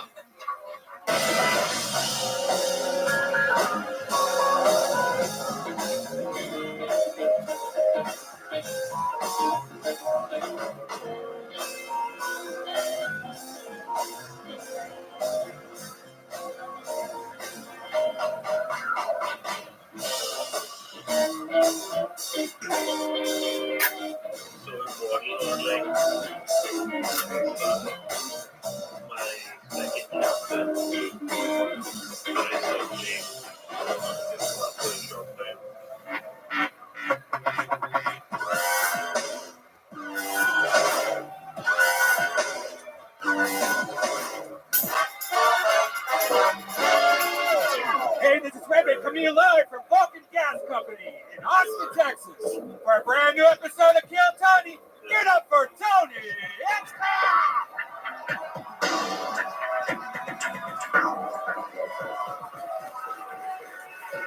Austin, you got to make more noise than that. The people at home have to know what the fuck's going on here. You guys ready for a great night tonight or what? Oh, shit. Here we go. How about a hand for the band, everybody, huh? Unbelievable. That is the Screwball Peanut Butter Whiskey Band. How about a hand for my friends Michael Gonzalez on the drums, Matt Muelling on guitar, the great D Madness on the bass over here, and my good friend John Dees on the keys, everybody. We're doing this shit tonight, Red Band. This is Kill Tony live in Austin, Texas, brought to you by the Red Rose and the Yellow Rose, the two best strip clubs on the planet of Earth. We're all filled up on CM Smokehouse, thanks to our friends from CM Smokehouse of Bolden Acres and Cade and Yoni. And we've been drinking Cantina, delicious vodka soda and margaritas in a can. It's really so good. A lot of those canned drinks, it just doesn't feel like a real mixed drink. Cantina, it's different. Be sure to subscribe to the show, is what I was told by one of my advisors to start saying. If you're on YouTube right now, click the subscribe button. All the kids are doing it. That's a really big deal. Before we start tonight's show, here's a little bit more from the amazing sponsors that made tonight's episode available for you here right now. I'm going to be honest with you. Red Band and I, we like to drink. We like to drink, and Red Band sleeps in until 3 or 4 p.m. the next day, but I like to go golfing in the mornings. And one of the things that clears up my hangover and keeps me hydrated, my favorite thing in the world is liquid IV. Cooler weather nowadays makes it easier to miss signs of dehydration, like overheating or perspiration, which means it's even more important to keep your body properly hydrated. Flu season is in full swing. Proper hydration and vitamins can help support a strong immune system. Making hydration a priority helps us feel healthier on a day-to-day basis and fuels us to our highest potential. 1 stick of liquid IV and 16 ounces of water hydrates faster and more efficiently than water alone. You know all about this, Red Band, and they have new delicious flavors. Yeah, Tony, me and you were on that up-and-coming podcast, Joe Rogan Experience, the other day. That young buck. Yeah, that young buck. He's been getting some press coverage. And we didn't even get paid, but we all talked about how much we love Liquid IV because we all are addicted to it. And not only does the product taste great, they have amazing flavors like watermelon, strawberry, lemon, lime. Are you going to be enjoying a few extra drinks now that the holidays are approaching? This is what you need. Like you said, I take one before I go to bed. I take when I wake up. I have one with lunch. I take so many of these that I don't even drink anything else other than Liquid IV. They make me a better golfer. I pay attention to these things. How does coffee affect me? How does muscle milk affect me? Coffee makes me a little bit jittery. Maybe I'm focusing. Maybe I'm overthinking during my swing. Liquid IV clears my mind and strengthens my body. It has 5 essential vitamins. It's incredible. Healthier than sugary sports drinks, cellular transport technology, the optimal ratio of glucose, sodium, and potassium delivers water and nutrients straight into my bloodstream. You can grab your favorite Liquid IV flavors nationwide at Walmart, or you can get 25% off when you go to liquidiv.com and use the code TONY at checkout. That's 25% off anything, and we really believe you should try this. 25% off anything you order when you get better hydration today using promo code TONY at liquidiv.com. I'm going to be honest with you, Red Band. I got the new Manscaped Lawnmower 3.0. Manscaped supports the show, and they are the best in men's below-the-belt grooming. They offer precision-engineered tools for all your family jewels. They obsess over their technology developments to provide you the best tools for your grooming experience. And I'm telling you, Red Band, I'm dead serious. I use it on my face. I'll go back and forth to my balls, to my face, and my asshole, and then I'll shave my mustache with it. And I sort of smell my asshole on my mustache like it's a whole thing. But the thing works. The guys love that. I trust it. I'll go ass to mouth with my Lawnmower 3.0. Red Band, you do this too. Yeah, I have this new shower that has one of those benches, so I can put one leg up there and really get in there with their amazing lawnmower. No, it's if I don't do it. And it has, the Lawnmower 3.0 has one of those LED lights which illuminates the grooming areas for a closer and more precise trimming. They also just upgraded the motor. It's now 7,000 RPMs with quiet stroke technology. And let's not forget about the charging stand. Show off your mower loud and proud because the intelligently designed stand has convenient charging dock which is powered by USB. Hey, look, if you're listening to us speak right now, I want you to experience it firsthand for yourself. Trim that junk of yours. Get 20% off and free shipping with the code KILLTONY at manscaped.com. Your balls will thank you, and so will we. Get 20% off and free shipping with the code KILLTONY at manscaped.com. That's 20% off with free shipping at manscaped.com. And use the code KILLTONY. You guys ready to start tonight's show or what? All right. Every single week, we give you one of the best comedians, or sometimes two of the best comedians. Sometimes you never know what's going to happen here. One of the cool things about this show is that this guest seat, while often filled with extremely famous, powerful comedians, another thing that we like to do here, just as we introduce you to comedians, is we pull them out of the bucket. One of the things we do with this guest spot is expose you to some of the brightest comedic talent in the world before other shows do. I like to think we were the first to tell you that Tim Dillon's going to be one of the biggest comedians in the world. I think we had Shane Gillis on way before a lot of the big shows did. This is one of those episodes that you're going to say, I was there when that guy wasn't even that famous yet. He was the guest on Kill Tony. Ladies and gentlemen, tonight's guest is Hans Kim, everybody!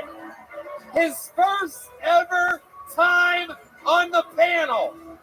The little baby is growing up right in front of our very eyes. He was made a regular just a few months ago, and now he sits here at the table. My, how they grow so fast. Thank you, Tony, for this huge honor. Yeah. I will not dishonor my Kill Tony family. Thank you very much, Hans.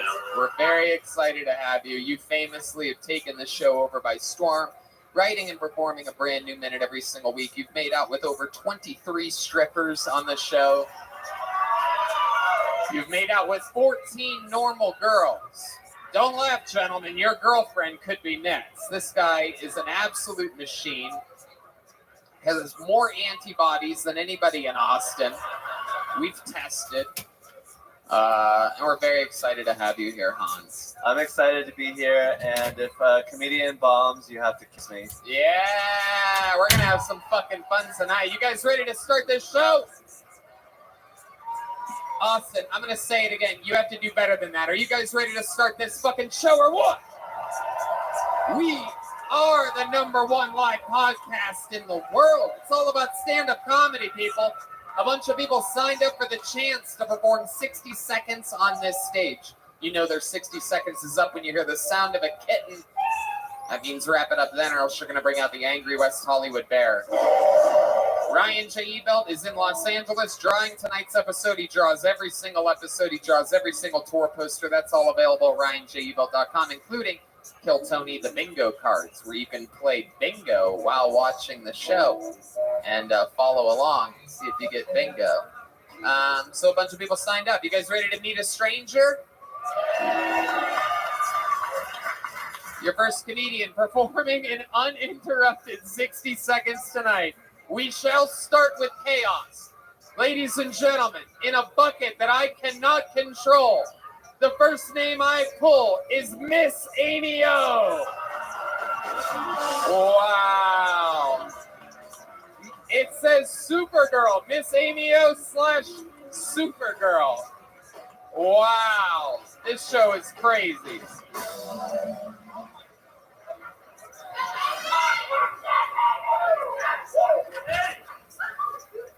Halloween's in 2 weeks, guys. Trick or treat.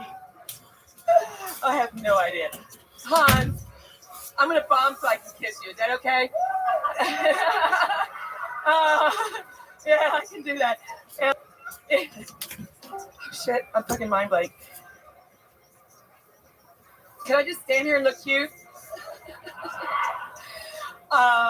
Y'all want to know why I'm Supergirl? I'm gonna tell you why. Because I love to emulate awesome fucking women. Don't you love awesome women? Yes! And even though I'm carrying concealed tonight, you know, I really do. I really do feel good about being up here on the Kill Tony show. And I am drawing a blank right now because I've never been first. I'm always last. My whole life I've been last. I was last in a parole. And here I am. Thank you for me out. Crazier than ever, Miss Amy O, everybody. Holy shit. For those of you that don't know, Miss Amy O made her debut on this show about a month ago. She's been on twice since then. Very lucky with this bucket. I don't know what kind of voodoo she's doing. I'm still pregnant with William's baby, so I have to be careful. Miss Amy O, you are crazier than shit. I'm glad you're back on the show. When I saw you, I thought, it's a crackhead. It's a meth head. Oh, it's Supergirl. You do look like you got changed in a phone booth tonight, though, so Very authentic Supergirl outfit. Miss Amio, what made you dress like that tonight? Well, I was at the Goodwill in Flower Bluff down in Corpus Christi, and I found this for $2.99. Wow. You can't And I beat love that. DC characters, and I had to call my brother-in-law to find out which freaking universe I'm from, so I didn't know. Because I don't really watch them. I thought I was Marvel, but Shut the fuck up, Miss Amio. Yeah. I will do I'll that. tell you, I gotta be Good honest, idea. Miss Amio, I gotta be honest with you. With that wig, if someone had 15 shots of tequila, you're actually pretty fuckable. I mean, drink Canteen and Cantina. It's canned margaritas and vodka sodas. What do you think, Hans? Am I fuckable? Hans, I have a rule. Miss Amio. I have a Miss rule. Amio. Miss Amio. Miss Amio. Hello. How are you? You're on a live show. How's it going?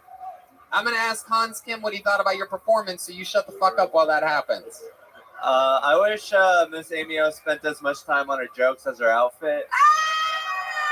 Whoa, Hans Kim, wasting no time. A lot of people are saying Hans is already in the running for guest of the year. I love you, Hans.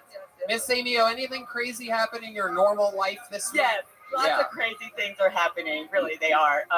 My mother, who's still alive in the nursing home, yes, I took her outside the other day to watch the sunset, and she discovered that there still is a sunset. Wow, you are wild as shit. Miss Amio, what's your sex life like? We know you have a boyfriend that is seemingly mad at William Montgomery for making jokes about hooking up with you. Is this guy banging you? Are you sexually active? What's going on down there? Actually, I mastered masturbation, so I'm very self-sufficient, and Jesus. I have a very lucky husband, and yeah. What do you use to masturbate with? Well, A Swiffer or something like that? I know what get all the dust out first. You gotta fucking. Okay, you're gonna ask the question, and I'm gonna answer the question. But if you will allow me, I will tell you in prison. Oh, I'm talking too much for you. No. It's that train thing again. Forgive me. But the question I would like to answer in prison: how did I masturbate? How did you Mind? masturbate in prison? Go right ahead. Very, very carefully and quietly, so it's not a gangbang. You know? And they used to, your tax dollars used to send in little tiny tubes of toothpaste about this big, and you get tissue and This is a real human being, everybody. Take the rubber glove. We didn't tell her what to do or anything. But that's your tax dollars at work, guys. All right. That's All your right. tax dollars at work. Free dildos. Thank you. For those of you just listening to the podcast, not watching the video, a lot of the audience members are vomiting right in their seats right now, picturing Miss Amio masturbating within anything whatsoever. I was cuter then. Amy, how do you make money? How do you survive? I own an 18-wheeler with my husband, and we drive in the oil field. Wow. He does. I just do the paperwork, and I miss him a lot. Yeah. You miss your husband a lot. Yeah. Well, William helps. What? William Montgomery helps. The dark hours. Gotcha. All right, Miss Amio. You get a little bit more insane every time I see you. I like your style. It seems as though you're having a lot of fun with the show, and I'm glad that very clearly this show, equal opportunity. Anybody can get pulled out of that bucket, and you are proof of that. How about one more time for Miss Amio, everybody? That's a new minute for Miss Amio. We're going to keep the show moving along. Oh, shit. Hans, you want to give her a little kiss? Yes. You guys think Hans should give her a kiss? Give her a little kiss. Go ahead. Yeah. Wow. All right, Hans, get back here. Hopefully you guys sold your stock on Hans before that. I think her kryptonite is punchlines. I've heard of a cold sore, but you might get an old sore. That's the original strand of herpes right there he just got. The OG, none of these variants. Miss Amio got herpes during Woodstock 1. Your next comedian goes by the name of Dale Turk, everybody. Here we go. A brand new minute from Dale Turk.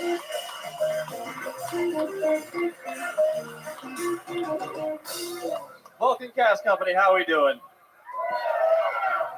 Halloween's coming up and I have a confession to make. My wife's a witch. And I said witch, not bitch. She is, but that's a different joke. And it usually doesn't bother me, but there was one morning I woke up early, as I do, because I work. She doesn't, because witch. And I was going through my laundry basket to get my underwear, my socks, everything I needed, and I reached in and my hand just crumpled on this soft laundry. And I go, what the hell is that? I move it to the side, and there's just a plethora of rocks. So I go, all right, moving to the side, reaching again, my hand crumples again, and I go, all right, something's gonna happen here later, but I don't have time. So I move aside, and I one more time reach in, my hand crumples again, and now I'm pissed. I run back to my bathroom, boot the door open, and go, why is there a rock lasagna where my underwear is supposed to be? My wife wakes up, what? I go, I'm not a geologist. Why are there rocks where my socks are? And she's wiping her eyes and trying to wake up. The socks, the rocks. Sweetie, I don't know. I got stoned last night, and I was like, typical witch. Always getting stoned. Thanks a lot, guys. Holy shit. Dale Turk making Miss Amy O look like Richard Pryor up here. Holy shit, man. What the fuck was that? Is this your first time doing stand-up comedy? I've been doing it for about 6 months. 6 months. Okie dokie. Yikes. My goodness. Dale. Wowie. Where have you been doing comedy for 6 months exactly? Austin, Texas. Okay. How's it been going for you? About that good. Yeah. What made you want to start stand-up? Were people telling you that you're funny? No, not at all. Okay. What made you want to do this? How old are you? I'm 31. What do you do for work? I am a line cook at a bistro in You North said Austin. 31, right? Yes. Okay, very good. Line cook at a bistro. And what made you start now? Long story short, I was Well, I don't think you really know how to make long stories short. Pretty sure you're the last person I would trust to make a long story short. Go ahead. Long story short, what? I after I got out of the Army, I bought a house, and just the home life wasn't really working, so my wife and I sold the house, had a little bit of money to come down here and get a fresh start. Wow. So you were in the Army? I was. Okay. What did you do in the Army? My guess is bomb. I'm kidding. That joke's been said on the show 375 times, but it works every goddamn time. You know what I'm saying, Texas? What'd you do in the Army? I was a mechanic. Wow. Okay. What did you fix? Everything? Tanks? Everything that had wheels. Tanks have tracks, so I didn't get to do that, but everything else that had wheels. Okay. Awesome. And now what? Now what do you do? Like, what do you do for fun? I like to paint and draw. I play video games that are really old. Run. I mean, I'm just kind of Where do you run? Around. In circles? Really fast. If I can find one. Your helmet on? Dale Turk. Any fun facts about you, like your family or anything like that? What do your parents do? My parents are both teachers. My dad's a retired major from the military. We adopted 2 kids. They adopted 2 kids a couple of years ago, so I have some adopted siblings in my life. Oh, okay, because they didn't get fulfilled when they had you as a son. They're like, we need to get some real fucking kids. We'll do anything. It's like a lottery. Dale's out here bombing everywhere, just fucking eating shit sandwiches. No, I'm pretty sure my dad hates me. He when I got back from the Army, he said 2 things to me in the same month. One month, he was like, I'll give you $10,000 to move to North Dakota oil fields and start over. And I was like, where the fuck did we get $10,000? We live in a tiny house. And a couple months later... I think you asked too many questions. I know. I think you should have taken the money and run, my friend. He definitely didn't say, here's $10,000, go start stand-up comedy in Austin, Texas. A highly competitive market for stand-up comedy. All right. And then not too long after that, he sat me down. He's like, Mother and I have been talking, and we really think it'd be good for you to get deployed. I was like, thanks a lot, Dad. Yeah, it sounds like your dad's a major asshole. It's true. It's true. What rank did you get up to in the Army? I was a specialist. Okay. All right. That's what they just call mechanics? Honestly, for the most part, yeah. It's kind of this, like, it's the last rank you get before you actually get, like, command of anything. Did you ever have to do any combat or anything like that? Like, does the mechanic ever get a gun or anything? Or is it just like, Dale, hurry up, we need you on the tire right away. We got a flat tire. Yeah, it was a lot of just regular maintenance on the vehicles. I was part of the Hemet Wrecker team, and that's basically this glorified tow truck. Wow, okay, Dale. Wow. Where'd you meet your wife? I met my wife in Boston about 7 years ago. Oh, God. She's from Boston? She's from the North Shore. Oh, that's the worst. Does she have the accent? No, thank God. Her dad does. She doesn't have the accent? Wow. Look at that. What do? You beat it out of her or something like that? Wake up there. I'm back. It's the fucking worst. What does she do for work? She's a witch. What does she do for work? She's a witch. What is the fuck, Dale? What does that mean, Dale? She reads tarot cards professionally. She makes spell jars. She sells her trinkets and stuff. Oh my God, dude! You think this would all help you with your act a little bit? Like, I think maybe she could fucking switch your luck around or something like that. Jesus. How's her hygiene? How low is her hygiene? She's not a hippie. She keeps herself clean. Really? Doesn't smell like a witch's brew down there? One cup of burnt child hair. It's one of the sound effects. Is an official witch laugh. All right, Dale. Anything else crazy we should know about you before we let you head back to obscurity? Nothing that comes to mind right now. Dale Turk, everybody. There he goes. His Kill Tony debut. Dale, here you go. Take one of these little joke books.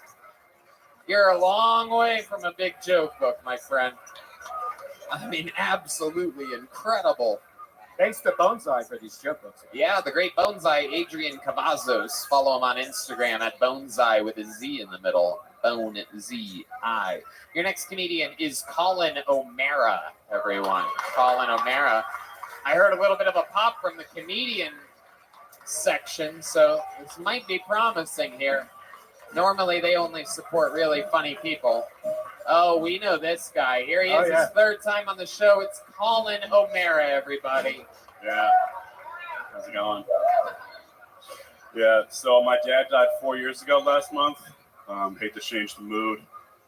It was September 10th, so the comedian in me is like, one more day and I get a way better joke out of this. You know what I'm talking about? I'm like, let's wait a little, And the worst part is he killed himself. Sorry to bring it up, but it's like, and he did it at like 11 o'clock on September 10th p.m.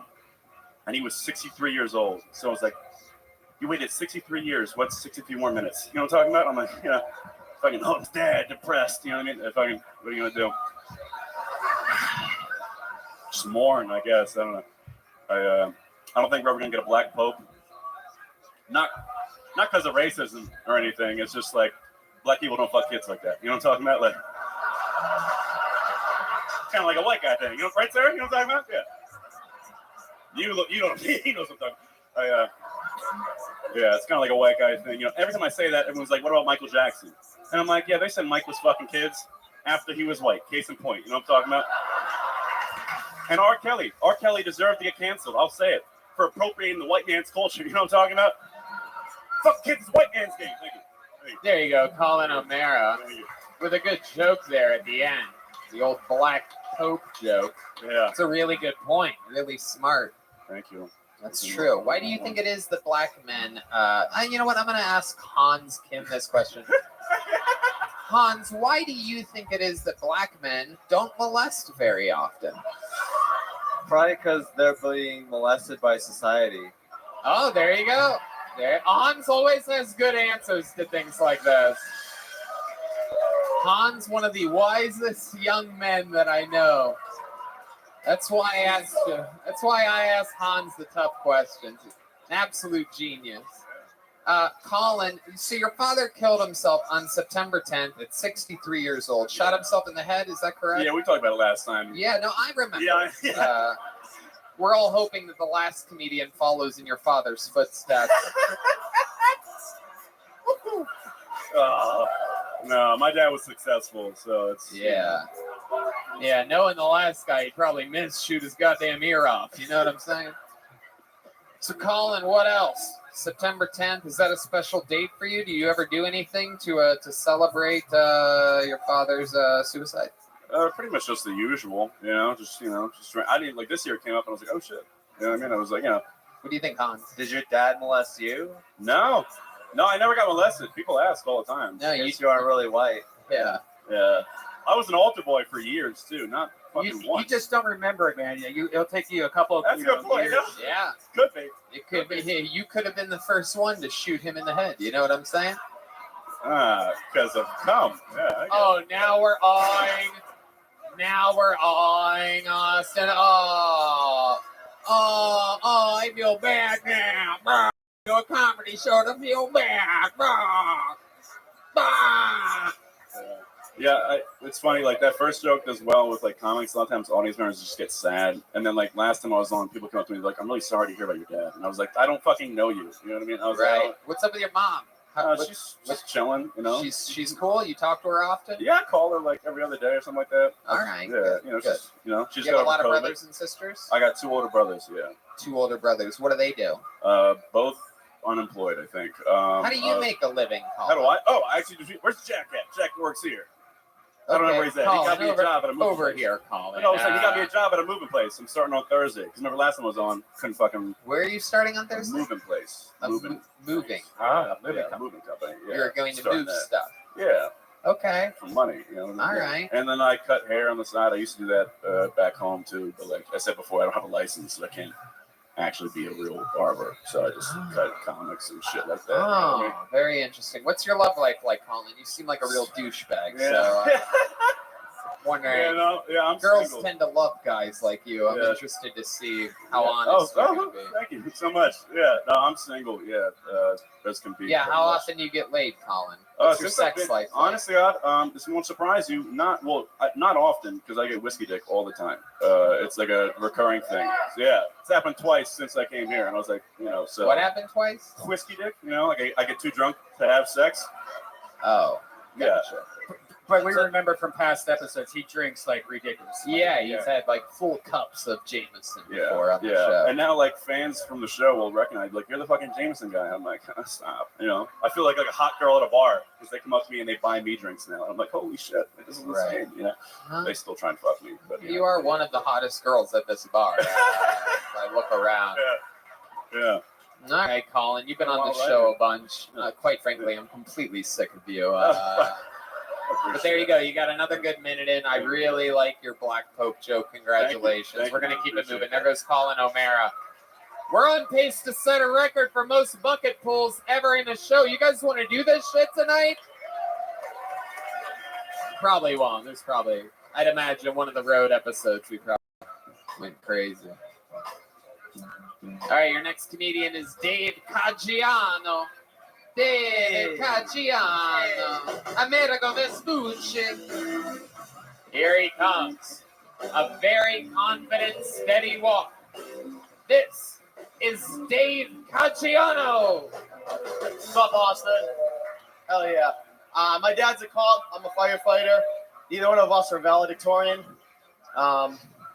Yeah, I come from like a long line of like construction workers, but we were never the project engineer.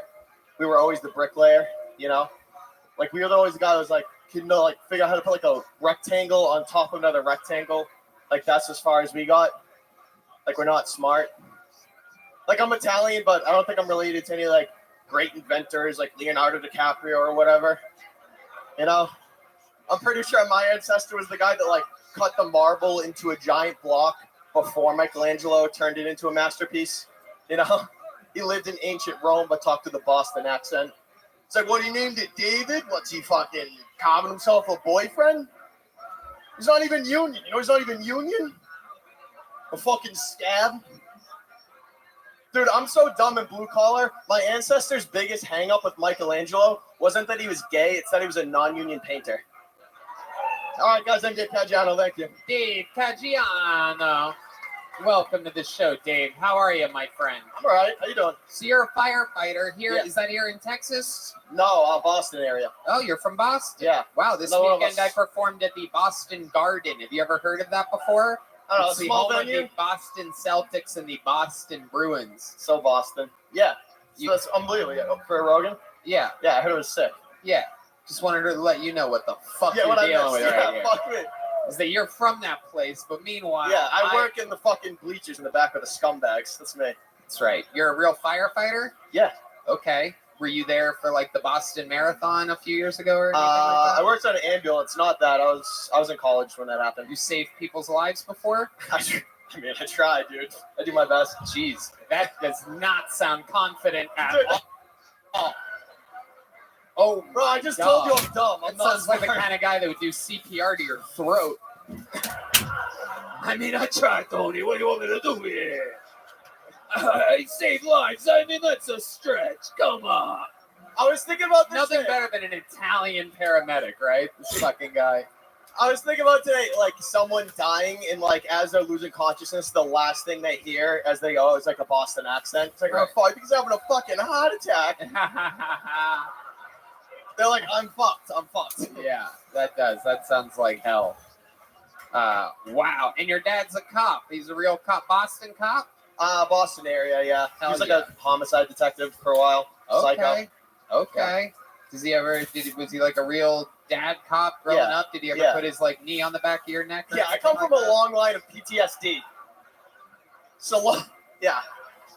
Oh, you guys never been hit before? What's up?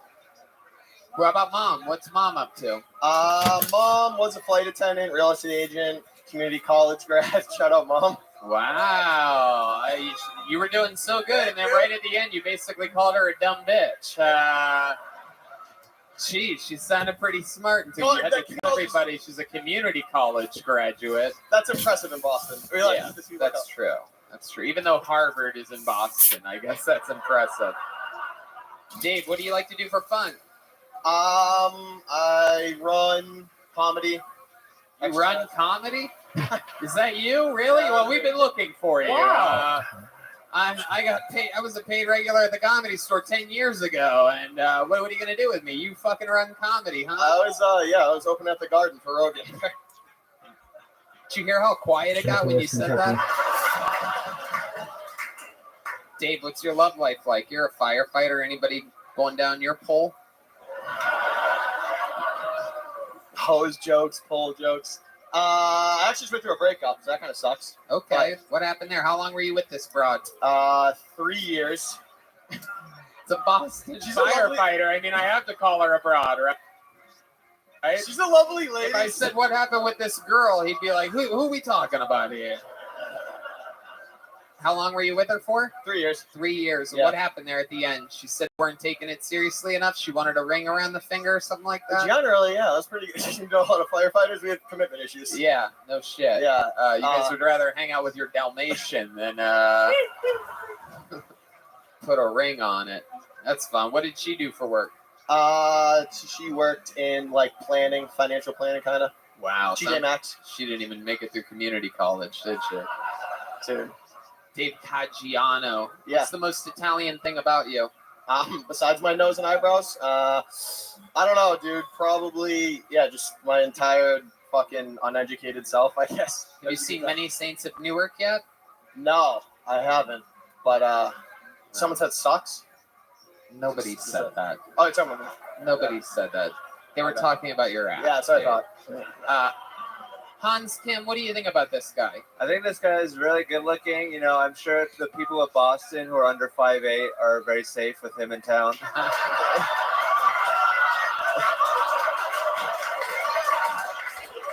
Decent. This is what the heroes look like in Boston. Tony, you look like a premature baby I rescued from a fire, literally. So Did you hear that? Did you hear that response from the audience? You're like- again, pause. How premature baby that got rescued from a fire? What'd you Yeah. say? That's what you look like. That was it? That was the roast joke that you came up with? Yeah, it's not bad. Yeah, it's very bad, Dave. Premature babies are not 5'9" and 150 pounds of pure Youngstown steel. You know what I'm saying? You fucking pussy. 150 is generous. You pussy ass non-hero firefighter. Most firefighters are heroes, not Dave here. God damn it, Dave. Yes. Wow. All right. Dave, congratulations on getting pulled out of the bucket here tonight. Come back again. What brings you to Austin? What are you doing here? It's trip, comedy, vacation. How long are you here for? Tomorrow is my last night. Wednesday I leave. Okay. So, Did yeah. you do anything else fun when you were here in Texas? Yeah. Barbecue, the usual. Barbecue, bars, stuff. Barton's There he Place. goes, Dave Caggiano, everybody. He's on Instagram at Dave Caggiano. Dave, here you go. Take one of these. There you go. You caught the baby. Yeah, do I throw like a premature baby, you fucking little bitch? Jesus Christ. Why premature? I know. Preemies are cuter than regular babies. And why would I get pulled out of a fire? Does anybody get pulled out of a fire with a fucking white cowboy jacket on? Aaron Specht is next. Make some noise for Aaron Specht, everybody. Here we go. We only have one regular here tonight. He's going to close the show. So we're going to keep flying through this bucket. Any sign of Aaron Specht? No movement. Uh-oh. Okay. Let's pull another name out. Julian Hemmendinger. That's a comedy name if I've ever heard one before. Julian Hemmendinger, ladies and gentlemen. Here he is, live in the flesh.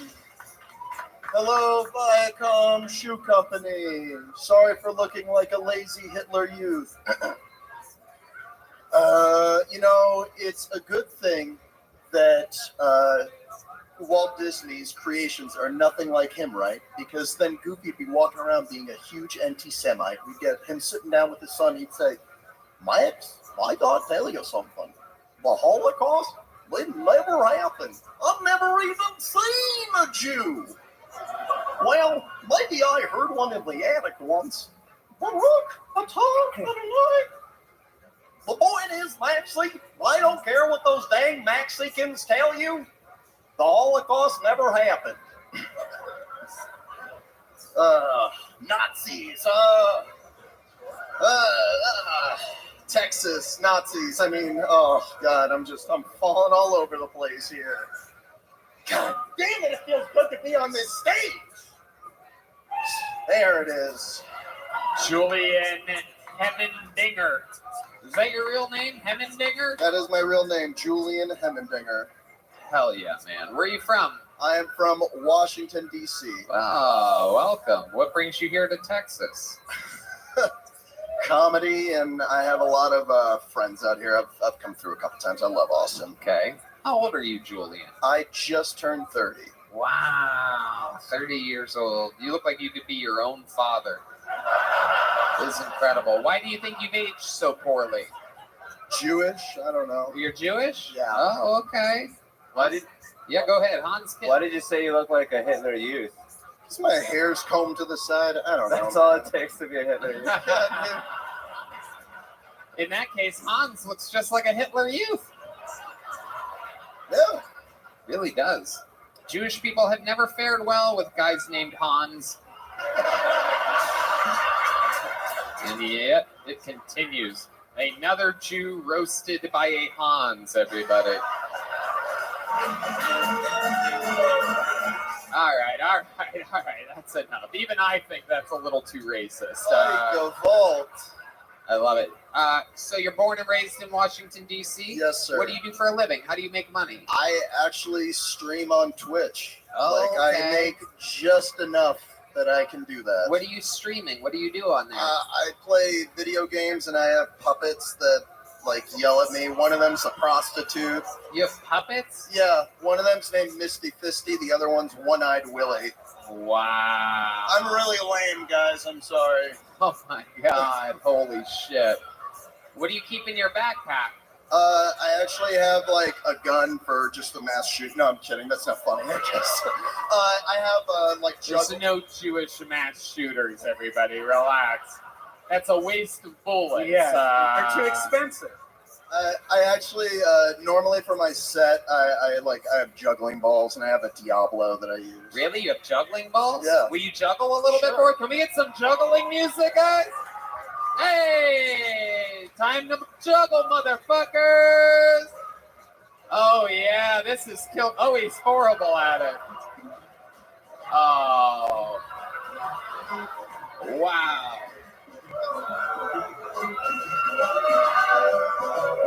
He's getting booed. Welcome to Texas. Wow. Oh my goodness. Wow, that was some of the least talent I've ever seen. Thank you. Oh my goodness. He was just playing catch with himself at one point. Imagine Red Band, how- would you like to play with my balls? What? I was asking Red Band if you wanted to play with my balls. Oh, of course, you know me. Anyway, my goodness.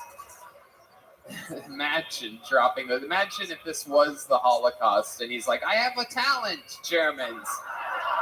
Watch me juggle. I can be very good, I promise, I swear. Watch me juggle, Germans. Right to the head. They would shoot you, is what I'm implying. Oh, yes. Hemmendinger. Yes. All right. So you Twitch professionally. How much money do you make twitching like that? A little bit over $1,000. It fluctuates, man. A grand? Yeah. A month. Okay. Hell yeah. $12,000 a year, ladies and gentlemen. What kind of games do you play? Do you play like new games or old I school? play a variety of things. I was actually one of the first people in the world to get 100 wins on Fall Guys, if that means nothing to you. Oh, that's awesome. Yeah. Okay. That's impressive. Yeah, I'm up to like I think I have 970 crowns, almost Wow. 1,000. Yeah, pretty What's pathetic. I know. what's a good tip? What's a good secret? Yeah, that's what the listeners definitely want to know. Why don't you guys go suck each other off in Nerd Kingdom or whatever the fuck you guys are talking about right now? Jesus Christ. Guess we'll never know. Oh my god, you fucking twitchy motherfuckers. Hemmendinger, what's your love life like? Are you getting your balls juggled at all? I mean, I'm single, but I think I've been doing all right since I moved to Austin. Yeah? Wait, you moved here? Yes. How long ago did you move here? 2 months ago. And how good are you doing? What is that to you? I've gone on a couple dates, and one of them said they wanted to go on another one, but then later on got off on rejecting me, I think. Wow. And then I went on like 2 or 3 dates. And Okay. like, I've gotten laid here. These date you got laid? Yeah, Wow. twice. Okay. All right. I'm counting, okay? My friend Hans here is living a whole different life. What do you think about this guy's story? He's gotten laid twice in a few months. I can't believe that this guy gets laid more than Colin O'Meara. Yeah. Whoever that is. Andy has Very Andy has good. one more father than Colin O'Meara as well. Oh, okay. Everybody did forget who that was. All right. Very good. Well, Julian Hemmendinger, while I love your name, your performance was, I don't know. Red Band, what did you think about this? It was Disney meets Holocaust. I barely remember it. Yeah, I don't know. You know what, though? Since you only make $12,000 a year, I'm going to give you a big Kill Tony joke book. Hell yeah, absolutely. There you go. Julian Hemmendinger. Let's keep it moving along. You guys having fun out there? Let's see what happens next. This looks like a fun name. Make some noise for Nat Rogachevsky. Oh, there's another big pop from the comedians area. They must like Nat Rogachevsky. Here we go. Here he comes. Come on, everybody. Make some noise one more time for Nat Rogachevsky. Yo, what's up? You ever see like a really fat guy like fixing his hair in the bathroom? Like, what are we doing? You guys like, all right, problem solved.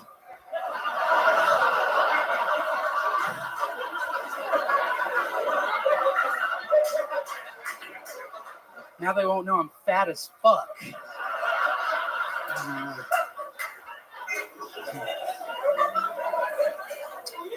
I don't know if you guys heard, DC Comics just announced their very first transgender superhero. First ever DC Comics transgender superhero. Her name is, her name is, Wonder If It's a Woman. Wonder If It's a Woman. DC Comics. Yes, keep clapping. Let's keep clapping until the meow. Keep clapping until the meow. I don't have time for my last joke. Keep clapping till the meow.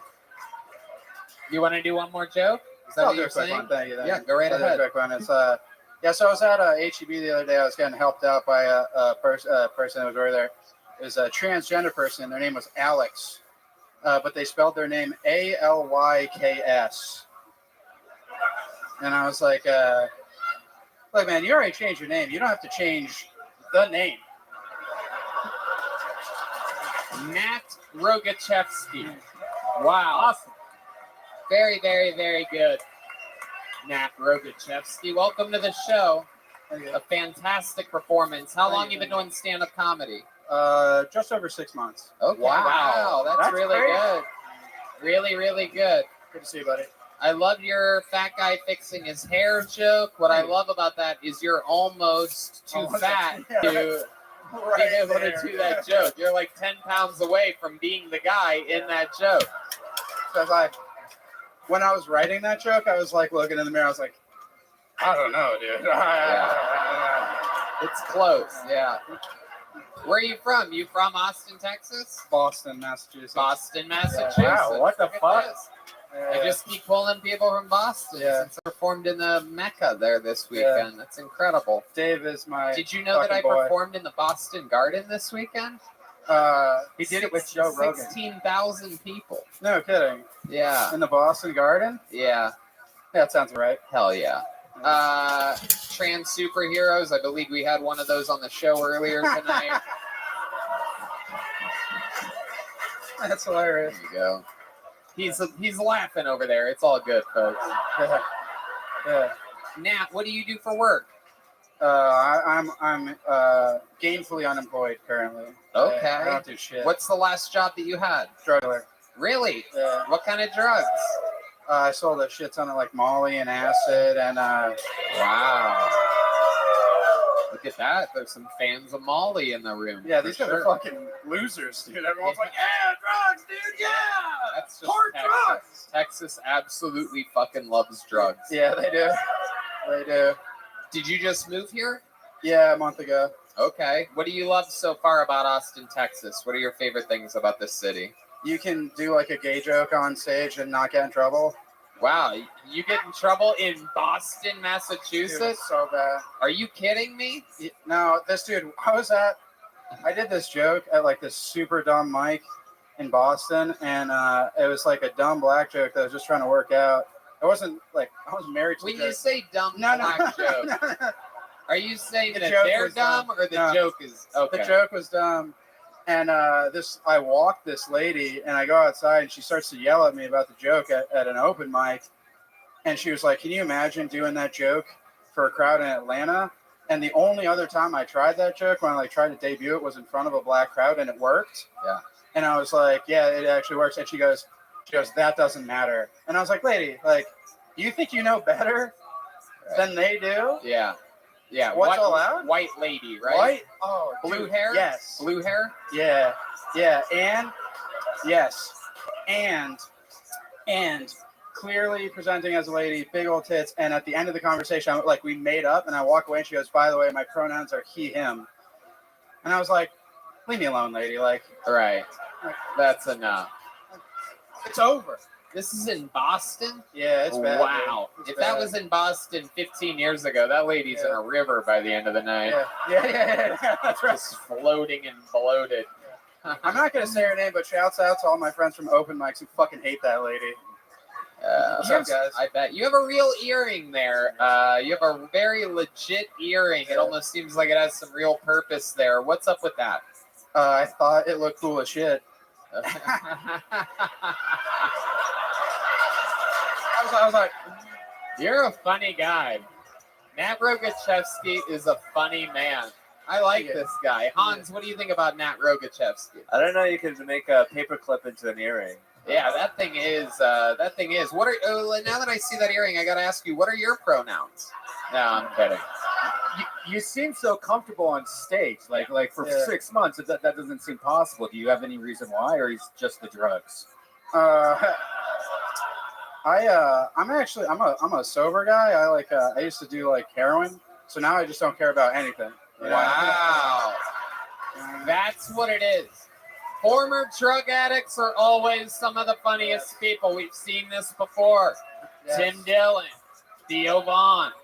There's a lot of newly sober people that end up being able to obtain a level of funny that is just Very absolutely true. incredible. So that's where Very you get true. your swagger from. I How think so. often were you? How long were you hooked on heroin for? Like 5 years. Wow. Yeah. My goodness gracious. Shooting it up or snorting it? Shooting it up. Oh, wow. Yeah. This guy's not snorting. Yeah, dude. I'm not gay. Yeah, come on.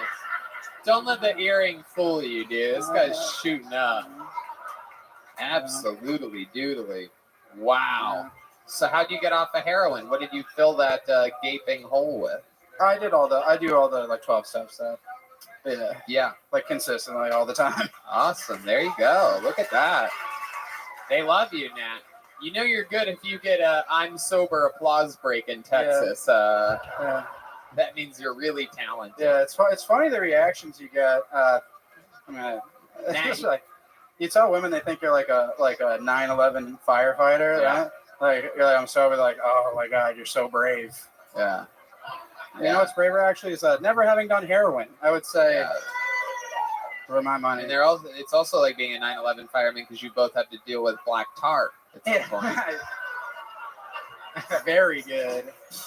Very good. Yeah, baby. That was a good one. I don't Yeah. need your laughter. I know, because I'm smart, how good that one was. That deserved much more. It's an in-the-moment heroin 9/11 firefighter hybrid super joke. But rewind it for those of you listening to the podcast. Go back 30 seconds and watch me load up and do it again. Just kidding. It wasn't that great. Nat, do you have any special skills or talents? The last guy had juggling balls. No. Can you sing or anything like that? I wouldn't care to. Really? How many of you think Nat should sing us a little song here? These people love you, Nat. What do you know how to sing? The band can do anything. These guys are monsters. Yeah, I don't know that dumb song. Can you freestyle? No, I can't freestyle. I don't know. Keep yelling. What's that? What are you doing? What is this? The Price is Right? Yeah. It's weird. Now I'm nervous. Well, luckily for you, we have some fresh heroin we're going to shoot in your veins Yes. right now. Yes. Yes. Oh, yeah. Okay.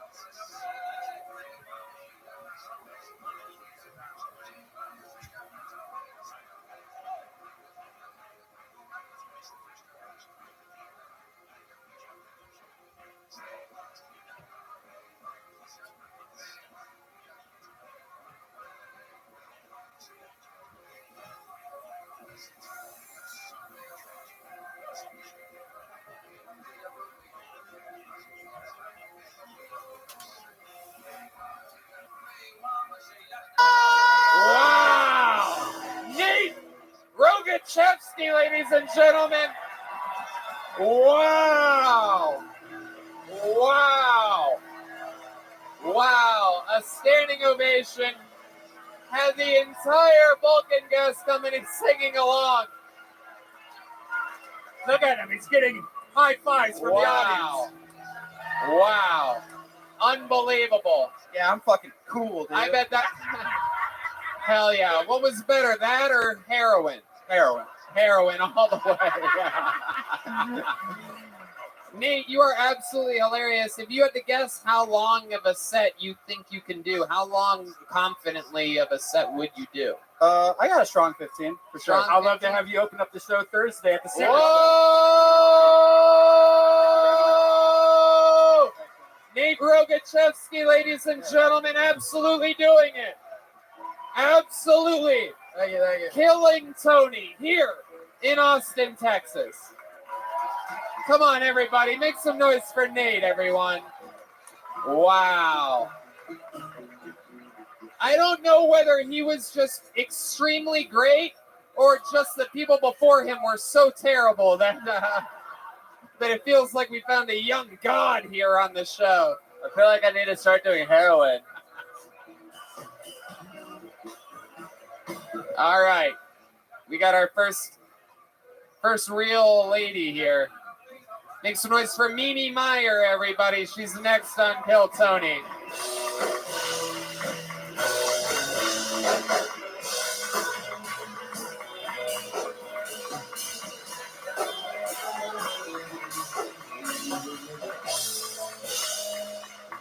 Hi. Come on, thank one more you. time for Mimi Meyer, everybody. Come on. Thank you. I'm kind of an awkward person. Today, this woman said to me, Mimi, oh my God, I call my grandma Mimi. And I didn't know what to say to that. I was like, cool, is she a slut too? Yeah, I grew up wearing a purity ring. If you don't know what a purity ring is, it's this ring you would wear so all the boys in school knew you were serious about being a loser. Yeah, but now things have changed. I think Plan B is a great invention. Anybody? Yeah. Who knew that one day I'd be able to walk into any Walgreens and pick up a bag of Doritos and my freedom? And you know, ladies, we've all taken it. We've all had unprotected sex. Not all of us. Not all of us are fun. Yeah. I come from an exotic place called Pittsburgh, Pennsylvania. Thank you. Our claim to fame is that we are the city of bridges, which I like. I think it's fitting. That the best part of Pittsburgh is that there's so many great ways to leave. Thank you very much. I'm Mimi Meyer. Mimi Meyer. Feels low. Hi, welcome to the show, Mimi. Hi, thank you. How are you? I'm like shaking. I'm having so much fun. Wow. I love it. This is a lot better than waiting tables like I did today. Yeah, absolutely. You do wait tables. I've actually been into your restaurant before, and you waited on me, and we talked about the potential of you being on the show one day. Yeah. I've met, being from Pittsburgh, I don't really run into famous people, so it's a new experience. You know what's crazy is Friday I performed in the Boston Garden. I don't know if you guys know that or not. And then Saturday I performed at the PPG Paints Arena, the home of the Pittsburgh Penguins. Yes. Just wanted to make sure everybody knows that that's exactly what I do with my life. Not to be confused with the week before was Madison Square Garden, a whole different, yeah. Just want to get yourself canceled, people. It's the life. Get yourself canceled. I remember when I started working at the restaurant where you came in to eat, my first day of work, I started chatting with this guy, and I was like, yeah, it's like, you know, waiting tables. It's a lot of cardio. It's pretty crazy. I'm so exhausted. And he walked away, and my friend said, hey, Mimi, that was Lance Armstrong. Wow, you really dropped the ball on that one. Yeah.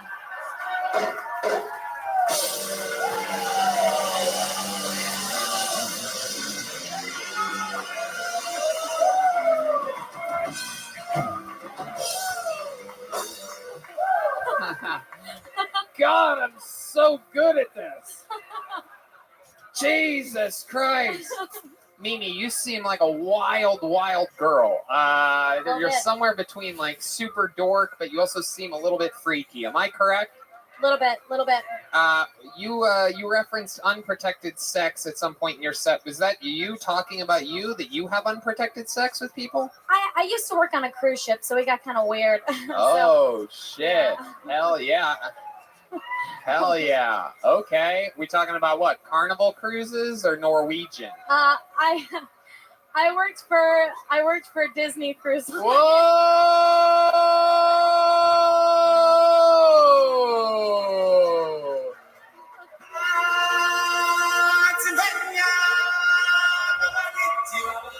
Wow, that means Red Band thinks you hooked up with an African. No, just a Jedi. Oh wow! Holy shit! And a couple Portuguese lifeguards, so you know. it's fine. Wow, a real life Jedi. Was it the new black guy or What? you said Jedi? Jedi. Okay. All right. Sometimes that'll be edited out of the regular podcast. So Mimi Meyer, do you have a boyfriend now? No, I'm single. Okay. What are your thoughts about Hans Kim? Have you ever been with an Asian man before? I couldn't date him. He looks too much like my dad. I'm Really? just kidding. You have an Asian dad? No, I was joking. Hans, what do you think about this?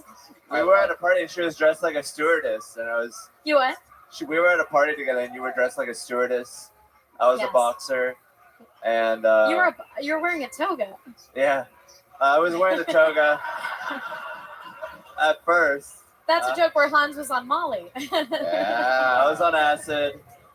Yeah, and I'm sorry that you didn't bomb because I kind of want to kiss you, but it's fine. Wow. Maybe if I get on the show another time. What'd you say, Mimi? I said maybe if I get on the show another time and bomb. Right.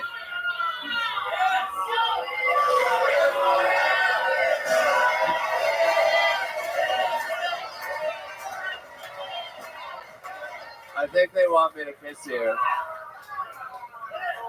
I don't want to pressure you.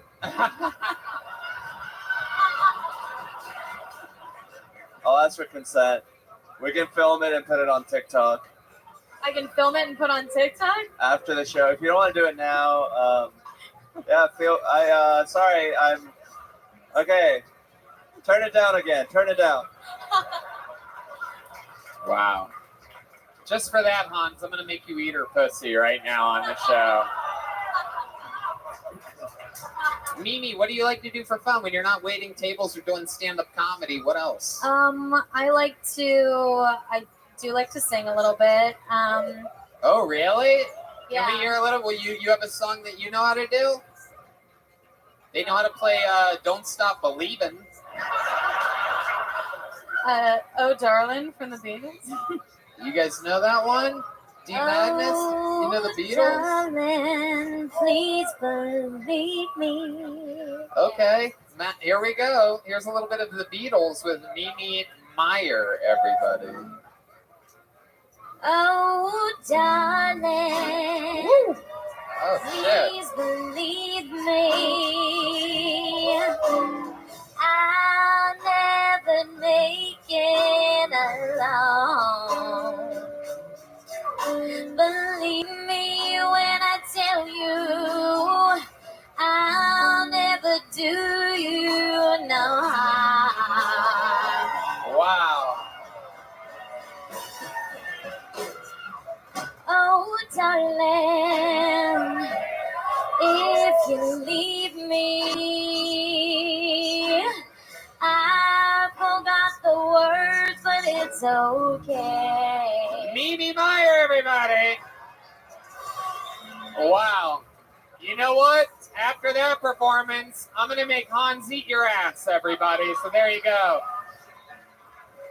He eats it with chopsticks, so it's okay. When it's so... Oh, wow. She's... Wow. Jesus. Sorry, I was an attention whore. Fine. My goodness. Wow. I was ready. Just like Paul Next time. McCartney, she doesn't know when to quit, everyone.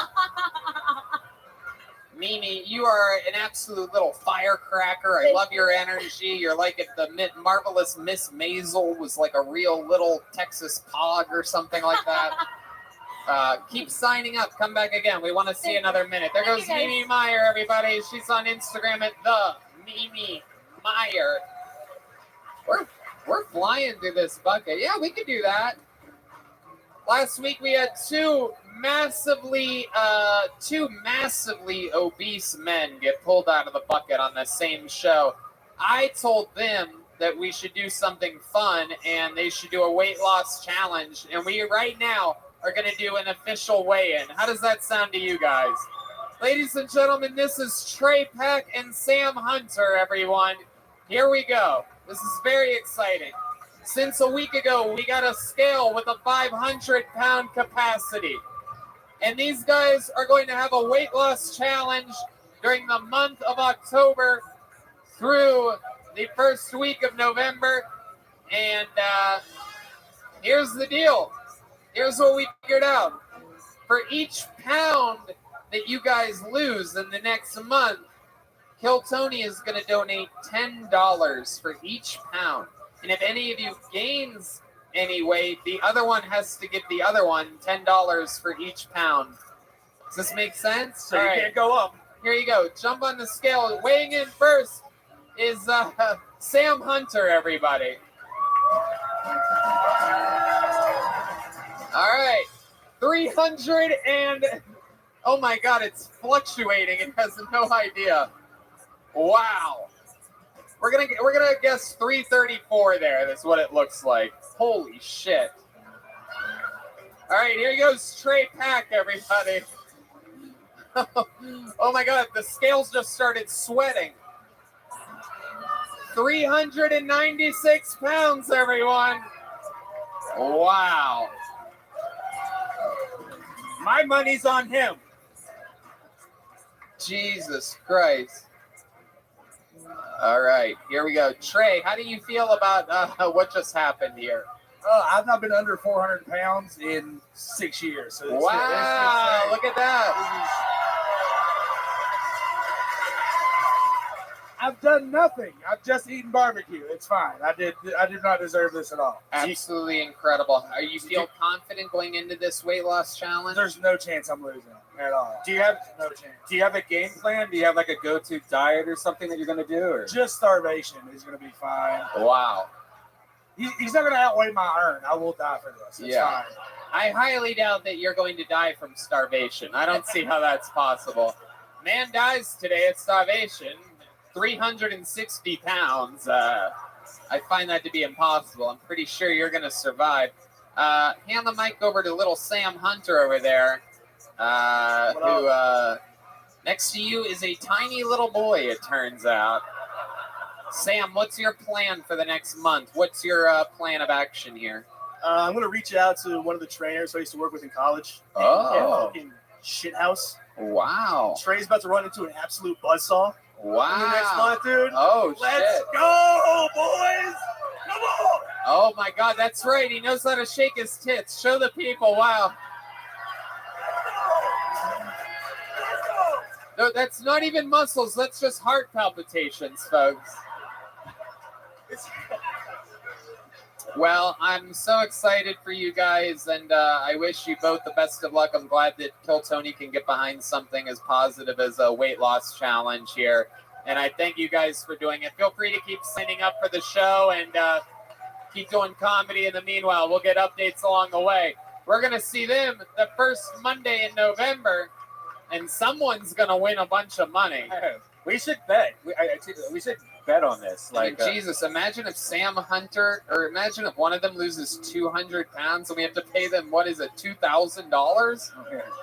Jesus Christ. Well, the one who weighs a lot more than the other guy, so he's probably going to lose more. But then when he said the other guy said the trainer, you're like, that's, I don't know about that. Anything can happen. We're going to see. There's going to be a lot of fucking, a lot of missed meals between the two of them. Your next comedian is Mason Smith. Back to the bucket we go. Let's meet another stranger together.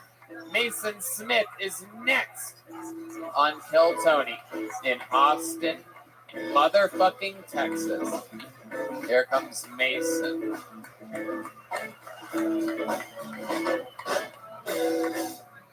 Hey, how y'all doing tonight? I'm going through a divorce. No, thank you. I either get that response or, oh, I'm sorry. Yeah, but I'm going through a divorce. Guys, if your wife ever comes home and tells you that she's feeling empowered, just know there's a divorce around the corner.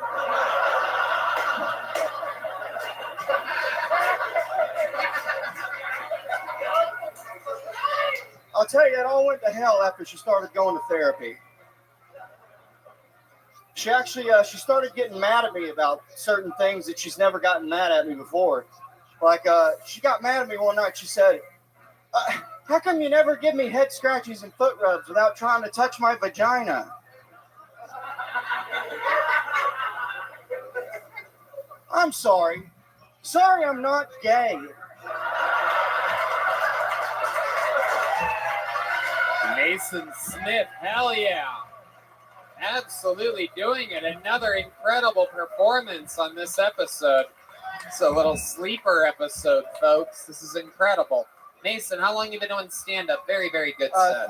Thank you very much. 3 years next month. 3 years. Where were you doing it at? Where are you from? I've lived in Boston for the last 8. You see this? What the fuck is going on? This is what I did. This is how the universe works. I fucked that city up so fucking good on Friday night that it's following me. I'm telling you.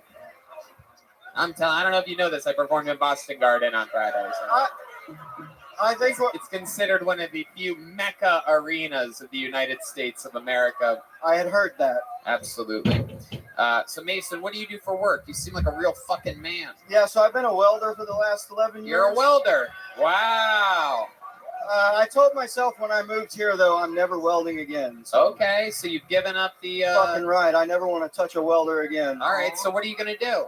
I'm trying to do comedy, but right now I'm just going to fucking... This is how people end up underneath bridges, Mason. Yeah. I swear to God, I came to Texas. I'm never going to do what I was professionally trained to do ever again. No, I'm gonna get a couple part-time jobs for the daytime, you know. Okay. I got no problem working. What do you think? What's a real man like you thinking about doing part-time job? I used to work at a liquor store when I first moved to Boston, and that was pretty fun and easy. Anything's easy after welding for 11 years. Right. Yeah, that's real fucking tough work. You get like sparks in your eyes. And I've had flash burn. I got burn marks all over me, yeah. You ever think to like stick with the welding thing though and like become something like a seamstress or something? Or like something that's fabric. It's a lot, it's not as dangerous as welding, but you're putting two things together. It might be good for you. Jesus fucking Christ. Mason, what do you like to do for fun? You seem like a real man, so I'm excited to hear what you... Yeah, so before so I'm going through a divorce, but back in Boston, I got a real kick out of, we'd go kayaking and then in the wintertime just drink a lot and party. I really like just having fun and hanging out. Okay. You know, take drugs every now and again. What kind of drugs are we talking about? I got acid tattooed on my arm. Whoa! Wow! Look at that. Meet my friends, the Nether Hour. Bercy, why don't you come up here real quick? Put your hands together for my friend Bercy. This is the bass player for one of my favorite local bands, the Nether Hour. This is Can Heinz Kid get a whiskey coke? This is my friend Bercy, everybody. Since you have acid tattoo on your arm, I wanted you to meet the human responsible for actual acid. This is what acid looks like, everybody. Bercy. And this is also what acid sounds like. Bercy, why don't you say hi to these people? Hey, what's up, dudes? Fuck yeah. This is literally who Bercy is all the time. If you're wondering, like, hey, I bet he's like being a little bit funny for the show right now. Not at all. This is just how it is, dude. Yeah, cheers. That's literally all of his catchphrases. Like, if he was a doll and had a pull string, that's what he says. He says, cheers, this is what I do. And fuck yeah? Yeah, fuck yeah, that's a good one. Fuck yeah, is one of them, dude. If I was Woody. Bercy, just so that people understand what I'm talking about here, how often, honestly, without being funny at all, give us a ballpark of how often you do acid. Probably 4 or 5 times a week. Off and on though. I'll hit up the guy. Off and on though. Off and on though. Nothing too crazy. Just off and on 4 or 5 times a week. Straight up acid. Yeah, which just lasts normal. what, 8, 10, 12 hours or something like that? The microdose might just last like 4 or 5 hours, as long as another hour set lasts, you know. Plus the party afterwards, so. I love it.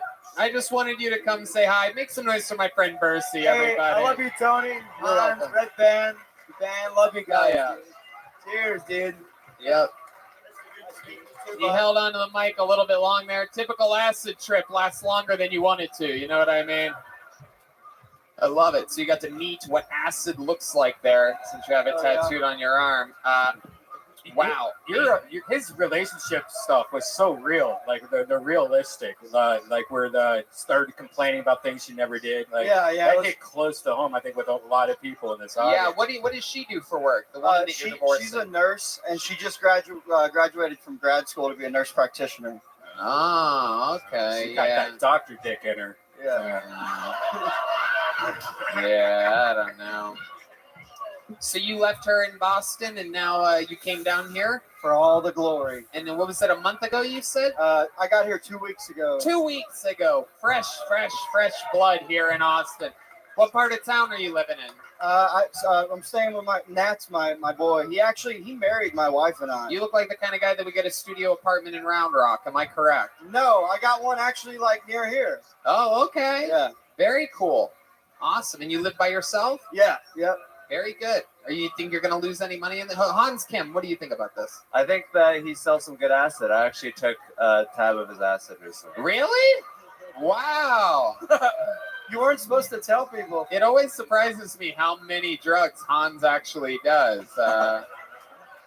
Very rare in the Asian community. Am I correct? It's like a black pedophile. Doesn't happen often. An Asian drug addict. Yeah, I bring great dishonor to my family.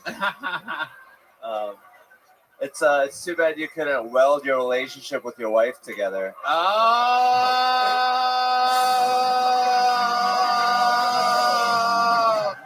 my boy, my greatest creation. I love it. Mason, you're so much fun. I loved your set. Here's a big joke book from the great Boneseye. Come back again. Sign up again. Yeah, can we get a, what do you want, a Jack and Coke? A Jack and Coke for my friend Hans Kim. We're having fun. You guys having fun out there?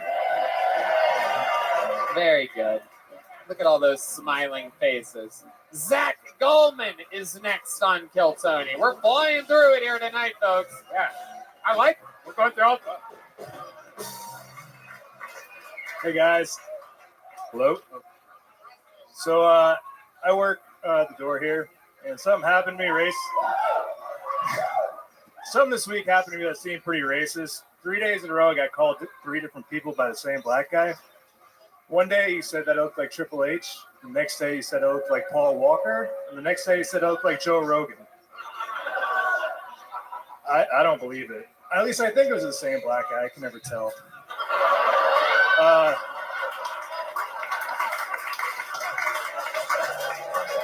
I've been going to therapy a lot, and I like it, but I feel like they don't let me take the blame for a lot of things. Like, pretty sure my dad had nothing to do with me getting drunk and shit on my ex-girlfriend's front porch. I mean, he was there, but it was my idea.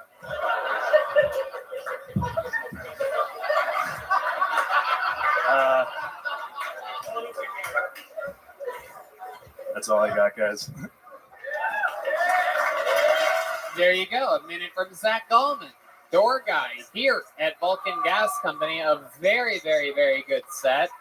You're originally from Columbus, Ohio. Correct. You've been on this show before. You're a strong man, Yes, ridiculously strong. And we found this out. Is Cody here? Is Cody here from? He's not here tonight. No Cody. God damn it! Because every time you've lifted a midget, you lift him more every time. Yeah, I got the record now, 10. What? So. Oh shit! One of the strippers talked for a second. Confusing gibberish.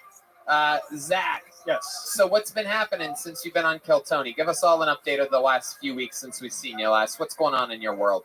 I work pretty much 6-7 days a week, and then just trying to hit mics. And I'm recognized as the guy who presses midgets. That's right. And also I'm funny. Yeah. But that's fun. I just been working. I mean, Love that's really it. You've been going to the gym at all? You've been staying strong? I actually haven't been. I've been trying to get in, but all my time is dedicated to other stuff right now. You can't fit through the door? Yeah, pretty much. I've actually down like 30 pounds since I moved down here. Yeah. Yeah. Wow. All weak and skinny now. No, I love it. I love it, Zach. What have you been doing for fun when not working or performing? Something? Did you go to ACL or anything like that? Or no. KFC or anything? Really, I'm just trying to stay in and save money, and I play guitar on my off time. Really? You play guitar? Have we ever had you play guitar No, on this yeah. show? You know how to play guitar? Yeah. Matt, what do you think? Should we give this guy a shot? Let's see what happens here. Very rarely do you get a fat boy playing guitar. This is a rare treat. Very rare. Again, like an Asian drug addict or like a black pedophile. This is a fat guitar player. Normally, all right. Can't think of really any fat guitar jokes right now, but John Popper. All right, here we go. Wow.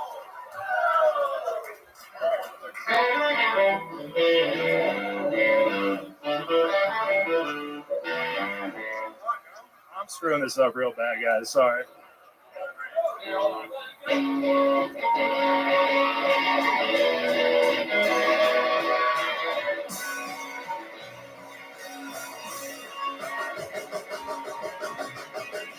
She calls me Goliath and I wear the David mask.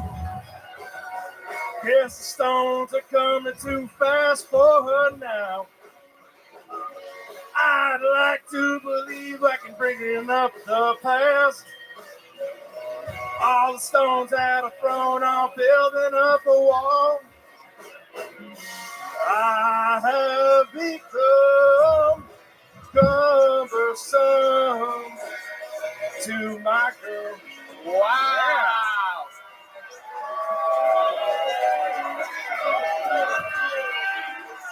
Look at that.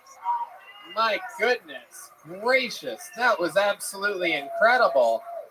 I was more nervous for that. Holy shit. That sounded like Soundgarden, which reminds me, I performed in the Boston Garden this weekend in Madison Square Garden the weekend before.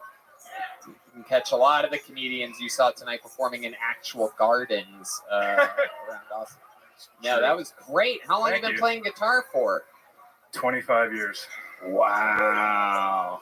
Look at that. That's incredible. I didn't play a lot when I was training for strongman though, so like I'm pretty like if you're good at music, I'm if you're not good at music, I'm really good. Were you in like bands growing up, like the Al Rosa Village? No, actually, I mean I played with some people here and there, but everyone in my family's a musician. I'm actually like the worst musician in my family, and I play the least amount of instruments. So, but you can beat them up. Yeah, exactly. That's true. That's all that matters. I'm also the tallest and biggest, so yeah. You're shredded and you shred. Thank you. Zach, I love it. You've been on the show quite a few times. You always do good. You already have a joke book, right? Yes, I do. All right. Well, then there you go. Another great Thanks, guys. performance by Zach Allman. Let's keep going through it. Let's get another one up here. He's a big guy, but his hair is thinning. All right. Kit Hudson. This looks like a new name. This should be exciting. Kit Hudson. Let's see what happens here. Here he is, Kit Hudson.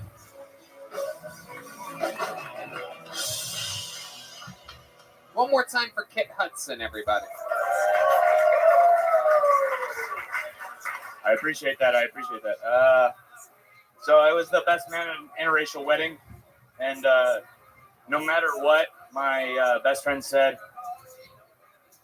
it's okay that he married a white.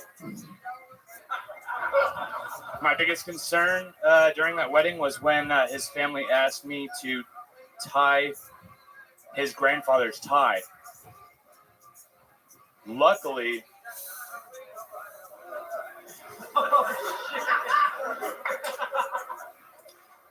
he said that it was the most pleasant experience he had out of the times a white man has tied a knot around his neck.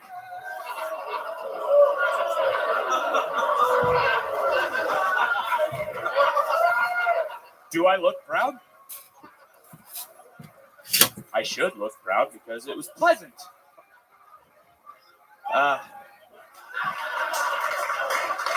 Kit Hudson. Really, that all sounds true. 100% true. Wasn't necessarily as funny as it was brutally honest. There was a second there when you said that you had to tie the grandfather's tie, in which I thought to myself, well, a noose joke is coming here. And then you really took your time and you surprised us all by doing exactly that. Am I correct in assuming that this all really happened? This all really happened, yes. Wow.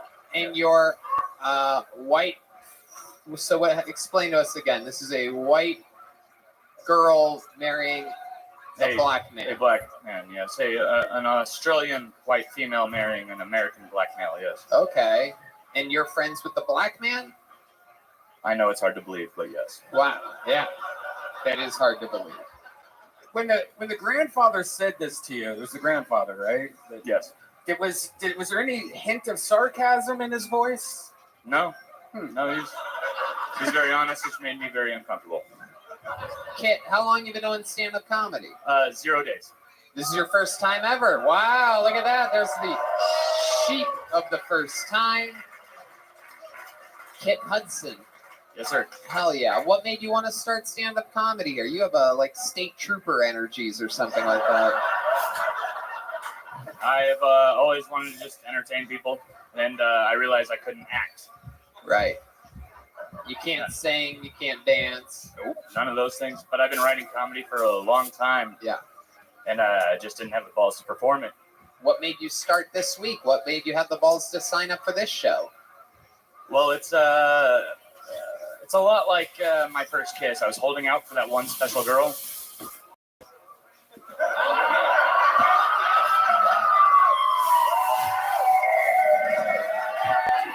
There you go. It's really. How dedicated are you to comedy? Kill Tony is that one special girl that I wanted to do stand-up for the very first time. So that's me. Yes. Thank you very much. Yes. Thank you. There you go. Again, I saw that coming 40 seconds away, much like you have a very special delivery style, Kit. All right. So you just started stand-up. What have you been doing for work up until this point? I've been in the Army for the last 11 years. Oh, wow. An American hero, everybody. What do you do in the Army? During active duty, I was dropping bombs. Right. Active duty. Where at? I was in Oahu, Hawaii. You're dropping bombs in Hawaii? I was. Jesus Christ. What army are you fighting for? The Japanese, apparently. My goodness. No, that's where I was stationed. I went to Afghanistan, yes. Okay. All right. Well, we see how that ended up. My bad. So, Kit, what's your love life like? You seem like a good-looking guy for someone that loves the flavor of water.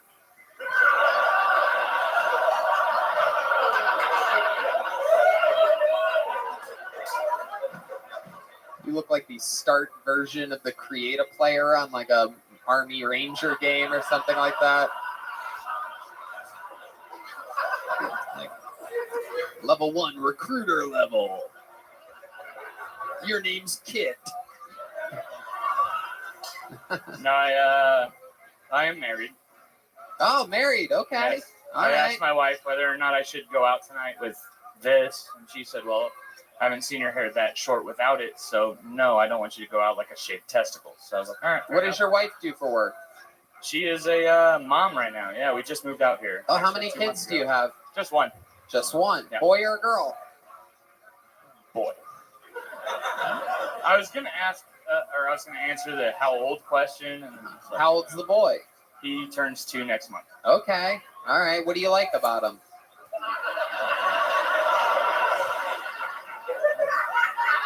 Oh. What's his pronouns?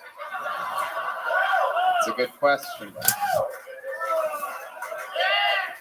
We did move here from California, so that's a valid question. Yeah. What part of California did you move from? We were in Green Valley, just outside of Valencia. Or Oh shit. yeah, it's All up in right. the mountains. Yeah. Okay. Wow. And you just moved here to Austin? We moved to New Braunfels 2 months ago. New Braunfels. How do you like it out there? We love it. I was originally born in San Antonio and raised, Texas Yeah. in Arizona, so I was very excited to get the Yeah. fuck out of California. You have a truck? Yes, What we ki- bought it before. Yeah. Yeah. We moved to Texas. Right. Yeah. You can't just have a truck in Like a California. RAV4 or? No, Tony knows what it is. What? It's a Silverado. Of course it's a Yes. Silverado. Thank you very much. Of course it is. Texas edition or regular pussy version? You know what I'm saying, my people? If you ain't got that Texas edition, you get the fuck out of my state. Just kidding, Kit. Any special skills or talents? Any fun facts about you? You know any like magic tricks or anything like that? Regular pussy edition. To answer your first question. Yeah, we're past that. We're But, past that question, Kit. No, I Follow don't- my lead, Kit. I don't know anything. I was following. I don't have any other skills. Nothing? I'd rather answer the Silverado question. No. Really? No, I am good in the. Good in the what? No, I'm not good in anything. Were you about to brag about being good at sex for a second there? No. Sounded like you almost said I'm good in the bed. I was never gonna. Do you have any special maneuvers that you do in the bedroom? You do like the Afghani sex trick where you wrap your girlfriend in a sheet and then fuck her? Yes. All right. You guys are going to groan about That was Afghani good. jokes, and I'm getting That was out of good. here. I'm going to end the show early tonight. That was good. Thank you. Yes. You ever just fuck her and throw a handful of sand at her face?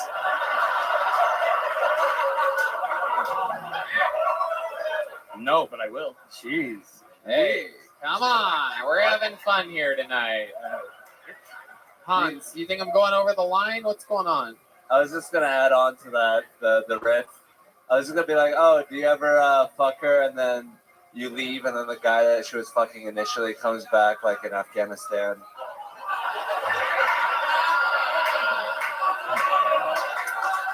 By the way, Hans, pro tip, you don't have to say I was going to make the riff and then say the riff. You just say the riff.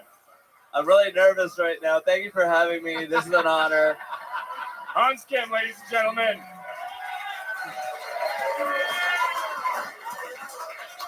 Kit, Yes, sir. I liked your performance, and you're going to get one of those joke books, my friend. Congratulations. Welcome to stand-up comedy, his first ever time on a stage.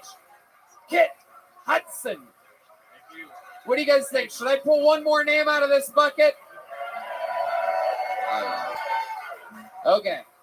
I'm going to go deep in here. Really Go mix it up. Let's see what happens here. You're real deep. Let's see what happens.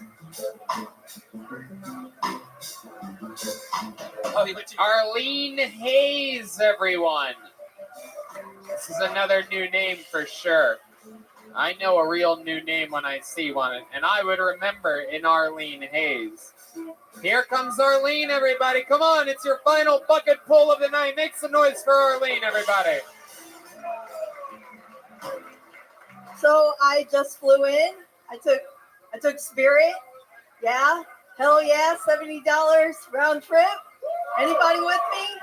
That's right. So I'm convinced that Spirit Airlines is the only company where if you fail the competency test, you're guaranteed the job. So today I went on a walk around the place I'm staying, and I came back, and there was a very insightful news article talking about how there's a lack of women that are firefighters. And I thought that's great, because the only thing that probably cares about gender equality is fucking fires. Am I right? All right. Well, that's my time. Thank you. All right, 50 seconds from Arlene Hayes. Welcome to the show, Arlene. How are you? I'm doing good. Hell yeah. Is this how long you been doing stand-up? This is my 5th time in 3 years. 5th time in 3 years. Yep. Hell yeah. You have That's right. You have the work ethic of That's right. You know what? I'm just gonna stop right there. I'll let That's you fair. finish your own punchline on that one, folks, Okay. depending on where you want to take it. Yeah. Arlene, so why have you only done stand-up 5 times in 3 years? I only do stand up when I need to feel something. Uh-huh. That's why. Yeah. Okay. Have you ever thought about jumping off a bridge? Are you on a lot of medication? No, I'm on no medication. Nope. Okay. None. Arlene, what do you do for work? I work a corporate office job. Yeah? Yeah. Okay. How do you like it? It's okay. I mean, I just pretend like I'm somebody else to get through the day, basically. Yeah. Okay. Yeah. All right. What do you do at the office job? I market insurance. Yes. That's Wow. right. Holy shit. Have you ever thought about going on medication? There you go. No. I would never. No. I'm good. Okay. What do you like to do for fun? Go to the dog park and talk to the other dog people. Okie dokie. Red Band, do you have a question for her? Yeah. You talk to the dog people? Yeah, the dog owners. Okay. Do you have a dog yourself, or are you just so lonely? Have we I have a finally dog. how many of you think we found the world's loneliest woman here tonight? Arlene, how would it make you feel to make out with Hans Kim right now on this show? Oh no. No, I can't. I'm married. Oh, she's married, Yeah. everybody. So what? So what? No, just kidding. I hung out with Arlene yesterday. She has a beautiful husband that knows MMA. Oh, really? Your husband does MMA? He does, and comedy too. Yep. Wait, what? He does comedy. Oh, he does comedy Yeah. too. Really? Yes. Is he here? Yes, he is. What's his name? Joshua Harris. Joshua Harris. How Yes. many of you think we should bring Joshua Harris up here for a minute? Yeah, Ladies and gentlemen, this is 1 minute of comedy from MMA fighter and comedian Joshua Harris, everybody. Hell yeah. Let's see what happens here. Oh. Oh, wait, what? Ladies and gentlemen, here's a minute from Joshua Harris. You All stay, right, stay on the guys. stage, Arlene. I'm sorry. Stay on the stage, Arlene. stay for a minute. This is a minute of comedy. One more time for Joshua Harris, everybody. So I've been trying out CBD oil. Yeah, it's not really working out for me though. I think I'm gonna switch back to like water-based lubricant. You guys think that porno sets unrealistic expectations? I do. You know, the first time I ever had sex, I was like, where the fuck is the camera crew? You know, where's the fluffer? I need a fluffer. All right. Next joke. I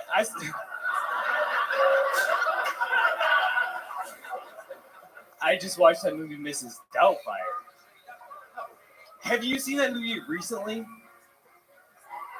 Yeah, that is one movie you could not make today. Yeah. Because Robin Williams is dead.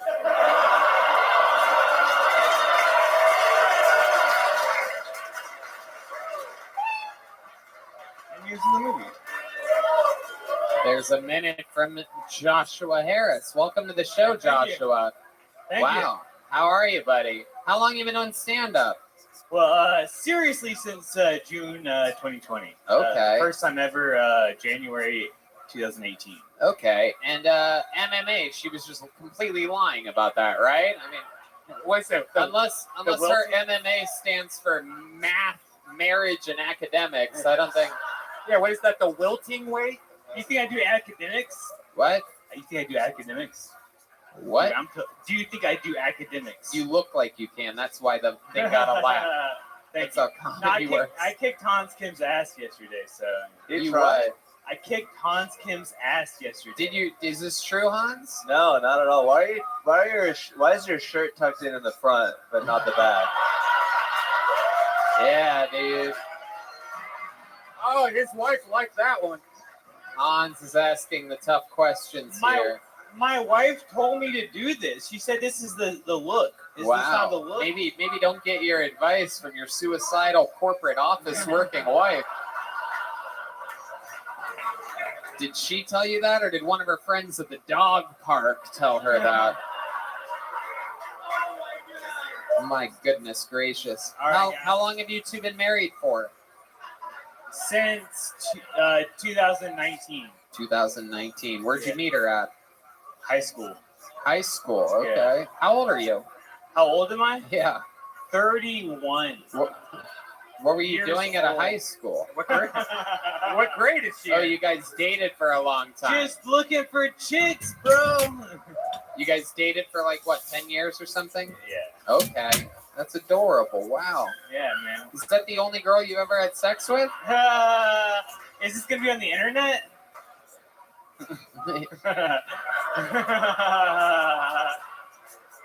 That's your answer. You know? Okay. You're like, How about you? Is this the only guy you've ever had sex with? No way. Wow. Look at that. That's what domestic violence looks like, everybody.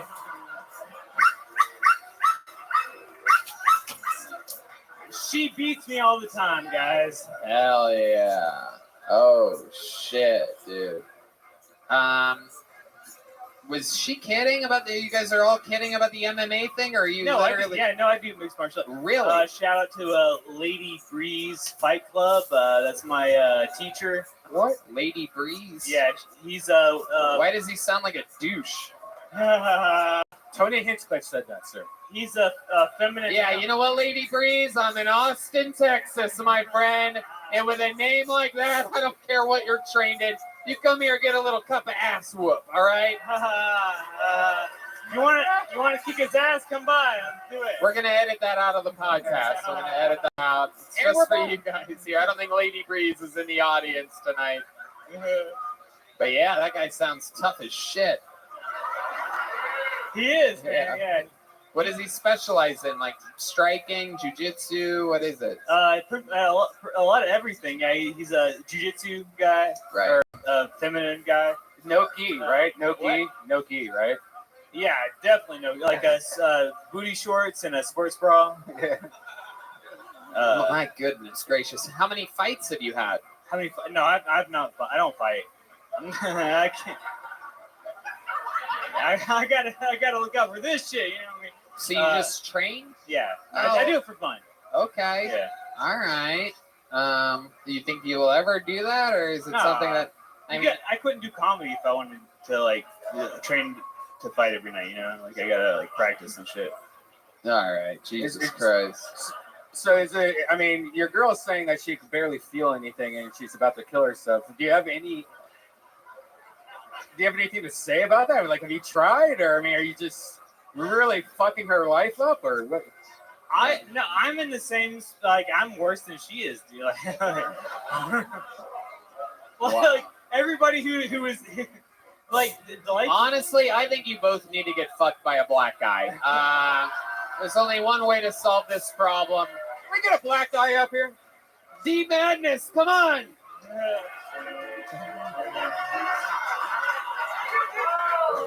I am not used to doing comedy in front of this many white people, by the way. All right. I'm from Atlanta. Joshua Harris and Arlene Hayes. Why do you guys have different names? Because of feminism. All right, there he goes. Joshua Harris and Arlene Hayes, everybody. A new minute from this power couple. There you go. Just a couple little stocking stuffers for you. There you go. Tell Lady Breeze I said hello. Lady Breeze. Why do I feel like they're not really married? I don't know what's going on there. Something's up, though. Something's a little rotten in Denmark over there. You guys ready to bring this thing to a big close here, huh? Ladies and gentlemen, your final comedian of the night, one of the longest standing regulars, the longest standing regular in the history of the show, an absolute legend, undefeated, undisputed champion of regulars, the Big Red Machine, William Montgomery! Wow, a standing ovation upon arrival.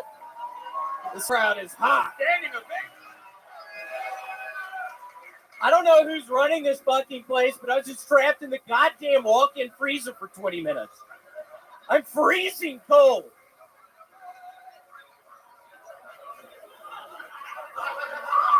Sorry, I'm back on my bullshit. I had 7 kombuchas earlier. I just crop dusted the stage, so the good news is that by the time it reaches you, I'll be off stage. They say Jesus Christ was a liberal, and look at where it got him.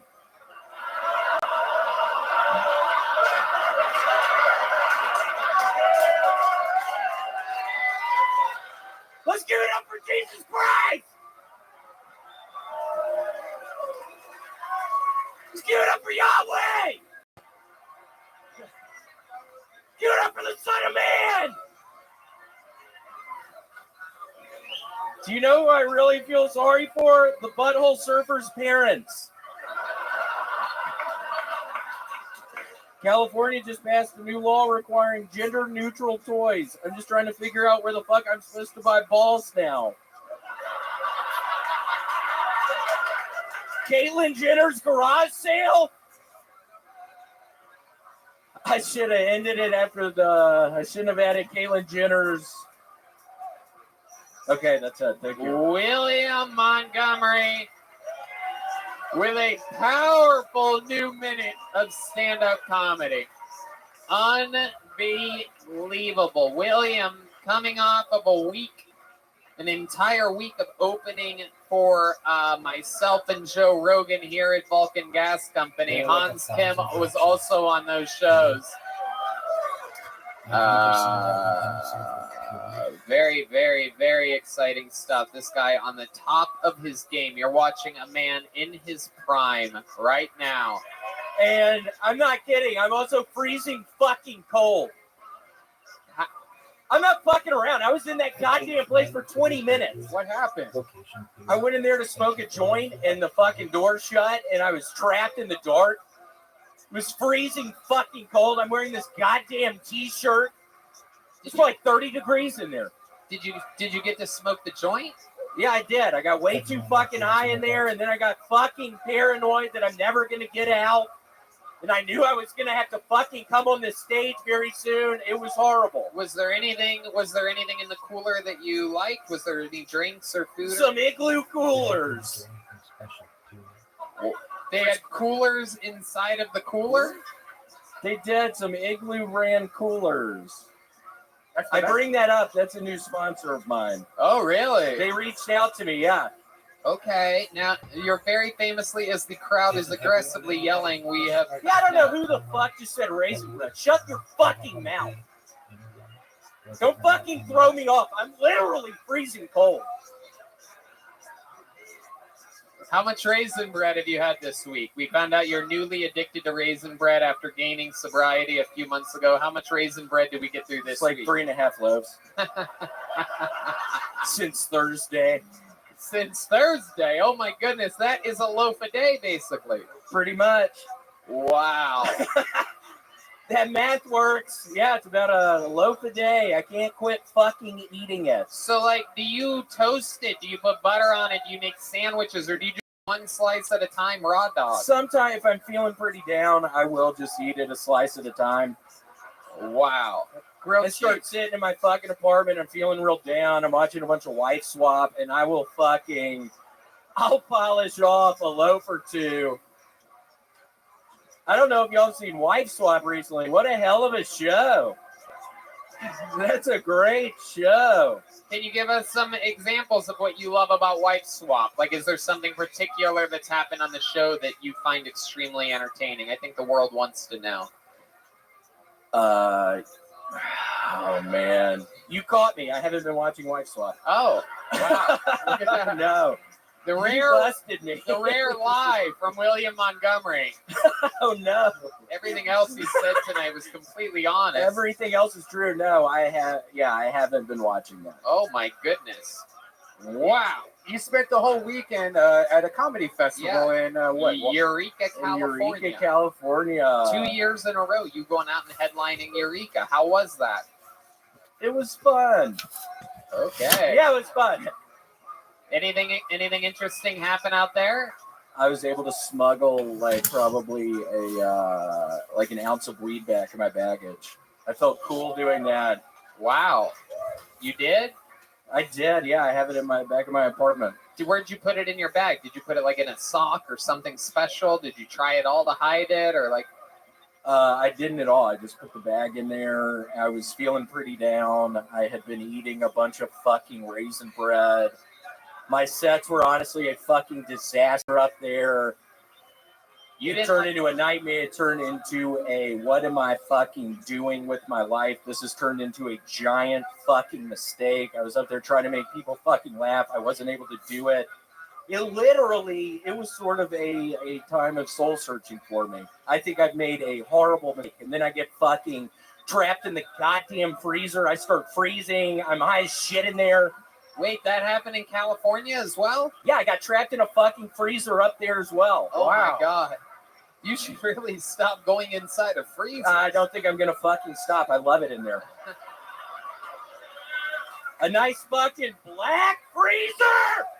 It's freezing cold! I love how that feels! I love being cold! I love being cold! Nobody's gonna stop me in there! Ain't nobody stop me in the freezer!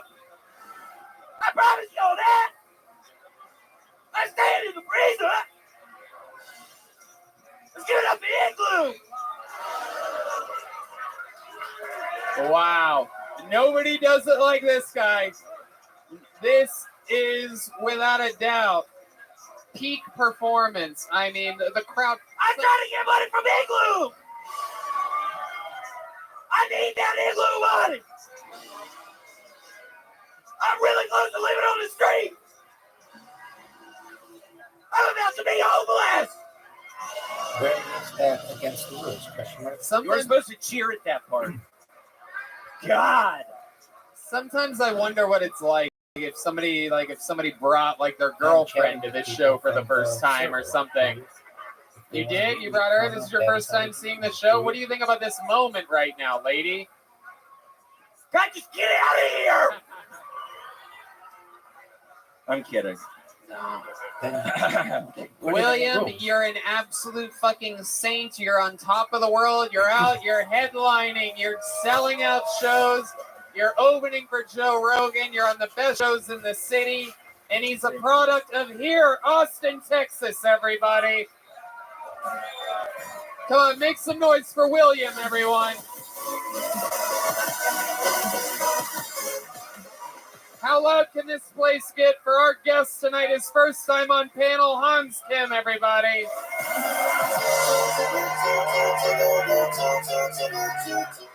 How about one more time for the Kill Tony Band, everyone? Screwball, Peanut Butter Whiskey, Michael Gonzalez, Deep Madness, Matt Mueling, and the great John Dees on the keys. Make sure you follow all those guys on social media. They are the Screwball Peanut Butter Whiskey Kill Tony Band. The drawing from Ryan J. Ebelt is in. It is absolutely incredible. It's Hans Kim with a machete, and me and Red Band. Very cool stuff. Go to RyanJEbelt.com for all these Kill Tony prints. It's absolutely amazing. What appears to be the Liquid Death after party.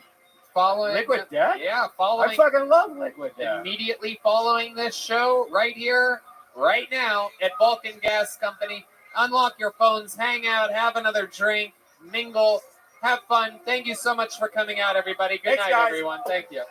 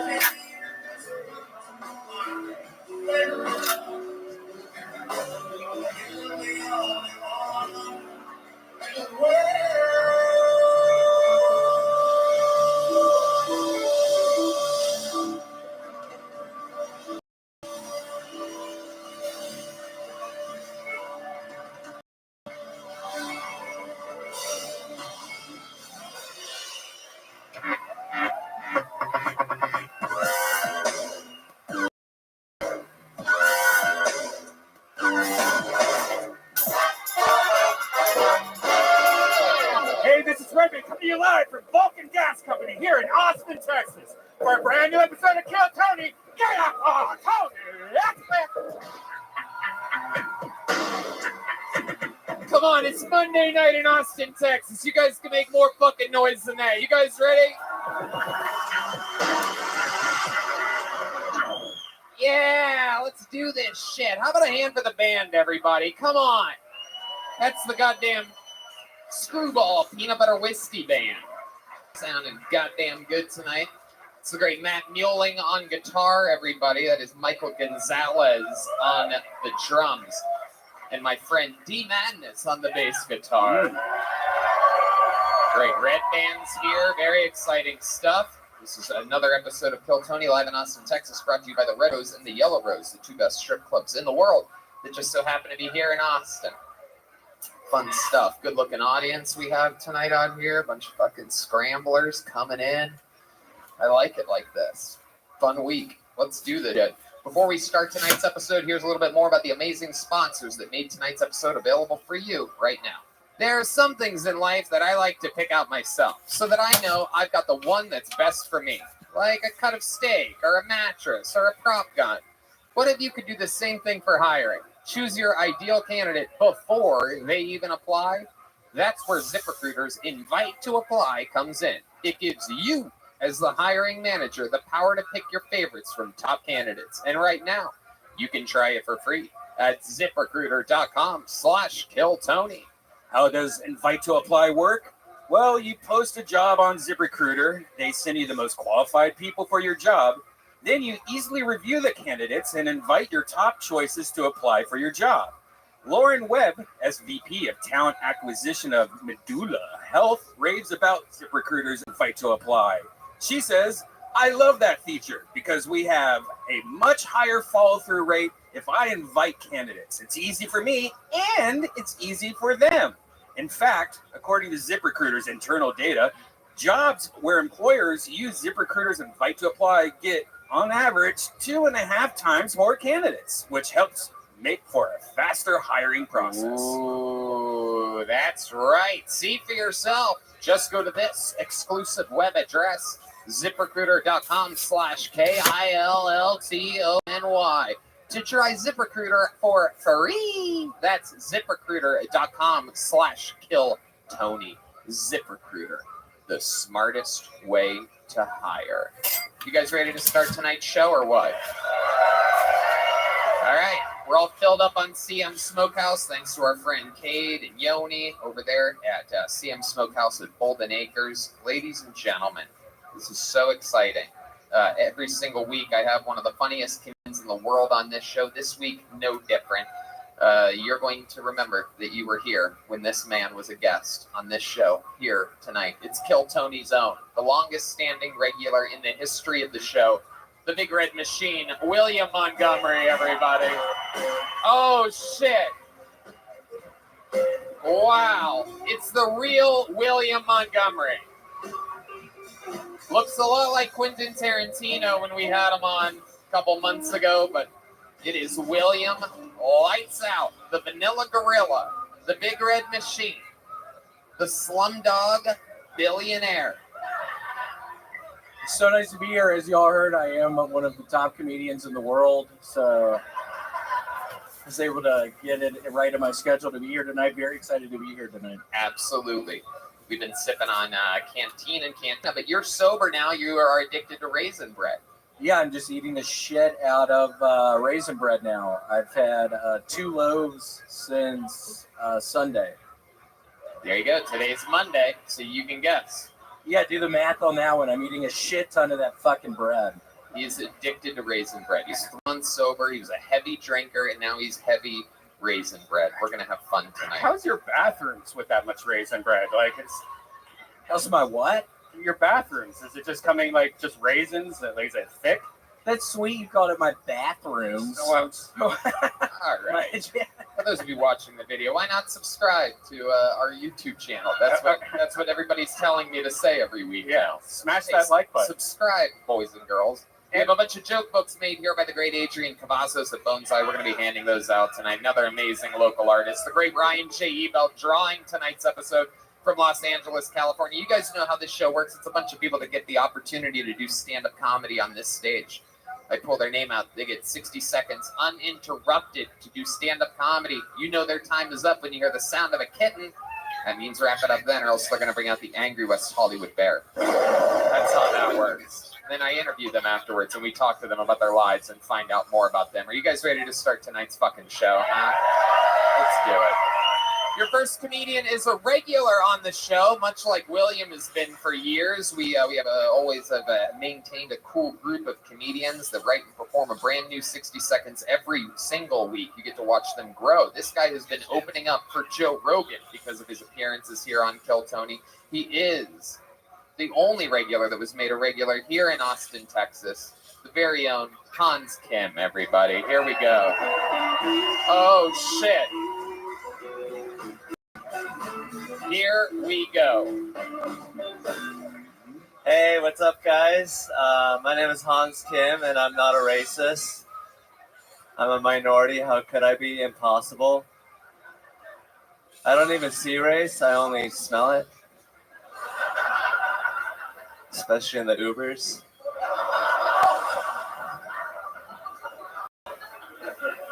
I don't know why they call it the Middle East. How do you have a middle of a direction? It's like being like, hey, take a left at the center of right. Maybe that's why they're so mad all the time. Where are we?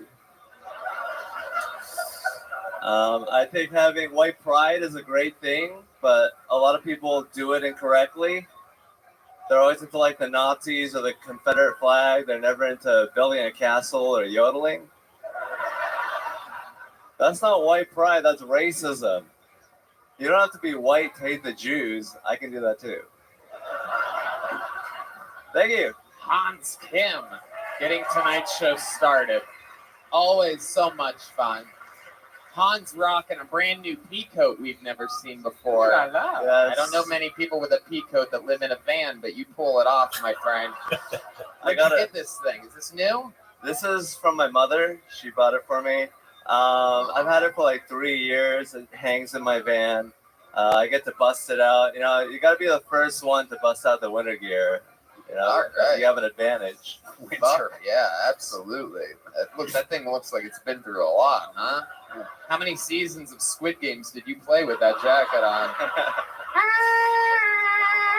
People, what did you think this was? Have you watched Squid Games? Yes. You love that shit, huh? That's like your American Idol or something like that, isn't it? It's like you're fucking everything, huh? It's an allegory. It's a great cinematic narrative. You know, it's like, it's got sex. You're a horny dude, Hans. How's that been going for you? We found out last week that you broke up with your girlfriend, and here we are tonight. New pea coat. What's shaking? You know, fun fact: a pea coat was also R. Kelly's favorite kind of coat. During the winter time, that's what he would wear. Sometimes he'd wear a poop coat as well. Depends on what he was into that night. Black one. Yeah. Okie dokie, Red Band. Red Band did a shot of Screwball peanut butter whiskey before the show, so anything can happen here. I'm back with Paige again. She's visiting. Wait, you're back with this broad again? Every week, man. Off Yeah. again, on again, like that fucking jacket. I didn't realize how weird it looked in the light, but in the dark, this is like a in the dark jacket. Because you could say that about any shitty clothes, huh? This is more like dark wear, you know. This isn't really meant to be seen. It's ugly. I'm back with Paige again. She's a beautiful lady. She put her finger in my butthole recently. Whoa! Oh shit! Holy shit! Talk about Squid Games. Oh my god! You had a little tentacle in your little duty hole, huh? She only got up to the first knuckle. Wow. Okay, Red Band. That's enough of those sound effects. First knuckle, and then what happened? What, you just went, wow! Yeah. What happened? What did you say when she put her finger? Did she warn you she was going to do it? No, she was just like really enthusiastic about it all night. And I was like, I guess this is happening. You know, I can't. Like, what am I gonna be like? No, it's like, you know, it's, if she wants it, my Did she body get far is enough in to like pull a fortune out or anything like that? Or stop it with the lights. Hilarious. When the lighting guy loves a joke, he goes a little crazy sometimes. What else is going on in life, Hans? What else you been up to lately? I'm going on the road. I'm hitting Abilene and Sweetwater, Texas. Wow. Gonna get to know the country. Hopefully, Red Man loves Sweetwater. I do. He calls it Kool-Aid. I love that you did the joke about you don't see race, you smell it. I noticed Deep Madness laughed extra hard at that one. I could really relate. And White Pride. Can you smell Asian? Oh shit! Yes. Don't ask questions you don't want the answer to. Hell yeah, we smell. Even in Parasite, the South Koreans smell the South Koreans and judge each other. Remember that movie? It's not me. I'm just referencing a movie. Everybody, not being racist against Asians. No, I would never. All right, Hans. But is life good? Are you happy to be back with Paige? Yes, it's the first day back together, but I just couldn't keep my hands off of her. First day is today, and she's already got one knuckle in on you, dude. Jesus Christ! Isn't that mentally draining though? Going back and forth with the same girl over and over every week. You don't know if you're together or back, but you could just be fucking tons of strangers. Yeah, well, For those of you that don't know, Hans was Olympic swimming in pussy before settling down with. Yeah, pussy is like so easy for me to get. It's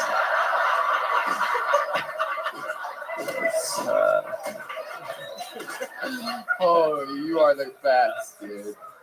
You are the very best. Hans is autistic. For those of you that can't tell, brilliantly hilarious. That doesn't mean he's not autistic. He's super autistic, especially off stage. You do anything so that people understand? You do anything extra autistic recently?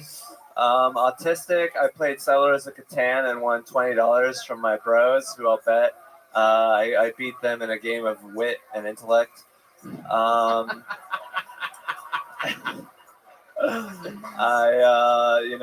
did I do? I went to like this show and I hung out with the guys afterwards, and I was like, dude, what is life all about? Like just asking them questions and stuff. It was super interesting because they're like normal people, and I'm like living in a van doing comedy. So, right. William, you know Hans. You've seen him many times. What do you think about his performance here? What was interesting, you just said that, Hans, you're a self-proclaimed atheist. I think we need to start reading the Bible together or something. Jesus is real. I'm worried about your soul. You have those atheist jokes. I'm always cringing when you say them. You need to lay off of that shit. Please, Hans. What's take you to church? Would you go to church with William? Yeah, will you start going to church with me? Could be a podcast. Yeah, we can do a podcast in the church. I would love that.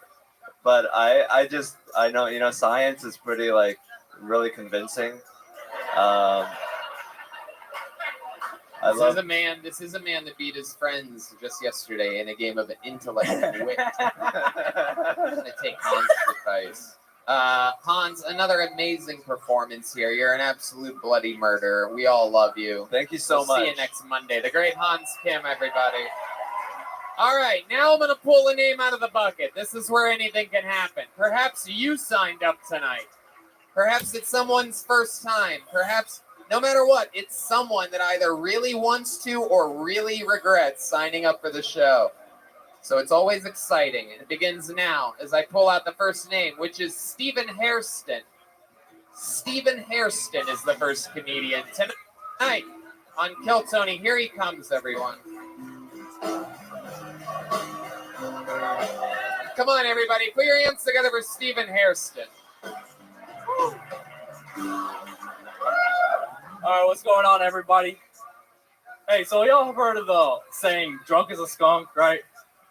Man, skunks are not fucking drunk. You ever smelt a skunk? That motherfucker just took a fat-ass bong rip right in your backyard. That motherfucker smells like weed all the time. And fucking... So... What's up with light beer? Like, it weighs just the same amount as every other beer, so that's just crazy, man. So I put this bulletproof vest on today, just because I'm DEA and y'all are all going to prison. So yeah, but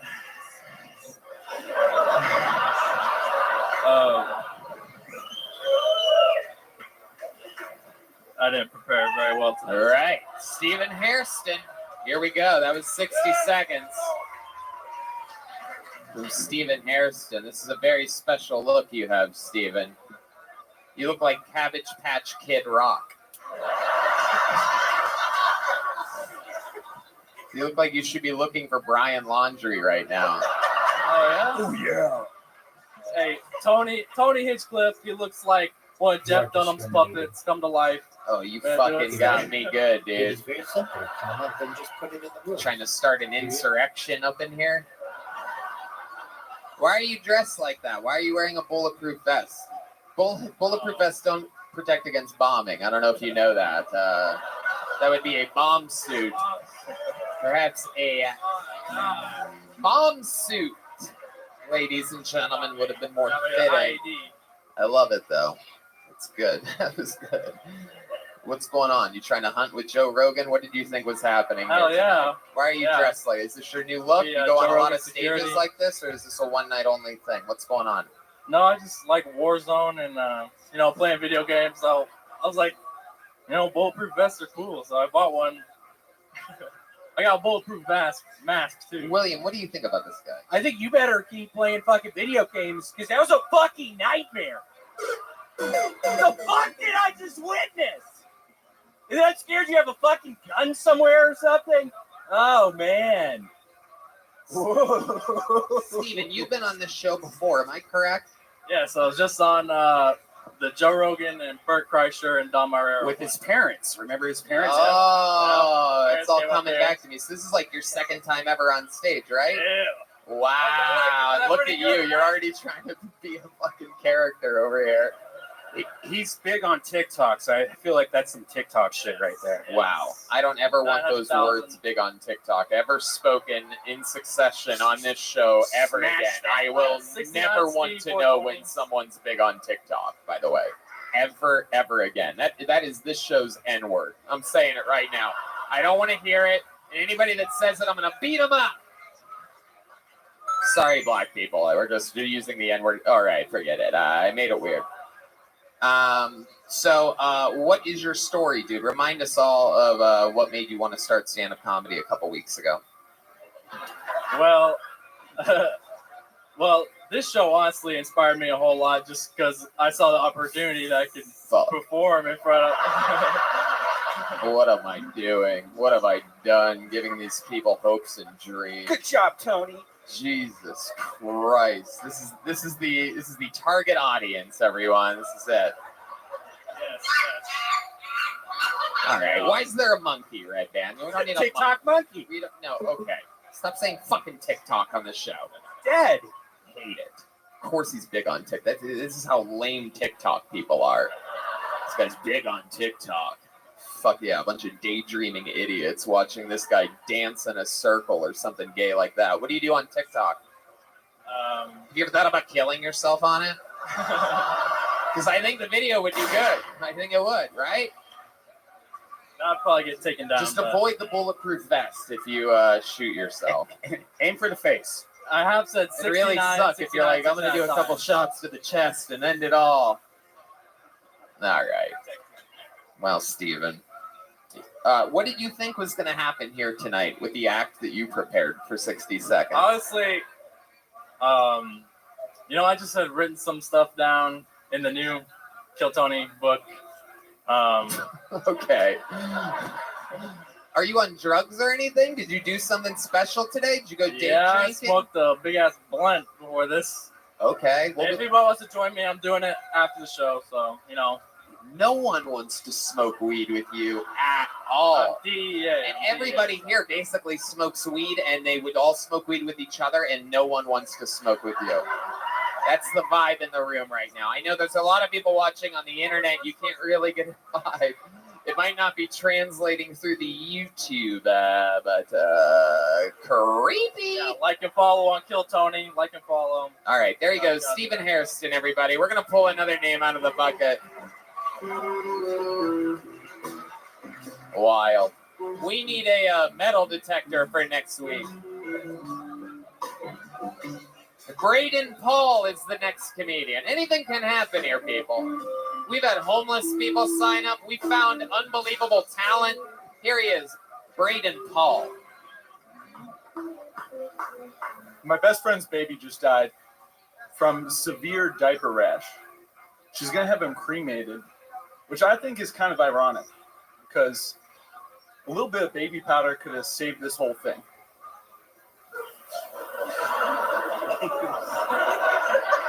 My first job was at Planned Parenthood in marketing.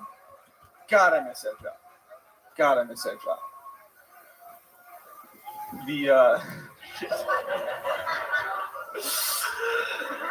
I'm not even a doctor, and I killed it at Planned Parenthood.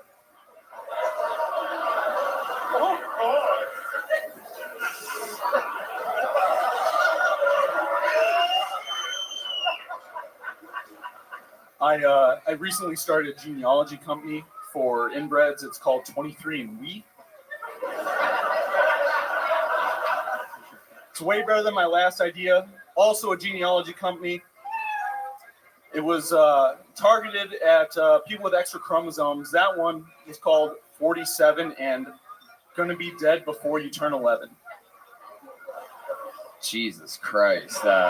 Braden Paul, everybody. 60 seconds of stand-up comedy from Braden Paul. Hell yeah, dude. From one school shooter to the next. Look at us just churning them out in here. Just everyone. Could be any one of these fucking mug shots walking up. I love it. Braden, how are you? This is your first time on the show, right? First time ever doing stand-up. Wow. First time ever doing stand-up. That's great.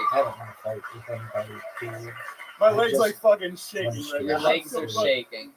Absolutely. Forgot all my shit. Absolutely. We could tell. We know. No, that's good. That's good. You had a good idea. The baby powder joke would have been funny if you're just like, if you cremate a baby, is that how you make baby powder? Like you have a good idea, but you took I think 45 seconds to get to mentioning. It was supposed to be a lot quicker. Because diaper rash, you can't really die from diaper rash, right? I looked it up, and no, you cannot. Right, exactly. And you start your set. Well, if you get an infection, I try to make it plausible, but then I decided I didn't really care that much. But when you say it's your friend's baby, you immediately put this like feeling out into the audience, like, oh god. Yeah, you get away from comedy. You know, have you ever thought about maybe opening up your set, just bring a baby and then smash its head on the stage? Because that would get people's attention. If anyone has do one, that. There's no like Gallagher smashing babies up here. Love it. What do you do for work?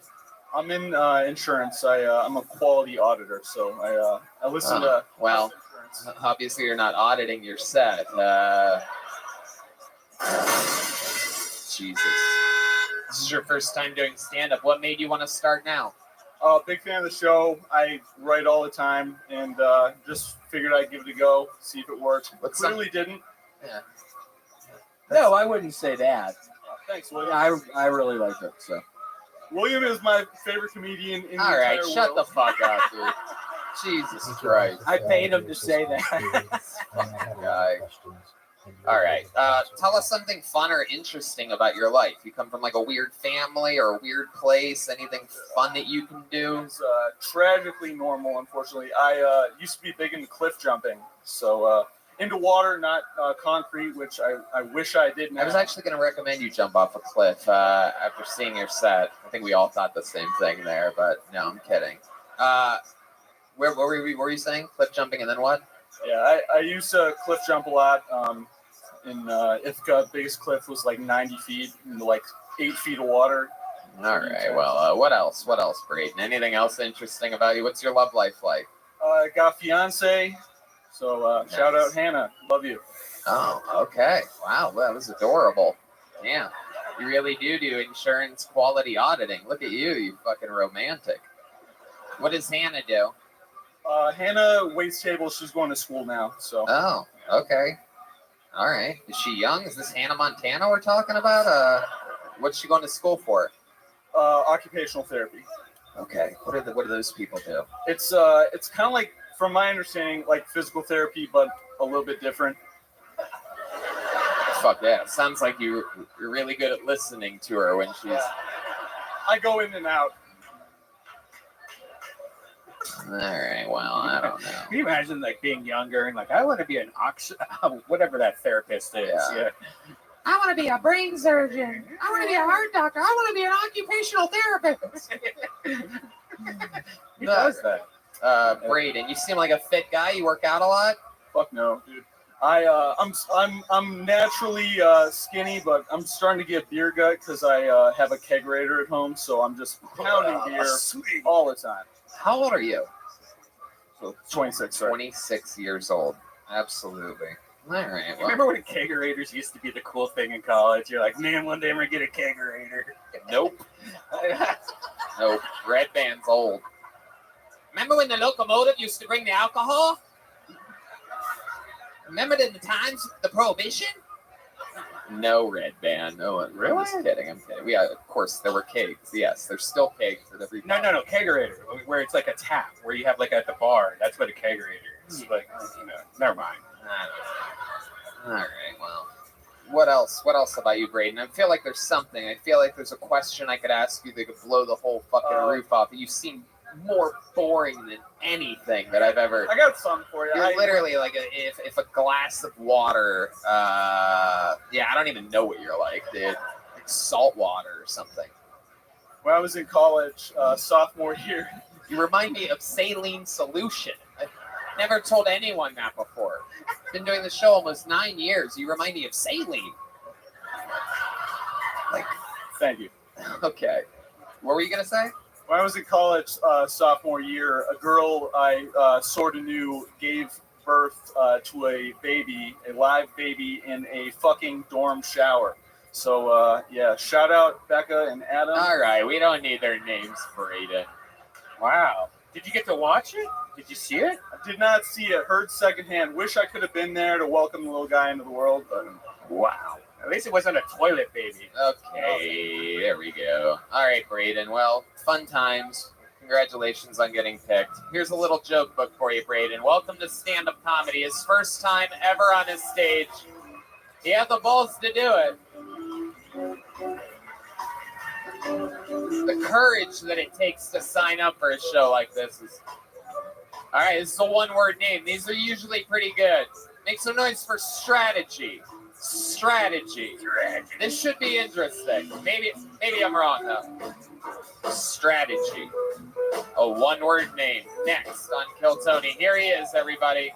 Make some noise for Strategy, everyone. So I feel like the toughest part about being in a relationship is staying loyal. And I don't know if you really know about loyalty until you dated a girl who thinks she's down for a threesome. Loyalty is waking up your girlfriend while you're getting blown by the hot Puerto Rican chick that you guys brought home together earlier that night.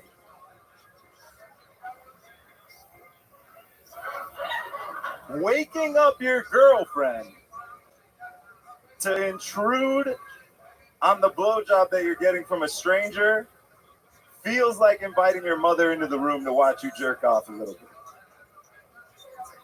It's really one of the only things where two heads are not better than one. That's all I got. 1 minute from Strategy. All right, Strategy. I welcome to the show. Thank you. I love it. Here, move that mic stand out of the way so that the people on YouTube can see you clearly. You leave that in front of them, they're going to think they're watching Fred Durst in 1999 try stand-up comedy. You look like that. You're always like this. You're like a more brain-damaged Ron Gronkowski or something like that. Yeah. Yeah. What's your story, Strategy? Let's talk about it. Is your first time, you're new at stand-up? Yeah, I mean, I've never done stand-up. I'm a DJ. Okay, I was gonna say you still haven't done stand-up. Right. That was what we call spoken rap. Anytime someone says loyalty 3 times in a set, it becomes rap by default. Did I say it 3 times? Yeah, we're basically loyalty Beetlejuice, dude. That was so stupid. So dumb. Literally so stupid, but I couldn't stop myself once I started saying it. Hey, come on, that's loyalty. Come on. All right. Strategy. Why is your name Strategy? It doesn't seem like you have one. I didn't come up with the name. My brother gave me the name when I was younger and wanted to make music. And Well, if we're going by names the brothers give us, I'm nice to meet you. I'm Faggot, everyone. My older brothers. Never let me forget exactly how gay I was as a little boy. Yeah. All right. Strategy. How long you been DJing for? It's been, we're coming up on like 12 years now. Okay. Did you know that Hans Kim, you know Hans Kim that was on earlier? Yeah, I do. I actually, I'm in Houston. I'm from Chicago, but I live in Houston now, and I just reached out to him to come on the podcast that I got. I know he's DJ Hans Kim. Well, no. What is it? DJ Hans Kim. And then I asked him why it's DJ Hans Kim, and he says it's because he hates DJs more than anything in the world. Can you believe that? I'm going to give him some money, so I feel like... What are you going to give him money for? To come on the podcast. Oh, cool. How much money are you going to give him? I mean, I was going to give him like $200. How about 400? You think so? Just in case Pang Dang's listening, I just want him to know he's missing out on all these little opportunities, just little $400 an hour gigs, you know what I mean? I'm kidding. So strategy. 12 years as a DJ. You've done some wild stuff. What's your DJing style? Are you like more like EDM clubby, or are you playing the hits of the 90s? Yeah, I'm playing like, I'm a nightclub DJ, so I'm playing the hits. I'm mixing in a little bit. Right now, it's more hip hop than anything, mixing in a little bit of house, EDM, but I do what the manager tells me. I'm a nightclub whore. Okay. All right. I love it. So now you're just doing that. You do like private parties and stuff like that? Yeah. Yeah. You get hired for a lot of those? Yeah, I just did actually an art show with the homies that I'm here with. Okay. You will make all your money just from DJing? I make every dollar that I make from DJing. Yeah. Wow, that's not easy to do. That's not easy to do. Strategy. You have you were talking about threesomes up here. You have a lot of girlfriends? Not a lot of girlfriends, but probably more threesomes than girlfriends. More threesomes than girlfriends. He's had more threesomes than actually having girlfriends. So he's a slut. Yeah. Yeah. He's a slut at Club Applebee's or whatever. You're a dirty little boy. How many threesomes are we talking about here? Do double blowjobs count as a threesome? Double blowjobs. Now that is, I'm guessing that is two girls giving you a blowjob at the same time. Yeah. Like mouth to mouth. Like, how does that work? Aren't they just really taking turns? I mean, it's taking What turns. kind of dick are we talking about? You got like a cactus for a dick that branches off or something like that? You have the old one hits the top, one hits the root. Like one works on the top of it, and one gets the root. This man knows. Red Band makes everything disgusting.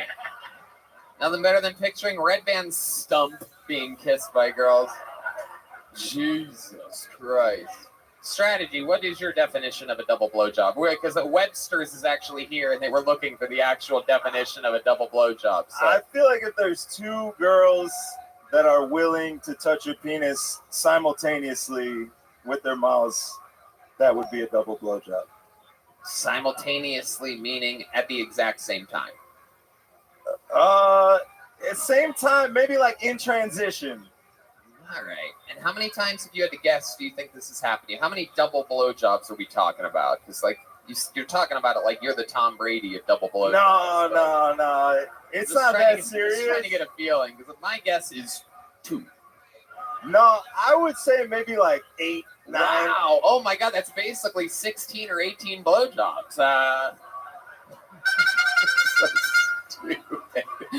Red Band, you had to hit me with a clown horn, dude. Come on. All right. Strategy. Tell us something very interesting about you that you think the fans of the show would want to know. A fun fact about Strategy. I have a pair of titties tattooed on my arm. Oh my God, look at you. You're like the kid from Big. You're like a 6-year-old that went to one of those Zoltar machines and got a grown-up body. You're like, I like double blowjobs and boobies.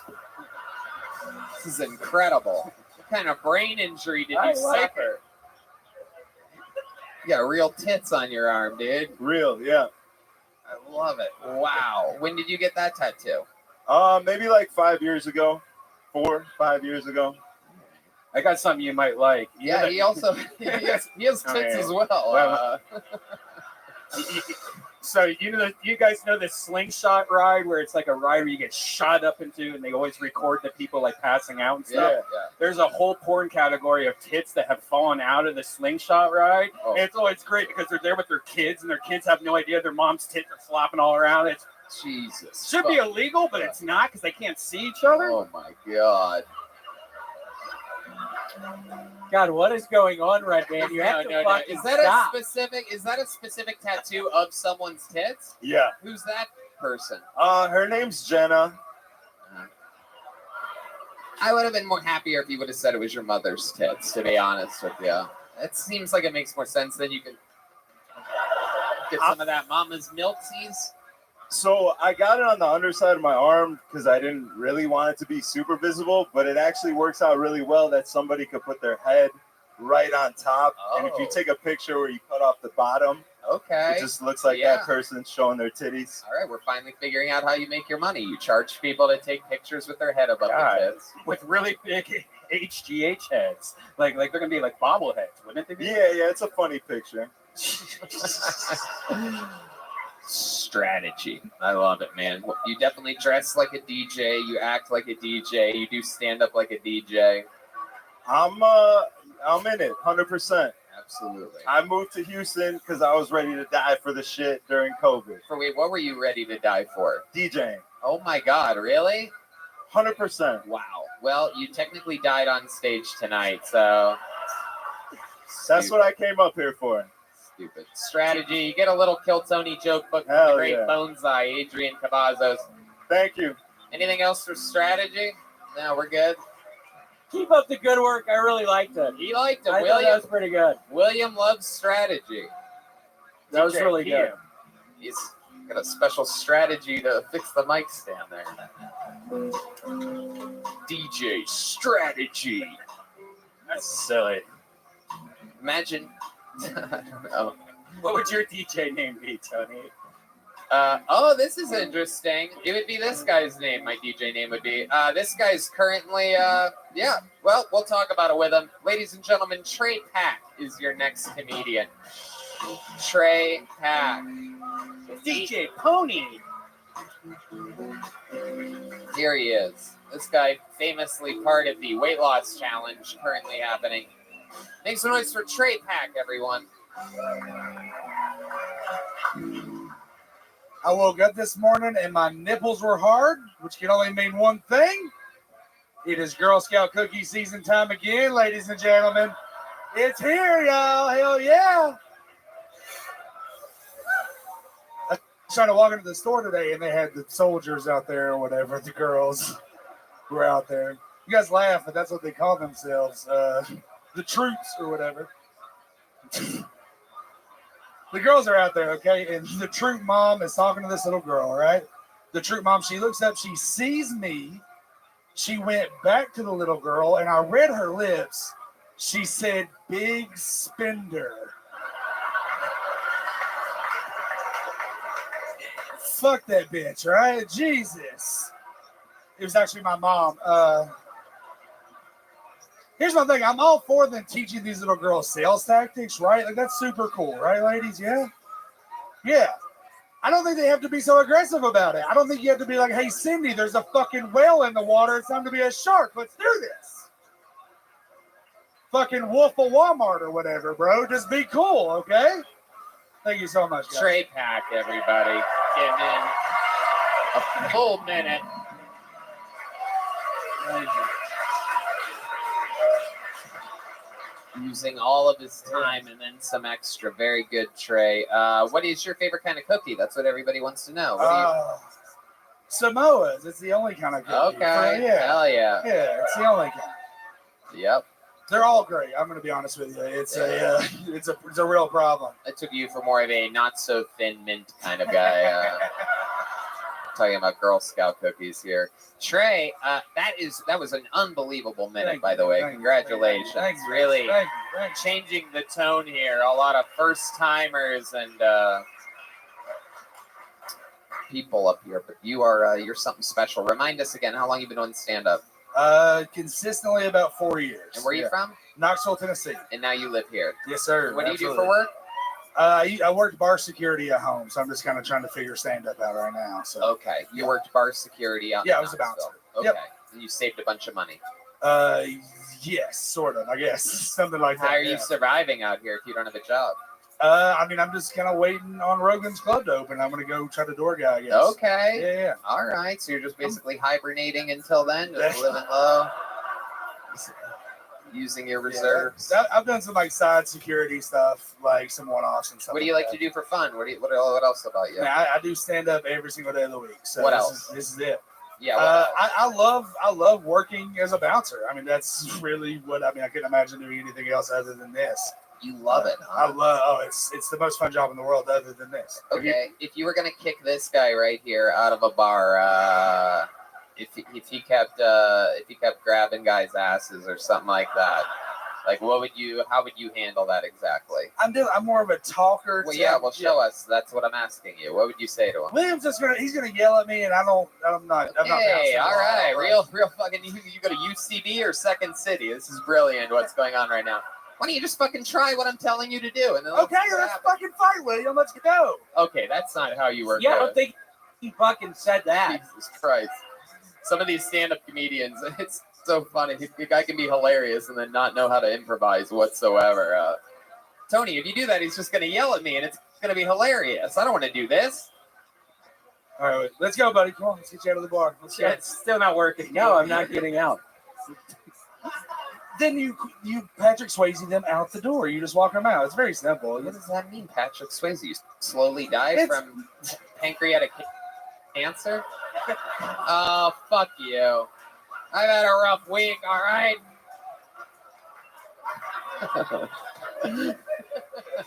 Trey Pat, I love it. Is there ever been a time where you're bouncing somebody out and things go awry? I broke this kid's dick one time. You broke a dick? Yeah. Holy Yeah. shit. Hell Was he getting a double blowjob at the time? No, man. He was, so we had like a porch and like an upstairs porch or whatever, a balcony or whatever. And he was pissing off the balcony, and I caught him. And I was like, hey, fucking quit or whatever, right? And he flipped me off, so I was pissed off and offended. Right. So I went up, went to yank him out of the bar, got him downstairs, was getting him to the door. And somewhere in the mix, his dick had gotten hard, and I don't know what that was about. Are you serious? I swear to God. And I had him. It was out and it was hard. Yeah. Or it's in his pants. No, it was out. I had no idea. So this guy was peeing with a boner? No, I think he got the boner in the mix. So I don't know. Again, that's between him and Jesus. I don't know. Wow. That's so I had him in like a full Nelson. He kept trying to bite me, which was weird. Wait, you had him. He's hard as a rock, and you are behind him with your arms. For those of you that don't know what a full Nelson is, it's basically what you wouldn't want to do to a guy that's hard as a rock. You can put your arms behind his arms, and then you can really get the back motion in there, right? A full Nelson. I'm just happy he's in front of me and not facing me. But no, then he looked at me and he spit in my ear. Why? I mean, technically, I don't think his boner, the way you're built, if you guys were face to face and you bear hugged him with your belly, I don't think he'd hit. Yeah, probably. You sure it was spit? I don't want his dick touching me anywhere. All right, so how'd you break his dick? So he's hard, he spits in my ear, I get pissed off, and it was like this high, and I just kicked his feet out from under him and threw him on his chest, but he hit dick first. Oh, shit. And that shit was like, Welcome, it was welcome. How are you? It was crooked as fuck, dude. I mean, What did you say? it was something. How's your day going? Birds. Holy doing well, my shit, the friend. new stand-up special by Trey Excellent. Pat. Good to see you. Anything Skylands- exciting happened to you today?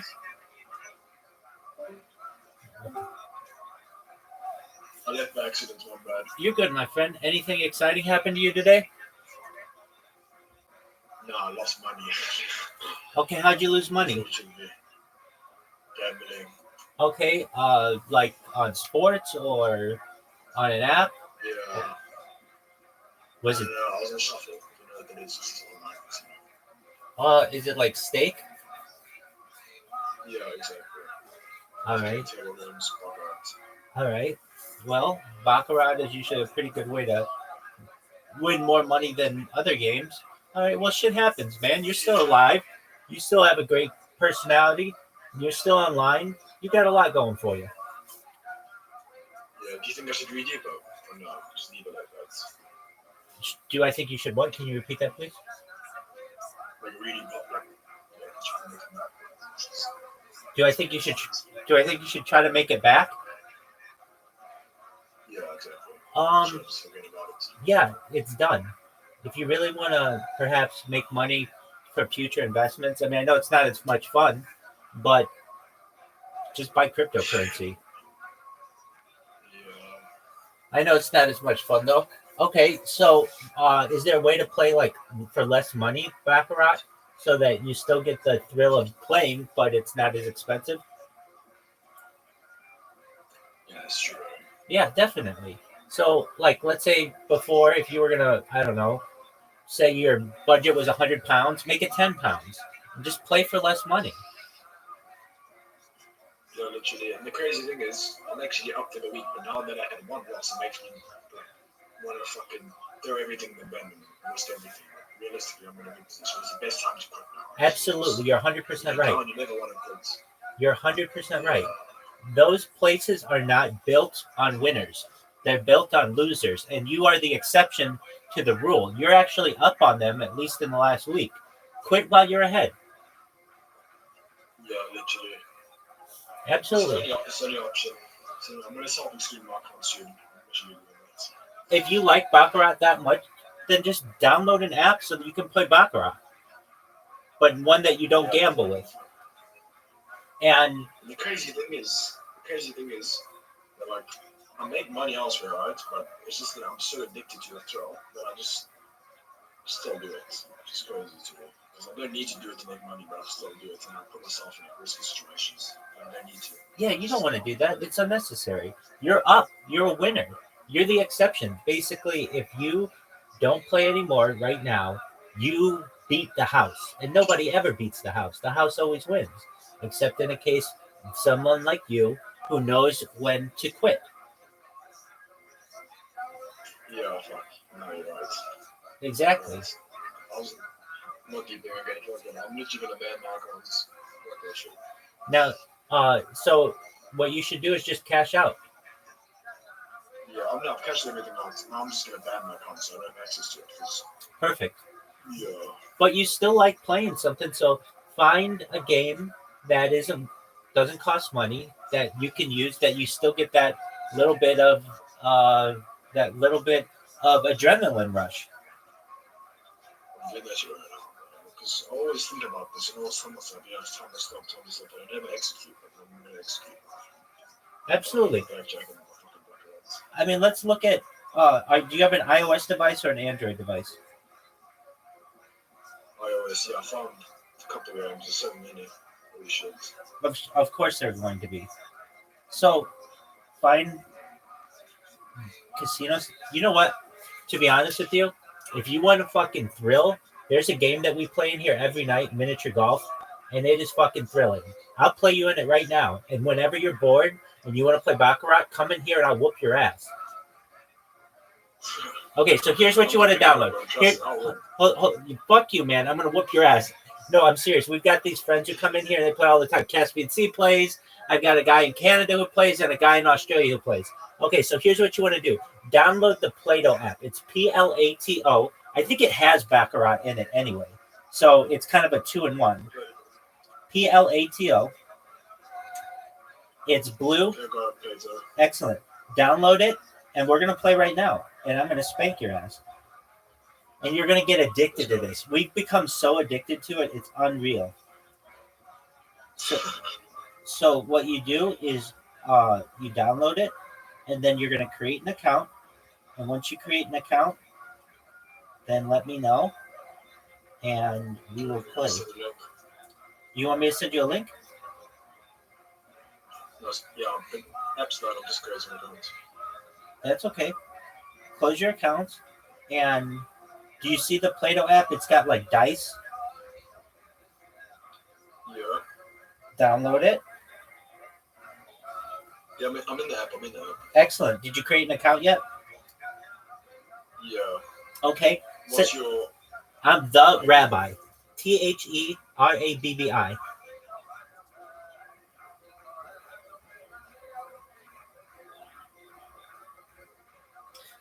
Dude, this is such a good idea for you to do this. I have a friend of mine. Oh, perfect. I got it. Are you Fried Prim 41? Yeah. Excellent. I'll send you an invitation to play right now. I got a friend of mine who's trying to quit smoking, and I told him, whenever you're tempted to smoke, come in here, we'll play, and I'll whoop your ass. And I do, and it basically gets him out of his temptation to want to smoke. So, okay. It's a very fun... This is a very fun game. So basically the pink stuff that you're going to see in this level is like really sticky. if you ever see black stuff, it is like, I'll explain, but it's like a muck, and the sand traps are like make your ball go slower, and the water is like water. You can go through the pink, but it's not a good idea. And if you hit it off of there, it's just gonna bounce off. So those are gnomes. They put shit in the way. So there are five holes to a round, and so we can just consider this a practice round. Do whatever you want to do.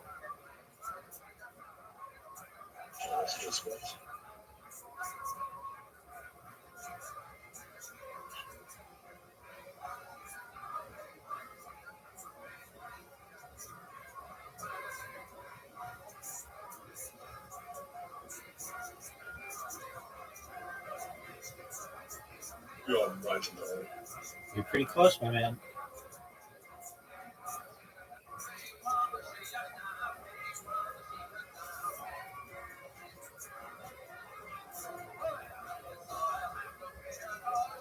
No ways.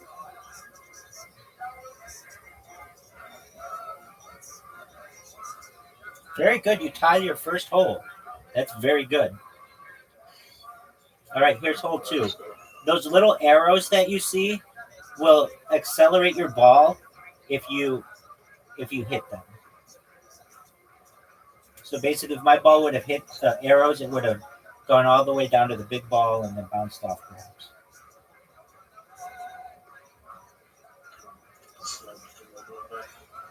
That's all right. That happens to me too sometimes. So as you see those things allow you to bounce off. Rim job.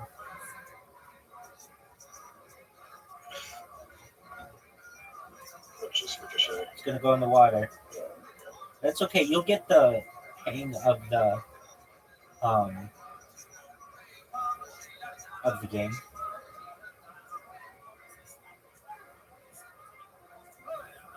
All right, I'm up 1. 5 holes, you say? Yep, it's very quick, and then we just play another one if you want to play. And we played this game a ton. We play every night, and we're really intense about it. So I just hit off that merry-go-round thing into the water. Notice the arrows are kind of at an angle.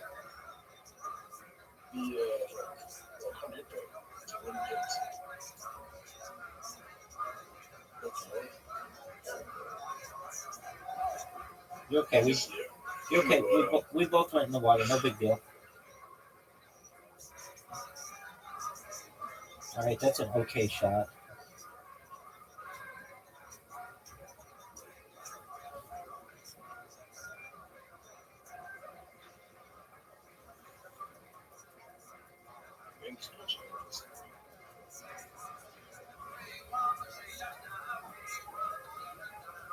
Oh.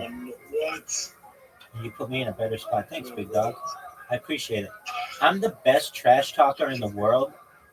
I don't just talk trash. I talk smack, which is like all up in your face. And I'm about to be up 2 holes, 3 holes to 1 on you. 2 holes total. Let's see it. That's what I want to hear, baby. Here we go.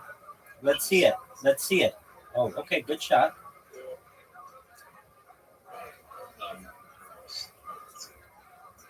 That's all right. You can make it. Miracle shot.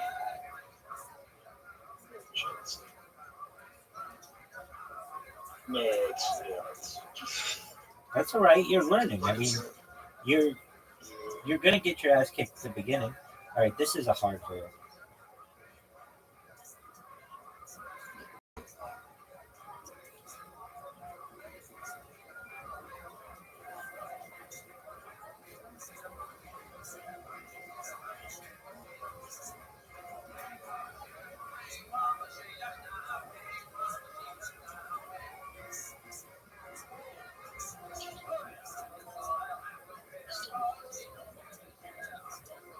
You know you pull back to fire, right? Yeah, but it's not even pulled back. And I'm pulling back. It's just Is your screen clean?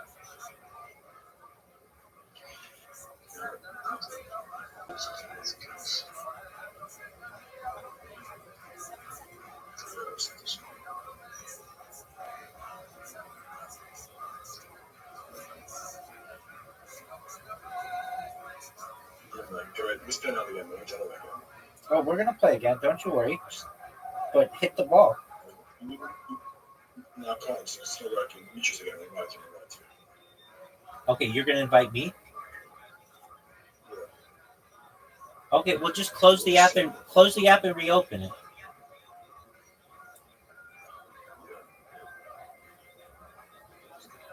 And close all your other apps that you have going on your phone.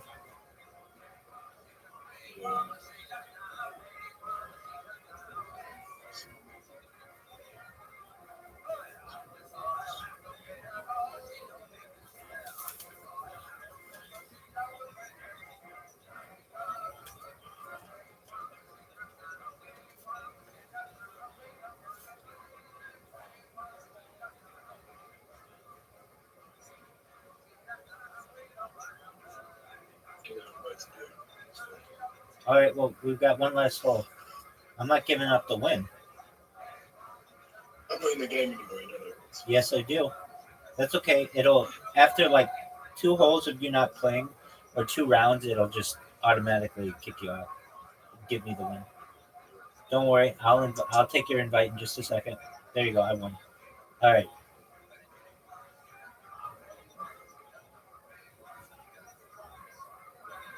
You sent me an invite? Yeah.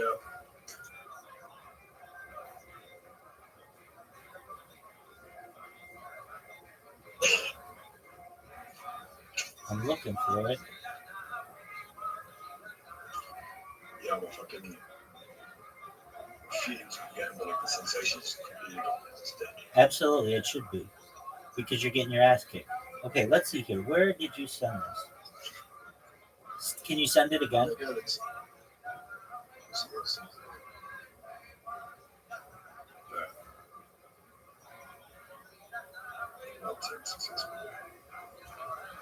You invited the rabbi successfully, correct?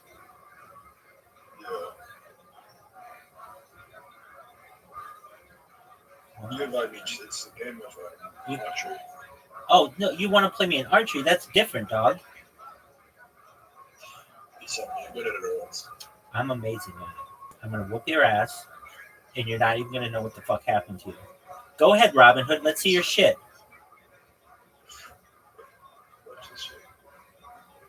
Wow, you're airmailing this fucking thing big time. Okay, well, your first shot, you scored. That's pretty good. It's you again, big dog.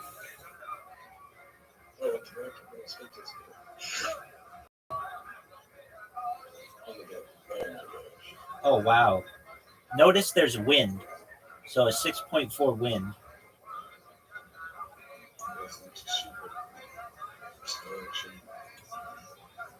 Wind.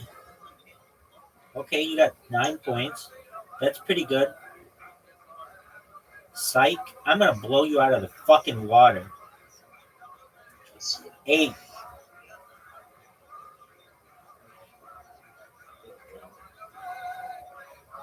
Six. Already beaten you. Already taking my balls and resting them on your fucking forehead.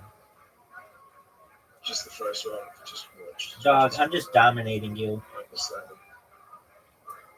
this. I'll show you domination. 7. Nice job.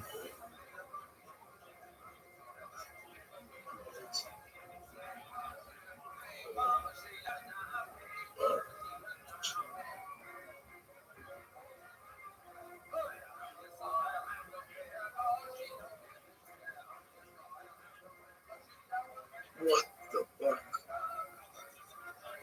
I'm on 23 on the second one. 22. Give one away. Give one shot away. If you're that confident, give 2 shots away. You want me to give 2 shots away? Yeah, if you're that confident. Fuck yeah, I'm that confident. Let's see.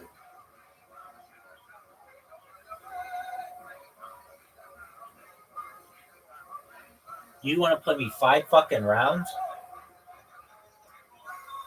Just one shot. Just keep the shot away. No. You want to play this game? I play it all fucking day. Yeah. You say you want me to drop 2? I'll drop 2. Yeah.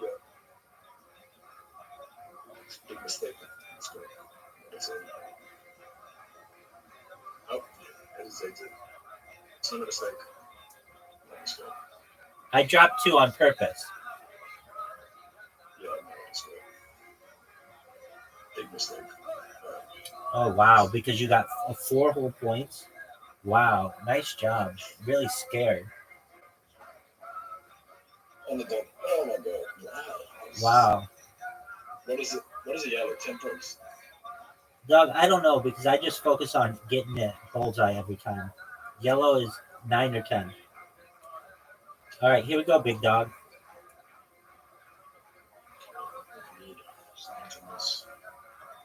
Boom, there's 9.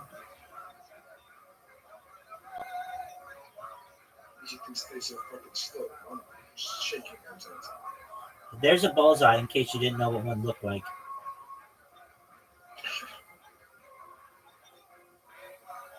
There we go. 57 to 39. We have 2 bullseyes in a row, which is I'll tell you what, I won't even shoot the last round and I'll still beat you. okay. You say fair like that's fair. That's like me holding my hand behind my back and fist fighting you. It's gonna be a big mistake. You have to do it now that you said it. Oh, okay, I see how it is. I like the challenge. All right, 61. Good job.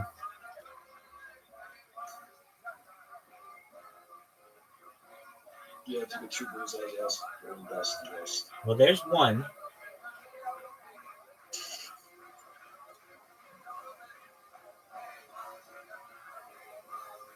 And there's 2.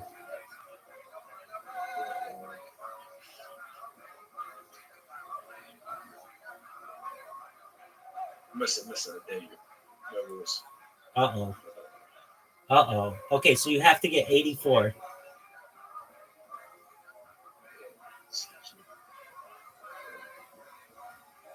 Wow, that shot sucks. Everybody knows that shot was terrible. Oh, you're fucked, man. You are fucked. Even 2 bullseyes won't help you. Oh, wow. It was really just a fucking... I was joking. You made it. Oh, okay. All right. I'm ready.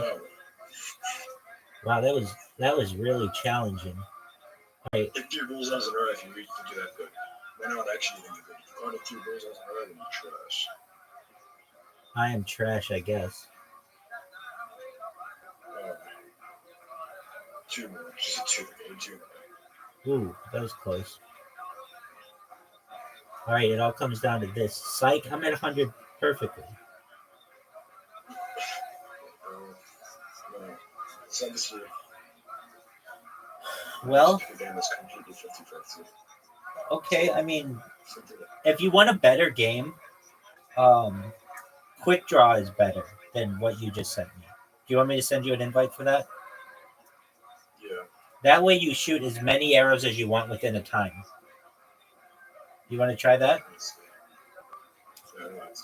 All right.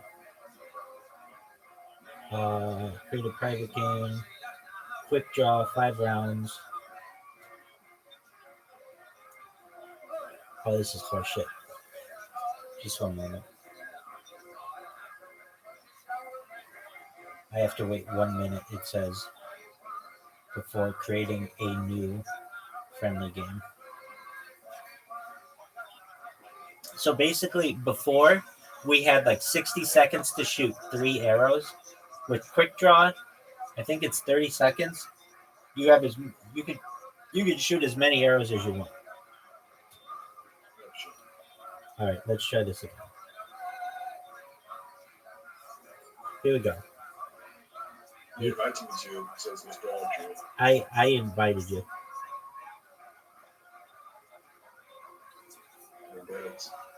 Try it again, big dog.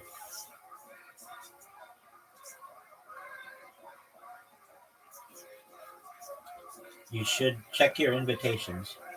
Your fried prime. Yeah, I just got an invite, but it's for archery at the same time. All right. Well, so join the invite that I just sent you. That's what I got. Let me invite you. Okay, I'll join yours and I'll whoop your ass in. Definitely, that's one host. Wait, did you send me an invitation to bullshit? Yeah. I thought we were gonna play archery. Oh, no. Something else. Something else 50-50. All right. Well, I've never played this. I also never played it, but I don't know what this is. I don't either, dude. Now we compare it. Okay, yeah, I got it. Dude, we can get another game because that one needs other people. Yeah. Got one. Okay, I've played this before. I'm not very good at it though. Yeah, that's fine. That's fair. Time to lose.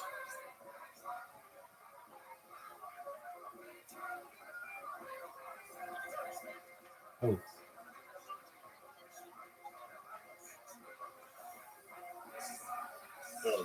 Airmail. There you go.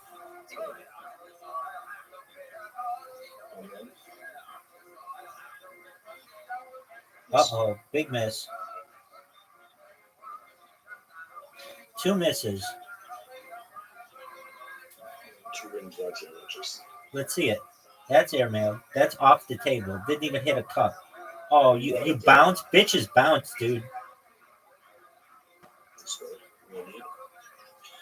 once in the lead, always in the lead. That's not how it goes. Give it back. Roll them back, baby. Roll them back, son. Balls are back. No, I get the balls back if I make them both. Let's go. Again, there's the deserve that. Good. Let's see your shot, big man. No. Wow. That would be a really good shot if you didn't suck so much dick. Good shot. You literally get one shot in the front. You know how much skill it takes. Boom, just like that. Miss. It's horse shit. Come out. Watch this. Don't miss it. No. Wow. Here we go. I'm going to light your ass up. 1 in. 2 in. Bring them back, baby. Boo. Boo. All right. What are you going to do? You need to hit a bunch of shots. Well, you already missed 1. So you're not. Yep, it's over, baby. Champion. 6 wins to none. In what game do you want me to kick your ass now? Okay, no. You want me 100%. 100% you're me this. Right. Actually, no. What is this?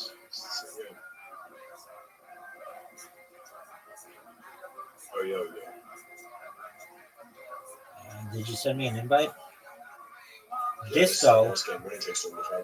Disco. I don't know what this game is. What is this? Go off the table. What do I do? Launch the ball. Oh, this is horseshit. Yeah, wait, no, it works. I think this is launch it in the color. Oh my gosh. You got it. Stop. +1. Already whooping your ass. Never played this game before, and I'm already whooping your ass. Now don't you hit it. What the fuck was that? I just took your fucking point away. That's horseshit. Stop. Why is the ball so small now? Why do you have to really work? What is this? Why do you get all kinds of things? What the fuck? What is this shit? I did deserve a point. Stop.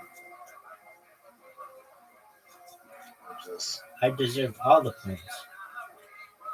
Hit your own ball. What the fuck was that? Wow, and give me another point. Oh shoot, I fucked up.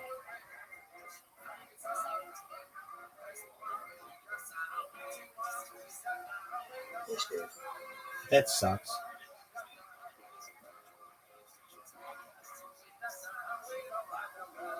Oh, no way.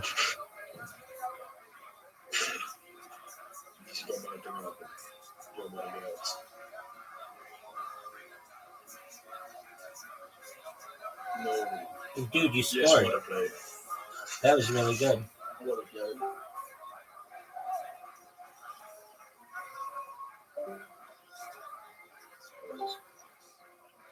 Welcome. Oh, what is this shit? Dude, you got 2 on me? Yeah, I'm so good. Look at that. Send your fucking ball out. Yeah, that was sweat.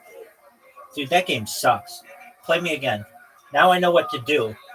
I didn't know about all your voodoo magic you were using. I'm never good. Let's go. Right to you. Oh, in the zone. I'm just. I'm not going to Okay. Oh, that sucks.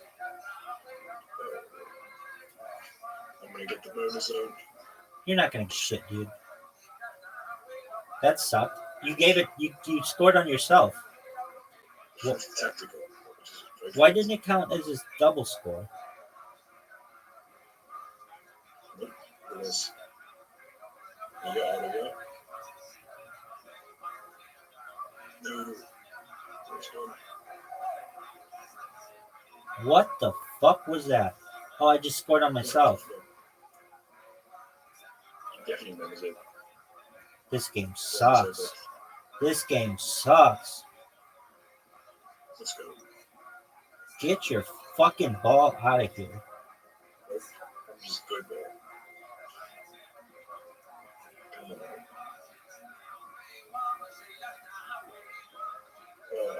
Oh, you're gonna get your double points? Oh, look at that move. No worries. That was beautiful.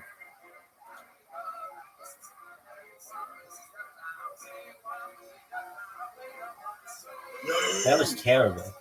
And my whole career of playing this game, that was the worst thing I've ever seen. Oh, dude, not as bad as that. Yeah. I think you've just seen it worse. Let's go. Watch this. Let's see your shitty shot. If you hit no, you miss. Oh, no. Wait, do I get double points? Fuck that. Nope. I get double points. No. Nice job sucking the D. Peace out, Girl Scout. Possibly, I'll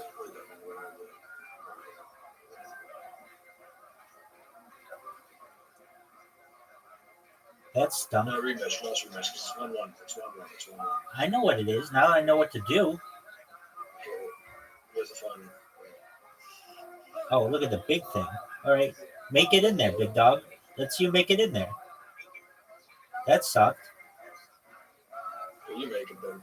Dude, I'll make it easily. It might be too easy for me to make it in there. Stop. How do you like that, big man? You're going to fuck it up, though. Anyway, how did that? Bullshit. All right, to the 2 points. Bullshit.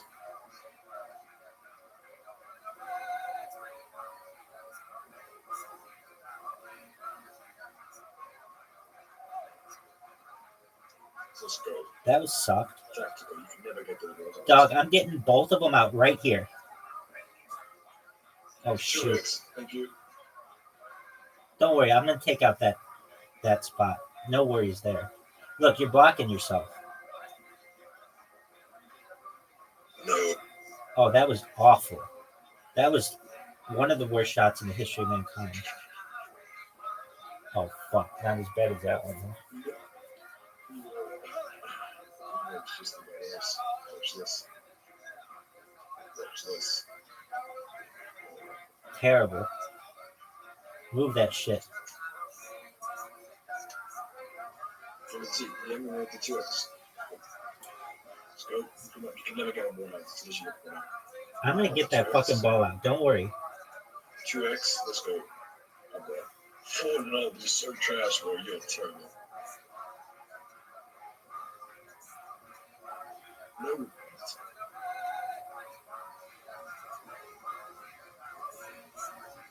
Oh, your 2X is gone, son. Your 2X is gone, son. Thanks for the free points. Thanks for the free points. Anyways.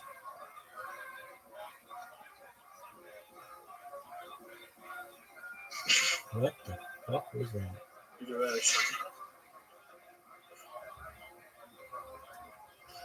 Oh, bullshit. Yep. Nice one.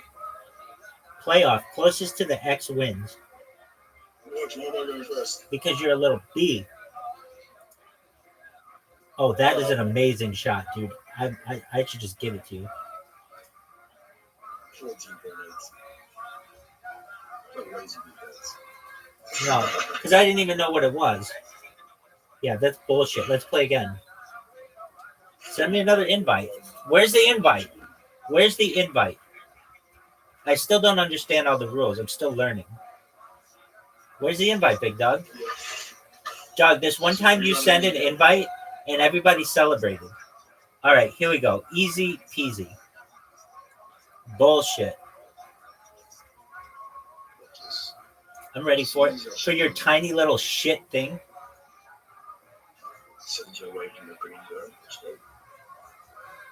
Look at that. That's +2, baby.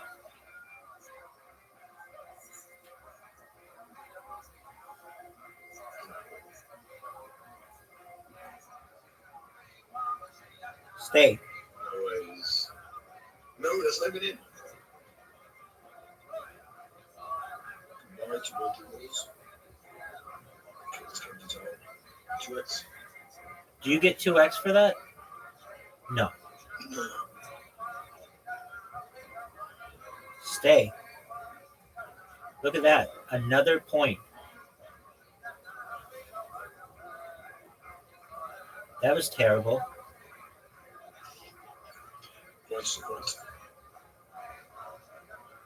Oh, yes. Stay on the table. Oh, it didn't stay on the table? Oh, that's bullshit. 2X. Time.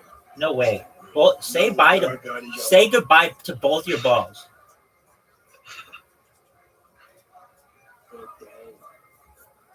Fuck yeah.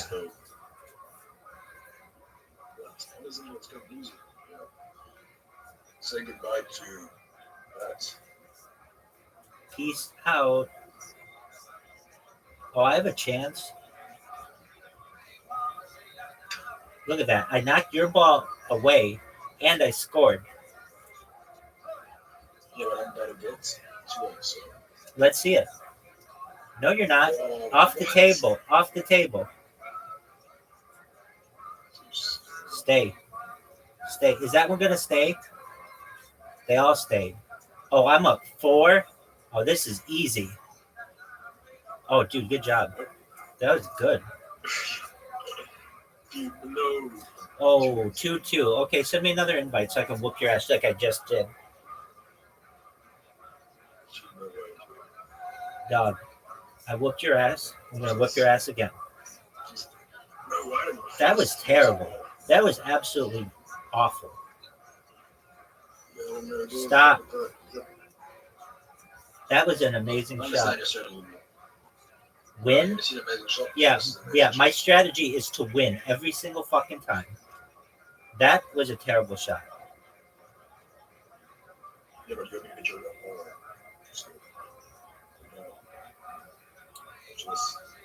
That's your tiny little... Oh, wow. That was terrible. Oh, give me the double. Double points. +1. What the fuck is that? I bet it's got to have the center all the way through or something. Try to understand and watch this. Oh, that was terrible. Already won. Already won. You haven't won shit. Oh, what? No double. No double. Please. Let's be honest. Peace out, Girl Scout.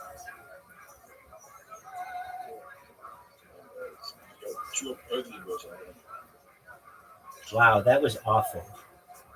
That will go down in history as one of the worst shots in this game of all time.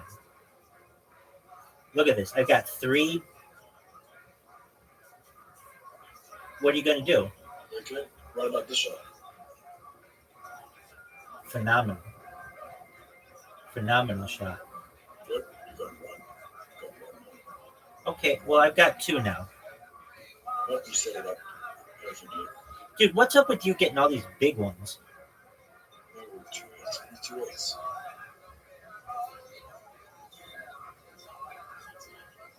Oh, shoot. Let's go. Oh, look at that.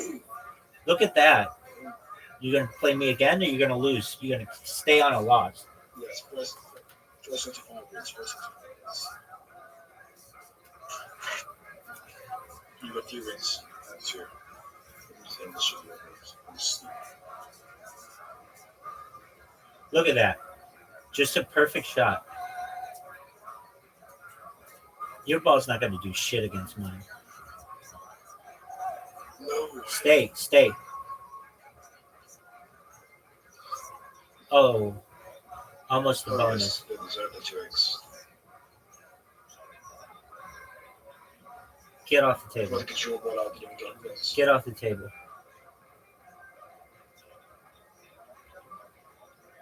Oh, yes. Both of your balls are about to get off the table. Yes. Oh, points. The fuck is that? Let it play. Oh, thanks for lining me up. Your little thing wasn't going to do shit. Oh, bullshit.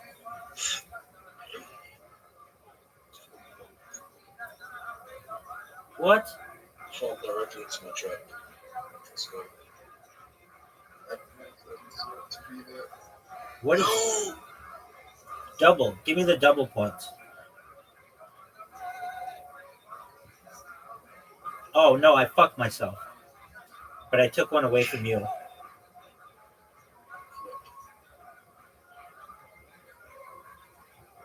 What is that? Let's go. It worked out. Let's go.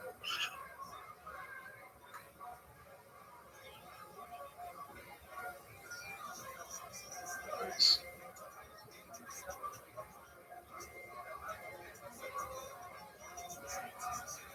No. No. 2x. No. No 2x. I'm ready for your stupid shot. That's bullshit. I wish I knew what ones I had remaining, like how big they were. Can you tell? Yeah, I think it's in the top. All right. Are you gonna send? You didn't go for the bonuses. Go for the bonuses. F your bonuses. I win old school. Okay, now I see. That shot was very good.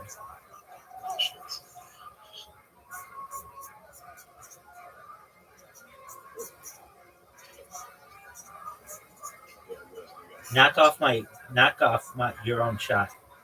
Oh, dude, that was really good.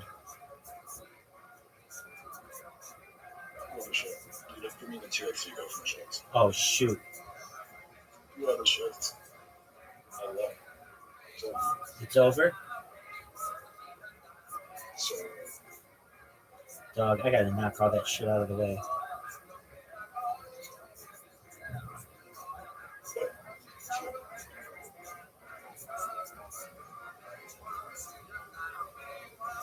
No.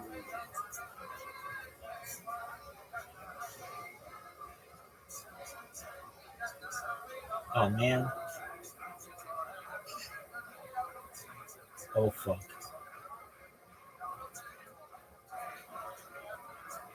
That was terrible.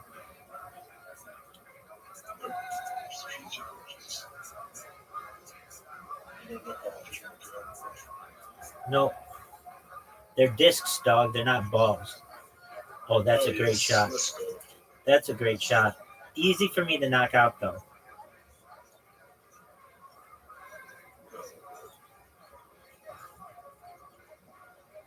What are you going to do?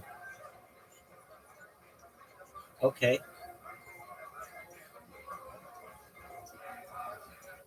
Oh, I fucked myself. I knew that was going to happen. Let's go. Watch this.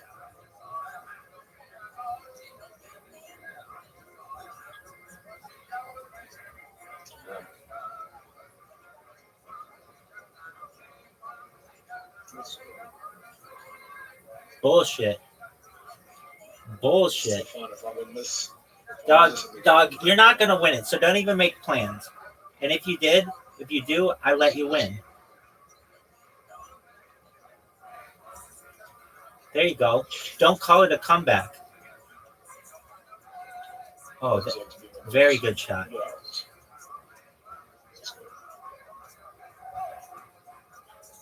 Oh, fuck. That's what happens. You don't go for the choice. Nice job sucking dick. Terrible.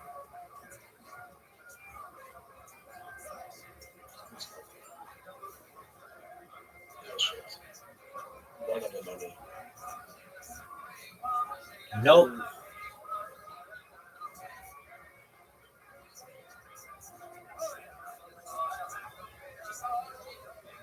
Perfect. I know. I like it. That's what I planned for.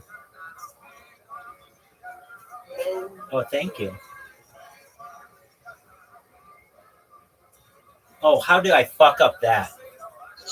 How do I fuck that up? Everything. I gotta get 2 points from this. I guarantee you. Yeah, I put my life on it. I put my life on it. Okay, let's see it.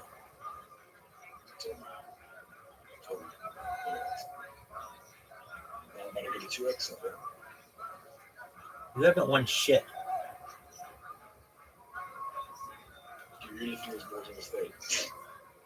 It is. It is. And one, which is.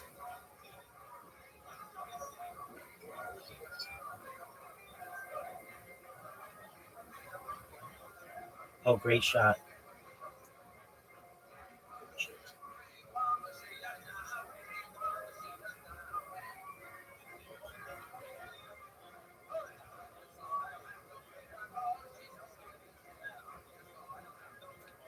No fucking way. Murder shots. What the hell? Snitch yourself the best. Yeah, you can never ever even contest me. That was absolute dog shit, and you know it. That's what she didn't say. Just keep that for the fight. That's a finisher.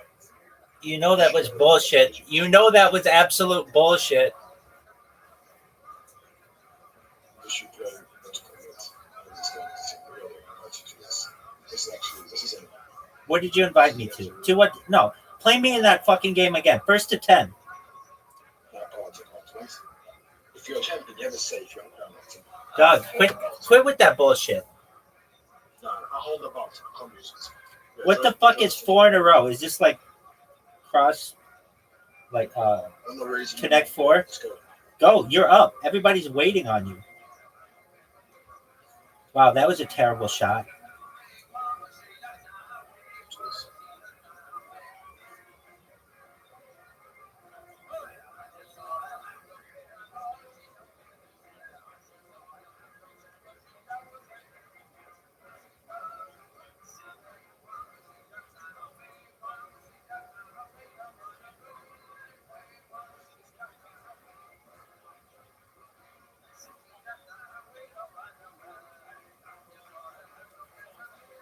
Boy, you're taking a long time for being good at this game. No. I just thought I should look into the future with you to see where you're going. You looked. Yeah.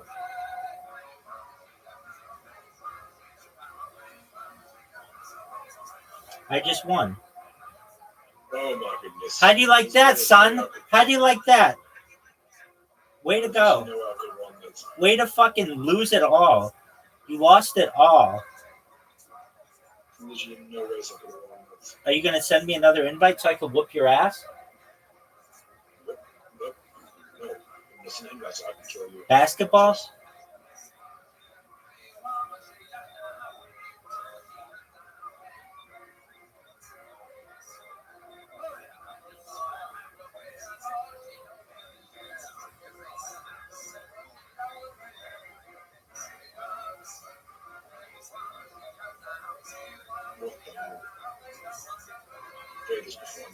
No, I haven't. This is the first time I've ever played it. Damn, did I do well. I've never played this game. Or if I have, it's not a lot. But I don't think I ever have. It's pretty easy. 1, 2, 3. Oh, you get more for swishes, I think. Yeah, you get more for swishes. Oh, first miss.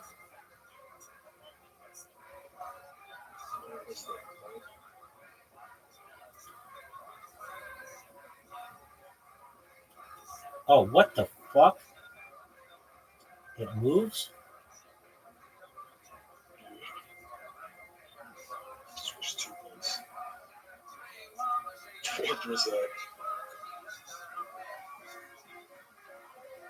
All right, let's see you. You didn't win shit. Watch this bitch move. It's difficult. I didn't even know it was going to move. You got an advantage. Miss. Miss. Miss. Miss. Miss. Miss. Oh, nice job. Now what's it going to do?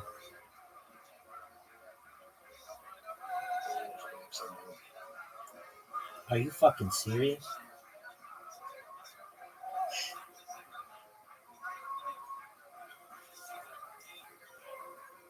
Oh my goodness.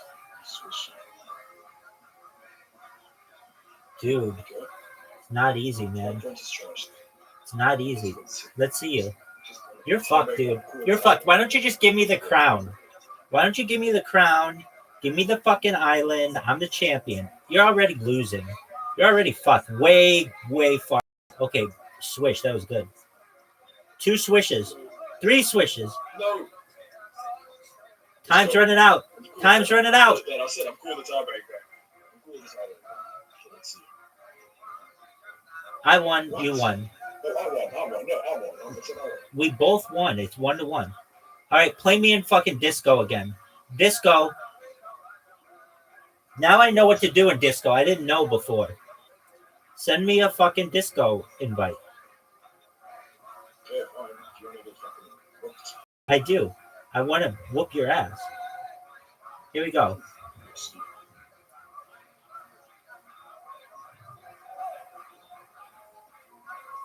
That's for Hit my ball. Thank you. There you go. That's what I'm talking about. There we go. You're staying next to for that. Guarantee you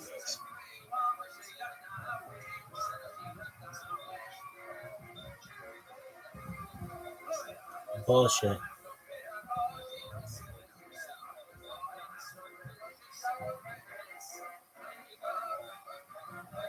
That's what I'm talking about.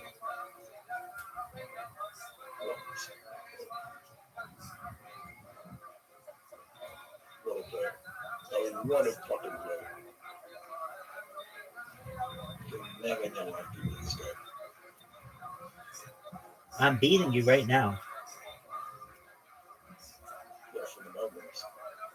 What the fuck is that? Oh my goodness, 3 points. Ah. 3 points. How much is?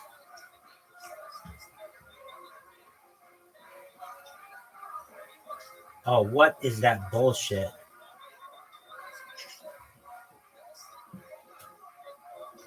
Oh, fuck Thanks for the that. 2x. Thanks for the 2x. Don't worry, I'll take that thing out. So, it's so low. You 5. Fuck, that's like a high score. And it's got to be a high score. Oh my. All they're doing is going on. 2x. Are you serious? 6? That was an ass kicking. Play me again. Where's the invitation for disco? First to 10, dog. Guaranteed. Now I'll never lose again. I'll never lose. Watch this. Bounce me on the 2x. That was terrible.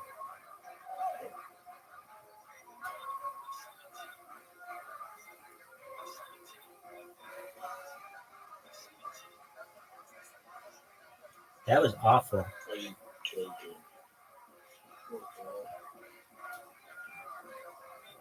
Look at that. Look at the scoreboard. Yeah, but now I'm gonna get this and this is like. Go off the table. What? You're about to go off the table. That was so bad. 2x. Nope. If you go for the wall, you're gonna knock yours off. That's what I didn't know you could move. I really didn't know you could. I really didn't know. Like, now I know how to move. I didn't know you could move the puck. I didn't. You can only move it once, though. That's what power. That sucks. Realize OPS and realize. That makes it so much easier. I agree. So much easier for me to beat you. Dog, quit with your bullshit. Watch this. 2x right here. I promise you. Okay.